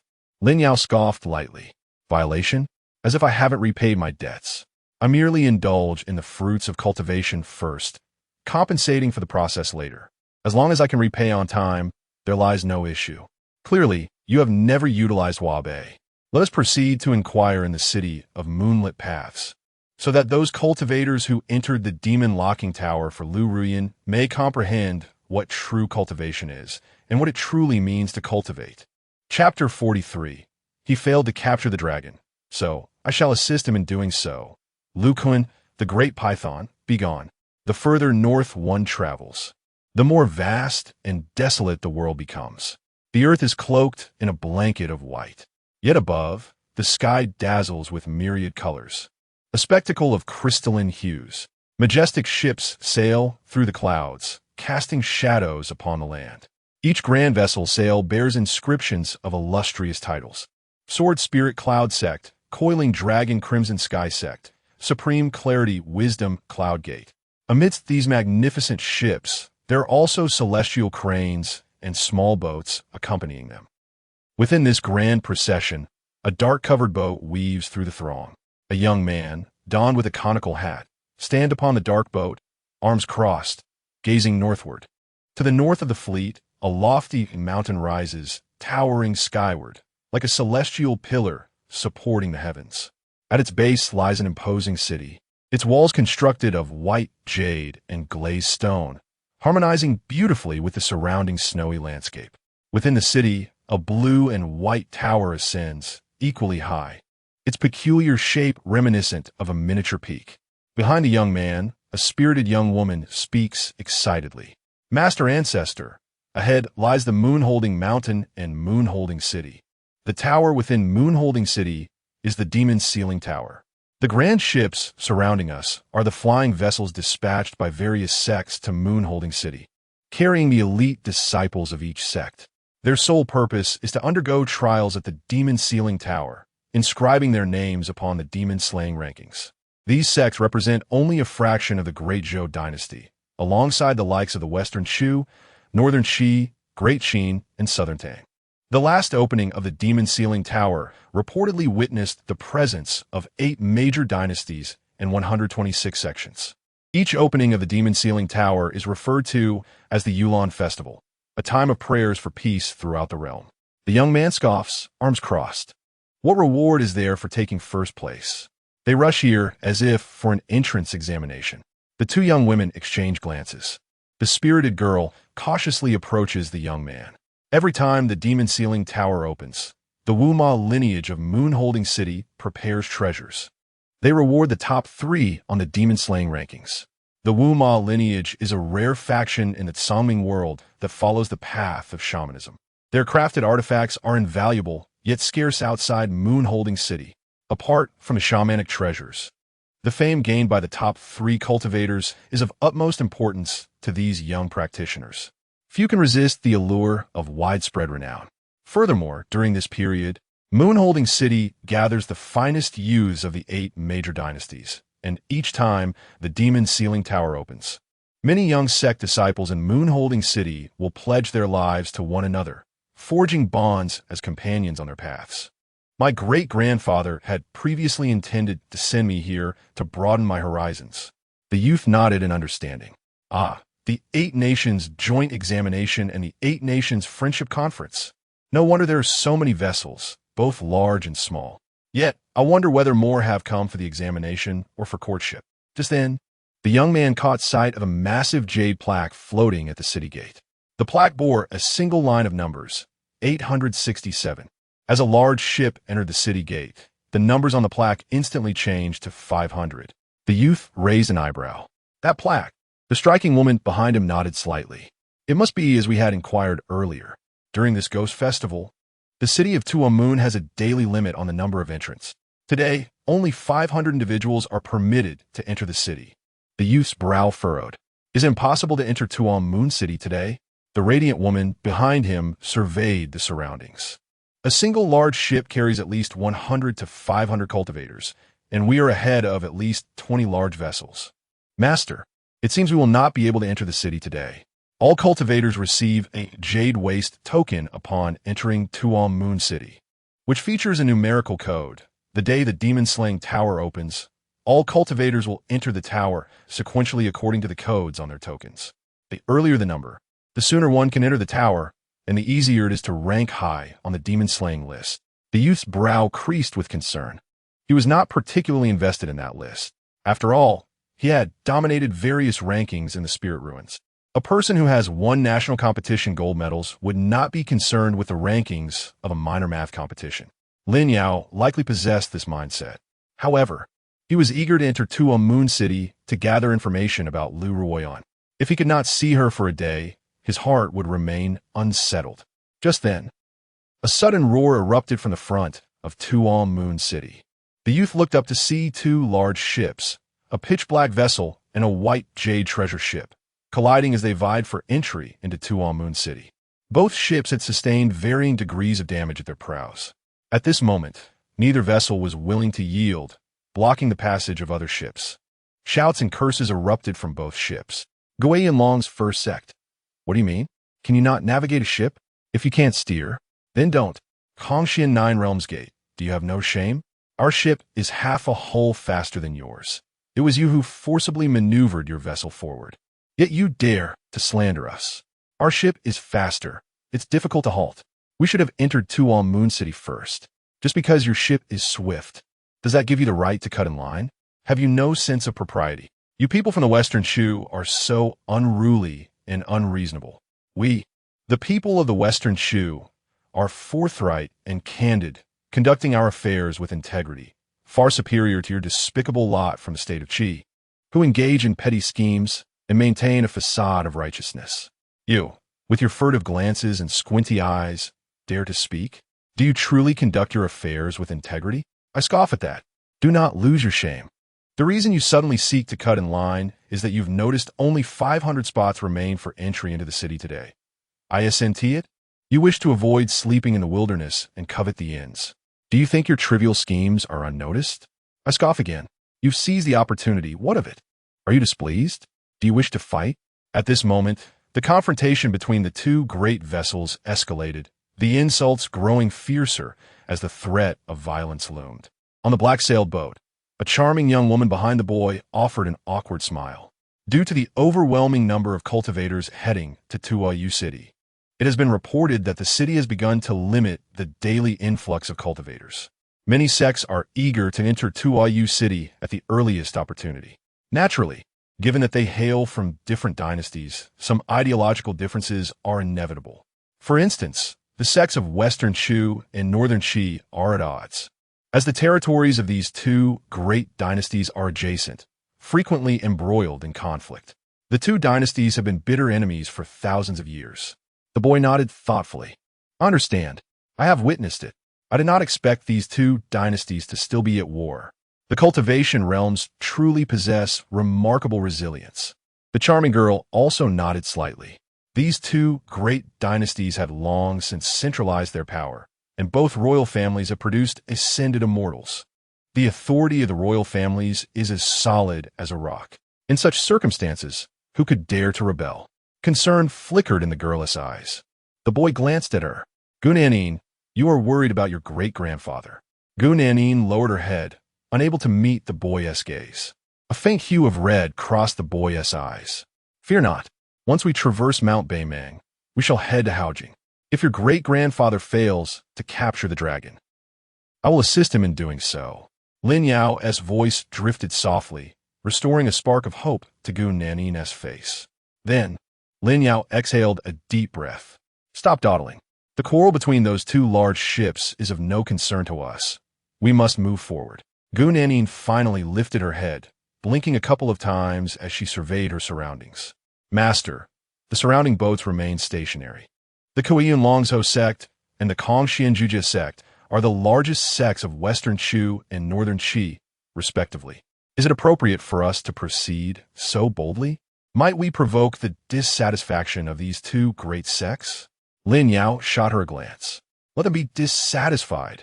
I am not a monk to cater to the emotions of so many. What matters now is the intelligence regarding Lu Ruyan. Her presence within the demon locking tower is of utmost importance to me. If the individuals on those two ships are so petty-minded, it is evident that they possess little ambition. Two prominent sects, lacking such basic magnanimity, will be better off collapsing sooner rather than later. Upon hearing this, Gunanin nodded in agreement. She hesitated no longer and, guiding the small black canopy boat, began her journey toward Tuayu City. The boat, though modest in size, was agile in movement. While other vessels remained still out of fear, it soon approached the site of the two colliding large ships. Lin Yao cast a glance at the massive vessels, sensing the palpable hostility radiating from above. The din of curses continued unabated. You reckless fools from Shichu, are you truly seeking battle? And you ruffians from Beiki, if you wish to fight, then come on. Are you afraid? Show us your mettle. Go ahead. Unleash your spiritual guns. Throw your talismans. Whoever refrains from striking is a coward. To hell with you. I have no patience for your disloyal progeny. The uproar from the two ships was deafening. Crimson flying swords and talismans shimmering with golden light were hurled into the air amidst the cacophony of shouts. Lin Yao, standing between the two vessels, could not discern who had launched the first attack, yet it no longer mattered. With the first sword cast, war was on the verge of erupting. At that moment, before the gates of Tuayu City, tendrils of black smoke suddenly rose. The smoke intertwined and transformed into a colossal serpent, a fearsome creature stretching 1,000 feet long.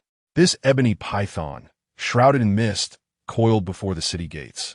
Its head raised high, surveying the two ships before it.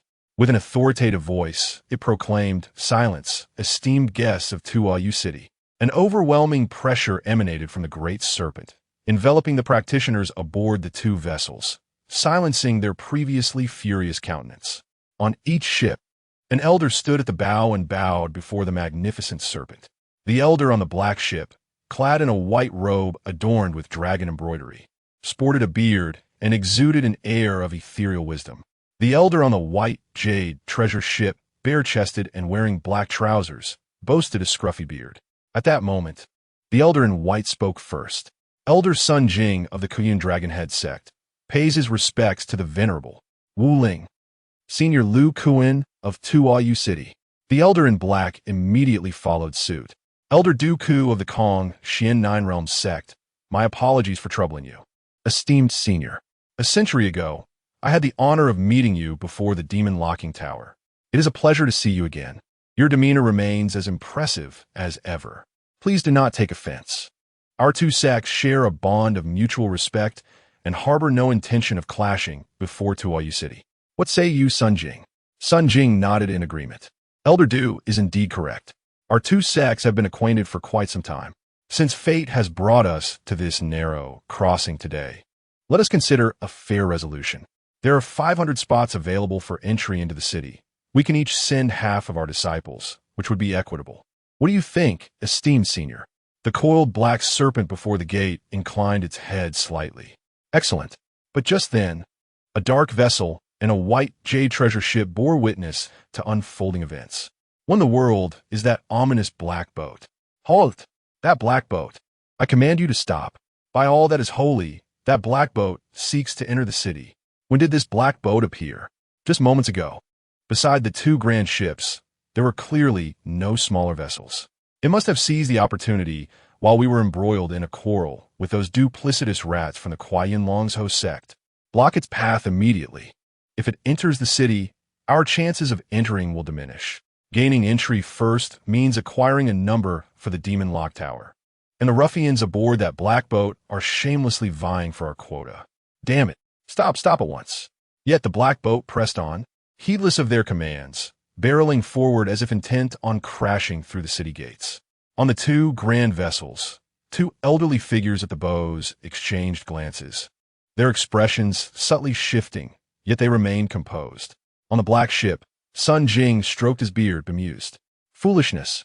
Wu Ling and Lu Kuan had already made their appearances, yet they still dared to breach the gates.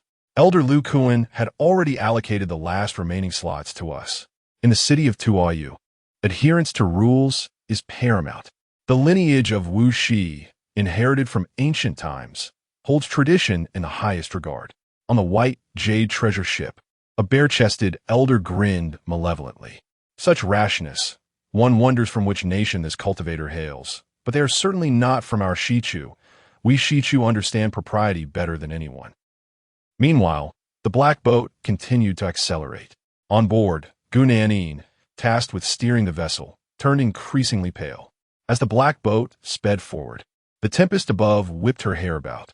However, what truly drained her color was the sight of a terrifying giant python descending from the sky, its massive head aligning with theirs.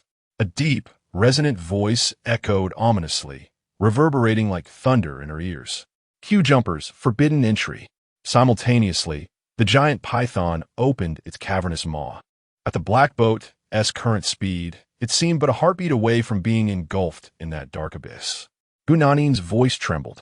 Oh, Grandmaster. Yet at that moment, Lin Yao stood up aboard the black boat. He gazed at the colossal serpent, memories from the past suddenly flooding his mind. He had encountered this python before.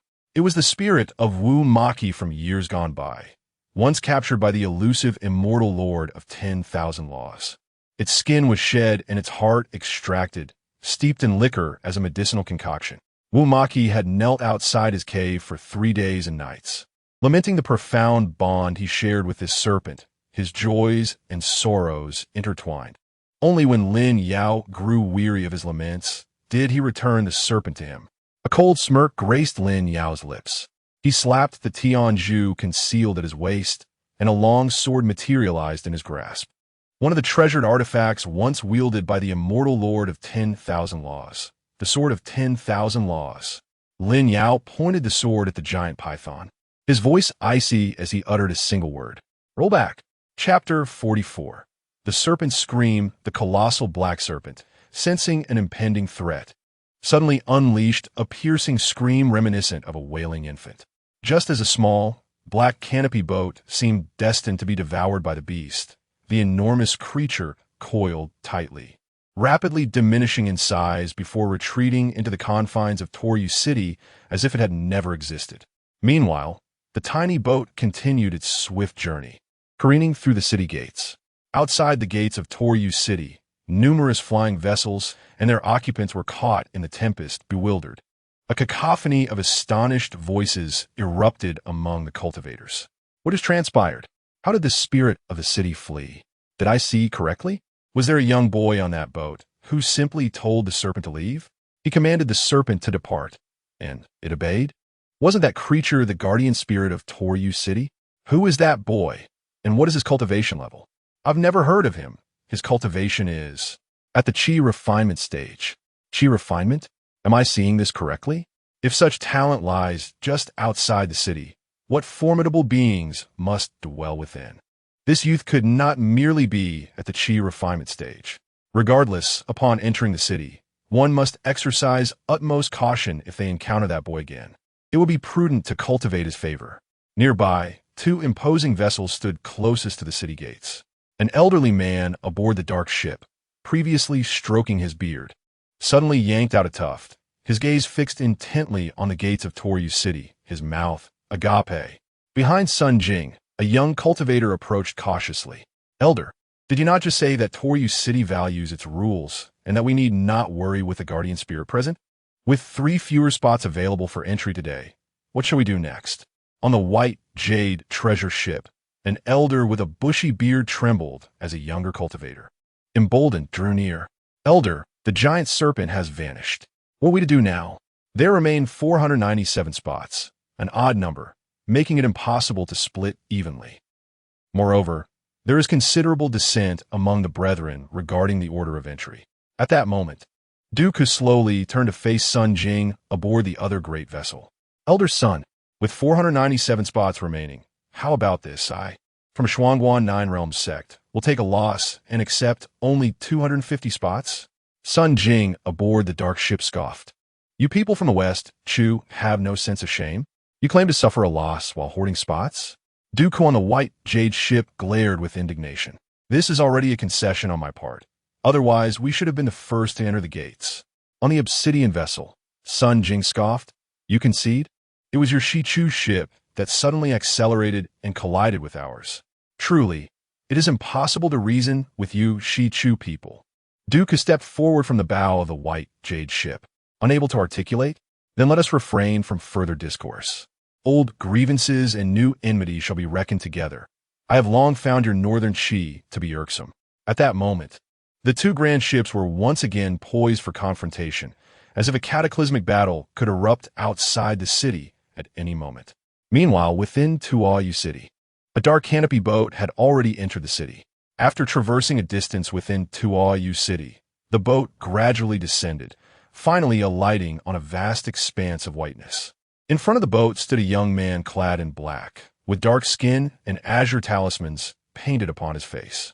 He extended his hand, offering Lin Yao and his companions 2 jade tokens inscribed with numbers. Esteemed guests, I am a shaman attendant of Tuayu City. Among you, one has already entered the nascent soul realm and thus forfeited the qualification to enter the demon lock tower, so I can only provide 2 shaman jade tokens. These are your sequential numbers for entering the city. After the demon lock tower opens, please proceed in the order indicated by these numbers. Gu Nanin was the first to accept the 2 jade tokens, subsequently handing them both to Lin Yao. Lin Yao glanced at the numbers etched on the tokens, 76125 and 76126. He furrowed his brow.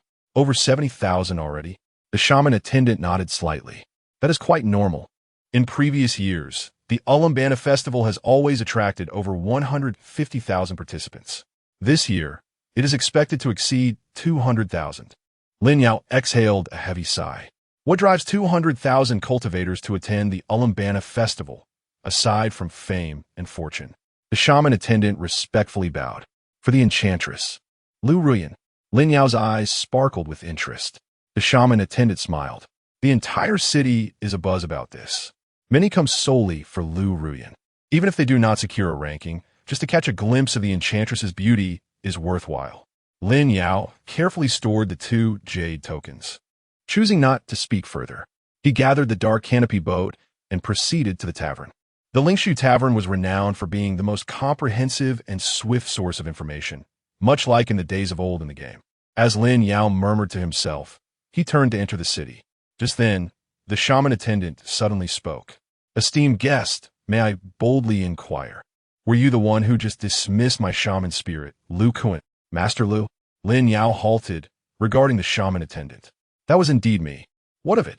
Is Tuayu City seeking to settle accounts with me? At this moment, Gu Nanin blinked, her eyes glimmering with a hint of anticipation.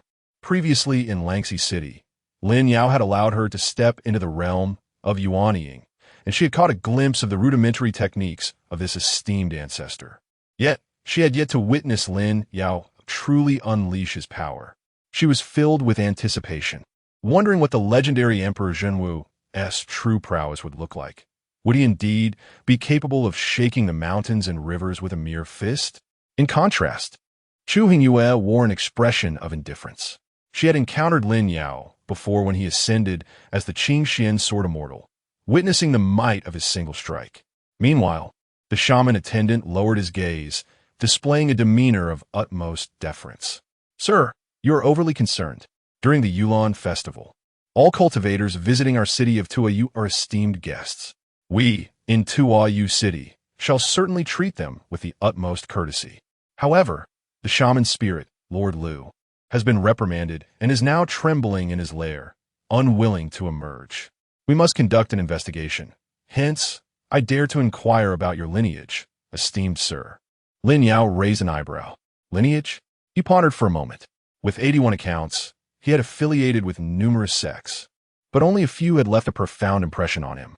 The shaman attendant, after all this prattling, was evidently attempting to probe his background. Many of his past accounts had connections with Wu Maki, yet his deepest ties were with the immortal monarch of the 10,000 Methods. He wondered how many in the current Tuayu city still recognized that name. After a brief contemplation, Lin Yao replied, "Return and inform your shaman lord that I, Lin Yao, am a disciple of the Three Truths." The shaman attendant bowed respectfully, comprehension dawning upon him. Understood. You are a disciple of the Three Truths. Wait a moment. Three Truths? Three Truths of 10,000 Methods. You hail from the Three Truths of 10,000 Methods. Remain here. Do not move. I must immediately report to the shaman lord. Chapter 45. Reminiscing the terror of being pursued by the sword of all laws. Flee quickly. Escape now. At this moment, the witch attendant wore an expression of sheer panic. He dashed towards a towering pavilion not far away, his steps frantic and uneven. As he ran, he frequently glanced back, his gaze fixated on Lin Yao and his companions. Do not move. Whatever you do, do not stir. After I report to the witch master, he should promptly send someone to attend to you. Lin Yao cast a sidelong glance at the witch attendant, raising an eyebrow in a peculiar manner. All these years, the lineage of Wu Ma still remembers the three true swords of all laws. It appears that Wu Ma Qi holds a profound and unwavering sentiment for the hidden immortal of all laws. Suddenly, Lin Yao recalled the moment when Wu Ma Qi had wept bitterly while clasping his hand. Hidden immortal of all laws, remember this. I, Wu Ma Qi, will remember you for a lifetime. You will forever remain the heart's demon that I, Wu Ma Qi, cannot overcome in this life. Lin Yao exhaled a breath of turbid air. So many years have passed. He wondered what the lineage of Wu Ma would think of the disciples of the three true swords of all laws. Lin Yao shook his head, unable to speculate and too indifferent to try. They better maintain a cordial demeanor. Otherwise, he would not hesitate to remind these which attendants of the terror they once felt when pursued by the sword of all laws. As for the present, he had more pressing matters to attend to. Thus, he turned and walked towards the center of the city. Gu Nanin, standing behind Lin Yao, hesitated and spoke, "Master, should we not wait for the witch attendant?" Lin Yao glanced back at Gu Nanin. "Is that witch attendant your father? Why you heed him so? If he instruct you to stay put and not move, will you truly remain still?" Lin Yao paused momentarily. "As long as we are still within the city, the Wu Ma lineage can find us whenever they wish. Their current attitude remains unclear. There is no need to engage with them.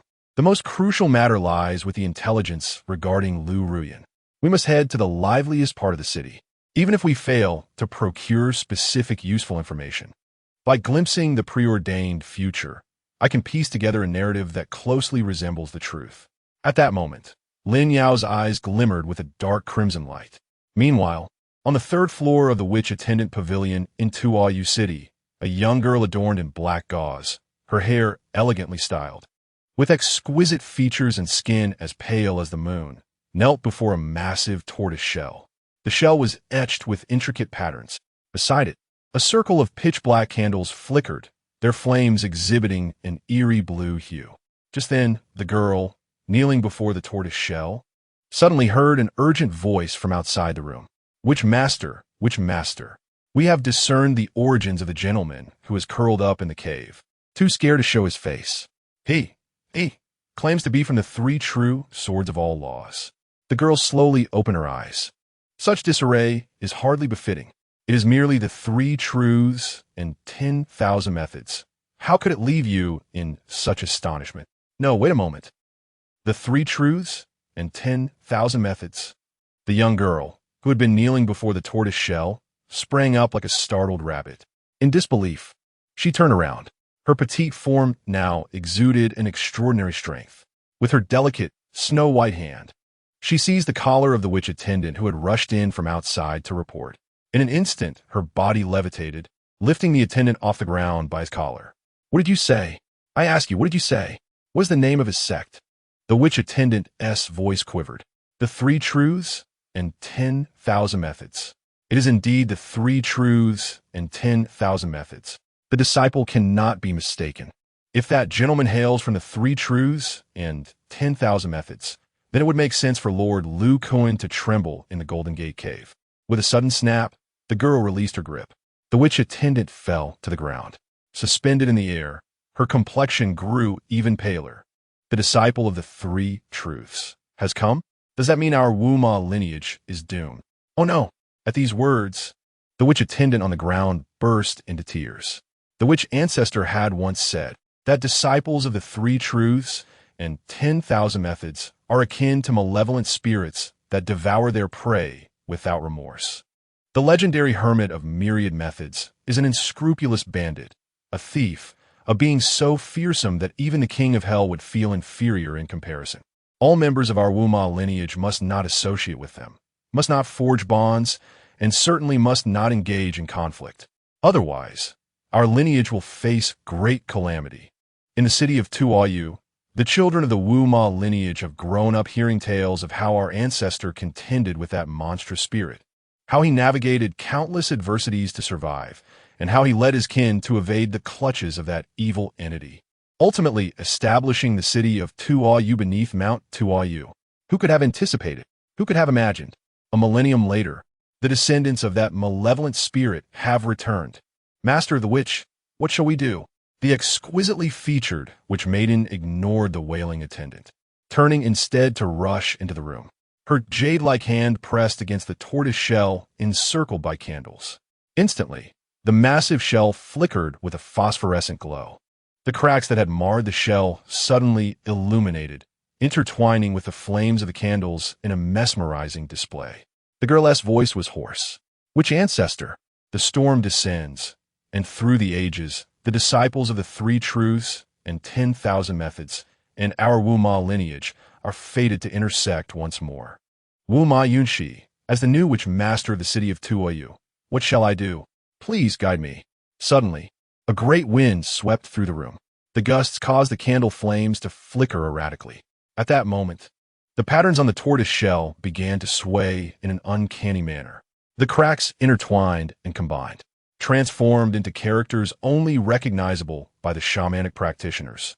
The girl fixated intently on the shifting patterns upon the tortoise shell. Quickly, ancestor, what does this mean? Are you suggesting we take the initiative? The city of Tue is the stronghold of our shamanic lineage. Even disciples from the Sanjianwan Fa sect may find it challenging to gain the upper hand here. Rather than waiting for those disciples to strike, should we not act first? In her eyes, at that moment, a surge of murderous intent flickered. Yet soon, she discerned that the patterns on the tortoise shell had formed a second character. This is, run? Quickly, run? The girl's expression shifted dramatically. Run?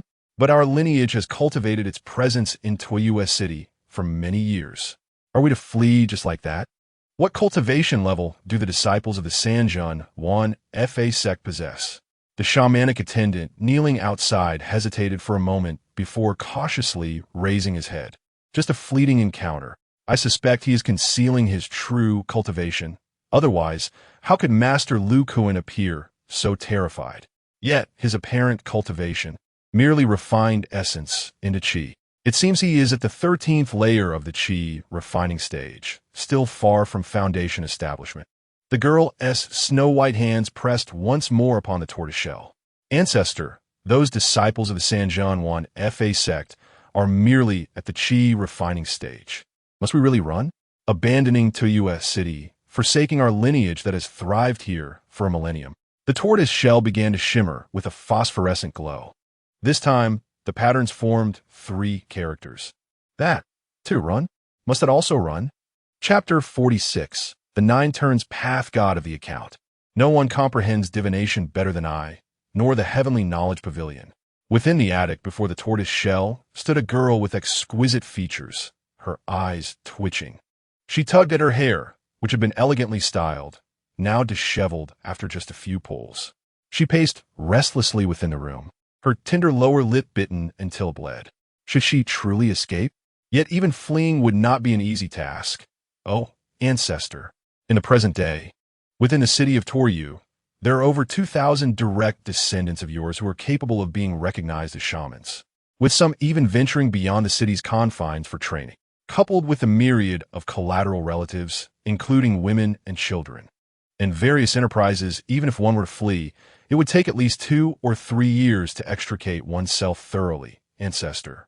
At that moment, the cracks upon the tortoise shell shifted once more. This time, the newly formed fissures spelled out 3 words. Hurry, run. Wu Ma Yunxi slapped her forehead, as though she had finally resolved her indecision.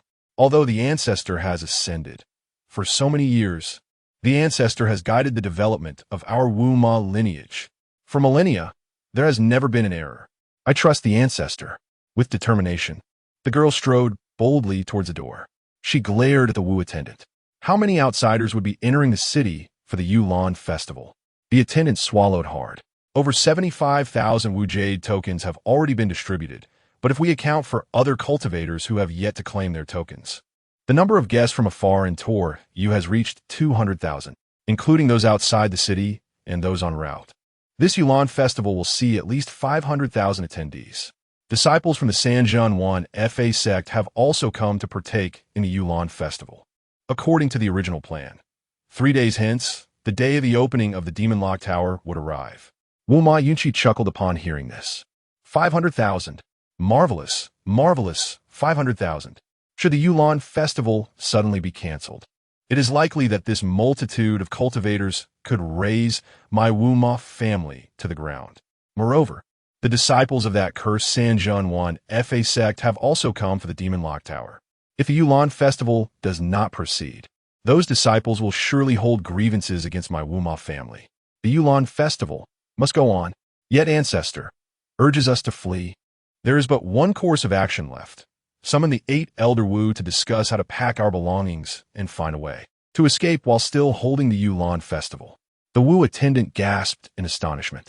He had never anticipated that due to the arrival of one person, their Wu Ma lineage in Tor, you would have to abandon their ancestral home of 1,000 years and embark on a new journey. Meanwhile, in the northwestern direction of Tor Yu, a dark red tower loomed, bustling with life. It was a 9-story corridor-style tavern, filled to capacity, alive with fervor. In the corridors of the wine house, redwood railings adorned with intricate carvings stand tall, while in the center square, graceful dancers sway elegantly. Each of the 9 floors of the establishment is teeming with patrons, and even outside, throngs of eager guests gather, huddled against the chill, perched on small stools. They frequently stretch their necks to peer inside, attempting to catch snippets of conversation among the revelers within. Have you heard? Outside Toyua City, a conflict has erupted between the Shichu's Kongxian 9 Realms Gate and the Beiqi's Kuiyun Dragonhead Sect. Both sides engage in fierce combat, with their senior elders revealing their ultimate cards, rumored to have shattered their life-bound artifacts. While it is well known that Shichu and Beiqi have long been adversaries, such a confrontation outside Toyua City is rather alarming. Will the shamans of Toyua City intervene? It is said they initially intended to, with the shaman Lu Kuan stepping forth. Yet he was swiftly deterred by a single shout from a cultivator aboard a black canopied boat. Who is this cultivator? I have never seen him, nor did he disclose his name, but it is known that the boat also carries 2 exquisite concubines, one alluring and the other charming. By the heavens, reincarnation is indeed an art. I share no affinity with such a debauched individual. How do those 2 concubines compare to Lu Ruyen? How would I know? I have never encountered Lu Ruyen. However, with the opening of the Demon Lock Tower, I suppose I shall have a chance to see her. Is the enchanting demon Lu Ruyen truly within the Demon Lock Tower? Is this credible? Who spread such news? Was it the shamans of Fuyue City themselves? As far as I am aware, when the news first emerged, the shamans of Fuyue City attempted to suppress it, but once it gained traction, they relinquished their control. Then from whence did this information originate? I know. The initial source of this news was the Zhiqian Pavilion, founded by the legendary Ji Qd Oi in Sh New Jersey N, the impartial Taoist who perceives the myriad affairs of the world, both heavenly and earthly. What could their motive be for disseminating such news? Who can say? The practitioners of fate at Zhiqian Pavilion, obsessed with deciphering the heavenly path, are a mystery unto themselves. Moreover, I have learned that the enchanting demon Lu Ruyin fell into the Demon Lock Tower due to severe injuries, seeking refuge from calamity. What happened to the enchanting demon? Connections in Zhiqian Pavilion have informed me that she was harmed, gravely wounded, nearly left to perish in the wilderness. Ah, who was responsible?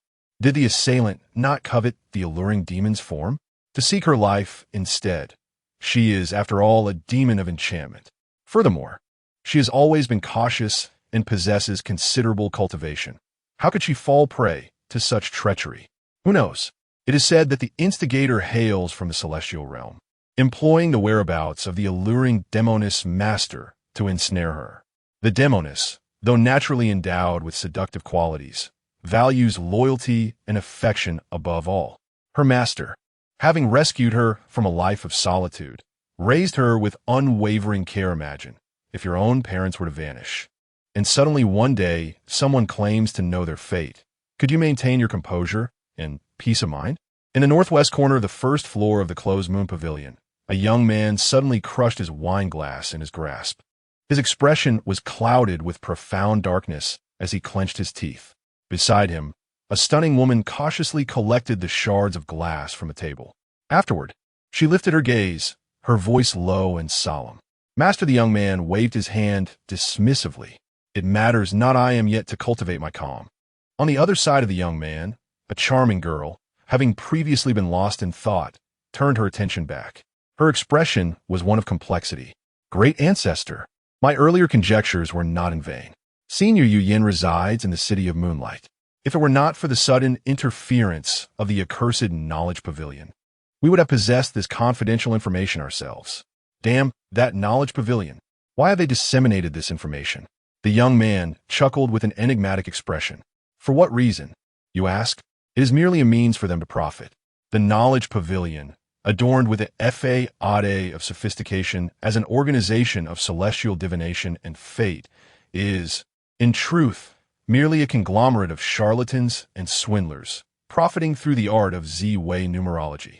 The beautiful woman, upon hearing this, lowered her voice. Master, the influence of the Knowledge Pavilion extends throughout the realms of Songming, intersecting with various dynasties. Surely, such remarks are ill-advised. The young man scoffed lightly. What of it? Should they hear my assessment, they would consider it a compliment, perhaps even praise their actions are undoubtedly more malevolent than you can fathom. With a complex expression, the young man rubbed his temples. There was something he hesitated to disclose to the two women before him. The creator of the Knowledge Pavilion, the true name of the esteemed Lord of the Nine Curves, is, in fact, Lin Yao. The Lord of the Nine Curves is merely one of the 81 accounts he has established. Lin Yao sighed helplessly. The account of the Lord of the Nine Curves was the one that consumed his thoughts the most. For this account, the path of cultivation diverged into the realm of fate and destiny, observing the countenance of individuals, discerning yin and yang, understanding auspicious and inauspicious omens, interpreting the flow of fortune, and glimpsing the principles of heaven to ensure this account would break through smoothly. Lin Yao had to delve into the studies of Qi Min Dunjia and the five elements while seated at his computer. At times, he even performed divinations for the NPCs within the game. If he succeeded, he would receive treasures. If he failed, it would result in life or death struggles. Lin Yao felt as though he were on the verge of divination in reality, soon to be capable of foretelling destinies. Until one day, in a game, he read the fortune of a female swordswoman who had harbored unrequited love for her senior for many years, which had begun to affect her cultivation. Lin Yao discerned that the bond between her and her senior was tenuous, likely preventing them from becoming partners in the Dao. Thus, he casually remarked, "Your senior is your nemesis. If you continue to entangle yourself in this, you may find yourself facing dire consequences." In response, the swordswoman slammed her hand on the table and gifted Lin Yao a purple-green sword before departing with grace. At that moment, Lin Yao attained enlightenment. Whether in the real world or within the realm of spirits, those who sought his fortune-telling were not necessarily in search of definitive answers. Often, they merely sought a spiritual refuge to alleviate their turmoil. What is fortune-telling, really? Those who come seeking are evidently clients. To acquire spiritual treasures, the paramount goal is not to deliver precise readings, but to bring joy to the clients. If the clients are pleased, they will part with their gold. With resources for cultivation at hand and the star thief in his possession, how could his realm not ascend? Thus, Lin Yao decisively struck the table and established a sect. The sect prioritized profit above all, with the study of destiny as a secondary principle, embarking on a journey of cunning and strategy throughout the realm of Songming. This sect was named the Zhitian Pavilion. Thanks to the resources amassed by the Zhitian Pavilion, the Nine successfully ascended to the 11th realm, achieving transcendence.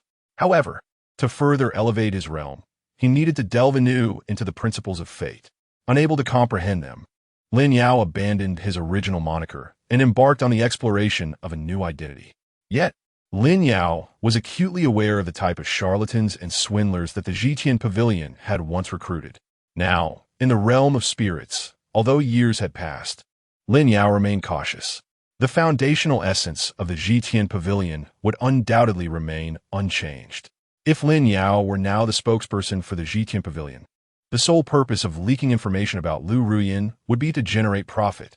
Lin Yao suspected that within the city of Tuyu, there might be numerous enterprises belonging to the Zhitian Pavilion. Given the methods of the pavilion, the information circulated within this tavern might very well have been orchestrated intentionally. With a deliberate motion, Lin Yao rose from the table and declared, "Let us depart." At this, Chu Yue and Gu Nanin were momentarily taken aback. They exchanged glances before rising to follow Lin Yao. Gu Nanin blinked twice, questioning Master, "Are we not continuing to investigate the information regarding Senior Lu Ruyin?" Lin Yao turned his head, stating, "The information here is contrived by others. What value is there in hearing this? We might as well go directly to the source." Gu Nanin's expression shifted. The source of the information? Meanwhile, Lin Yao strode purposefully towards the exit.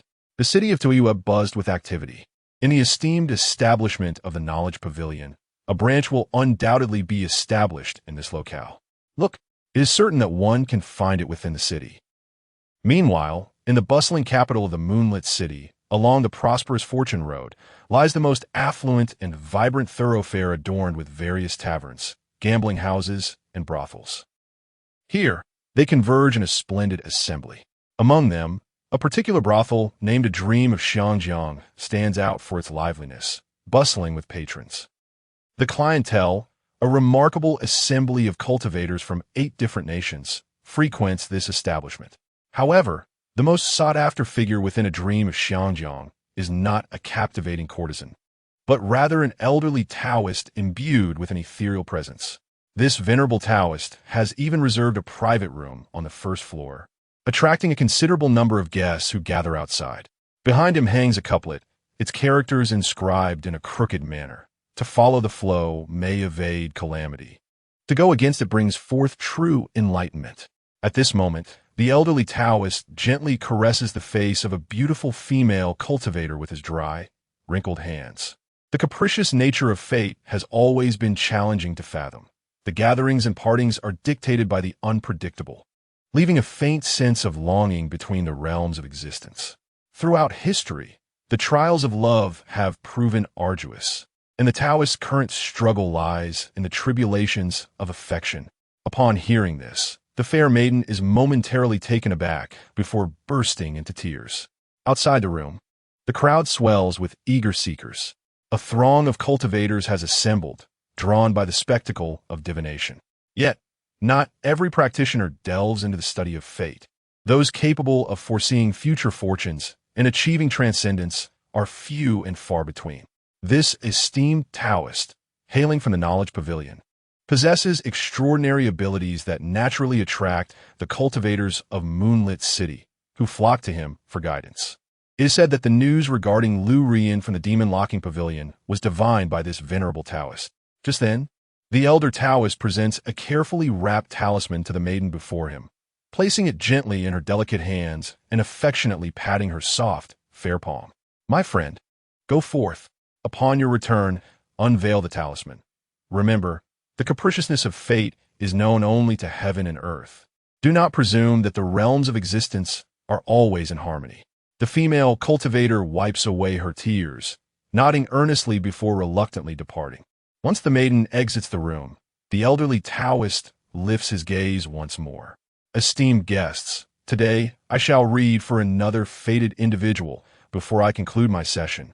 As you all know, I am a disciple of the Knowledge Pavilion, and my presence in Moonlit City is by the behest of my master. I hope you will not hold it against me. Outside the room, the practitioners call out in unison. Taoist, when will I break through my current realm? Immortal, please help me discern where my future celestial destiny lies. Might you predict my romantic entanglements? At that moment, the elderly Taoist's eyes catch sight of three figures entering through the grand entrance of a dream of Xiangjiang. Among them is a handsome young man accompanied by two women. One strikingly beautiful yet as cold as ice, the other charming and poised. The elder's gaze fixates on the icy beauty, and he suddenly rises to his feet. Dear friend, may I have a moment of your time? Allow me to divine your fortune. The old Taoist proposed at the entrance of the ethereal realm of Xiangxiang Dream. The enchanting woman paused, glancing around before raising her delicate hand to point at her own exquisite face. Me? The old Taoist nodded affirmatively. Indeed, it is you, esteemed friend. The captivating woman turned to the young man beside her. Master, he exclaimed, gazing at the old Taoist with intrigue. A fortune teller in a brothel. How intriguing. You are from the Zhitian Pavilion, are you not? The old Taoist stroked his beard thoughtfully. Precisely. It seems this young friend is familiar with the esteemed reputation of my Zhitian Pavilion. The old man continued, you possess a certain affinity with me. How about I offer you a complimentary reading? The surrounding cultivators eyed the young man with envy, acknowledging his extraordinary fortune in receiving such a favor from his celestial master. The two exquisite female cultivators accompanying him wondered which affluent family he hailed from. In comparison, I feel utterly dwarfed. The heavens have forsaken me. I shall no longer regard you as a deity, for you have never treated me as a grandson. My lineage pales in comparison, and despite my long tenure here, the esteemed master has never offered to read my fortune for free. At that moment, the young man rolled up his sleeves and chuckled derisively. A reading? That is trivial. Allow me to predict your future misfortunes. Should my divination prove accurate, you will accompany me, for I have matters to discuss with you. The old Taoist narrowed his eyes. Dear friend, considering your youth and such bold words, is that wise? The young man's expression darkened. Silence. Spare me your pretense. No one understands Zhitian Pavilion better than I do. Chapter 47. Is wealth truly remarkable? Ignite your life force. I challenge you to ignite your life force in the bustling lobby of Shaoxiang Yimeng. An abrupt silence fell before the private rooms. Those practitioners who had sought divination from the old Taoist now regarded the youthful figure at the entrance with peculiar expressions. What did this young man mean? Was he daring to provoke the Taoist? The old Taoist was, after all, a practitioner of the infant transformation realm, while this youth merely cultivated the refinement of essence into qi. Who bestowed upon him such audacity? Were it not for the regulations established by the shaman of Tuayu City years ago, prohibiting any conflict among practitioners during the Yulan festival, this insolent brat would already have met his demise. Do not pay attention to this little rascal, the old Taoist advised. This impudent wretch, ignorant of respect and decorum, must be from the Western Chu. How shameful! Don't spout such nonsense. I assure you, Western Chu harbors no such ruffians. He is undoubtedly one of your Northern Chi's debauched youths. The voices of reproach grew ever more strident before the private room. Yet, the boy at the door remained indifferent, his gaze unwaveringly fixed upon the elder. The old Taoist, squinting his eyes and stroking his beard, remarked, young friend, Even celestial beings would hesitate to claim full knowledge of my Zhitian pavilion. Your words are rather presumptuous. Nevertheless, as an elder, I shall not dwell on this. I merely advise you to proceed with caution and prudence. At that moment, the youth suddenly stepped forward. Enough of this frivolity. Were it not for the insufficient treasures in my possession to access my main account, I would have already engaged you directly. You old fool, come on. Let us engage in a numerical contest. The old Taoist's expression shifted dramatically. A numerical contest. This represented the pinnacle of competition among those versed in fate analysis, stripping away cultivation levels to compare numerical techniques. Lin Yao advanced another step. The methods of Zhitian Pavilion are derived from the divine monarch of the nine curves, who proclaimed, the ancients, in their wisdom, governed by Yin and Yang, harmonized with numerical arts. Zhitian Pavilion is dedicated to the study of these arts, primarily categorized into the four thoughts and six directions. The four thoughts comprise Pan Gua, Ganji, and Xing Fa. Each concept encompasses various mystical techniques. The art of Pan includes Dalu Run, Qimin Dunjia, Tai style, and Ziwei Do Shu. The art of Gua refers to Luyao method and Meihua Yishu. The Ganji art encompasses four pillars of destiny: Hiluo numerology, Feng Shui, Tai Ban Shinshu, and Yin Qi method. The Xing Fa art includes physiognomy, palmistry, bone structure analysis, character analysis, and Feng Shui.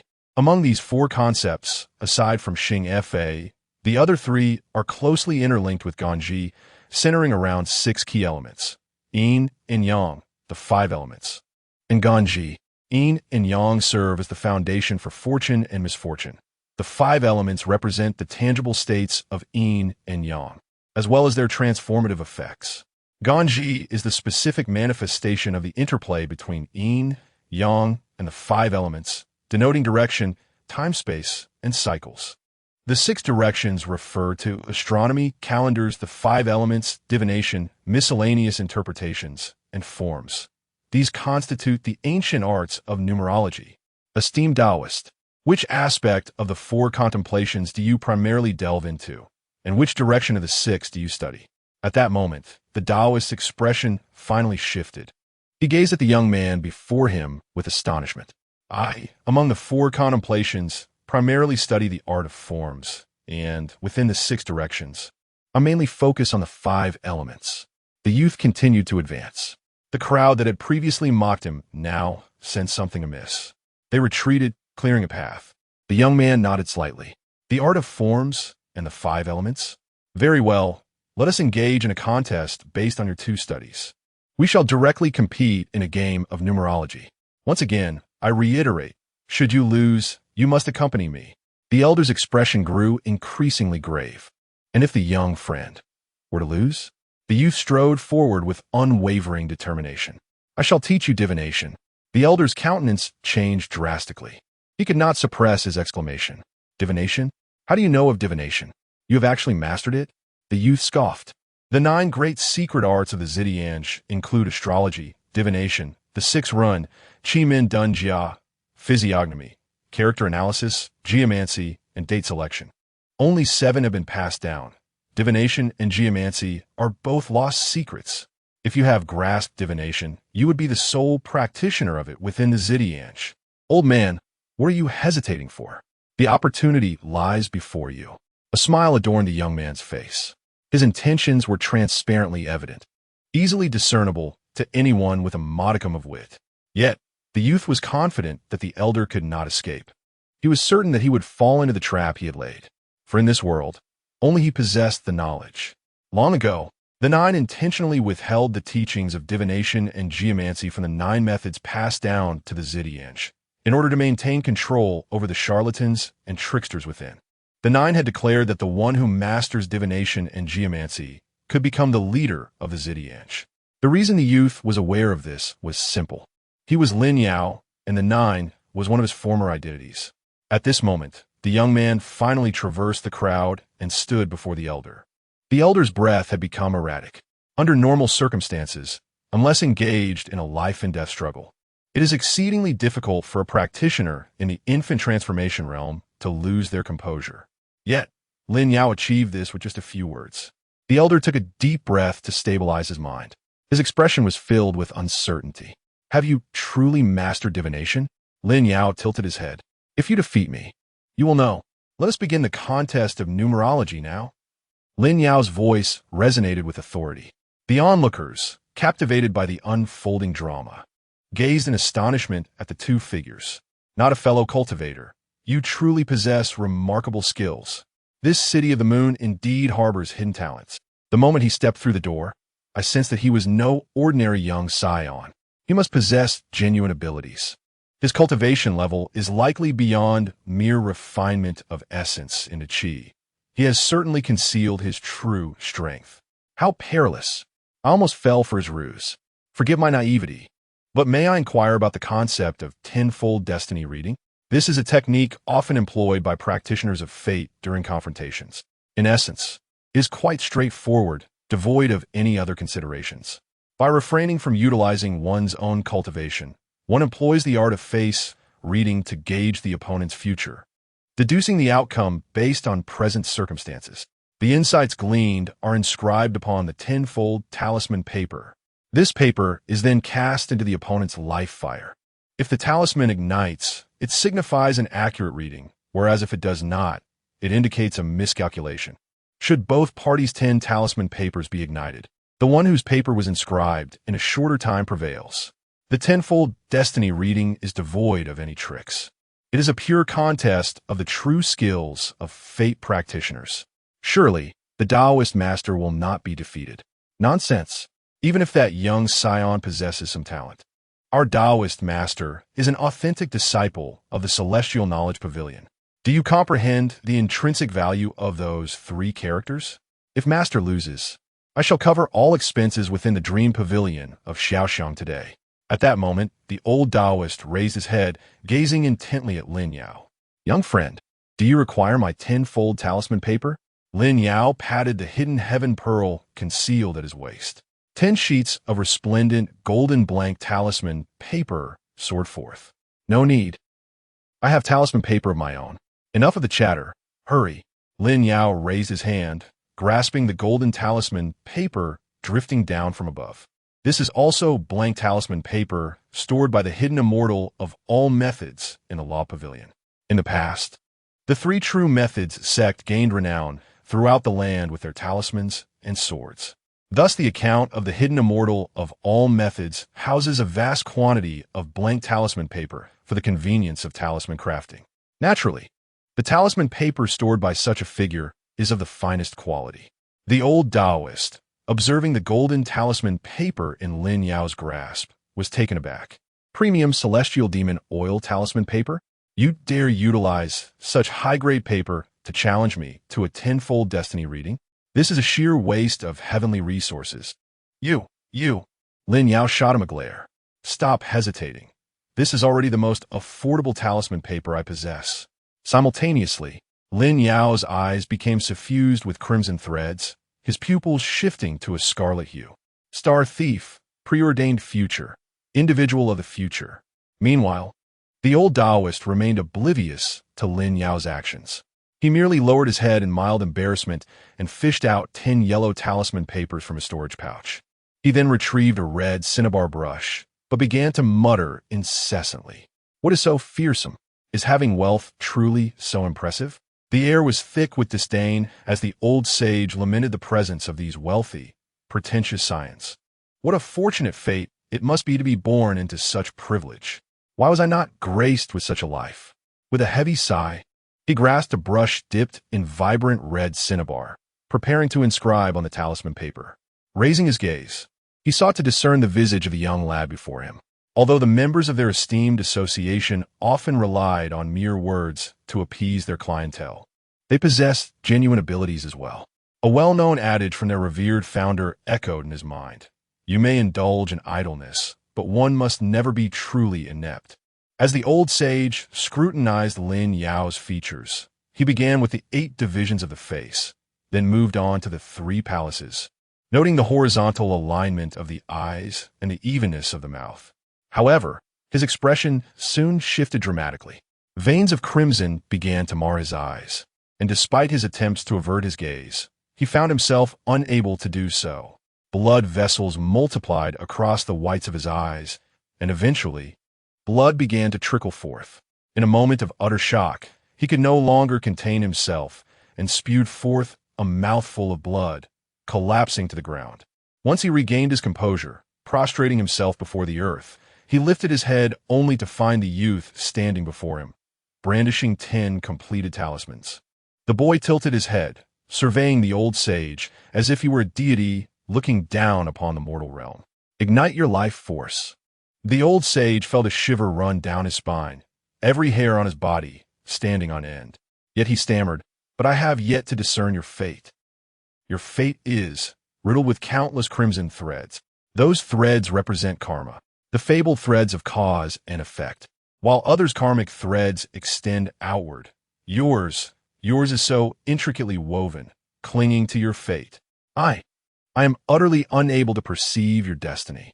Who are you truly?" Lin Yao merely scoffed in response. "Does it truly matter? Your inability to perceive my fate merely betrays your lack of skill. Seeking excuses is futile. With a mere 10 pieces of talisman paper prepared, old man, ignite your life force." At that moment, a scene of profound shock unfolded on the first floor of the Xiaoshan dream. All present cultivators gazed in disbelief at the spectacle before them. Did this scene not seem oddly familiar? Indeed, it was all too reminiscent of events past, back when they had no cultivation. Witnessing the young master of the Huang family in their town, bullying others in the brothels, much like the unfortunate old Yang. That young master had once exuded the same arrogant demeanor, while old Yang had been equally pitiable. Yet here they were in the city of Tua, with the Taoist at the transformation stage, and the boy merely at the refinement stage, likely still far from foundational cultivation. Was this reasonable? Tell me, is this reasonable? Here lies the city of moonlit embrace, a place where hidden talents abound. In this realm, everything is possible. It is merciless. Nay, it is utterly brutal. How could that youth exhibit such savagery, disregarding the hierarchy of age and rank? In a world of cultivation, the law of the jungle prevails. Apart from the decayed scholars of the northern Qi, who truly cares? Though the city of moonlit embrace is bound by numerous regulations, it remains a bastion within the realm of cultivation. It is that youth who emerges victorious. Yet, it remains uncertain. Master Yu has yet to ignite his life fire. Are you reluctant to acknowledge that Master Yu might falter, perhaps wishing to monopolize all expenditures at the dream of Xiangxiang Pavilion today? At that moment, the old Taoist exhaled a heavy sigh, finally regulating his breath. Unsteadily, he rose to his feet and formed a hand seal. At that instant, a blue flame ignited atop his head and shoulders. This was the manifestation of his life fire. Blood trickled from the corners of the old man's mouth, his grin grotesque. Come. Though the old Taoist had been momentarily dazed, he was aware that barely half a stick of incense had passed. I do not believe you, in less than half a stick of incense. Even you cannot foresee the old Taoist as future. His voice was fervent, filled with passion. Yet at that moment, the young man had already thrust a talisman into the old Taoist's life fire. The culmination of countless destinies had reached its final stage. Why do you continue to ramble on, wasting breath? In this wager, you possess no chance of victory. I have told you before. No one comprehends the pavilion of heavenly knowledge better than I. Chapter 48. The Cycle of Life and Death. Merli a fondamentale technique. Genius is but a threshold to my door. As the youth spoke, he cast a golden talisman directly into the flame of the old Taoist life force. The old man intended to utter a response, yet the first talisman had already ignited upon contact with his head. Ashen silver butterflies danced down upon his visage, and the old man's expression shifted abruptly. You truly possess remarkable skill. Lin Yao paid no heed to the astonishment etched upon the elder's face. He continued to feed the second and third talismans into the old man's life flame, a cascade of ashes falling upon the elder's countenance. With each talisman, the old man's astonishment deepened.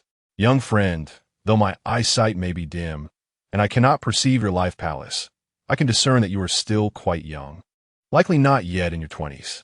At such an age, to wield such prowess, Which sect do you hail from? Pray, enlighten me as to your origins. Lin Yao remained silent, pushing the fourth and fifth talismans into the elder's life flame. The elder's rugged face was now coated in ashes, even his beard festooned with remnants of the burnt paper. 5 talismans. In the realm of divination, even a practitioner steeped in decades of experience might struggle to ignite 5 talismans in a mere handful of readings. Your life palace indicates you are under 20. To have such mastery in divination, it seems implausible you could have begun your studies from the womb. Unless you have indeed grasped the legendary art of divination. The old man had previously thought Lin Yao was deceiving him. From whence did you acquire such knowledge? Lin Yao did not lower his head, continuing to thrust the 6th, 7th, and 8th talismans into the elder's life flame. Ashes fluttered down like silver butterflies. The old man's face had turned pale. 8 ignited? How could this be? Practitioners of the Dao draw the essence of heaven and earth into their own beings. Due to differing paths of cultivation, some embody the universe, while others make the universe part of themselves. Yet all paths converge in harmony with the cosmos. Once a practitioner embarks on their journey, their original life palace inevitably transforms. It becomes impossible to deduce one's fate from the life palace alone. One must rely on the causal threads extending from it to glimpse the future. The path of causality is boundless. Who in this world could control the cycle of life and death? Even the current head of the Heavenly Knowledge Pavilion, through numerous divinations, could at most ignite 8 or 9 talismans to read my fate, yet you have ignited 8. Lin Yao remained resolute in his silence.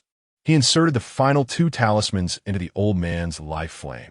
With a whoosh, the last 2 talismans were consumed, turning to ash. With a thud, the old man sank to his knees. Yet he tilted his head back, mouth agape, eyes wide, staring at Lin Yao. His hair was disheveled, his face smeared with ash, and he appeared worn and haggard, as though driven to madness. 10 talismans. 10 sheets. All 10 have been consumed by flames. 10. Ha ha ha. You perceive the causality. By what means do you see through it? You can discern the cycles of life and death. This is the realm of the 9. Who are you, truly? In this moment, the serene dream of Xiaoxiang is enveloped in silence. Only the frenzied howls of the old Taoist echo. Everyone gazes incredulously at the scene before them, their breaths quickening. Lin Yao crossed his arms and exhaled a heavy sigh. To perceive causality and master the cycles of existence. For other practitioners of fate, this may be the ultimate pursuit of a lifetime. Yet for Lin Yao, the possessor of the Star Thief, who can foresee the future, this is merely a fundamental skill. In the realm of fate, genius is merely the threshold for Lin Yao. The once quiet dream of Xiaoxiang suddenly erupts into a cacophony. Who is the 9 that Taoist you speaks of? Not even aware of that. He is the founding patriarch of the knowledge of Heaven Pavilion, an immortal who ascended many years ago. Could this youth truly possess the realm of the 9? Is that even possible? I find it hard to believe, and Taoist you likely finds it even more incredulous. But look at Taoist Yu's state. The truth is laid bare before us, and he cannot deny it. In the city of moonlit towers, there are indeed hidden talents. The moment that young man appeared, I sensed his extraordinary presence, as if he were a celestial being descended from the heavens. I wonder if I might have the honor of requesting this celestial for divination. Even if divination is not possible, establishing a good connection would be worthwhile. This journey to the city of moonlit towers has truly been fortuitous. Having reached this point, it must surely mean Taoist you is lost. No need for words. What I wish to know now is, where is that fellow who just said that if Taoist you lost, he would cover all the expenses for tonight's guests at Xiaoxiang's dream? That fellow has long since fled. He ran away when the 6th talisman ignited. Damn it, it's clear that this fellow is a rat from the Southern Tang. What the hell do you mean? My Southern Tang has no such scum. That guy looks like a thief with those beady eyes, resembling your Qing people far more. Meanwhile, as the patrons at Xiaoxiang's dream grow increasingly rowdy, the old Taoist has already begun to wail. You Haixing of humble origins, never expected to be favored by the knowledge of Heaven Pavilion, entering the path at the age of 12, learning the art of divination. Now, having lived over 500 years, my realm has stagnated, and I feel my life is nearing its twilight. I never anticipated that heaven would not be unkind to me, allowing me to witness such a youth and glimpse such divine skills. It is worth it. This life has been worth it. Yet, just as Yu Haixing pours out his heartfelt lamentations, Lin Yao has already slapped his hand upon the old man's head. Stop your crying. All this weeping and wailing is nothing but useless drivel. You lost a bet? You must come with me. The old Taoist, who had been wailing, instantly ceased his cries. To Lin Yao's surprise, the old Taoist was now beaming with vitality, without the need for further words from the elder. Even if the elder urged him to leave, he would steadfastly remain. Lin Yao's eyes twitched slightly as he observed the old Taoist's swift change in demeanor, and he could not help but acknowledge that this old man was indeed a remarkable character. You just remarked that I am merely in my 20s, while you have surpassed 500 years. How could you expect me to regard you as a senior? The old Taoist waved his hand dismissively. In the realm of cultivation, one is judged solely by their mastery of the Tao, and although I may be a few years your senior, in my eyes, you are the elder. With audacity, I must inquire, would you consider taking me as your disciple? In that moment, the atmosphere of the dream of Xiaoxiang fell into silence once more. Lin Yao squinted his eyes, a smile breaking across his face as he reached out to pinch the old Taoist's cheek. Do not overstep your bounds. My desire to have you accompany me stems from a need to inquire about certain matters. The old Taoist blinked in response. Yet I firmly believe that a true master is one who imparts their wisdom. Rest assured, whatever you wish to ask, I shall divulge without reservation. Lin Yao exhaled a heavy sigh, fixing his gaze upon the old Taoist. Including information about Lu Ruyan? The old Taoist nodded affirmatively. Including Lu Ruyan, wait a moment. Lu Ruyan. At that instant, Lin Yao realized something and forcefully yanked the old Taoist off the ground. Come, follow me. Right now. However, at that moment, within the first floor of the dream of Xiaoxiang, the onlookers were clearly reluctant to let Lin Yao leave so easily. Just then, a flock of crows descended upon the entrance of the dream of Xiaoxiang. Upon landing, they transformed into black-clad practitioners, local shamans of Tuan Moon City. Yet, these shamans appeared pallid and distressed. According to reports from the dream of Xiaoxiang's informants, a disciple of the Sanzhen Fa sect was within the brothel, intercepted by other practitioners. But must we truly enter? Is there truly no other way? The shaman leader decreed that the disciple of the Sanzhen Fa sect must not engage in conflict with any practitioners within Tuan Moon City, as it would tarnish the city's reputation. We must ensure that he departs peacefully without entangling himself with our lineage of Wu Ma. Any entanglement, if there must be a connection, it must be one that casts a favorable light upon our Wu Ma lineage. Should he find himself in a conflict and sustain injuries, it would undoubtedly leave a negative impression, leading him to believe we, the Wu Ma lineage, are incompetent in governing the city. If he were to harbor resentment towards us, then our Wu Ma lineage would be utterly doomed. Yet, within the brothel, after all, he is a disciple of the Sanzhen Fa sect. Everyone, remember to mask your faces. Do not let him see you. Years ago, the shaman ancestor merely cast a glance at the hidden immortal of the 10,000 methods amidst the crowd, and since then, it has been a fate worse than death. Esteemed colleagues, remember upon entering, we must assist the disciple of the three true tenets in resolving all his troubles. Yet we must ensure he remains oblivious to the fact that we are here to alleviate his burdens. This is our mission, dear friends. Let us proceed into the chamber. Chapter 49. Idly listening to melodies in the tea house, do not approach me. At this moment, Lin Yao found himself encircled by the patrons of the establishment, known as Xiaoxiang Dream.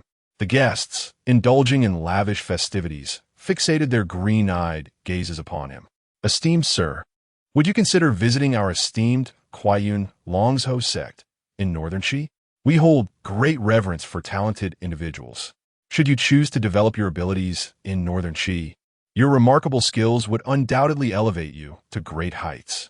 Do not heed the frivolous remarks of these Northern Qi scoundrels. Another interjected. Their bureaucratic realm is rife with corrupt scholars. Should you truly join them, you would endure much indignity. Rather, come to my way-wide Dao Sect in Western Chu. We shall honor you as a distinguished guest. The leader of my sect is renowned for her beauty and remains unwed. Ah, Western Chu, engaging in such vile antics. You know full well that the lady leader of way-wide Dao Sect remains unwed not out of choice, but from lack of suitors. You're more aware of this than anyone else. Esteemed sir, our southern Tang is far superior. The banks of the Lu Huai River are a haven for many cultivators, a realm of tender dreams and gentle beauty. The moon above is ever so romantic, illuminating lovely maidens in their finery. Should you come to southern Tang, you cannot fathom the joy of idly listening to melodies in the tea house. Foolishness. Esteemed sir, you are still youthful. Are you truly the type to be entranced by beauty? A man born of heaven and earth cannot be lost in such frivolity. Esteemed sir, come to my Great Qin and forge a magnificent legacy. The Jinfa Qiming sect of Great Qin is the most suitable for you.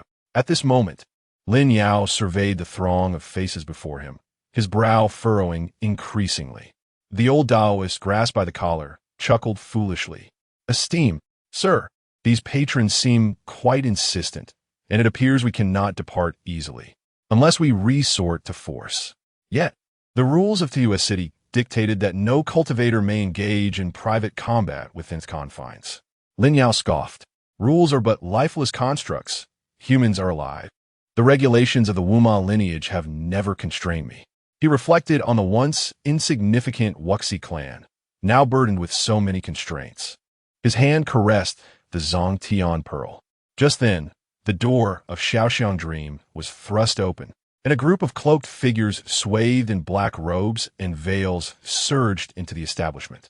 The leader of the black-robed cultivators, without hesitation, proclaimed in a resounding voice, "Tua U.S. City, Wu Si, conducting an investigation. Xiaoxiang Dream is hereby temporarily sealed. All patrons must vacate." Following this declaration, the group of black-robed cultivators began to forcibly escort every patron out of Xiaoxiang Dream. The guests, reluctant to leave, protested. "What is the meaning of this? I paid spirit stones to enter, and I have only heard half of the performance. You cannot make me leave. Curse it, just as I had barely unfastened my trousers. You barged in. The city of Tuayu is the trump card of the Wu Ma lineage, yet you act with such disregard for reason. Miss Li, my beloved Miss Li, wait for me. I shall surely return to seek you once more, and we shall rekindle our fateful connection." However, those robed practitioners of the Wu Si maintained a resolute demeanor. "Today's investigation is paramount. You may come again another time. Do not forget, it is the Wu Ma lineage that established the city of Tuayu, and in this city, our lineage embodies the very essence of reason. The dream of Xiaoxiang is not eternally closed. Fear not. When you return, you shall meet your Miss Li once more." In less than half a stick of incense, the group that had encircled Lin Yao, their eyes gleaming with malice, vanished entirely, leaving Lin Yao gripping the collar of the old Taoist, standing in place. The old man blinked twice. "Senior, it seems we may take our leave." Lin Yao furrowed his brow. "Something is amiss. This situation is peculiar. Why have the robed Wu Si not escorted us out?" Meanwhile, the black-robed Wu Shi within the Xiaoxiang Dream exchanged anxious glances. Some were even sweating profusely from their foreheads. Their expressions were laden with complex emotions, yet each understood the unspoken significance in the gazes of their peers. "He has already been cleared out. Why does he still linger? Go, please. Someone should fetch him. Whoever wishes to may do so. I certainly will not." "Do not jest. That individual is a disciple of the three true methods. Observe his demeanor. Though he seemingly possesses only the cultivation of refining essence into qi, he lifts the old Taoist, who is transformed into an infant, as if he were a mere chick. His movements reveal a terrifying strength.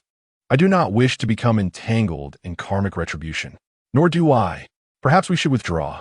Let us retreat quietly, without drawing attention, as if we have not seen him." The Xiaoxiang Dream fell into a hushed silence. Those clad in black robes, having escorted the other patrons out, began to exit in unison. Lin Yao watched this scene with an increasingly furrowed brow. He tugged at the collar of the old Taoist, pursuing the retreating, black-robed figures. "Stop! I have inquiries for you." The wuxi halted abruptly, yet not a single one turned back. All the black-robed practitioners quickened their pace, heading for the exit without a glance over their shoulders. Lin Yao's expression shifted, gripping the old Daoist collar. He raced towards the door. Just as he neared the entrance, one of the black-robed wuxi suddenly turned back, bowing deeply to Lin Yao. "Stop, do not pursue. Please, do not approach. Our investigation has concluded. We sincerely apologize for the disturbance." Lin Yao was momentarily taken aback, but before he could fully comprehend the situation, the figure in the black robe who had bowed to him had already turned away, transforming into a black crow that soared into the sky. By the time Lin Yao regained his senses and dragged the old Taoist out the door, he could only see a flock of crows flapping their wings desperately as they fled into the distance. Lin Yao rubbed his temples. Was it merely my illusion? Why do I feel as though they are genuinely afraid of me?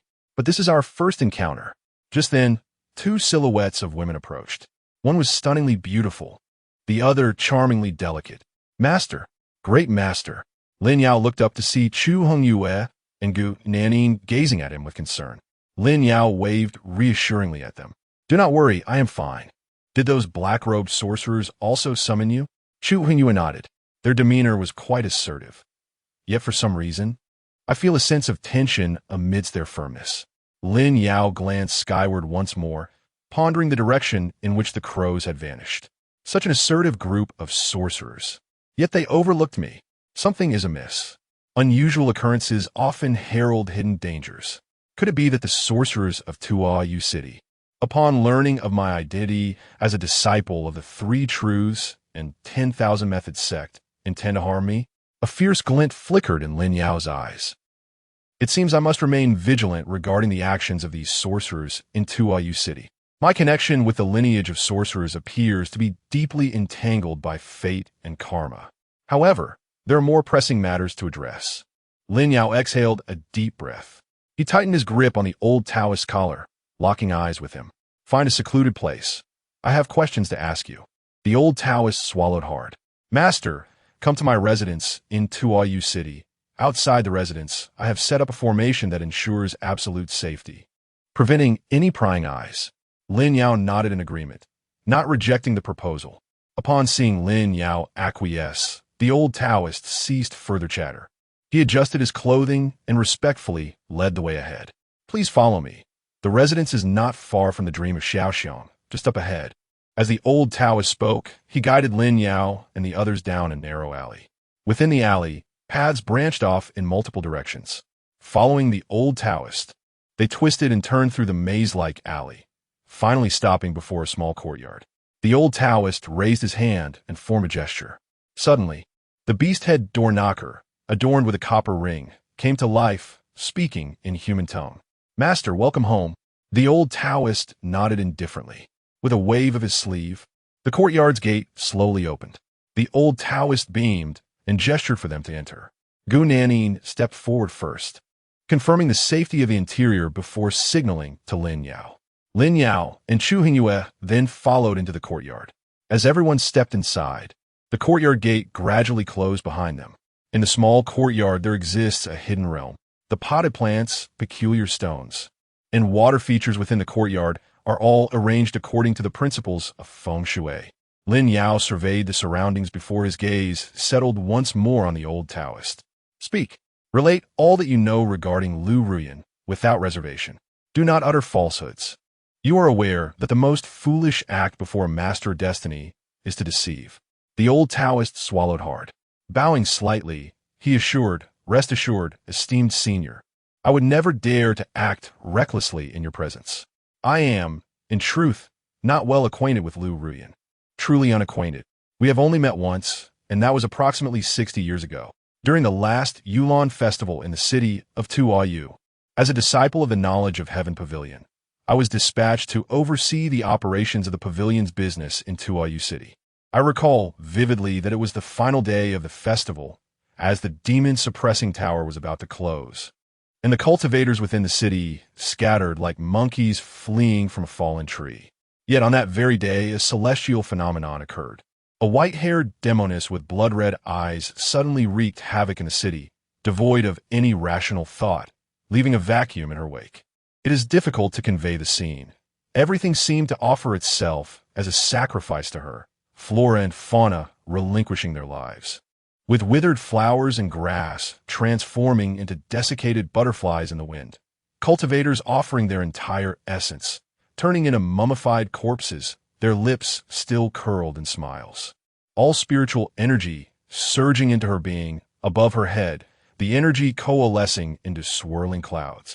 The shamans of Tuoyu City sought to halt her, yet were utterly powerless. At that time, although I was present, my only desire was to flee, but alas, I was a moment too slow and was pursued by that woman. I had believed I would meet my demise, becoming yet another lifeless shell. To my astonishment, that demoness regained her senses before me. As the old Taoist recounted this, his face flushed suddenly, a hint of infatuation glimmering in his eyes. Lin Yao stared at the old man. "Why are you blushing all of a sudden?" The old Taoist coughed awkwardly. I merely recalled how that demoness stood barefoot before me, her silver hair swirling in the air, and her face, the most exquisite visage I have ever beheld. In that fleeting moment, I understood the source of the smiles on the lips of those mummified cultivators. Were she to smile at me, I would willingly embrace death. It was only later that I learned that this demoness was none other than the legendary succubus, Lu Ruyan. The old Taoist spoke with a tone filled with lament and nostalgia. Lin Yao furrowed his brow in silence. The old man sighed softly. Lu Ruyan, somehow aware of my identity as a disciple of the knowledge of Heaven Pavilion, gazed at me with her eyes lowered, as if they held the autumn waters. Her crimson lips parted, and she asked me for a favor. At that moment, I gritted my teeth and smacked my thigh. Gu Nanin blinked in surprise. "You refused her?" The old Taoist chuckled heartily. "I said I would be willing to lay down my life for her. She, a magnificent celestial being, requested my assistance. Could I possibly refuse her? What am I to deny her?" Lin Yao raised an eyebrow. "What does she require help with?" The old man's voice suddenly grew hoarse. "She intends to conspire with the Zidianj to orchestrate a scheme. The profits will be divided in a 9-to-1 ratio, with her receiving 9 parts and Zidianj 1. Lin Yao narrowed his eyes. "What scheme?" The old man swallowed hard. "The scheme of heaven and earth as fortune. Indeed, in the words of the founder of my Zidianj, it bears a more common name, the pig slaughtering plate." Lin Yao blinked in confusion. "The pig slaughtering plate? What does that even mean?" The old man exhaled a breath laden with despair, his eyes glinting with a strange light. "Lu Ruoyan. She has been ensnared by a celestial's design, gravely injured. She said that in order to heal her wounds, an immense amount of resources is required. With her current cultivation, she cannot resort to overt theft, lest she invoke divine retribution. Thus, she must seek an alternative method." Gu Nanin, unable to contain herself, interjected. "What method?" The old man chuckled dryly. "She intends to extort the royal families of the Great Zhou, West Shu, North Qi, South Tang, Great Qin, North Wei, Wuyu, and South Liang. 8 nations in total." At this moment, Chu Hongyue also swallowed hard. "What will she use to extort them?" The old man raised his hand and pointed to the ground beneath them, within the city of Tuoyu. There are 200,000, not yet at the nascent soul stage, but possessing extraordinary potential. The elites of the 8 nations. Chu Hongyue and Gu Nanin exchanged glances, both unable to suppress a gulp. The old man chuckled again. "The emperors of the 8 nations and the foremost sections. None wish for their cultivators to face extinction. This is both extortion and revenge. According to Lu Ruoyan, those who conspired against her, leaving her gravely injured, are the ancestors of the emperors of these 8 nations, celestial beings who have already ascended." Lu Ruoyan further stated that these ancestral emperors, though renowned in the mortal realm and having established grand dynasties, treat their subjects as mere pawns, while in truth they are all servile hounds, minions of the celestial realm. Mortal emperors, celestial hounds. The sole purpose of those celestial beings is to maintain the warmth of excrement. Chapter 50. As they entered the tower singing, they were swiftly seized by the succubus. "You know nothing of the succubus. In the courtyard, After the old Taoist recounted these events, he hurriedly covered his mouth. He bowed towards the heavens, imploring the celestial beings not to hold him accountable for the preceding words, which were uttered by that succubus, Lu Rian. The enmity and entanglements among the transcendental immortals are of no concern to the younger generation. Lin Yao, standing aside, stroked his chin thoughtfully. That girl, Lu Rian, after all these years, her vengeful disposition remains unchanged. To what extent is she injured, and what resources does she require? A look of distress crossed the old Taoist's face. To what degree is she wounded? Given the younger generation's realm, it is surely beyond their comprehension. The resources needed for healing. According to Lu Rian herself, she requires vast quantities of spirit grains. Lin Yao furrowed his brow. Spirit grains? The old Taoist nodded. Yes, primarily spirit grains, which can also be referred to as spirit rice. They are rarer than spirit stones and are entirely controlled by the royal family and powerful clans. Rare spirit rice. A single grain possesses effects comparable to a pill of spiritual essence. The highest quality spirit rice is offered as sustenance for the immortals. This substance is virtually non-existent in the marketplace, tightly held by the various dynasties. The old Taoist shook his head, lamenting, "It is well known that in our realm of cultivation, one cannot hold an official position without being a cultivator. Officials are invariably backed by formidable families. To attain the status of a county official, one must have an ancestor who is a semi-immortal of the Yuan Shun realm. The powerful clans monopolize the prime locations, auspicious veins, and valuable resources, while loose cultivators toil to unearth some medicinal herbs and forge ancient iron, only to find themselves laboring tirelessly. In contrast, the clans possess generations of trained cultivators and servants who facilitate everything, allowing them ample time for cultivation and the acquisition of skills. If your family has generations of golden elixirs, you're either a humble family or a powerful clan. If your ancestors were the Yuan Shun realm, your lineage is esteemed. If your clan has generations of Yuaning cultivators, that signifies nobility, and if there exists a true immortal in the heavens, and your clan has generations of fragmented jade, then that is the royal family. Why do cultivators from the great dynasties, even those from sects, aspire to hold positions in the court? The benefits of being an official are evident. One of the most apparent advantages is that only those who serve as court officials can receive the spirit rice allocated by the royal family. The courts of the great dynasties firmly control the blessed lands and fertile fields within their territories.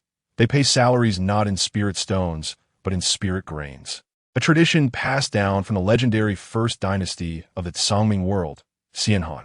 The rank of the official within the court determines the type and quantity of spirit grains received. A minor clerk may receive merely 100 stones of spirit grains per year. The county magistrate, who governs a town, may receive 600 stones annually, while a high-ranking official in the capital may receive 1,000 stones. At the pinnacle of the official hierarchy, one may attain 2,000 stones. A salary reserved for the illustrious ministers and high-ranking officials across the great dynasties. The officials of various ranks receive different types of spiritual grains. The local officials consume yellow essence rice, while the county magistrates dine on superior spiritual grains produced from the auspicious fields of their respective jurisdictions, primarily consisting of blood corn, purple ink rice, jade pearl millet, and green jade rice. All spiritual rice, even yellow essence rice, is of considerable value, yet lacks a market, as all major dynasties strictly prohibit its circulation. In contrast, the court officials in the capital indulge in spiritual rice sourced from renowned blessed lands and celestial realms, such as the Golden Pavilion of the Western Shu, the 63 Qi Festival Valley of the Northern Qi, and the Divine Sky White Jade Gorge of the Southern Tang. The royal family's specially supplied spiritual grains are even more extravagant, as it is said that beneath the fertile fields producing these grains lie thousands of pieces of purple gold spiritual jade, irrigated at specific times with 7 types of spiritual springs: rainwater, grain rain, white dew, cold dew, frost descent, light snow, and heavy snow, nourished by heavenly grade treasures and the royal dragon veins, yielding a harvest every decade of the legendary purple Xian spiritual treasure millet, which is also the coveted item desired by Lu Ruyun, primarily offered to celestial beings by the dynasty. To achieve her healing, she must resort to extorting the royal families of the 8 nations. Lin Yao's eyes sparkled with intrigue as he exhaled a breath of stale air. Until now, he was certain that the elder before him was not lying. Your Tiange is quite audacious. You dare to accompany her in this scheme. The conflicts among immortals, and you would involve yourselves? The old Taoist stroked his nose, stating, "The world is bustling for profit. All are driven by gain. I know Tiange prioritizes profit above all. Moreover, according to the teachings of our Tiange's founder, the bold thrive while the timid perish. Lu Ruyun is willing to expose her whereabouts to set this trap, which indicates she is prepared for the ensuing storm after her revelation. Should the sky fall, Lu Ruyun will bear the brunt, while we, Tiange, merely follow in her shadow, reaping the wisdom left behind." Lin Yao raised his chin, a smile gracing his lips. "The Wuma lineage of Tuiyue City is also aware of the trap you have set." The old Taoist shook his head. "The Wuma lineage is unaware of this matter. The sorcerers of Tuiyue City are a rare breed of honest individuals in the cultivation realm. Such sincerity is seldom found in this world of cultivation." Lin Yao narrowed his eyes, scrutinizing the old Taoist. "You divulge such a clandestine matter so readily?" The old Taoist met Lin Yao's gaze directly. "It is because your intentions are sincere. A disciple should be honest with their master." Lin Yao's eyelid twitched slightly. "I never intended to accept you." The old Taoist waved his hand dismissively. "No matter. Where gold enters, stone will yield. Sooner or later, you will recognize my sincerity." Lin Yao cast a sidelong glance at the old man, stepping back to create distance. "In 3 days, the demon locking tower will open."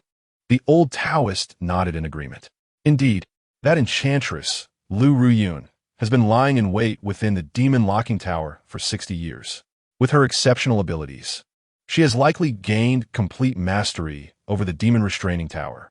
It is probable that all the malevolent spirits within have been tamed to her will. The 200,000 elite prodigies who venture into the tower are essentially falling into the palm of a succubus. They cannot fathom that in just 3 days, cheerfully singing as they enter the tower, they will be ensnared by the succubus. Oh, master, I can sense your profound interest in Lu Ruyun, but you must absolutely refrain from entering that demon-restraining tower," the old priest earnestly implored. "The allure of lust is a perilous sword. That succubus is a venom that seeps into the very core. Though she is enchanting, she is indeed perilous." Lin Yao cast a sidelong glance at the old priest. "My purpose for coming to Tuiyue City is solely for Lu Ruyun." The old priest was now frantic. "You are utterly oblivious to the implications of the term succubus. You do not realize how many male cultivators, upon encountering her, willingly become her obedient hounds." Lin Yao scoffed. "You are entirely ignorant of the complex ties that bind Lu Ruyun and me." Chapter 51. The Locking Demon Tower Opens. What appears to be a scientific examination in the realm of cultivation is, in truth, a slaughter for 200,000 unsuspecting sheep. Within the bustling city of Torjit, 3 days have flown by, and the day of the Locking Demon Tower's opening has arrived. The atmosphere in Torjit today is nothing short of electric, teeming with throngs of people. On the main thoroughfares, all 72 streets are brimming with souls, each leading towards the city's iconic structure, the Locking Demon Tower. However, at present, the entrances to the tower along these streets are sealed by formidable enchantments. Each of the 72 streets is crowded with eager participants. In the midst of Moonlight Street, a young man stands beside a strikingly beautiful woman, both gazing intently at the distant tower. The alluring woman bows her head slightly, murmuring, "Master." This time, for the opening of the Locking Demon Tower, there are over 216,000 participants vying for the demon-slaying trials. Currently, each of Torjit's 72 main avenues houses over 3,000 individuals, waiting in line. The magical formations at the street entrances will gradually open in sequence. The 216,000 prodigies from 8 nations, all below the nascent soul stage, will enter the tower in batches. The tower consists of 9 levels. each a realm of its own wonder. Once cultivators enter the locking demon tower, the enchanted jade talismans they wear will resonate naturally with the tower, creating reflective water mirrors outside. The cultivators and citizens of Torjit can observe the happenings within the tower through these mirrors. The young man beside the striking woman lifts his gaze towards the tower, nodding slightly in understanding. In a moment, there will be 216,000 water mirrors appearing outside this tower. The beautiful woman affirms with a nod. According to the elder, Yu Haixing, this is indeed the case. However, within the locking demon tower, the ferocity of the demon beasts is notorious. Many cultivators may find themselves besieged by these creatures upon entry, leading to their demise, which would shatter the corresponding water mirrors outside. It is likely that from the original 216,000 mirrors, fewer than 20,000 will remain intact. With a survival rate of merely 10%, the question lingers, is it worth such peril? The youth casts a derisive laugh as he gazes upon the distant tower. In the realm of cultivation, wealth and honor are often found amidst danger. To rise above the rest is seldom a simple endeavor. Furthermore, this is a chance to gain renown across the lands. Did not the elder say that as long as one's name appears on the demon-slaying list, there is an opportunity to ascend to greatness and serve in the court? His voice dips to a whisper. Yet, they remain oblivious to the fact that this year's examination has transformed into a cunning trap. These 200,000 prodigies are but lambs to the slaughter. The young man shakes his head, lost in thought. Just then, an unusual sound reverberates through Torjit. In the distance, dark smoke begins to rise, coiling and intertwining to form an enormous, pitch-black phoenix. The phoenix raises its head and emits a piercing cry, its voice resonating through the heavens. The jade of Qingxuan shatters, the phoenix calls. And with that haunting cry of the phoenix, in the very center of Tuyu's city stood a towering edifice. Its grand entrance, soaring to a height of 6 zhang, or 18 meters, slowly creaked open. As the gates swung wide, the cultivators on the bustling streets beheld what lay beyond, an ethereal haze of black smoke. Simultaneously, the seals on one of the 72 main thoroughfares within Tuyu's city dissipated in an instant. Over 3,000 cultivators ascended into the air, rushing towards the entrance, plunging into the confines of the demon-locking tower. Shortly after these cultivators entered, a series of water mirrors began to ascend outside the tower. Soon after, another street seal was lifted, prompting yet another group of cultivators to take flight. This was followed by the activation of the seals on the 3rd and 4th streets. At this moment, Tuyu's city was aglow with vibrant splendor. The silhouettes of a young man and a beautiful woman gradually ascended, disappearing into the depths of the demon-locking tower. The number of water mirrors that rose outside the tower multiplied exponentially, eventually obscuring the sky. These mirrors intertwined, forming a colossal reflective surface composed of countless smaller mirrors, revealing a desolate landscape strewn with corpses. Meanwhile, every tavern in Tuyu's city had set up observation platforms to gaze upon the immense mirror. These platforms were teeming with people. Those unable to secure a place on the platforms stood at street corners, craning their necks to behold the towering reflection. Merchants soaking de spiritual pastries, fine wines, and even spiritual treasures emerged from every nook and cranny. The atmosphere in Tuyu's city was abuzz with excitement as the Yulan festival commenced in earnest. On the thoroughfares, cultivators and common folk alike engaged in animated discussions. Who would emerge as the champion of this demon-slaying contest? 3 contenders stood out as the most favored. Yu Xinlong from the Great Peace Sect of the Western Shu, Jiang Bangxia from the Ghost Valley Sect of the Great Qin, and Li Xinghan from the Qingxuan Sect of the Northern Qi. All 3 were at the pinnacle of the core formation realm. Yet, one could never discount the possibility of a dark horse rising from the shadows. I heard that 3 days prior, a prodigious diviner emerged from the dream of Xiaoxiang, one who astounded the esteemed Yu Xianshi of the Zhitian Pavilion. This diviner seems poised to enter the demon-locking tower as well. I wonder how he will fare in the rankings. A diviner? It is uncertain whether he possesses the prowess for demon-slaying. This is difficult to ascertain. If they can divine fortunes and misfortunes, They must possess knowledge of how to vanquish demons to accrue points.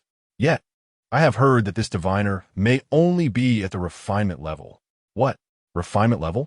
He is surely at a disadvantage. Where did this rumor originate? They call him a dark horse. The Wuhu Mingyue gambling house has disseminated this information. A gambling house? The stakes have been set so quickly. The integrity of this establishment is truly questionable. Is it not a blatant exploitation of the honest folk? Meanwhile, within the Wuhu Mingyue gambling house, an elderly Taoist and a sprightly young girl, clutching several storage bags, glared fiercely at the proprietor before them. The old Taoist stroked his beard and declared, "Lin Yao. All the spiritual stones within these storage bags are wagered on Lin Yao." The proprietor of the gambling house, a rotund cultivator of the nascent soul stage, blinked a few times. "Esteemed immortal, are you certain? You have graciously assisted me in the past, and thus I dare to speak further. Currently, our gambling house has released a betting list comprising 300 individuals, with Lin Yao positioned at the very end, boasting odds of 1 to 100. Although he recently shone brilliantly at the event in Xiaoxiang, his cultivation level is merely at the refining essence to transform Qi stage. Are you truly certain you do not wish to take a glance at those accomplished in the great perfection of the core formation stage? Such a sum of spirit stones is no trifling matter." The old Taoist snorted lightly. "What is there to observe? What do you comprehend? You, a mere mortal. You are entirely ignorant of Master Lin's realm and his capabilities." Chapter 52. He is truly a prodigy. He will undoubtedly be captured by Lu Ruyin. A complete sweep. As the old Taoist berated the gambling house owner, the charming young girl beside him turned her tear-filled eyes towards the enormous water mirror within the city. If I had not been directly elevated to the nascent soul realm by the great ancestor, I would surely be within the demon locking tower now. This way, I could witness Lu Ruyin at first glance.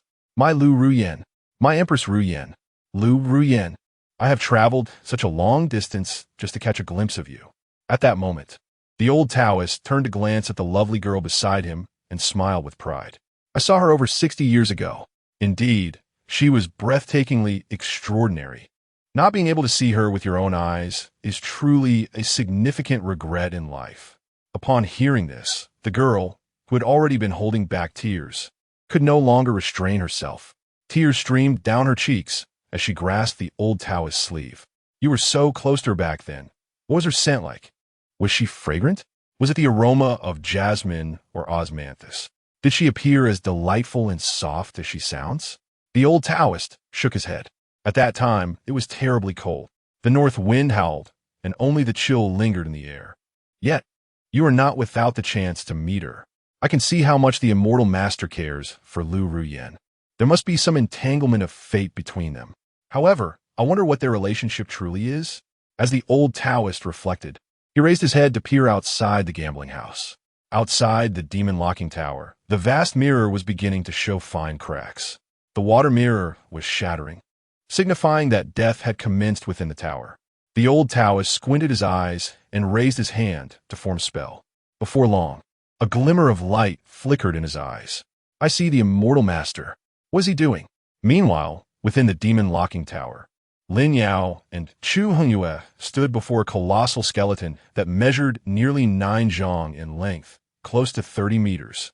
Beneath the skeleton lay an abyss of darkness, while above it was a sky of dark red. The heavens sparkled with flying lights. Those were the cultivators entering the demon locking tower, maneuvering their treasures in flight. At this moment, Lin Yao exhaled a breath of turbid air, running his hand over the skeleton before him. Chu Hongyu, wielding a crimson sword, stood behind him. "Master." The demon locking tower comprises 9 levels. Yet during the annual Alambana festival, cultivators typically only operate on the first level. Few dare to ascend to the upper levels, as the beasts become increasingly ferocious. Cultivators at the core formation realm cannot contend with them. Lu Ruyin was previously a transcendent immortal. I suspect she may be on the 9th level of the demon locking tower. Should we attempt to ascend, Master? Lin Yao continued to caress the skeleton before him. Are you familiar with the entity known as Mei Gue Jin Linglong? Chu Hongyu, standing behind Lin Yao, paused for a moment and shook her head. My understanding is limited. Master, Lin Yao narrowed his eyes. When a cultivator's prowess reaches the realm of shattered poo in feather transformation, they undergo a reconstitution of their physical form, attaining a supreme body that resonates with the heavens and earth, thus transforming themselves into a Dao body. However, there exists a unique category of individuals who are exceptionally gifted. These individuals, even at the nascent soul stage or the infant transformation stage, begin to exhibit traits of a Dao body. Lu Ruyan belongs to this category of cultivators. Born with an innate charm, she embarked on the path of enchantment cultivation.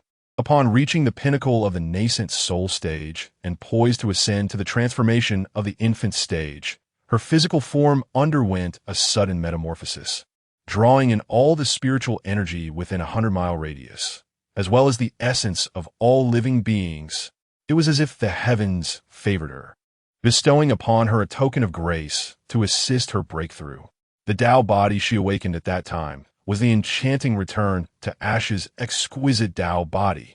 Once this Dao body is activated, it relentlessly siphons all nearby spiritual power and the vitality of all living creatures to replenish her deficits.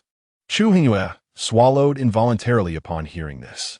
Is this considered enchantment cultivation? Lin Yao tapped the skeletal remains before him. How could it not be considered enchantment cultivation? Why should it be dismissed?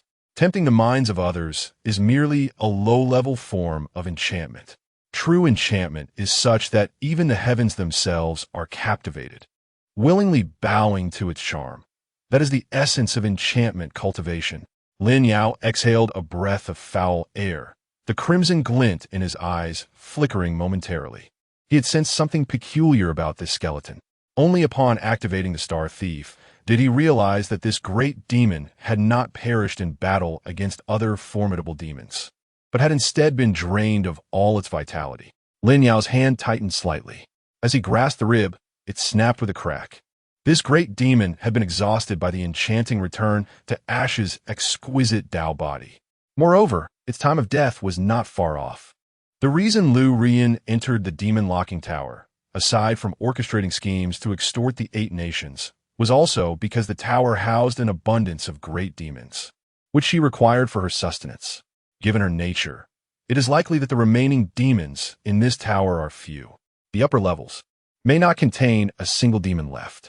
Chu Hongyu's eyes widened in disbelief. How could this be? The demon locking tower is said to suppress 100,000 demons. Could she have consumed them all? Lin Yao rubbed his temples. 100,000 demons, is that a lot? Over 200,000 cultivators have entered to hunt these demons. On average, it takes 2 cultivators to deal with 1 demon. Is 100,000 truly so many? And now, if there are even 100 demons left in the tower, it would be a sign of Lu Ruyan's mercy. I know her well. In my time, I taught her about killing, advising her that if one must kill, they should either refrain entirely or eradicate completely. She has always regarded this phrase as her guiding principle. Let's go. I know how to find Lu Ruyan. Just as Lin Yao turned to lead Chu Hongyu away from the skeletal remains, a colossal azure ship suddenly sailed across the sky, anchoring above, from which cascaded beams of radiant light. A group of sword-wielding cultivators descended from the heavens, their presence both striking and ethereal. Clad in white garments adorned with cloud brocade patterns, they appeared to belong to a singular sect. At the forefront stood a tall man, his countenance exuding a cool elegance, with a hint of vigor in his brows and eyes. The woman lifted her gaze to the skeletal remains before her, then turned to Lin Yao. Just a chi refining cultivator? How audacious to enter the demon-locked tower. While their bravery is commendable, it borders on folly. The man's gaze shifted to the crimson heart sword held by Chu Hongyu.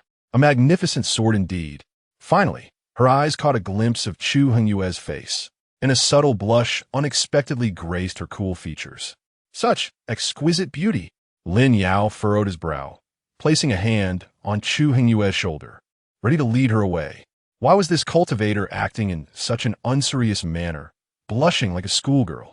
However, just as Lin Yao and Chu Hongyu took a step forward, the tall man hastened to catch up. Please wait. I am Jiang Bangxia from the Ghost Valley Sect of the Great Qin. The dangers within the demon-locked tower are formidable, with demonic beasts abounding. Would you care to join us? Lin Yao turned to the tall man. Demonic beasts abound? After entering the demon-locked tower, aside from this skeletal remains behind me, have you encountered any other beasts? Jiang Bangxia's expression stiffened. Behind him, other disciples from the Ghost Valley sect drew closer. Brother, that skeleton lacks spiritual energy. It holds no value for collection.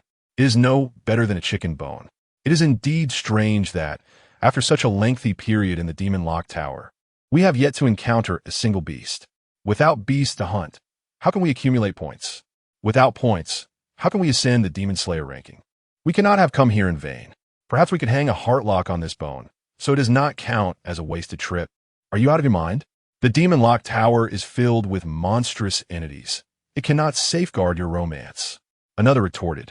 You might as well erect a sign here stating that your longing winds have indeed reached the demon-locked tower.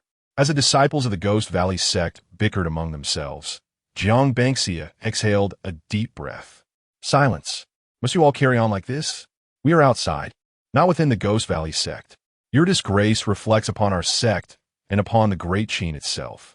The noisy disciples immediately fell silent, standing respectfully behind the woman, their heads bowed, not daring to utter a word. Jiang Bangxia then raised his head once more, a smile gracing his features. Shall you both join us? The ship awaits. Lin Yao looked up at the great white vessel in the sky. Chu Hongyu, standing beside him, grasped the crimson heart sword tightly. Master, I suspect a conspiracy.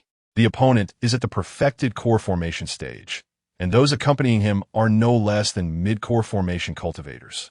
Yet, with the crimson heart sword in hand, I shall attempt to confront them. Lin Yao cast a sidelong glance at Chu Hongyu. Confront? Why must we take that risk? He merely invited us aboard. I have yet to reach the foundational realm and am unable to fly. Thus, I must rely on your strength to carry me. However, your stamina is limited. With a grand vessel conveniently available, why not embark upon it? Chu Hongyu was momentarily taken aback. Yet, upon hearing these words, she set aside her crimson blade and stood obediently at the side. Jiang Bangxia, with a smile, waved towards the majestic ship in the sky. The vessel, anchored in the heavens, promptly descended. Lin Yao, without hesitation, boarded the ship. His reason for doing so was quite simple. Jiang Bangxia. He had heard of this name, renowned during this year's Ulambana festival. It was anticipated that this individual would secure the top position on the demon-slaying list. Gifted with extraordinary talent, he had entered the core formation realm before the age of 30, achieving this remarkable feat in merely 9 years. A consummate mastery of the core formation stage. There was a strong likelihood he would ascend to the nascent soul realm before reaching 40. Truly, he was an undeniable genius. Moreover, he hailed from a prestigious lineage, being a descendant of the Great Qin's martial families, and had joined the elite sect of the Great Qin, the Ghost Valley. Such a cultivator could only be regarded as a prodigy. This prodigy would undoubtedly attract the attention of Lu Ruyan. If Lu Ruyan sought to extort the 8 nations, she would aim to capture talents like Jiang Bangxia. Only such outstanding individuals could instigate a tremor within the courts of the 8 nations and compel their royal families to part with their riches. Lin Yao suddenly pondered that rather than embarking on a long journey to seek out Lu Ruyan, as dictated by the causal lines he perceived, it would be more prudent to await her arrival for capture. Thus, he stepped aboard the ship without hesitation. Upon boarding, Lin Yao noticed a mat on the deck and, without a moment's thought, sat down upon it. This action left the other disciples of the Ghost Valley, who had just boarded, momentarily stunned. How could he be so at ease, treating our ship as if it were his own home? He even occupied the mat belonging to the senior disciple. How could a mere refining chi cultivator display such composure amidst our core formation ranks? Why did the senior disciple invite these two aboard? I do not comprehend, but surely the senior has her own motives. Meanwhile, Chu Hongyu, having also boarded, stood respectfully behind Lin Yao, holding her crimson blade. The ship then ascended once more, accelerating through the skies. Jiang Bangxia, standing on the deck, occasionally cast sidelong glances at Chu Hongyu. She seemed eager to initiate a conversation, yet hesitated, daunted by Chu Hongyu's frosty demeanor. After a prolonged silence, Jiang Bangxia finally mustered the courage to speak. Are you a sword cultivator? Hearing this, Chu Hongyu shot Lin Yao a glance and flicked her sword, regarding Jiang Bangxia as if she were a fool. Jiang Bangxia awkwardly rubbed her nose. I once considered pursuing the path of a sword cultivator, but my master advised me against it, leading me instead towards the path of my own sect. Fair maiden, may I ask for your name? Jiang Bangxia inquired. Chu Hongyu remained silent, her gaze fixed upon Lin Yao. Lin Yao then lifted his head. Her name is not convenient to disclose. I am Lin Yao, a wanted criminal of the Great Zhou dynasty. If you have the time, upon your return to the Great Qin, please promote my name widely. Jiang Bangxia was taken aback. But I did not inquire about your name. Lin Yao shook his head. That is of little significance. It is crucial for you to remember my name. Jiang Bangxia wished to say more, but at that moment, a series of piercing cries suddenly echoed from the distant peaks. From where the cries originated, a wisp of black smoke ascended into the sky. Jiang Bangxia turned abruptly. A demon! On the deck, the other disciples of Qingxuan Sect gathered around. The aura of the demon. It is indeed a demon. After such a long time in the Demon Lock Tower, we finally encountered a demon. Moreover, judging by the cries, this is a horde of demons. Steer the ship closer. Hasten to steer the ship closer. This group of formidable demons belongs to my Qingxuan Mountain Sect. Meanwhile, Lin Yao also raised his head. The bait has been set out so swiftly, yet it makes sense. When fishing for pigs, one does not need overly elaborate designs. Regardless of whether it is a black cat or a white cat, a cat that catches mice is a good cat. My dear, you have truly grasped the essence of simplicity. Having devoured most of the formidable demons within the Demon Lock Tower, the remaining few have become natural bait. Capturing them one by one cannot compare to taking them all at once. Lu Ruyan, I shall soon behold you again. Chapter 53. The World as a Prison. The rainy mountains as a cage. A true man does not deceive the young and the elderly. Yet I am a girl. Within the confines of the Demon Locking Tower, amidst the expanse of the first floor, the anguished cries of myriad demons resounded, their cacophony intertwined, reminiscent of an infant's wail. The source of this outcry emanated from a valley nestled within a mountain range. At this moment, wisps of black smoke ascended into the heavens, spiraling upward. Once in the sky, these tendrils entwined, forming billowing black clouds, thick with the essence of malevolence. Upon the resplendent white jade vessel of the Ghost Valley, Lin Yao rose slowly from his meditation mat, standing with his hands clasped behind his back. Behind him, Chu Hongyu held a crimson spear. Master, Lin Yao nodded slightly. The bait has appeared. Let us see how many fish we can catch in one go. The quality of the trap is of little consequence. What matters is the quantity of prey ensnared. As Lin Yao's words lingered in the air, his peripheral vision caught sight of an ostentatious golden ship emerging from the clouds to the left of the white vessel. The golden ship, resplendent and imposing, was surrounded by crackling lightning as it soared through the sky. Adorning its sails were 4 bold crimson characters, Great Red Tranquility. At the bow of the golden ship stood a scholar clad in fine robes, his sword-like brows and phoenix-like eyes captured by the gusts of wind that billowed around him. On the white jade ship, Jiang Bangxia turned her gaze, her eyes shimmering with a mysterious light. Great Red Tranquility Sect. Yu Xinlong. Once the golden ship burst forth from the clouds, it swiftly accelerated, racing alongside the white jade vessel. The scholar on the golden ship noticed Jiang Bangxia and inclined his head slightly. Then, the golden ship surged ahead, seemingly intent on leaving the white jade vessel behind. The white jade ship immediately quickened its pace in pursuit. The two vessels commenced their aerial race. However, before long, another grand ship emerged over the mountains, coming into view of Lin Yao and the others. This vessel, entirely emerald green, appeared as though sculpted from jade. The jade ship traveled at an astonishing speed, quickly catching up to both the white jade and golden vessels. At the prow of the jade ship stood a robust man clad in white robes and jade armor. He cast a glance at the scholar on the golden ship and the figure of Jiang Bangxia aboard the white jade vessel, snickering derisively. Jiang Bangxia's expression darkened once more. Jade Gate to Heaven Sect. Li Xinghan. At this moment, The three grand ships advanced in unison, steering towards the valley steeped in malevolent energy. Simultaneously, the distant clouds roiled, and ship after ship appeared in the sky.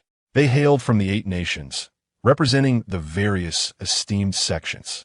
Great Zhou, Great Wei's Qingxuan Sect, Western Chu, Yuheng's 5 Realms Gate, Northern Shi, San Yi's Taihing Sect, Southern Tang, the Listening Wind and Drinking Sword Pavilion, Great Qin, the Yin Yang 3 Corpses Path, Northern Wei, the Moon-Watching Ancient Divine Sect, Wu Yu, the Sword Tomb of Yu, Southern Liang, the Lingbao Yuxiao Sect.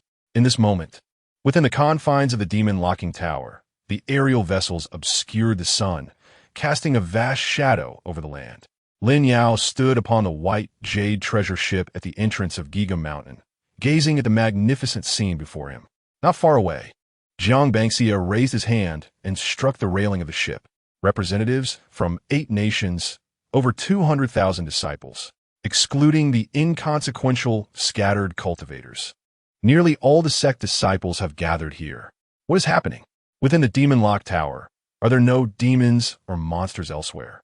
Why have they all converged here?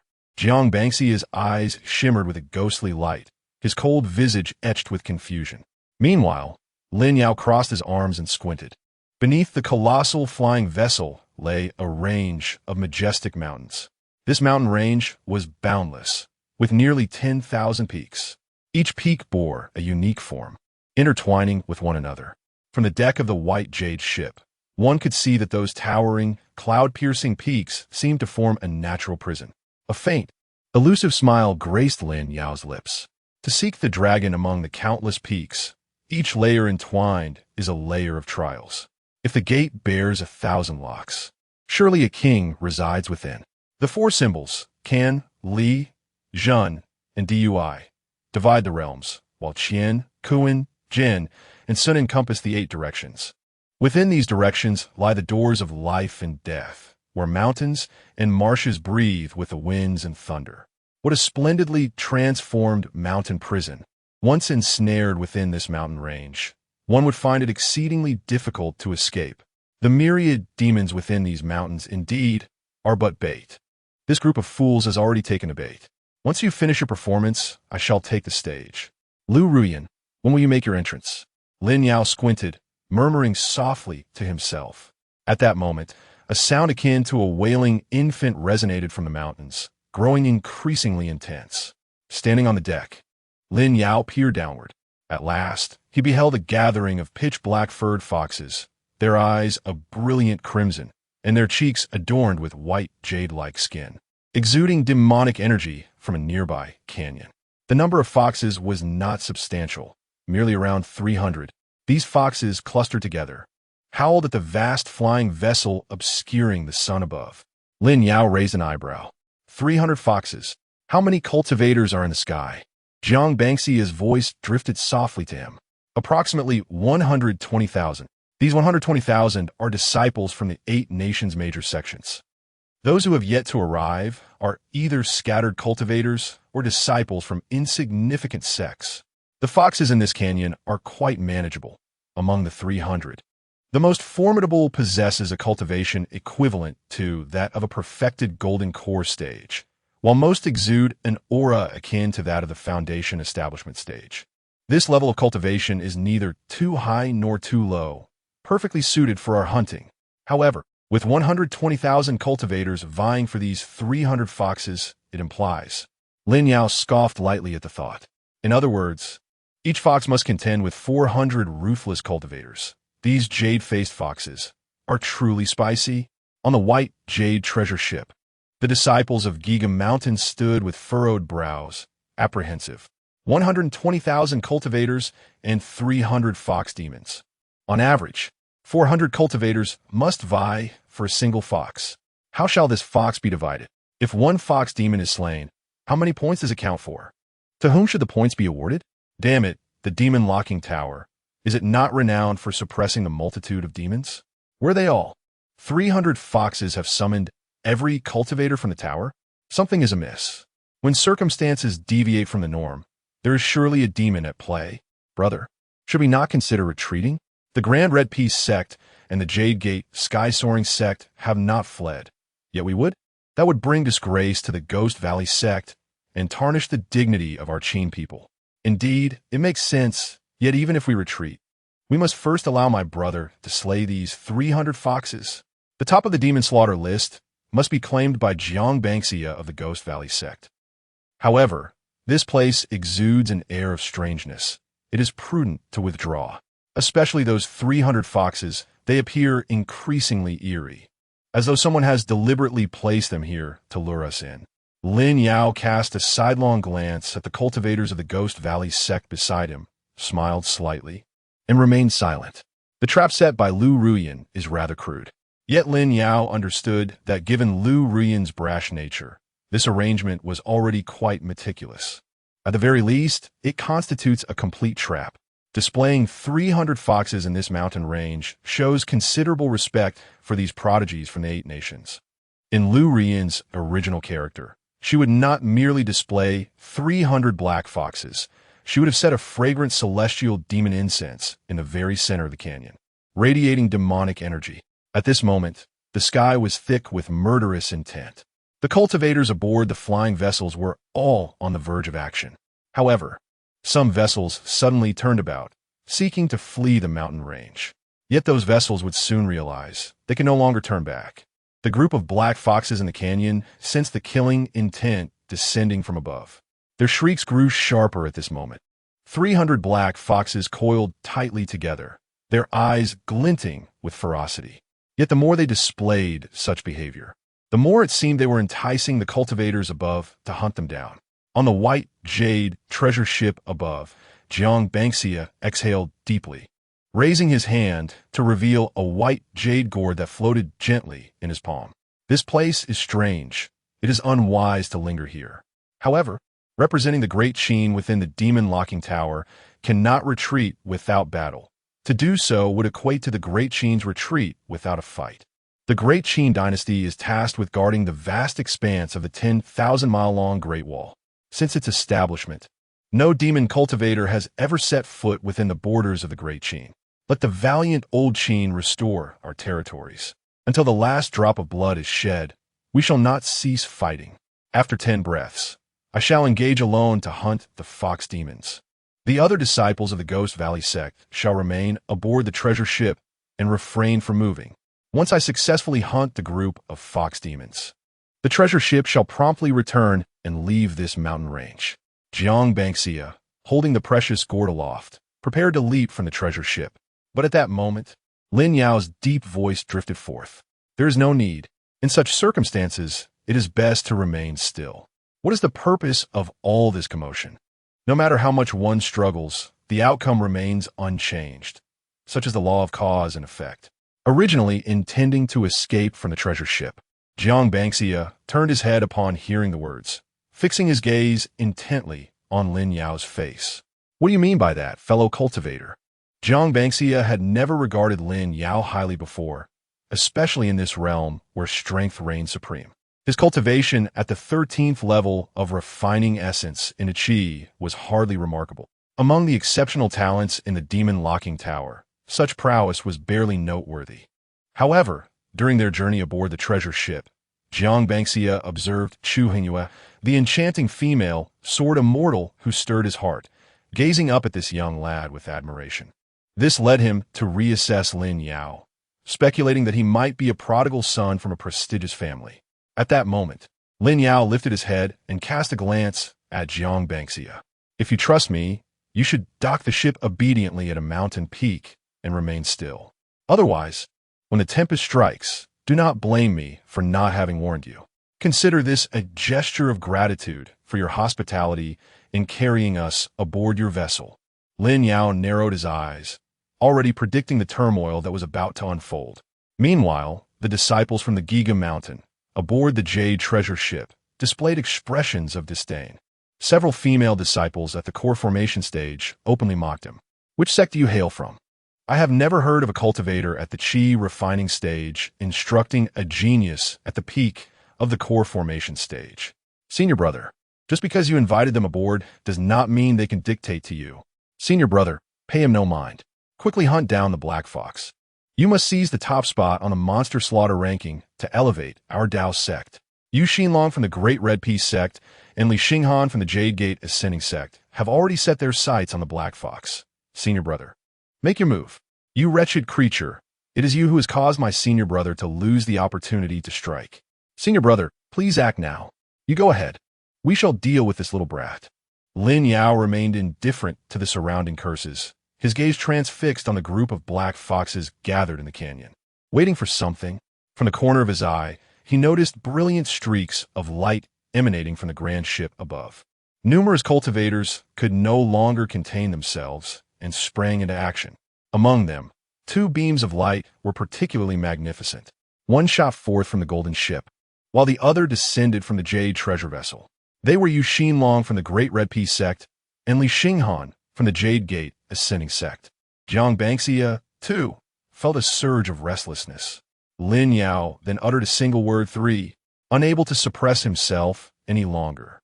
Jiang Bangxia leaped from the jade treasure ship, his jade gourd radiating a brilliant glow. From above, he appeared to be cradling a luminous moon as he descended. Lin Yao spoke again too. Within the canyon where the black foxes curled up, cultivators had already arrived. A scholar clutching a talisman and a robust man in white robes wielding a broadsword arrived almost simultaneously. Above, on the deck of a jade-hued vessel, Lin Yao uttered his 3rd syllable. 1.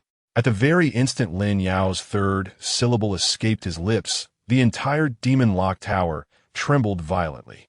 The heavens were shrouded in ominous clouds, with flashes of lightning and thunder rumbling, as torrential rain poured down. The grand vessels above swayed tumultuously in the storm. In the realm below, an overwhelming sense of dread and suffocation suddenly enveloped the air. Among the mountains, all the cultivators participating in the Yulan festival and the demon-slaying trials were momentarily paralyzed, feeling as if their blood was being drawn back, as if an immense force was siphoning their very essence. In that moment, the heavens, the storm, the thunder, and the mountains intertwined, forming an enormous cage. The heavens became the prison, and the rain-soaked mountains the bars. Within the valley, a group of 300 black foxes, curled together, appeared both ferocious and pitiable. At that moment, they continued to screech in high-pitched cries, yet these cries bore a mocking undertone. Simultaneously, the 300 foxes began to contort and diminish, ultimately coalescing into a mask resembling a jade-faced fox, which landed in the delicate grasp of a slender, graceful hand. This hand, akin to a delicate flower, held the mask firmly. Concurrently, a chilling voice resonated, echoing throughout the mountains. Net closing. The number of captives stands at 128,643. The prodigies worthy of extortion from the 8 royal families should all be present here. You treacherous hounds who once conspired against me will now find your future severed. My master once said that in the realm of cultivation, a true gentleman does not deceive the young or the old, but I shall not heed this, for I am merely a delicate little girl. Chapter 54. Let the succubus tread upon my face. The sorcerer appears to have lost all strength and means. In this moment, the city of Tua was enveloped in an eerie silence. The citizens, in a state of disbelief, gazed intently at the immense, skyward-reaching mirror. Within its reflective surface, nestled amidst towering mountains and deep canyons, sat a woman of exquisite beauty.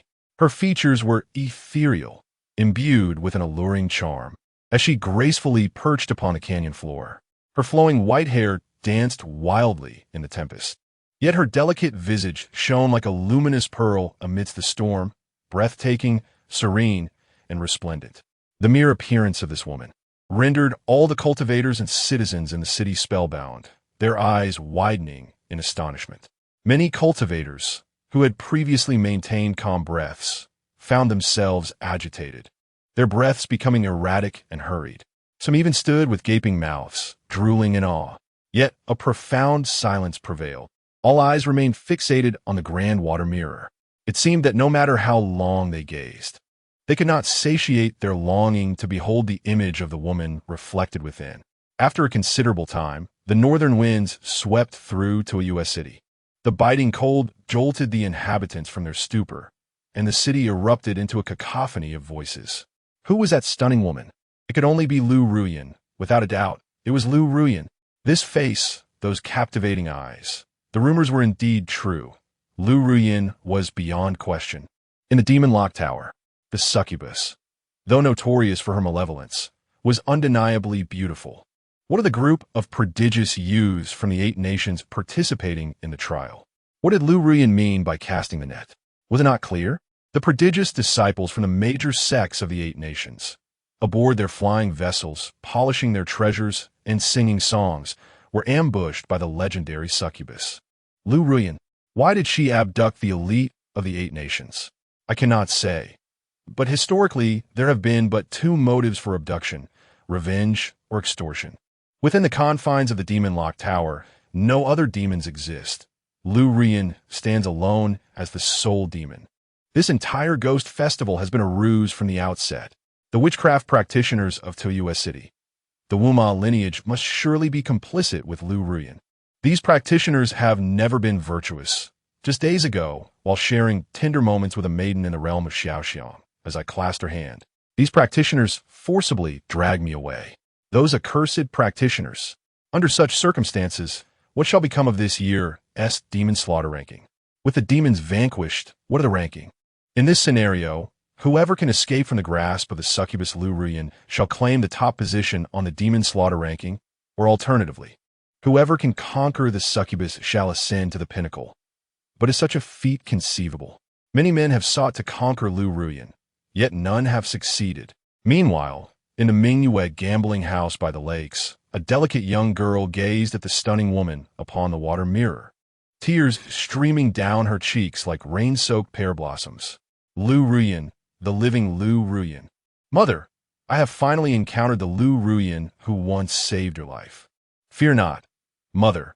I shall surely convey your heartfelt sentiments before her. Beside the charming young girl stood an elderly Taoist priest. At this moment, the elderly Taoist gazed at the woman reflected in the water mirror, stroking his beard thoughtfully. Years had passed, yet the allure of the enchantress remained undiminished.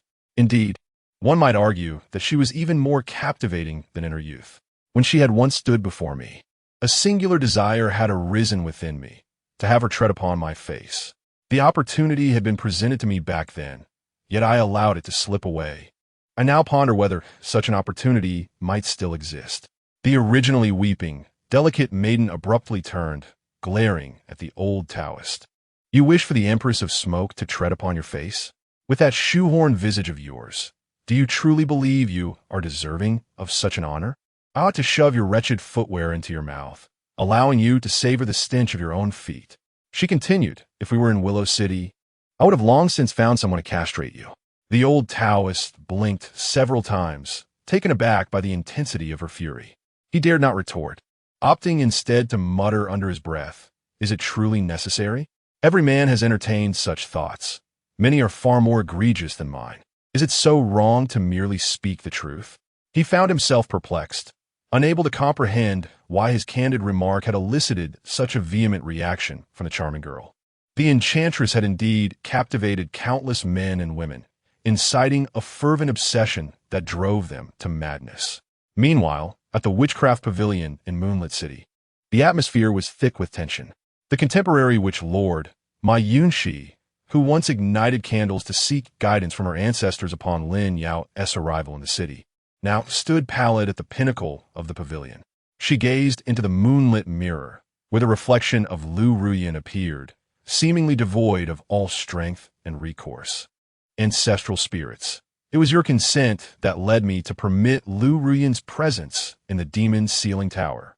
You failed to mention that her entry was a scheme to abduct the prodigious disciples of the 8 nations after 60 years. Did you not perceive such an evident conspiracy at the time? I have followed your counsel all along. Now, it is over, completely over. Everyone will believe that Moonlit City and Lu Ruyan are in collusion, and there will be no clearing our names. Could this be the influence brought forth by the disciples of the 3 truths and 10,000 methods? Legend has it that wherever a disciple of the 3 truths and 10,000 methods treads, chaos ensues. Is this not one of those disturbances? Simultaneously, Within the demon's sealing tower, amidst the vast celestial prison, all flying vessels struggled against the tempest. Yet the storm was relentless. Several vessels succumbed to the fury of the winds and rain, swept away and shattered against the mountains, their occupants unable to rise from the wreckage. Fortunately, the white jade ship that Lin Yao occupied remained steadfast amidst the onslaught, unyielding to the elements. However, Lin Yao was acutely aware that this resilient vessel could not withstand the storm for long. Beside him, Chu Hongyu brandished her sword, standing guard protectively by his side. Master. Yet Lin Yao paid no heed to Chu Hongyu's calls. His gaze, filled with a myriad of emotions, was fixed upon the center of the canyon, where a captivating woman stood. At last, I have found you, Lu Ruyan. From the very moment I stepped through the gates of this demon-restraining tower, I knew that today would mark our reunion. The account of the faceless enchantress, due to the penalties of karmic retribution, has also been suspended. Prior to its ban, I scarcely had the chance to bid you farewell. Have you endured much hardship over the years? Have you faced any torment? Have you achieved all that you wish for? Are you healthy and free from ailments? Lin Yao took a deep breath, his expression growing ever more intricate. Silly girl, your master has returned to see you. Chapter 55. The Jianghu is not merely a realm of violence. It is a tapestry of human relationships. A competent kidnapper. Within the confines of the demon-locking tower, the tempestuous winds and torrential rains grew increasingly ferocious. The colossal white vessel floating in the heavens began to sway perilously. The disciples of the Ghost Valley sect, pale and trembling, lay prostrate upon the deck, yearning to rise but finding themselves unable. With resentment, they lifted their gazes toward the ravines nestled among the mountains. Some of the Ghost Valley cultivators had reddened eyes, brimming with unshed tears. That woman is the enchanting demon Lu Ruyan. What are her intentions? Has she kidnapped us? She has taken hostage over 100,000 prodigies from the 8 nations. Does she intend to wage war against all of them single-handedly? I had sensed that this place was a trap. I warned them not to let Brother Jiang disembark, that we should retreat. Yet not a single soul heeded my words. My previous anticipation for Toyua's city and the demon-slaying list now feels tragically misplaced. Brother Jiang is now outside the vessel, his fate uncertain. Had I known this would unfold, it would have been better for him to remain aboard quietly, rather than engage in this futile struggle. Why do these words sound so familiar, as if someone had just whispered them in my ear? Indeed, it seems there was someone aboard who foresaw the impending storm within the mountains. The disciples of Ghost Valley fell into sudden silence. They lay upon the deck, their gazes uniformly fixed upon the corner where Lin Yao sat cross-legged in meditation. At that moment, Lin Yao lifted his eyelids and cast a fleeting glance at them. What do you seek from me? I warned you earlier, yet you chose not to listen. Now, as the winds and rains ravage the valley, why do you weep? The disciples of Ghost Valley could no longer contain their emotions. Who are you? What is your connection to Lu Ruyan? Did you foresee this trap set by the enchanting demon? I recall now. 3 days ago, the streets of Toyua City buzzed with whispers about a young man, merely at the refining essence to Qi stage, who emerged in the ethereal realm of Xiaoxiang. He had engaged in a fateful contest against Yu Hanxing of the Zhitian Pavilion, achieving an astonishing 10 victories out of 10. This left Yu Hanxing utterly flabbergasted, causing him to lose his very soul and spirit, compelling him to seek the young man as his master at all costs. What does this imply? Are you suggesting that this young ruffian, no, this graceful youth, is the same fateful master from Xiaoxiang who faced Yu Hanxing? This all makes sense now. Brother Zhang's invitation to these two aboard was, at first, perceived as an infatuation with the female Sword Immortal. Yet, it is evident that Brother Jiang has his sights set on this young man. Truly, Brother Jiang possesses an uncanny eye for talent. Esteemed master, I regret the disrespect shown to you by our earlier demeanor. I implore you, do not hold our ignorance against us. Kindly extend us a path to survival. Your assistance will be remembered by the sects, noble families, and even the courts of the 8 nations. We shall forever be your connections.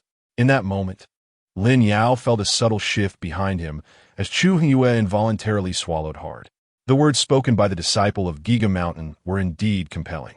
Within these mountains, the trapped cultivators represented the elite of the younger generation from various nations. Although they had yet to reach the nascent soul stage, their futures held boundless potential. Just imagine, if one could rescue these disciples from the clutches of the enchanting demon Lu Ruyan. Centuries from now, the esteemed officials of the Eight Nations, Zhou, Shichu, Beiki, Nantang, Daqin Beiwei, Liwei, and Nanliang, alongside the leaders of their sects and the pinnacle of their respective realms, would owe their lives to the founder's benevolence. The thought of such connections sent a shiver down the spine. At that moment, Lin Yao raised his eyelids, his gaze settling on the face of a steadfast young disciple before him. This very disciple had just implored Lin Yao to illuminate a path to salvation for them. There was merit in what you say. After all, the martial world is not merely about violence, but also about human connections and relationships. I indeed possess the means to save your lives. However, before Lin Yao could finish, the eyes of all the disciples aboard the jade-white ship sparkled with anticipation. Senior, do you truly possess such capabilities? From the moment you stepped onto the vessel, I perceive your extraordinary bearing, a presence unmatched. While others believed you had taken Brother Jiang's meditation mat, I alone felt that the mat was rightfully yours among us. We beseech you, Senior. Save our sect. Lin Yao raised an eyebrow, but before he could respond, a tempest surged through the mountains. The wind and rain intensified, accompanied by flashes of lightning and the roar of thunder. As lightning crackled across the sky, it tore apart all floating vessels, including Lin Yao's jade-white ship. Simultaneously, the earth beneath shifted dramatically. What had appeared as a mere cage-like mountain range suddenly transformed into a grand birdcage constructed from towering peaks and billowing clouds. The hollowed valley, surrounded by mountains, morphed into an expansive, level plain. At that moment, all disciples from the Eight Nations plummeted from the sky, landing in the valley. As every cultivator touched the ground, a high platform rose from the earth's surface. Atop this platform sat a woman, her hair flowing white like the clouds, draped in a sheer white robe. Slowly, she stood, casting a disdainful glance over the multitude of cultivators on the plain. Meanwhile, those on the plain struggled to rise, many with veins bulging on their foreheads, their eyes filled with fury. Demonis, you deranged woman, do you comprehend the enormity of your actions? You have audaciously kidnapped the youth of 8 nations, over 100,000 cultivators, and you presume to take them at will? Do you have any notion of who stands behind us? Demonis, I advise you to release me promptly. My great-grandfather was a prince of the Western Chu, and I possess the royal bloodline of the Western Chu. Over these years, 2 true immortals have emerged from the Western Chu royal family. Both Emperor Taizong and Emperor Gaozong of Chu are celestial beings. My mother is Princess Wensu of the Northern Wei, and my grandfather is the current emperor of Northern Wei.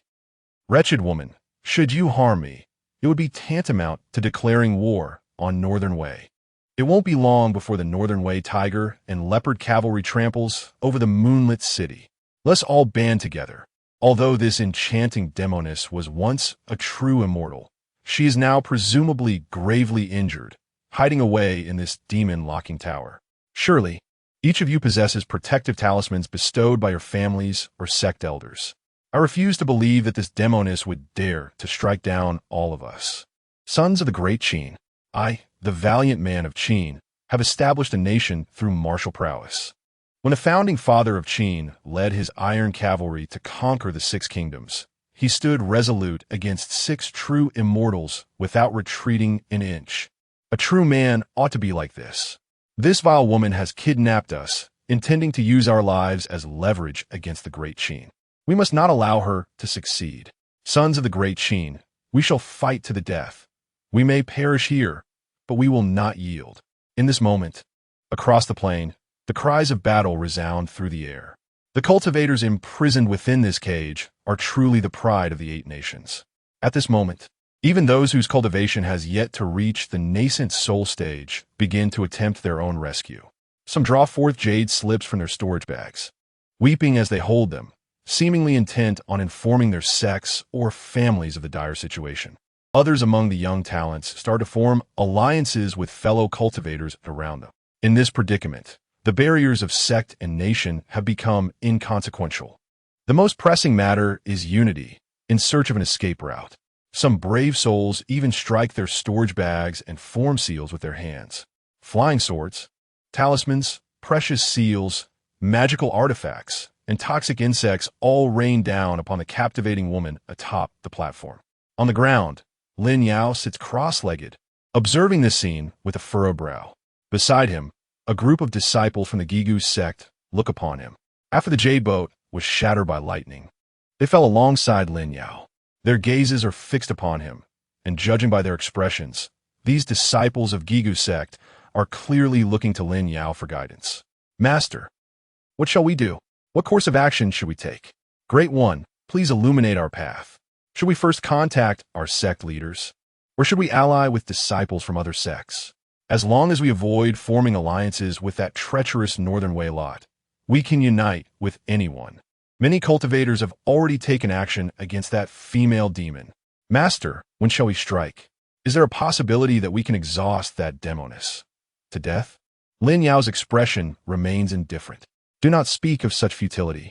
Exhausting Lu Rian? Are you all in your right minds? She is a demoness of great skill. If she desires, the spiritual energy of the world would scramble to enter her body, overwhelming her. Exhausting her? Remain steadfast in your positions and refrain from moving.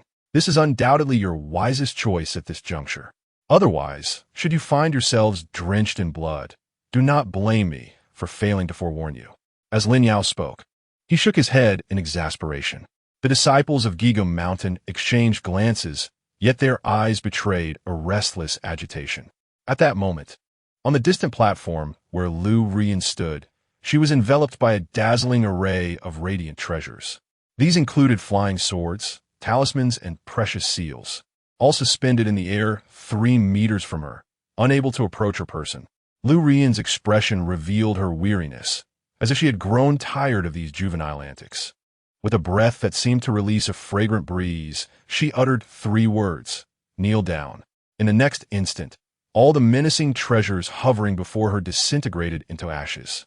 On the plain, all those who had dared to insult Lu Rian and hurl treasures in a futile attempt to escape this gilded cage found their knees shattering with a resounding crack, erupting in sprays of crimson mist. Subsequently, every cultivator who had dared to resist was brought to their knees, kneeling before the resplendent figure on the platform. Yet this was not the end. The enchanting woman upon the platform uttered 2 more words, "Bow down." In an instant, those proud heroes of the 8 nations, already kneeling in submission, felt an excruciating force at the nape of their necks. Their skin tore, bones shattered, and blood blossomed like lotuses. Then, these once mighty figures found themselves unable to raise their heads from the ground, their foreheads pressed firmly against the earth, struggling to lift their heads, but failing miserably. On this plain, out of the 120,000 proud cultivators, approximately 118,000 knelt obediently, bowing their heads in reverence.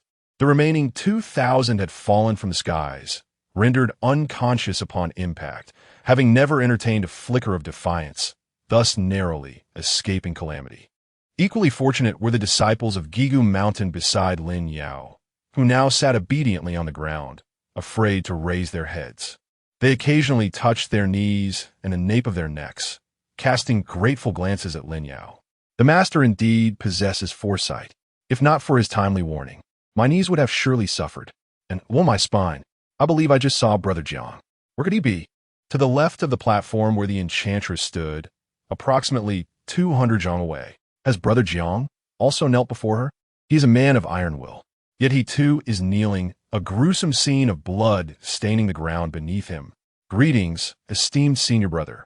It appears you still harbor a desire to resist, yet your spine lies shattered, rendering you incapable of even lifting your head. How tragic! So utterly tragic, dear brother. It is I, the junior disciple, who has brought you to this fate. At that moment, the immortal master advised against your disembarkation, yet you insisted on stepping ashore. Had you chosen otherwise, you would not have endured such torment. Oh, brother, I am deeply remorseful. However, you need not feel ashamed. Even the illustrious Yu Xinlong of the Great Qi Taiping Sect and Li Xinghan of the Human Qingxuan Sect find themselves kneeling as well. Rest assured, brother, kneeling before a succubus is no disgrace. Meanwhile, behind Lin Yao, Chu Hongyu, who has been steadfastly guarding him, unconsciously draws closer to Lin Yao. Master, have you truly gained the ability to foresee the future? Lin Yao cast a sidelong glance at Chu Hongyu. I foresee nothing of the sort. I have yet to activate the Star Thief. My predictions stem solely from my understanding of Lu Ruyan. Lin Yao narrowed his eyes, gazing into the distance at the high platform. This girl's temperament has remained unchanged over the years. Her visage is indeed lovely and tender. In truth, she is exceedingly domineering. She allows no one, apart from myself, to defy her. Chu Hongyu was momentarily taken aback. How many of the over 100,000 prodigies will she slay? Lin Yao shot a piercing look at Chu Hongyu. Though you are a swordsman, do not immerse yourself solely in combat. Have you forgotten what I just conveyed? The realm is not merely about violence. It encompasses the intricacies of human relationships. Then, Lin Yao lifted his gaze once more, looking toward Chu Hongyu, anticipation glimmering in his eyes. Each of the 1,200,000 cultivators within this cage possesses, to some extent, a notable lineage. They are no ordinary cultivators. They are valuable assets. If she recalls my teachings, she ought to ensure that every captured cultivator contacts their families, lamenting the torments and injustices they endure here.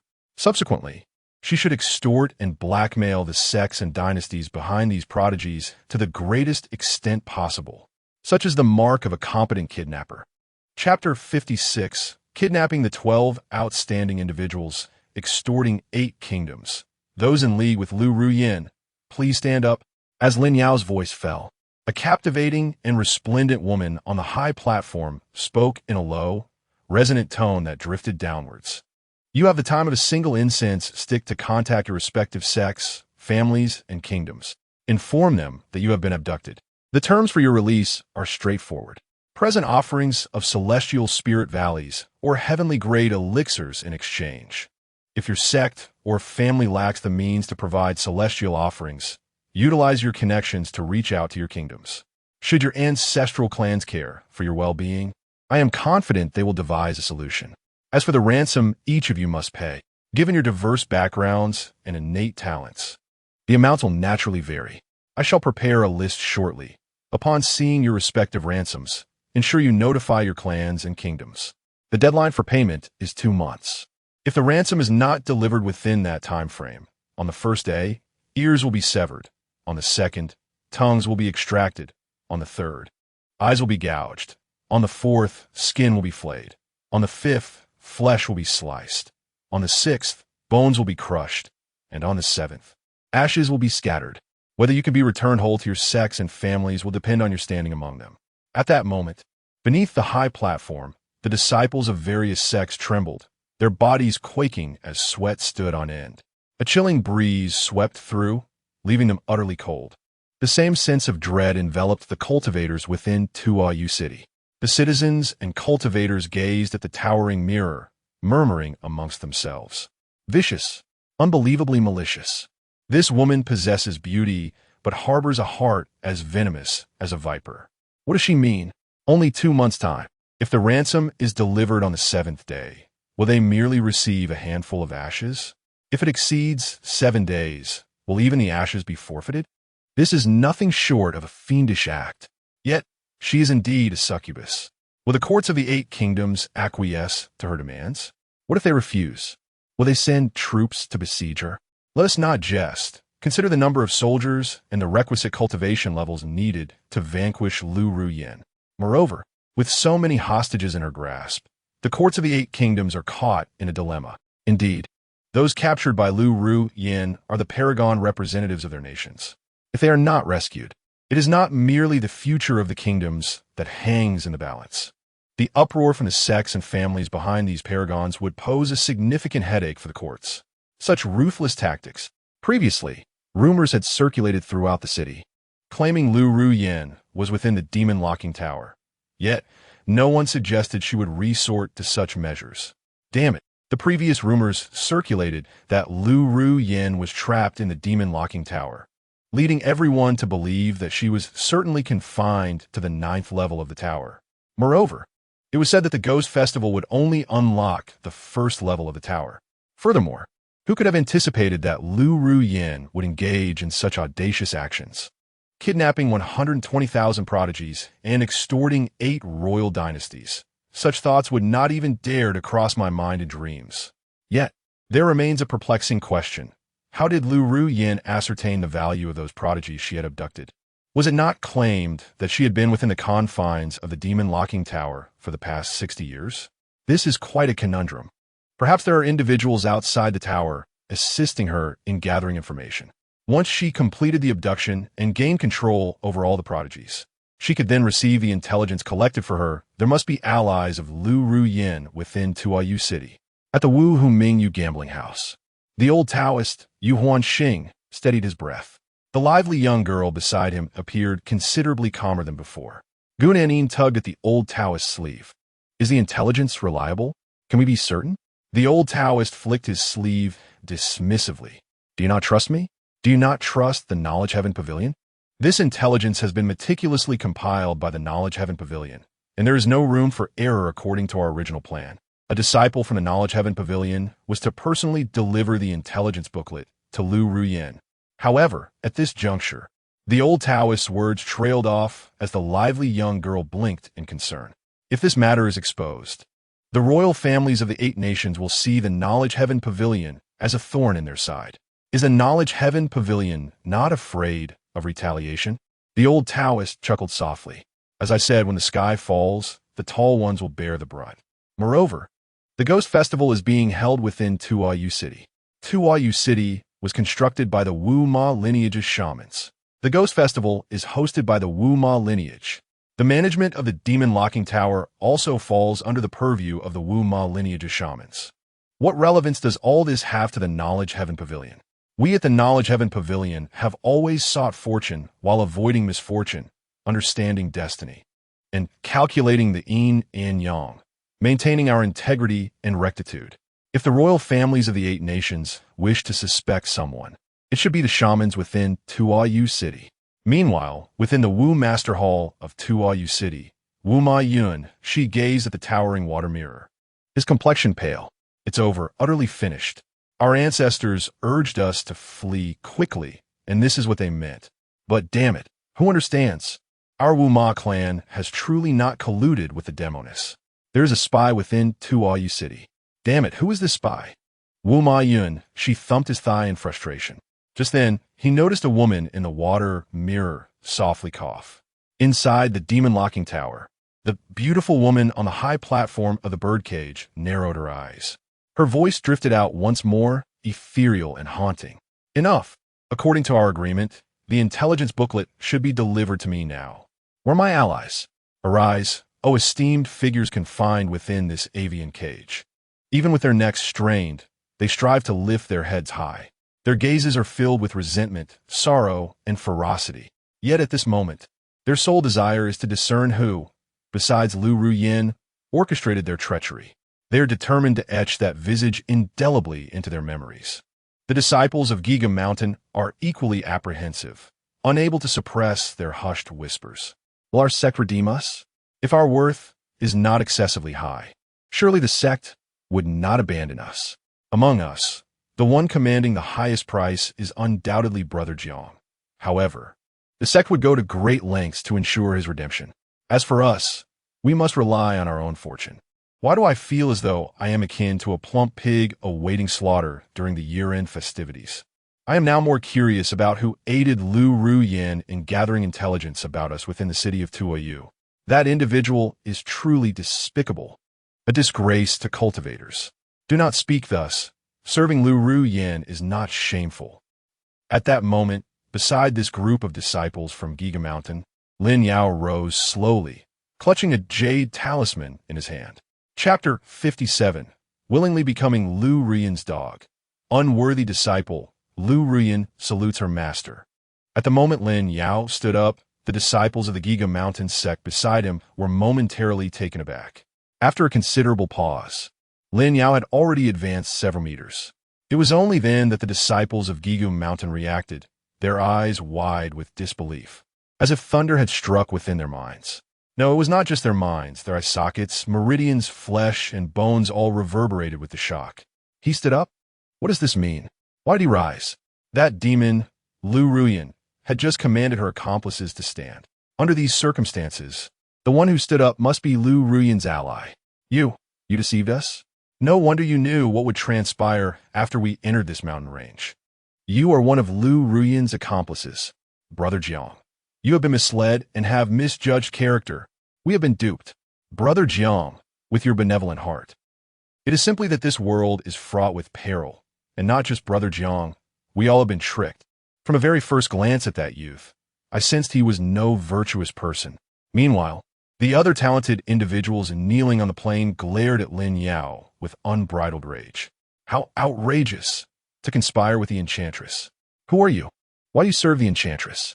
How long have you been lurking in Tuayu City? Are you of the Wu Ma lineage? Speak. Answer me. Did I just see you mingling with the disciples of the Great Qin and Giga Mountain? What does this mean? Is Giga Mountain also complicit in today's trap? Behind Giga Mountain stands the Great Qin dynasty. Lu Ruyan colluding with the Great Qin dynasty? Just moments ago, those old Qin folks pretended to be indignant, as if Lu Ruyan had slain their own mothers. All in act. The Great Qin has always harbored ulterior motives. These sanctimonious old Qin people. This is slander, a complete fabrication. Our Great Qin has no ties to Lu Ruyan. What of Jiang Bangxia from Giga Mountain? Step forward. At this moment, the cacophony within the birdcage echoed thunderously. Among the cries, an indescribable resentment emerged. Lin Yao strolled leisurely, his gaze fixated on Lu Ruyan atop the platform. From the corner of his eye, he caught sight of Jiang Bangxia, kneeling not far away. Jiang Bangxia, at this moment, struggled to lift his head, his eyes bloodshot. Fixated on Lin Yao, our Giga Mountain has never conspired with Lu Ruyan. It is you who has brought disgrace upon our Giga Mountain. Lin Yao observed Jiang Bangxia's trembling lips and surmised his words. Yet, he paid it no mind, continuing apathetically forward, drawing ever closer to Lu Ruyan, while the surrounding curses intensified. You wretched creature, you shall meet a grim fate. Lu Ruyan's infamous reputation precedes her, no matter how well you serve her. She will cast you aside like a worn-out shoe. I await the moment she decapitates you. The despicable creature. How can you so willingly serve as a dog to Lu Ruyan? Once I am free, I shall ensure that my ancestors avenge this affront upon my lineage. You, a mere hound under Lu Ruyan's command. Outside the demon-locking tower, within the city of Tua, the townsfolk were abuzz with gossip. Is this young man the one who recently had a fateful encounter with Master Yu? I sensed something amiss at that moment, yet did not foresee him being an accomplice of Lu Ruyan. An accomplice, more akin to a lapdog. Is it truly shameful to be a dog of Lu Ruyan? If serving Lu Ruyan meant I could be by her side day and night, even allowing her to trample upon my face, I would gladly be her dog. To be anyone else's lackey might bring me shame. Yet to proclaim oneself as Lu Ruyan's lackey would only evoke envy from me. I too desire that role. I willingly submit. Before the five who Mingyue gambling house, an elder shook his head in lamentation. These young prodigies from the 8 nations are still too inexperienced. Having not weathered the tempests of life, they merely seek to boast with their words. In such moments, they ought to recognize the gravity of the situation. The elder's voice faltered as he turned to glance at the charming young maiden beside him. The master had already risen. Yet, Lu Ruyan on the high platform appeared completely oblivious to the master's presence. Were they truly old acquaintances? What is the master's true identity? The charming young maiden cast a sidelong glance at the elder, raising a delicate finger to point at the sky. The master's true identity is one that you may not comprehend. I can only tell you thus. According to my ancestors, 300,000 celestial beings reside above, and even they must bow their heads in deference. As for the relationship between him and the great Emperor Lu Ruyan, the truth shall soon be revealed.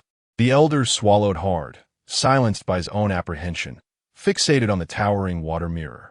Within the Witch Lord Pavilion of Tuayu City, Wuma Yunxi trembled incessantly, her teeth clattering uncontrollably. She fixated on the water mirror, observing the young man in white, approaching Lu Ruyan, the star of catastrophe from the Three Truths and Myriad Methods. So it is him, Lu Ruyan's accomplice, indeed. Now it all makes sense. This is the very reason the witch ancestor urged me to flee. With the emergence of this calamity, it signifies that misfortune is about to descend upon the Wu Ma lineage. Wu Ma Yunxi felt an overwhelming despair. She could not fathom how the long-lost Three Truths and Myriad Methods had resurfaced in his generation. Meanwhile, within the confines of the demon locking tower, Lin Yao had arrived at the base of the high platform. He gazed upward, shaking the jade talisman in his hand. Lu Ruyan, I cannot ascend. Please lend me a hand. On the high platform, a woman with white hair furrowed her brow slightly. You cannot even employ the art of flight, refining essence into qi? Why has such a lowly practitioner been sent to deliver this talisman to me? Yet, she chose not to utter another word, merely waving her sleeve. The ground beneath Lin Yao's feet instantly elevated, aligning itself with the high platform upon which Lu Ruyan stood. Lu Ruyan gazed at the youth before her and extended her hand, demanding, "Bestow upon me the jade talisman." Yet Lin Yao, with his head bowed, brushed off the dust from his attire and adjusted his collar before finally lifting his gaze. Activating the Star Thief, his eyes shimmered with a faint crimson hue. It has been quite some time, Lu Ruyan. Have you truly forgotten me? Lu Ruyan initially froze, then her body stiffened, her lips quivering uncontrollably. Tears welled in her eyes, cascading down her cheeks. From the boy before her, she sensed a familiar aura of causality, an essence she had only encountered in one other. No, it cannot be. How is this possible? This is absolutely impossible. Lin Yao chuckled softly. Our bond of causality remains unbroken. Nothing is beyond possibility. I merely did not expect that after all these years, you have blossomed into a young lady. At that moment, Lu Ruyan could no longer contain herself. With a resounding thud, she collapsed to her knees. Unworthy disciple. Lu Ruyan pays her respects to her esteemed master. Chapter 58. In Search of the Master. Ascending to the abyss, the heavenly realms hunt. Master, do not ascend silence. Within the demon-locking tower, an unparalleled stillness enveloped the air, the lights unwavering. The fury and curses that once filled the atmosphere vanished in an instant. Qingxuanzong, still maintaining a kneeling posture, struggled to steady her head as she gazed up at the high platform, only to be met with a thunderous cacophony echoing in her mind. How could this be? Why is this happening? Was that young man not merely a lackey of Lu Ruyan? In this intricately devised trap, could it be that the youth is the true mastermind behind it all? Who is he truly? What manner of person could command the legendary succubus to kneel and bow in submission? Moreover, just now the succubus referred to that young man as her esteemed teacher. He is the succubus's master? Is this the very foundation of her audacity in abducting the 12,000 prodigies and extorting the 8 nations? Cold sweat streamed down Qingxuanzong's forehead. In the birdcage, the other kneeling prodigies were likewise engulfed in a tumult of thoughts, their minds echoing with thunderous realization. This scene is real. It is neither a nightmare nor a dream. That young man is the master of the succubus? The master of the transcendent fairy?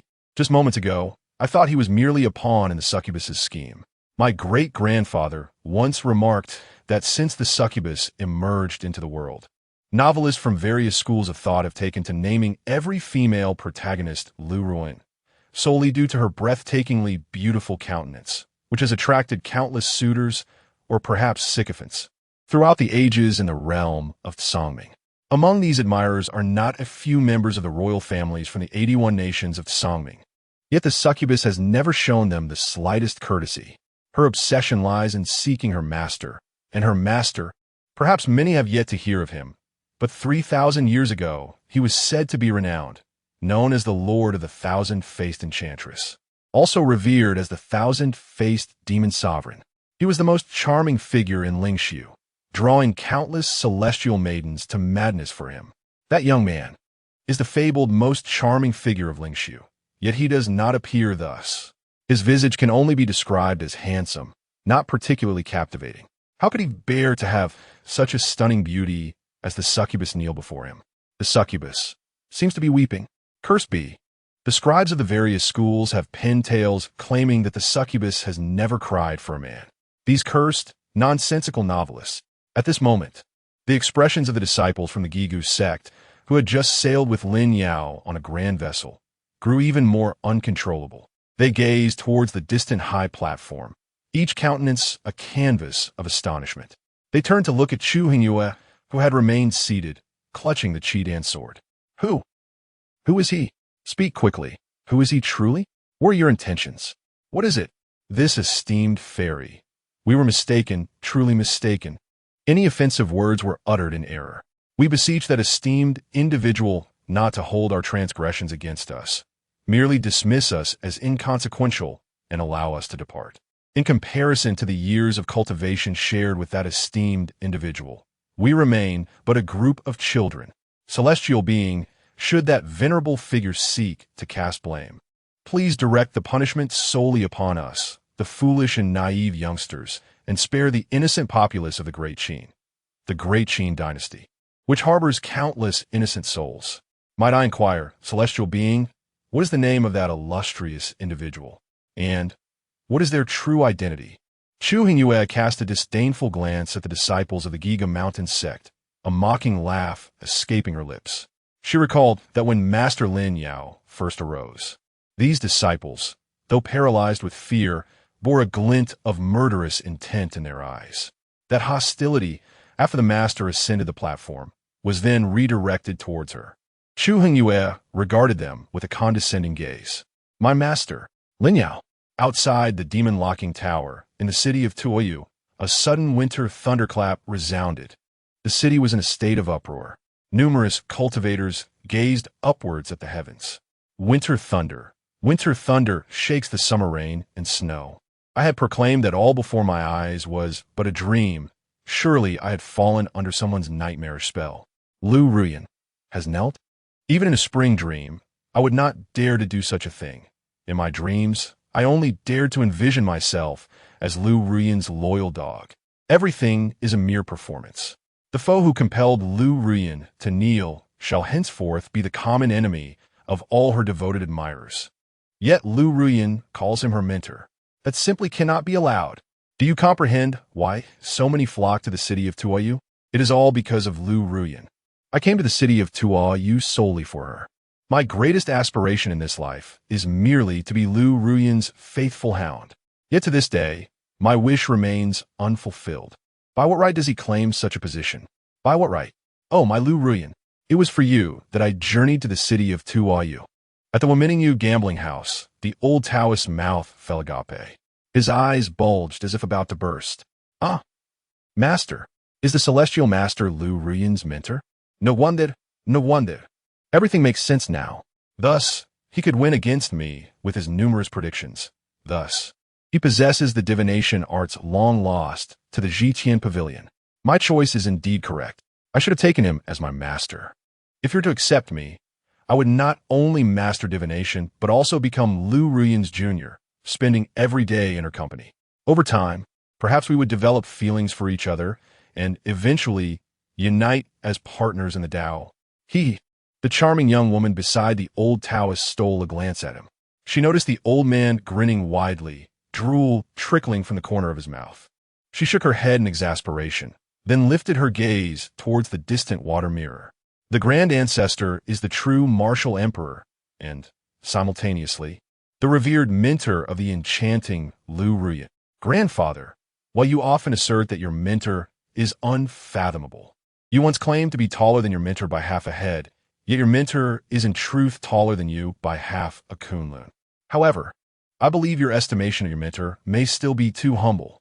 In the city of Tuoyu, within the Witch Lord Pavilion, Wu Ma Yunxi, cradling her head, crouched on the ground.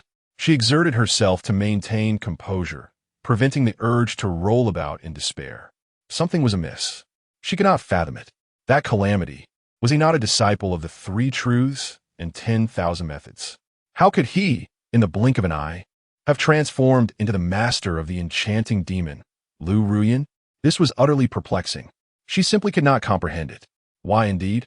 If that young man was truly Lu Ruyan's master, he could not possibly be an ordinary disciple of the Three Truths and 10,000 Methods. Conversely, if that young man were indeed a disciple of the Three Truths and 10,000 Methods, then Lu Ruyan must also belong to that sect. Yet, many years ago, during her time in Tuoyu City, Lu Ruyan had never claimed such a thing. Just then, a glimmer of insight flashed in Wuma Yunxi's eyes. What if the identity of the young man were genuine? That would imply the young man concealed his true identity when accepting Lu Ruyan as his disciple. The records left by the Wuma clan spoke of his nemesis, the elusive immortal of 10,000 methods, whose actions were eccentric and inscrutable, and who relished in obscuring his true self. The clan's ancestor speculated that many fiends who plundered his treasure trove were but incarnations of that immortal, for he sensed a familiar essence within those malevolent beings. Dismissing all erroneous conjectures, even if it seemed implausible, the truth remained singular. Wuma Yunxi lifted her gaze, peering into the distance at the young man reflected in the water mirror. Her voice, hoarse and tinged with sorrow, echoed that young man is none other than the legendary immortal of 10,000 methods. Ancestor, you were right. That demon, that specter has returned. He has returned. At this moment, within the confines of the demon's ceiling tower, Lin Yao remained oblivious that someone in Tuoyu City had unraveled his true identity. He gazed at the captivating woman before him, overwhelmed with emotion. He felt a sense of disorientation, as if he were witnessing again the dusty little girl who had burst into his art shop, pleading for his protection. Lu Ruyan, standing before Lin Yao, was in tears, choked with emotion and unable to articulate her thoughts. Time had transformed all, and before words could form, tears began to flow. Lin Yao exhaled a heavy sigh, crouching down to gently pat Lu Ruyan's head. Child, after all these years, seeing me again should bring you joy, no? Come, cease your tears. Tell me, who has driven you to such a state? Is it the celestial beings behind the royal families of the 8 nations? A surge of murderous intent welled in Lin Yao's eyes. As he spoke, he cupped Lu Ruyan's face, tenderly wiping away her tears. He remained unaware that every action he took in that moment. In the city of Tuoyu, a fervent throng of ardent admirers, drawn by the news of Lu Ruyan, was in a state of frenzy.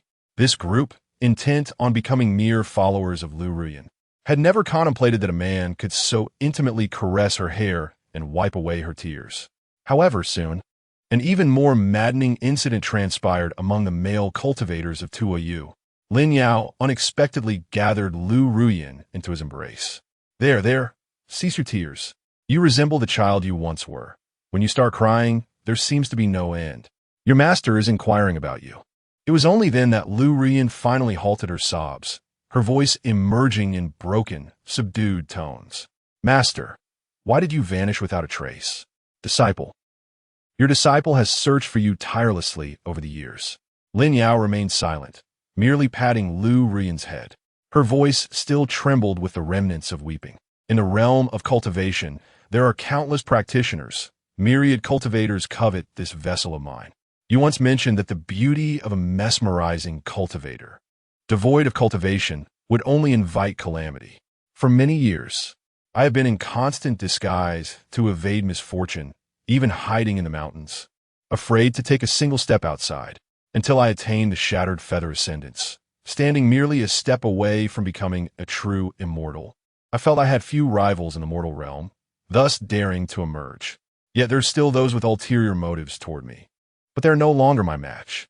I began to seek your whereabouts, traversing the world, and earned the title of the Enchantress. I have searched for you in the mortal realm for 1,000 years, an entire millennium. I have roamed across the 4 corners of the world, yet I cannot find you. Where have you gone? Master, why can I not find you anywhere? I have searched the abyss above and the depths below, yet both remain shrouded in obscurity. As Lu Ruyan spoke, tears cascaded anew. Lin Yao found himself at a loss for words. His circumstances were exceedingly unique, rendering him unable to explain to Lu Ruyan why he had abandoned his identity at that time. He could only continue to gently pat her head. Lu Ruyan's sobs grew increasingly hoarse. For 1,000 years, I have scoured the mortal realm. If I could not find you here, I would ascend. Beyond the clouds, I would surely discover your whereabouts. I have entered the 11th realm, achieving the status of a true immortal. Beyond the mortal realm lies the vast heavens, a boundless expanse of stars. Each star is home to living beings. I plan to search each star one by one. I would search for another 1,000 years.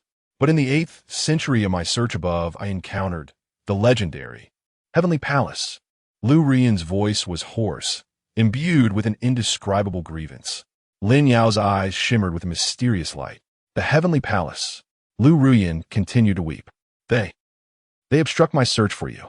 They claim that you disrupt the threads of fate, defy the yin and yang, and invert the cycle of cause and effect, and are thus unworthy of heaven's grace. You should have long been extinguished. Upon my being, there exists a connection of causality akin to that which you once bore. I am entwined in the web of karmic destiny. They seek to reclaim this causality and return me to the Celestial Palace. I have heard rumors that the Celestial Palace has been hunting down all practitioners who possess the divine art of causality. After uncovering this information, I endeavored to investigate the Celestial Palace, yet I found no opportunity. I had not anticipated they would track me down. I refused to accompany them. They rely on their numbers to impose upon me. 8. A full 8. 8 against 1. Lu Ruyan's voice suddenly erupted with indignation. Do not provoke me, you despicable wretches. 8 against 1. Do you have no shame? Have you no sense of honor? I was compelled to unleash my true form. Yet they too suffered, as I inscribed upon them a binding curse, a calamity of divine wrath. I am an enchantress, favored by the heavens. Should they lay hands upon me again, they will surely incur heavenly retribution. My cultivation has reached the realm of ascension, establishing a profound connection with the heavens. The path they tread cannot afford to offend the divine. I seized this opportunity to flee, yet I fell from the 11th realm back to the 10th. I returned to the fragmented state of ascension and retraced my steps to the mortal realm. I, a disciple, wandered in turmoil, ultimately arriving at Moonlit City. I never anticipated, I never dreamed that I would reunite with my master in Moonlit City. Lu Ruyan's voice grew increasingly melancholic. Her hand tightly grasped Lin Yao, her knuckles whitening, as if fearing another loss, yet she dared not clutch too fiercely, lest she harm Lin Yao's arm. Master, do not ascend. The Celestial Palace. The Celestial Palace seeks to capture and hunt down all practitioners who wield the divine art of causality. Master, you, who govern the cycles of life and death, are the most formidable practitioner of causality I know. You cannot ascend, and you must not reveal yourself before the Celestial Palace. You must not. Lu Ruyan's voice broke into a sob. Meanwhile, Lin Yao's eyes widened in horror, his expression twisted with realization. He comprehended the truth. He understood why all his disciples, despite having news, had vanished without a trace. No wonder, from the moment I began to inquire about my disciples, I sensed something was amiss. I felt a force targeting me, consistently targeting me and my unfortunate disciples. Is it the Celestial Palace? The Celestial Palace. Chapter 59. A single blow prevents 100 at this moment. Lu Ruyan clutched Lin Yao's arm tightly. Just after she had spoken those words, a ripple of water-like waves encircled them, sealing their dialogue within this space, allowing only the two of them to hear. Lu Ruyan's eyes were red-rimmed. Master, do not provoke the Heavenly Palace. Please do not. I am content to be reunited with you. I desire nothing more. From now on, I wish to serve by your side, willing to obey whatever you command. Let us return to how we once were, shall we? Master, please do not oppose the Heavenly Palace. I will release these young disciples from the 8 nations in the birdcage shortly. I shall cease to heal my wounds. I can remain as a shattered feather for eternity. I shall never ascend again. Let us find a blessed land to live peacefully. Lu Ruyan's hands gripped Lin Yao's arms with such force that he felt as if they might be crushed. Lowering his head, he gazed upon her pitiful visage. Foolish girl, if the Heavenly Palace truly intended to harm you, do you think hiding would be of any use? I may have little contact with the Heavenly Palace, yet I understand that they pride themselves as the embodiment of heaven. The heavens are indifferent, treating all beings as mere fodder. Do you think that saying is merely a phrase? If heaven desires a person's demise, that person must perish. Otherwise, how could the dignity and face of the heavenly palace endure? The more you fear them, the more they will bully and humiliate you. Tears fell once again from the corners of Lu Ruyan's eyes. Master, but at that moment, Lin Yao grasped her delicate face firmly. Each word was deliberate. A single blow prevents 100. He took a deep breath, expelling a heavy sigh. I have a foreboding that the heavenly palace will not only target you. My other disciples, those whose futures I have glimpsed through the Star Stealer, may also be in their sights. The disappearance of Li Chang'an, the devastation of the Three True 10,000 Laws Sect, all may be linked to the heavenly palace. While I cannot ascertain their true intentions, it is merely a matter of time before they set their sights on me. Moreover, you have suffered greatly, and I cannot simply stand by and watch. Am I still worthy of being called your master? Lin Yao's expression darkened unusually.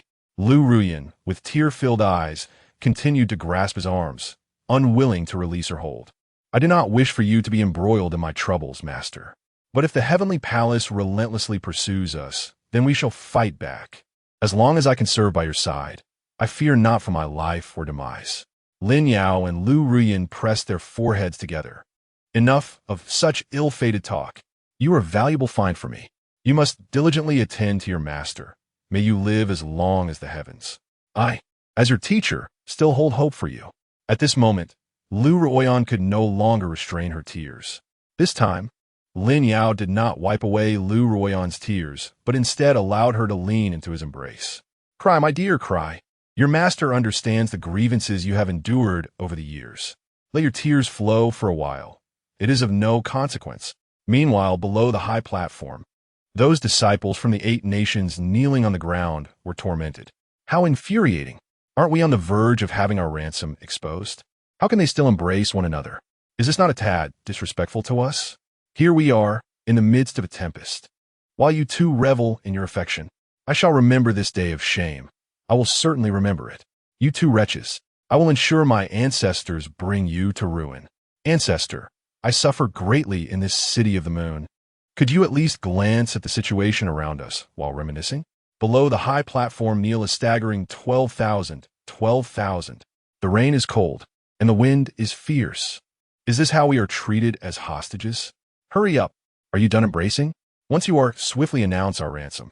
I cannot bear to remain in this cursed demon ceiling tower for another moment. Bullying should not be taken to such extremes. Esteemed seniors, do take a moment to regard the juniors below the platform. Outside the city of the moon, the air was rife with agitation. Numerous male cultivators had veins bulging on their foreheads, their faces flushed. What are they discussing? Why can I not hear them? That scoundrel. He is Lu Ruyan's mentor? Is he truly a legitimate master? What kind of teacher embraces their disciple so intimately? Even a biological father should maintain a semblance of propriety. Do you understand the need for decorum? This is all a fade, a mere illusion. Who has cursed me with this nightmare? How could Lu Ruyan, the illustrious Empress of Smoke, be so enraptured in a romantic entanglement with a man?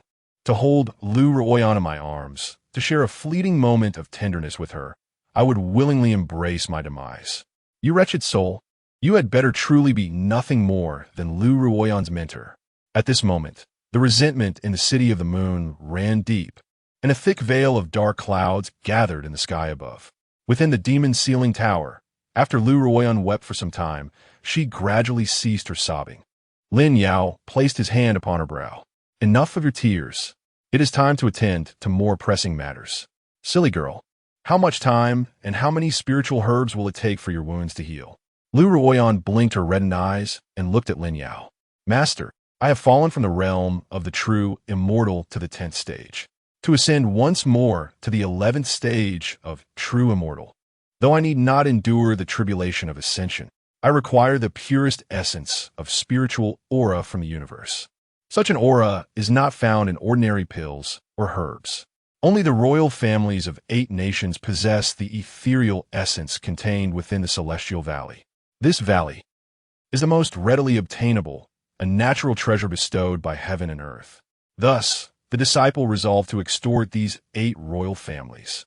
To achieve a complete restoration, The disciple estimates that he would require a staggering 8 million tons of the heavenly essence, with this immense quantity absorbed gradually over time. Barring any unforeseen circumstances, within a century at most, the disciple shall once again ascend to the 11th realm and transcend into a true celestial being. Lin Yao nodded slightly. Yet, simultaneously, his deep voice resonated with a haunting echo. How many matters have ever been urgent? As the universe shifts, time presses on. A century is far too long. We must seize the moment to re-enter the 11th realm and ascend to celestial immortality. Why complicate matters? Today, I shall restore you to your pinnacle. Once more, you shall soar into the heavens. Perhaps the heavens' apprehension is not unfounded, for I am the embodiment of the spiritual realm, the most formidable practitioner of causality. Chapter 60. These connections were painstakingly forged by my master. Upon hearing this, Lu Ruyin was momentarily taken aback on the high platform. She quickly shook her head like a rattledrum. No, disciple does not wish to ascend. It has been a tremendous effort to reunite with you, master. That accursed heavenly palace has imposed rigid rules upon all true immortals, mandating that any who reach the 11th realm must ascend immediately. Those who delay beyond 3 years and refuse to ascend will be regarded as worldly immortals, barred from the celestial path and subject to the heavenly palace's pursuit. Should the celestial officials descend to the mortal realm, it would expose you, master. Lin Yao narrowed his eyes upon hearing this and shook his head. Had I not realized that the heavenly palace is targeting me, I might have been truly unhurried about your ascension. But the circumstances have changed. I have created numerous accounts, and though I have never opposed the heavenly palace, I am aware that it is a colossal entity. In the realm of Lingxu, historically, over half of the true immortals who have ascended have joined the heavenly palace. The price they offer to entice these immortals, as far as I know, is called longevity. Ascending to become a true immortal does not guarantee endless lifespan. After achieving true immortality, further elevation in realm becomes exceedingly challenging. And even true immortals face the day when their lifespan is exhausted. For this reason, the immortals above strive tirelessly for longevity, exhausting every possible means. Meanwhile, the heavenly palace possesses the methods that allow these immortals to attain prolonged life. Thus, they willingly act as its pawns, dutifully upholding the order established by the palace. I am uncertain of the exact number of immortals within the heavenly palace. Those scoundrels from years past appeared to intentionally avoid me, steering clear of any entanglements. At that time, I did not comprehend. Now it seems those rascals were merely biding their time, waiting for the opportunity to bring me harm. Lin Yao rolled up his sleeves. What is more terrifying than deep-seated enmity is the uncertainty of how many grievances these scoundrels have accumulated against you. But worry not. Grievances shall be repaid one by one. However, to confront this colossal entity, we must commence our strategy at once. Silly girl, you are aware of my methods. Cause precedes effect. While I can assist you in reclaiming your zenith, the karmic debts accrued must be repaid by you. Upon ascending to the realm of true immortality, you may still linger in the mortal realm for 3 years. This time may seem brief, yet it is ample. During these 3 years, I require your assistance in toppling a dynasty. Specifically that damned Zhou, which also bears enmity towards you. Within the realm of Tsangming, all cultivators related by blood to the Zhou royal family must be eradicated, not a single one spared. Lu Ruyin raised her eyebrows. How has the Zhou royal family offended master? I can march upon Haojing right now. Lin Yao waved his hand dismissively. Your current cultivation is insufficient. Even if you were to return to the 11th realm, your endeavor to annihilate the imperial family of the great Zhou would face formidable challenges.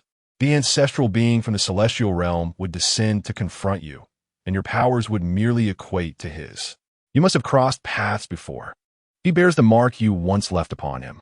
Should you seek to obliterate his dynasty, he will undoubtedly descend without hesitation, for he has the backing of the heavenly palace. We must either refrain from action or, if we choose to strike, we must ensure absolute certainty in our success. What have I taught you? Lu Ruyin was momentarily taken aback before responding in a hoarse voice. In the realm of cultivation, one must secure their existence and livelihood. Even as a seductive cultivator, you must adhere to this principle. When taking a life, one must scatter their ashes. Every action should be preceded by careful deliberation, remaining as stable as a dog until the moment of action, whereupon it should be as thunderous as the shattering of stone. Lin Yao nodded in satisfaction. Excellent. You remember the teachings I imparted. This alone places you above Gu Beichan, that blockhead. As he spoke, he raised his hand, and the star thief activated once more. A crimson radiance appeared in Lin Yao's palm, accompanied by an indescribable wave of causality that enveloped him, distorting the very fabric of space. The swirling red light gradually transformed into a fruit resting within Lin Yao's hand. In 3 years, you shall ascend once more. Do not fear. Upon your ascension, make your way directly to Dongkuei Star and seek out the Holy Mother of Lingxi Xinyan. She resides in the 12th realm, having undergone ninefold nirvana. Inform her that you are the disciple of the thousand-faced enchantress demon lord, pursued by the heavenly palace. Rest assured, she will not turn a blind eye to your plight. Lu Rian blinked, her curiosity piqued. Master, may I inquire about this holy mother of Lingxi Xinyan? Lin Yao's expression turned slightly awkward, a rare occurrence for him. She was once one of the companions of the thousand-faced enchantress demon lord, perhaps even a former lover. In the past, they shared a close bond and a period of delight together. Now, as you seek her protection, she will undoubtedly respond to your call. Lu Rian was momentarily stunned, a hint of disappointment crossing her features as she lowered her gaze and fell silent. Lin Yao observed her for a moment before shaking his head. I understand your concern regarding my title as the foremost pretty boy of Lingxu, but what of it? Do you think these connections were garnered effortlessly? Each relationship was forged through my diligent efforts and trials. I take pride in being known as the premier pretty boy of Lingxu. Lu Rian suddenly lifted her head, her mouth opening as if to protest. Yet Lin Yao swiftly placed the crimson fruit into her mouth. There was no need for further words. Master shall now assist you in reclaiming your peak. To anticipate the future, one must grasp the fruit before understanding its cause. The fruit I have procured represents your future success upon regaining your pinnacle. The compensation you must provide within 3 years consists of 18 Lingyun golden pills or 108 sacred jade peaches. If I remember correctly, both the Lingyun golden pills and the sacred jade peaches are treasures of the heavenly palace. It is the celestial palace, a divine treasure bestowed upon immortals, granting them eternal life. The spirit grains supplied to the celestial palace by the earthly dynasties are among the primary materials for concocting the ethereal golden elixir. These 2 items, I fear, are beyond your reach to seize from the royal lineage of the earthly realm. Lin Yao's voice faltered. However, fret not. After your ascension, seek out the Xianqian Star and the enigmatic Xianzi of the Xiandu, a master alchemist of the 12th realm and the 9th stage of nirvana. Many of the celestial elixirs originate from her expertise, and she was once a companion of the faceless enchantress demon lord, providing you with a vital connection in the heavens. Although the account of the faceless enchantress demon lord may have culminated in mediocre cultivation and combat prowess, her connections are undoubtedly the strongest among my 81 accounts. As Lin Yao spoke, Lu Rian's eyes gleamed with a crimson light. Her form was enveloped in swirling violet mist, which increased in intensity over time, eventually saturating the entire birdcage within the Demon Lock Tower. The 120,000 captured cultivators grew increasingly alarmed once more. They knelt upon the ground, unable to rise or escape, forced to witness the encroaching violet mist until they were completely engulfed. What is happening? What is this? Lu Rian wouldn't poison us, would she? Surely not. The disparity in our realms is vast. If she wished to act against us, she possesses myriad methods and means. Resorting to such a despicable tactic as poison seems unlikely. Moreover, this violet mist does not resemble poison. It is filled with ethereal resonance. Only that which is birthed from heaven and earth can manifest such resonance. Indeed, in my youth, I once consumed the offering rice meant for the royal celestial beings. The resonance concealed within that rice is akin to that contained in this violet mist. Why has an abundance of ethereal resonance suddenly emerged? From whence does it come? Legend has it that only when a cultivator transitions from fragmented wings to the true immortal realm does the universe generate a copious amount of ethereal resonance to stabilize the newly ascended immortal-esque realm. A true immortal? Is there a true immortal within the demon lock tower? Of course, the enchantress Lu Ruyan is indeed a true immortal. Yet she was originally a true immortal. Not necessarily. I have previously heard that Lu Ruyan was besieged by other immortals, gravely wounded and forced to retreat. Otherwise, she would not be hiding within the demon lock tower, orchestrating the abduction of the 8 nations and 120,000 disciples. Her intent was likely to gather resources for her recovery. But now, she no longer requires those resources, for her master has arrived. I suspect the Enchantress' master has directly healed her. If the Enchantress is restored, does that mean we are safe? Will she spare us? In this light, perhaps our master is a benevolent being. Spare us? Will that truly happen? We are the kidnapped hostages. I have heard tales of bandits in the mountains who, once they have abducted hostages, discard them when they no longer hold value. The only outcome is execution. We are 120,000 strong, the pride of 8 nations. Can a succubus truly annihilate us all? Not a single one left. You do not comprehend the succubus. To her, this is merely a trivial task, especially now, with her master by her side. Within the confines of Qingxuan City, an unsettling anxiety gripped the hearts of all cultivators. They had perceived the emergence of swirling purple mist within the city. Accompanying this ethereal presence was the oppressive, inky cloud cover above, sporadically illuminated by flashes of violet lightning. The thunderous roars echoed ominously. The colossal mirrored structure, too, was enveloped in this purple haze, obscuring the mysteries concealed within the demon restraining tower. The cultivators exchanged glances, their eyes wide with terror. Was there a celestial ascension occurring within Qingxuan City? Surely, this was a jest. There were no cultivators at the fragmented feather transformation realm in Qingxuan City. The only one capable of reaching the 11th realm was the succubus, Lu Ruyan, who was originally a true immortal but had fallen from grace. Is Lu Ruyan seeking to reclaim her status as a true immortal? Truly, she embodies the legendary Emperor Ruyan. Just moments ago, her master had embraced her. Could it be that she was aiding in her recovery? Whether Lu Ruyan's return to the true immortal realm spells misfortune or fortune for Qingxuan City remains uncertain. Surely, it must be fortuitous. Qingxuan City is in league with Lu Ruyan. They conspire together. Meanwhile, before the Mingyue gambling house in Qingxuan City, a delicate maiden trembled with excitement. On the verge of collapse had it not been for the support of the elderly Taoist beside her. I knew I had come to the right place. Emperor Ruyan is poised to return to the 11th realm, reclaiming her divine status. Beside her, the elderly Taoist gaped in disbelief.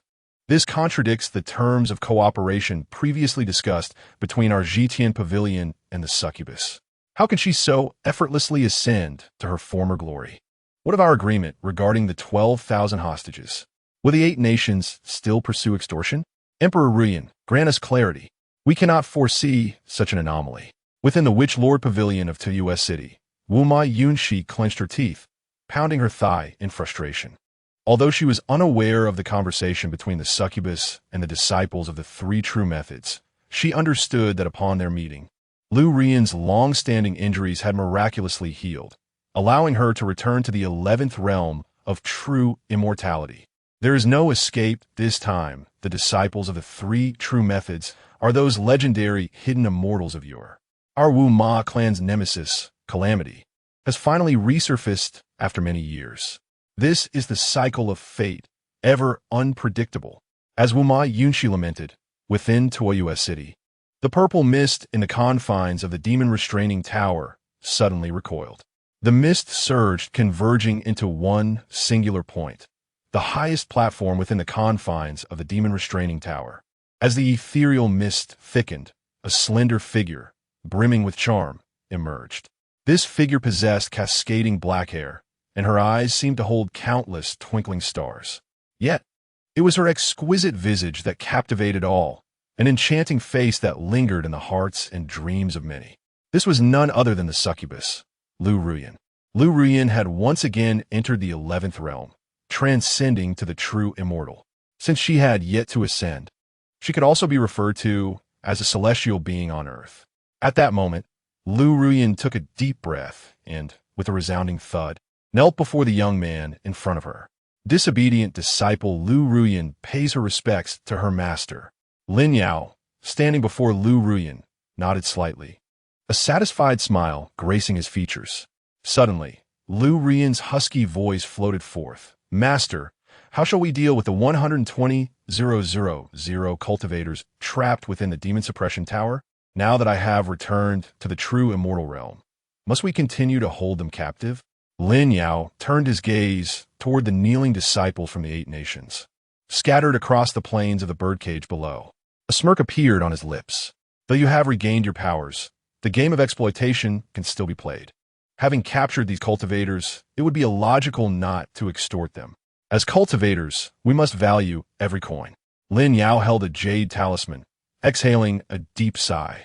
However, we must adjust the ransom. The Spirit Valley holds little significance for us now. We require the 8 nations to offer a different kind of compensation. Once the ransom was announced, I shall journey to Mount Baiman. There are certain items I must retrieve, and I also seek a person. His name is Li Chang'an. You should be familiar with this name. He is a sword-wielding cultivator, considered your senior. He has vanished within the wilderness. Thus I must traverse the wilderness and cross the legendary 10,000 Industries Great Wall. Chapter 61. Though I'm a kidnapper, my heart is pure and innocent. Reconnecting with an old flame upon logging into an old account at this moment, on the high platform, Lu Ruoyan had already lifted the restrictions surrounding it. Lin Yao gazed at the cultivators beneath the platform, and with a flick of his wrist, he sent the jade slip soaring into the air. The jade slip floated above, shimmering with ethereal light, which radiated outward, forming an expansive luminous screen. On this screen, rows of names were displayed, each accompanied by detailed descriptions. Yu Xinlong, a disciple of the Great Red Taiping Sect, hailing from the Western Shu, possessed extraordinary cultivation, having achieved the pinnacle of the core formation stage. At the tender age of 3, he joined the Great Red Taiping Sect, and in the same year he stepped into the refining essence and transforming qi stage.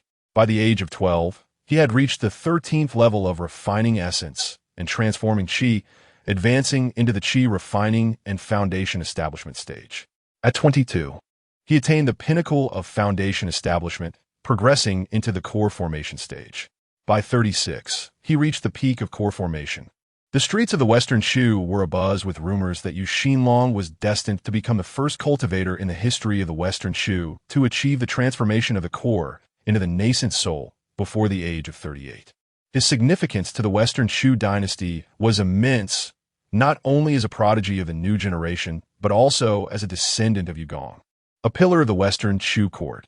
Therefore, he was rated as A-class, with a recommendation to extort 30,000 stones of Spirit Valley.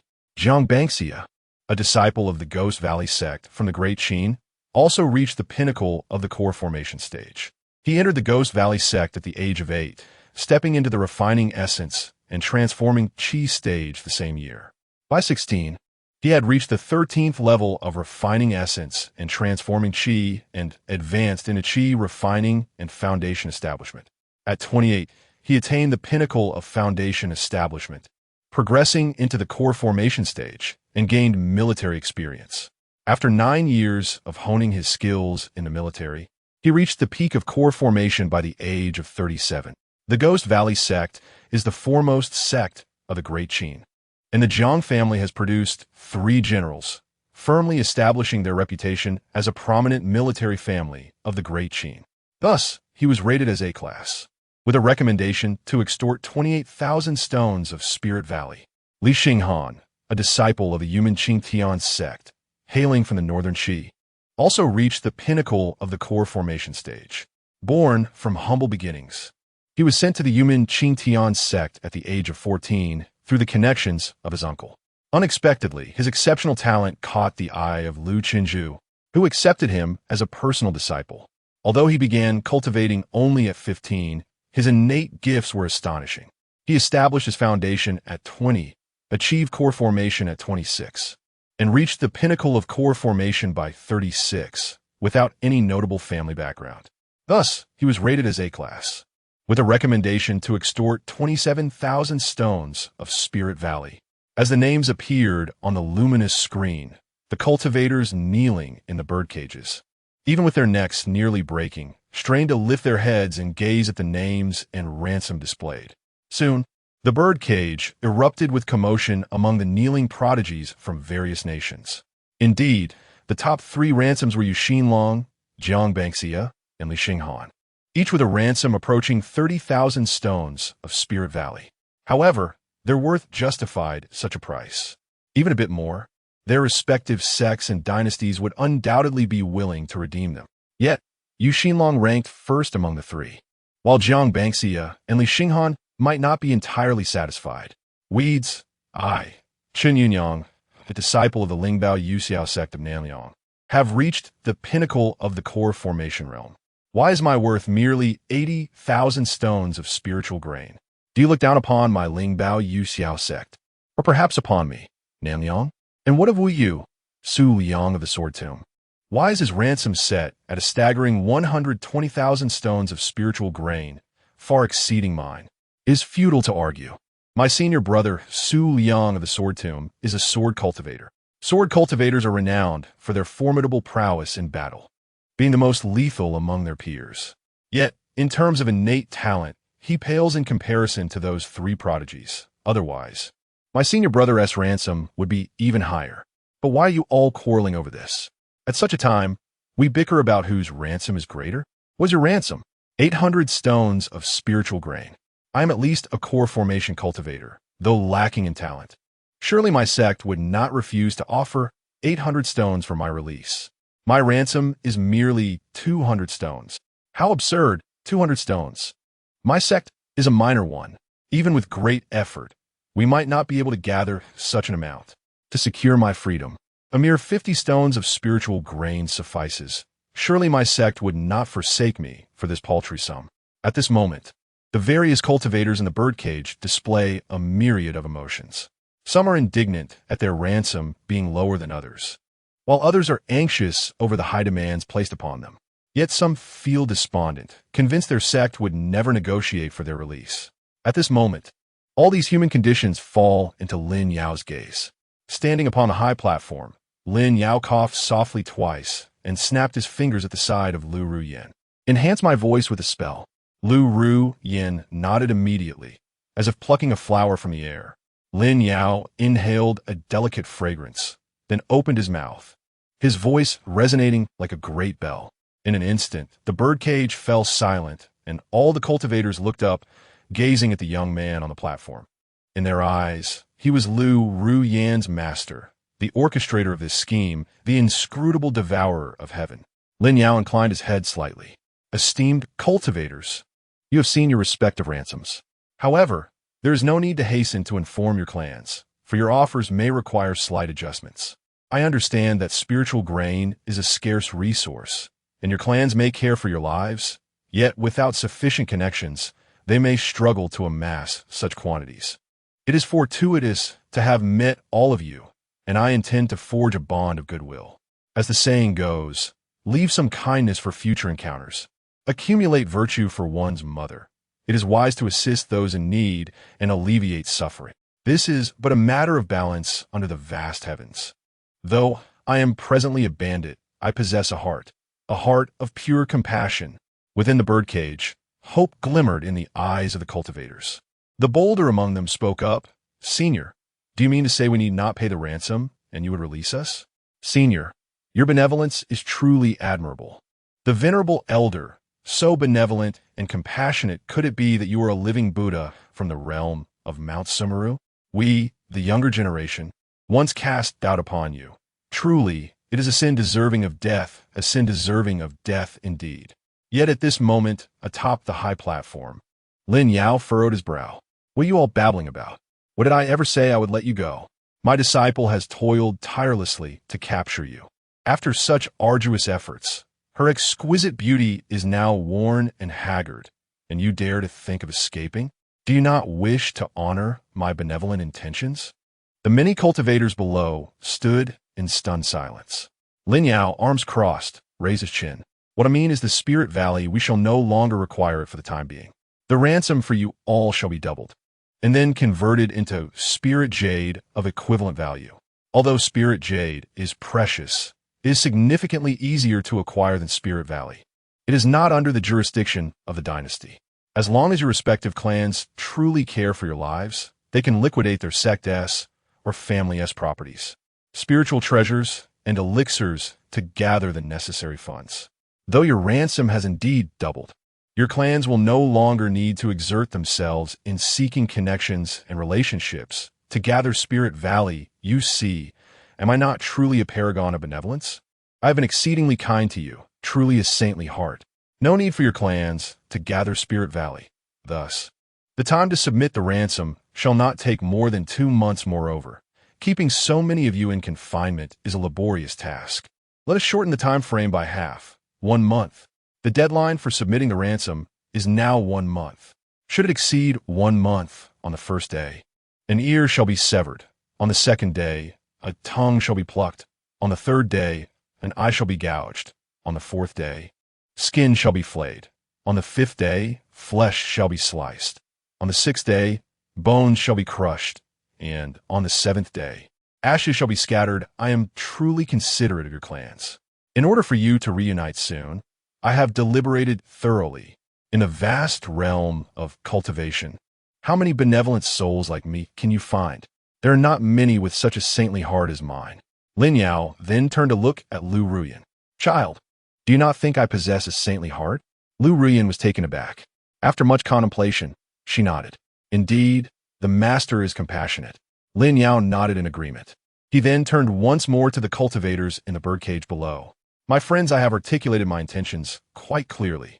You may now contact your respective families and sections. Remember, your clans have only 1 month. Within a month, gather enough Spirit Jade to redeem your lives. Do not blame me, if blame is to be assigned. Let it fall upon the royal families of your respective nations. It is your loyal royal celestial beings who conspired against my solitary disciple, seeking to end her life in this world. Karma is ever present. Your loyalty to your royal families binds you to this cause and its consequences. Silence. Within the birdcage of the demon-locked tower, a profound stillness enveloped the air. Yet this tranquility did not endure for long. Soon, within the confines of the birdcage, a cacophony erupted. All the cultivators endeavored to establish contact with their respective sects and families. Master, your disciple. Your disciple has been kidnapped at the demon ceiling tower into U.S. City. The kidnappers are the succubus Lu Ruyan and her master. Master, please prepare 160,000 Spirit Jade to ransom your disciple. Here I endure the harsh winds and bitter rains, suffering greatly. The ransom has doubled. 2,000 spirit grains have transformed into 4,000 Spirit Jades. My sect has accumulated merely 3,650 Spirit Jades over the years. Why don't you rob instead? Haven't they robbed? They're indeed robbing right now. Damn it, that wicked spirit just claimed to have a heart of a saint. And I actually believed it. How could the master of succubus be a good person? Is that even possible? With such a vast amount of Spirit Jades, my sect cannot muster it, even if we sold everything. To survive, which sect among us wouldn't have to sell everything? Damn it, this is all the royal family's fault. Just because a celestial being once emerged from our lineage, these people can remain high and mighty, enjoying the blessings while we bear the suffering. Is this fair? Is this truly fair? Meanwhile, on the high platform, Lin Yao gestured towards Lu Ruyan. She immediately understood, making a gesture as if plucking a flower. Lin Yao coughed softly several times. The amplification spell cast upon him had dissipated.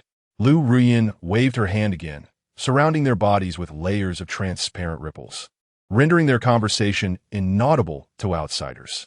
She gazed at Lin Yao, her eyes brimming with tenderness, akin to spring water. Master, do you require Spirit Jades? Lin Yao squinted slightly. Spirit Jades are the hard currency in the Spirit Ruins realm, necessary for procuring elixirs, treasures, and talismans. Before ascending, I require this commodity. You know that my method of cultivation has always been to reap the fruits before addressing the roots. I indulge in the benefits of cultivation first and later supplement the process. However, completing this process is time-sensitive. To fulfill the entire process within the designated time frame necessitates a considerable amount of elixirs. Different realms correspond to different elixirs, and the two most convenient means of obtaining them are through purchase or plunder. I prefer to seize and kill, but doing so every time is exceedingly time-consuming. Hence, hoarding spirit jades is also prudent. Moreover, spirit jades can be directly absorbed for spiritual power, which effectively serves as elixirs, albeit with a lower conversion rate than that of true elixirs. Of course, aside from this, there's another reason to exchange spirit grains for spirit jades, which you can likely surmise. Spirit grains are rare, while spirit jades are easily exchanged. These sects and families, to acquire spirit grains, must petition their respective dynasties. If the royal families possess foresight with a mere wave of their hands, they could allocate spirit grains, thereby redeeming all the youths of their nation. Though it may seem a sacrifice, what they gain is the loyalty of numerous sects and families under their banner. Curse it all, I shall grant them this opportunity. I intend to transform the dynasty's bloodshed into the sacrifices of the sects and families under its banner, compelling them to bleed themselves. I will make them realize that their loyalty to the royal family has plunged the disciples of the sect into dire straits. I aim to awaken them to the truth that the royalty they revere is unworthy of such allegiance. The true immortals of the 8 nations seek your demise. I shall strike at their hearts. Upon hearing this, Lu Rian's eyes brimmed with tears. Master, Lin Yao raised his hand and gently patted Lu Rian's head. Do not weep. This is my duty as your master. In my absence over the years, you have endured countless grievances. This is my failing as your mentor. Fear not, for the suffering you have faced, I shall repay, and the injustices you have borne, I will rectify one by one. Lu Rian bit her lip, stifling her tears. Meanwhile, unbeknownst to her, below the high platform, within a birdcage, a radiant woman gazed enviously at Lu Rian and Lin Yao. So the master indeed possesses a gentle side when it comes to his disciples. I had assumed he treated them with the same sternness he shows to Gu Beichun, the great general. I wonder what General Gu would think upon witnessing this scene? Just as the woman murmured to herself, she suddenly noticed Lin Yao looking her way. It appeared he gestured towards her. In the next moment, her form inexplicably lifted, her body uncontrollably soaring towards the high platform. In an instant, she found herself beside Lin Yao, next to the enchanting Lu Rian. At that moment, Lin Yao embraced the woman's shoulders. Come, Chu Hongyu, this lady is your senior disciple. Do not forget to pay your respects. Chu Hongyu swallowed hard and bowed deeply to the mesmerizing woman before her. Deep Xin Chu Hongyu pays respects to my senior disciple. Lu Rian nodded slightly, her smile radiant as a blooming flower. I just heard my master speak of you. I did not expect you to be such a stunning beauty. Chu Hongyu's face flushed at the compliment. As a sword cultivator, I do not place value on appearances, much less in the presence of my senior disciple, where my visage pales in comparison. Yet at that moment, Lu Rian cradled Chu Hongyu's face. You're being humble. Your exquisite features are already captivating enough to enthrall a nation. I envy you. After Master returned to the Spirit Abyss, you were the first to accompany him. Unlike me, who had to wait so long for him to come find me. For reasons unknown, a chill ran down Chu Hongyu's spine, and she instinctively swallowed hard. Meanwhile, Lin Yao cleared his throat softly. That is enough. My dear, I understand that upon discovering you are not the sole disciple, you feel a pang of discomfort. However, I can explain this matter to you later. For now, I shall request something from you. Upon hearing his words, Lu Ruoyan's eyes, reminiscent of spring water, turned once more towards Lin Yao, and she quickly shook her head.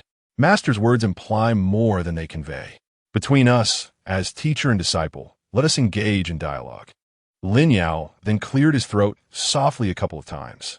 In your storage pouch, do you still possess the treasured artifacts I once used? Specifically, those belonging to the thousand-faced enchantress demon lord? I require them. They serve as the key to my prominent identity. In the future, when I ascend, I shall need to leverage the connections once held by the thousand-faced enchantress demon lord. In my current state, I am unable to command the affections of those former lovers from the past. Chapter 62. The Great Robbery of the Taoist Account. I still possess 10 accounts. Master Li Chuangang, the sword puppet slayer of the immortal deities. On the high platform, Lu Ruyan was momentarily taken aback by these words. She gazed at Lin Yao. Master, why must you return to the past? Your former companions failed to recognize you because they never held true affection for you. They only acknowledge the Ade you inhabit. I am different. I see the depth in your eyes, the essence of your soul. Is one disciple not enough for you? Beside them, Chu Hongyu blinked, hesitant to speak. Lin Yao then cleared his throat awkwardly. That is not my intention. What I require are the treasures from before. As you know, the Celestial Palace has likely always targeted me. I must have some means of self-preservation. Given your current abilities, how many true immortals can you deter? Lu Ruyan's expression shifted to one of sorrow upon hearing this. I understand now. It is my inadequacy that leaves you unprotected, she murmured, turning her hand over to reveal a transparent orb. Within it floated a folding fan, a white dragon-patterned jade pendant, and a verdant precious flute. Looking at these 3 treasures, nostalgia filled Lu Ruyan's eyes. Master, in the 3rd year following your disappearance, your abode was struck by a heavenly tribulation. At that time, my cultivation was still feeble, and I could only salvage these 3 spiritual treasures. For all these years, I have preserved them with great care, taking them out to touch whenever I long for you. As if you were by my side, Lin Yao sighed softly. My dear girl, you have endured much. His eyes shimmered with a mysterious glow. Heavenly tribulation? A punishment of the law of causality? Not even my abode was spared. He recalled the first instance he faced such a punishment. During his 2nd account in the realm of Lingxu, after reaching the level of true immortal, he had accrued too many debts of causality to repay.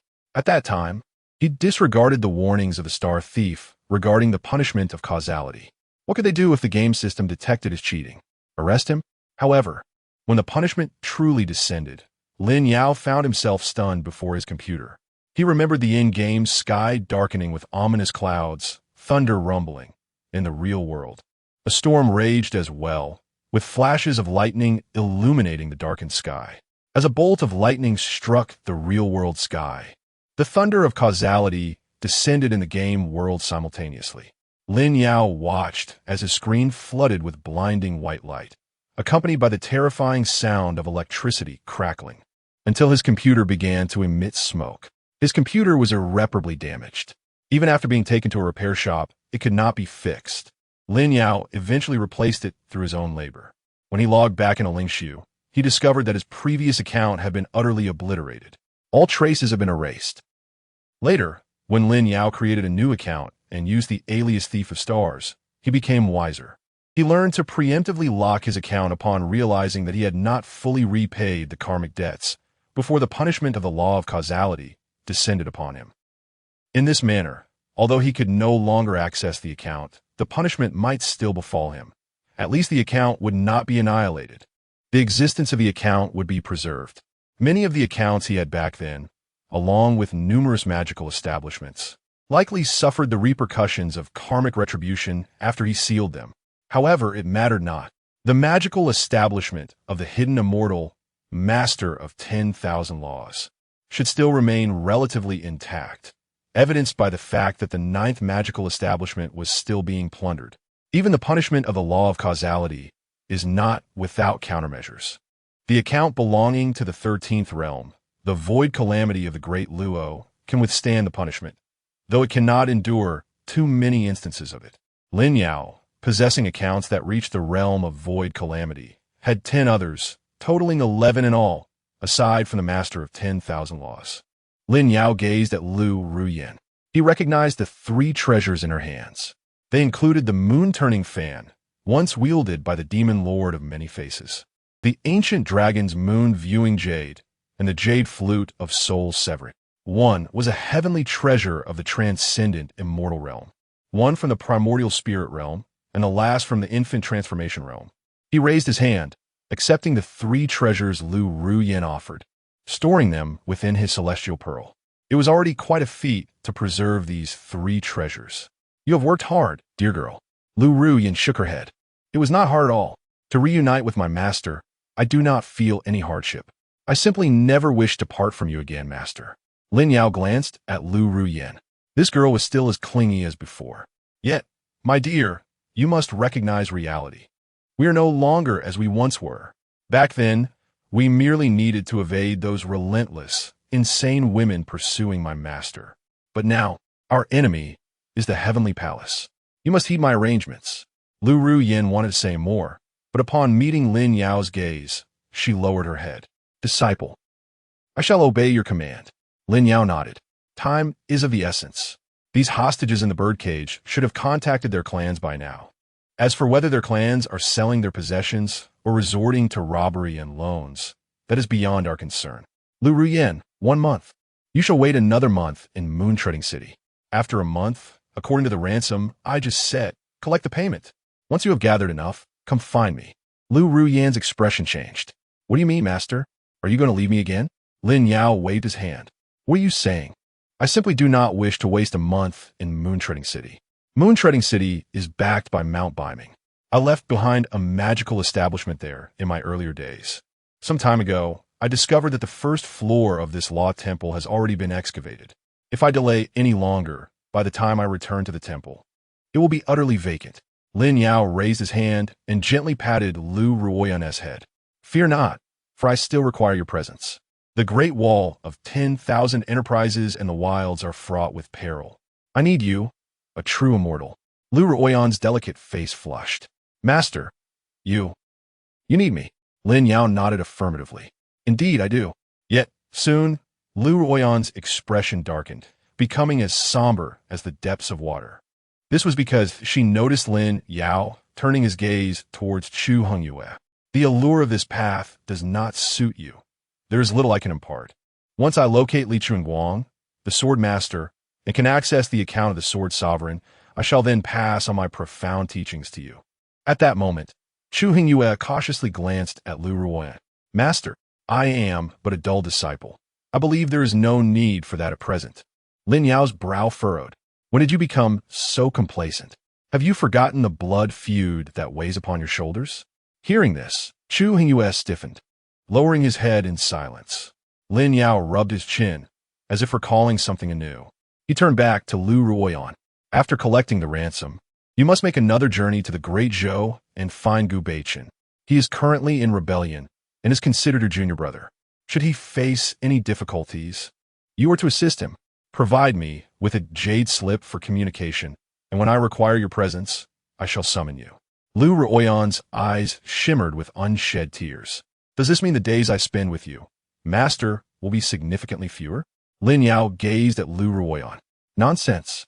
If the heavens truly conspire to bring ruin upon your master, you would be left in a state of compliance. Survival is the utmost priority. Lu Ruoyan looked at Lin Yao with a sense of grievance. Then, master, when shall we depart for North Mang Mountain? Lin Yao tilted his chin. Before sunset today. There should be clues regarding Li Chunguang atop the Great Wall of 10,000 enterprises on North Mang Mountain. That rascal is as stubborn as they come. Chapter 63. The Unveiled Manipulation. He is an NPC that can explode gold coins, seeking small fortunes from him. Just past noon in Tuayi City, the colossal water mirror began to shatter with a series of crackling sounds. Large fragments of the mirror plummeted to the ground, but before they could land, they transformed into specks of luminous light, dissipating into the air, like stars scattered across the night sky. Within Tuayi City, the onlookers erupted in fervor. What in the world is happening? I want to see Lu Ruyan. Where is my Lu Ruyan? With the water mirror shattered, how can we witness what transpires in the demon binding tower? Who is responsible for this? Who else but Lu Ruyan? She has kidnapped the elite from the 8 nations, and the messages meant to be conveyed through the water mirror have already been transmitted. Thus, there is no need to keep the mirror intact for us to continue our amusement. Is the Yulan festival coming to an abrupt end? What this year's demon slaying rankings? Who is the champion? The youths from the 8 nations have all been abducted, with no demons left in the demon binding tower. It seems the leaderboard for this year's demon slaying will be vacant. What about the bets placed at the gambling house? I wagered all my spirit jade on the groom, believing he would claim the top spot. I staked my entire fortune on Jiang Bangxi. Regardless, I must retrieve my spirit jade and demand repayment from the gambling house. Furthermore, the Wuma lineage must compensate us for the losses incurred due to the premature conclusion of the Yulan festival. Indeed, to hell with it, we demand repayment. As the citizens of Tuayu City were engulfed in turmoil, the ground suddenly trembled. In front of the demon binding tower, an iron monument of nearly the same height as the tower rose from the earth. The monument was intricately carved with various patterns resembling monstrous beasts. At the very pinnacle of the iron monument was inscribed a name, Lin Yao, with a spirit resonance of 10 points. The bustling Tuayu City fell into an abrupt silence.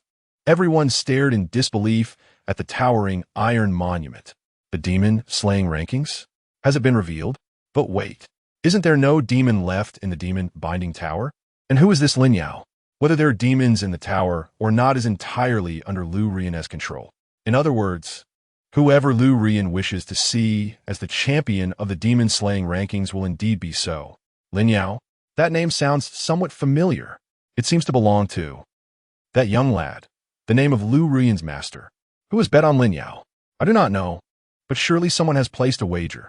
What does this imply? Have they plundered enough spirit jade from the numerous sects and families of the 8 nations? Are they unwilling to let go of the meager spirit jade we possess in Tuayu City? This is undoubtedly manipulation. I have come to understand that Tuayu City is merely a vast den of gluttony.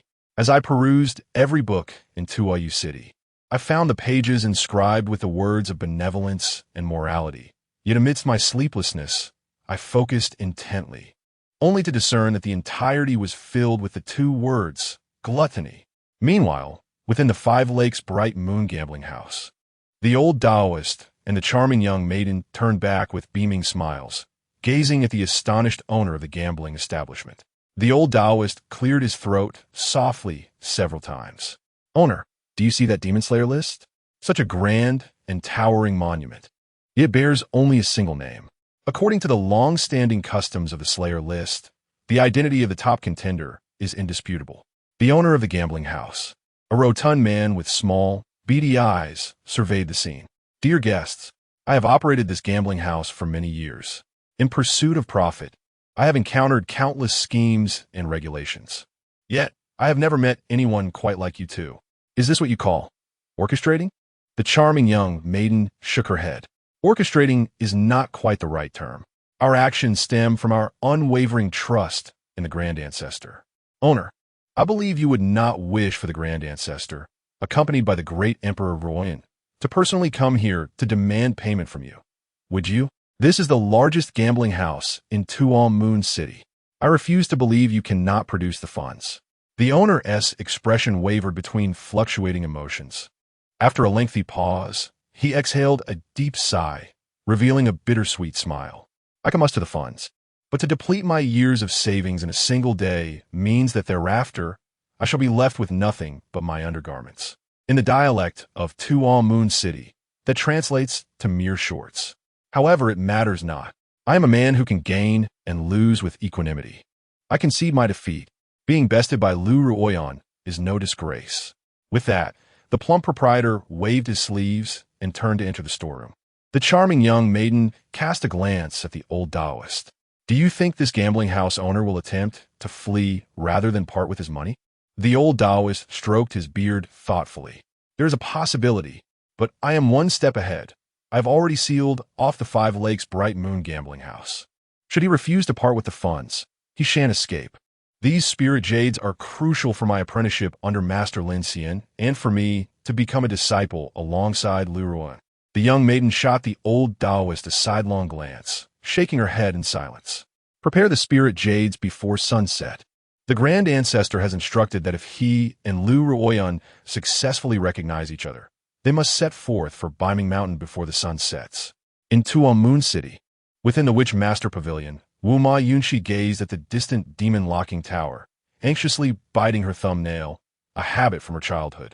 However, since becoming the new generation's Witch Master of Tuamu City, she had not felt such instability in her spirit for a long time.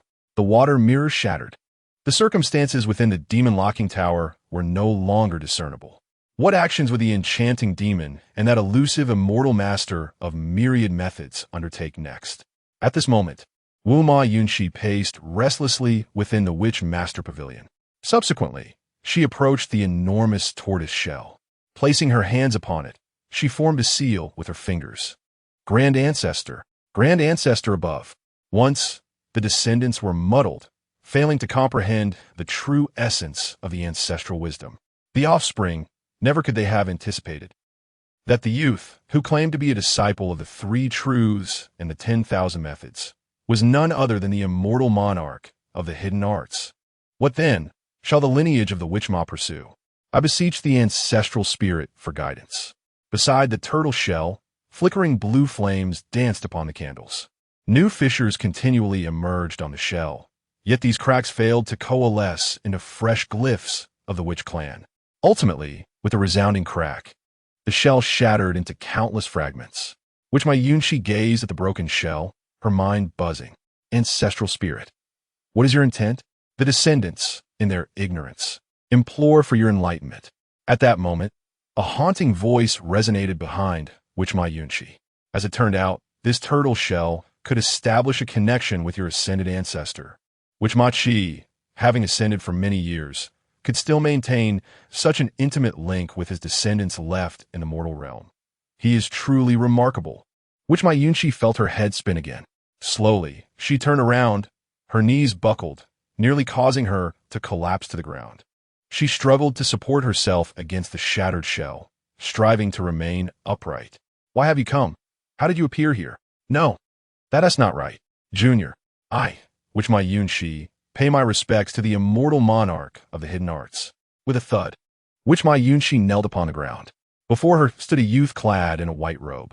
Following him was a figure with hair that had transformed from white back to black, with delicate and enchanting features. Lu Ruyan. Lin Yao observed the girl before him, draped in a black cloak, raising an eyebrow. He leaned forward, intrigued. Immortal monarch of the hidden arts? It has been ages since anyone addressed me thus. Child, how did you deduce that I am the immortal monarch of the hidden arts? At that moment, Witch Ma Yunxi felt every hair on her body stand on end. In an instant, her thoughts raced. In response to the elder's inquiry, I have grown up listening to the various legends of the elder since childhood.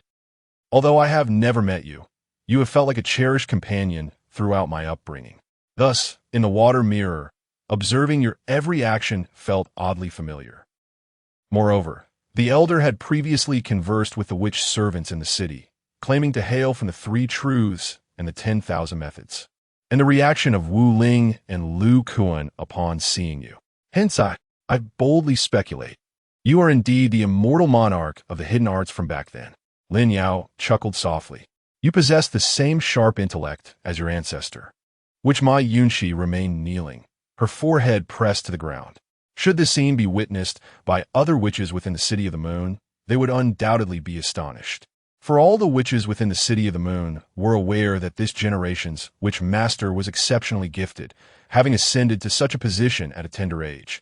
Shouldering the myriad affairs of the City of the Moon single-handedly, it is precisely for this reason that the Witch Lord has always been haughty. Apart from the witch ancestor, this generation's Witch Lord has never bowed to anyone, let alone kneel. Yet now, Wu Ma Yunxi finds herself not only on her knees, but also curled into a small ball, trembling uncontrollably. At this moment, Lin Yao slowly extends his hand, placing his palm atop her head. In that instant, Wu Ma Yunxi felt no fluctuations of power, yet she sensed before her a tumultuous dragon of chaos.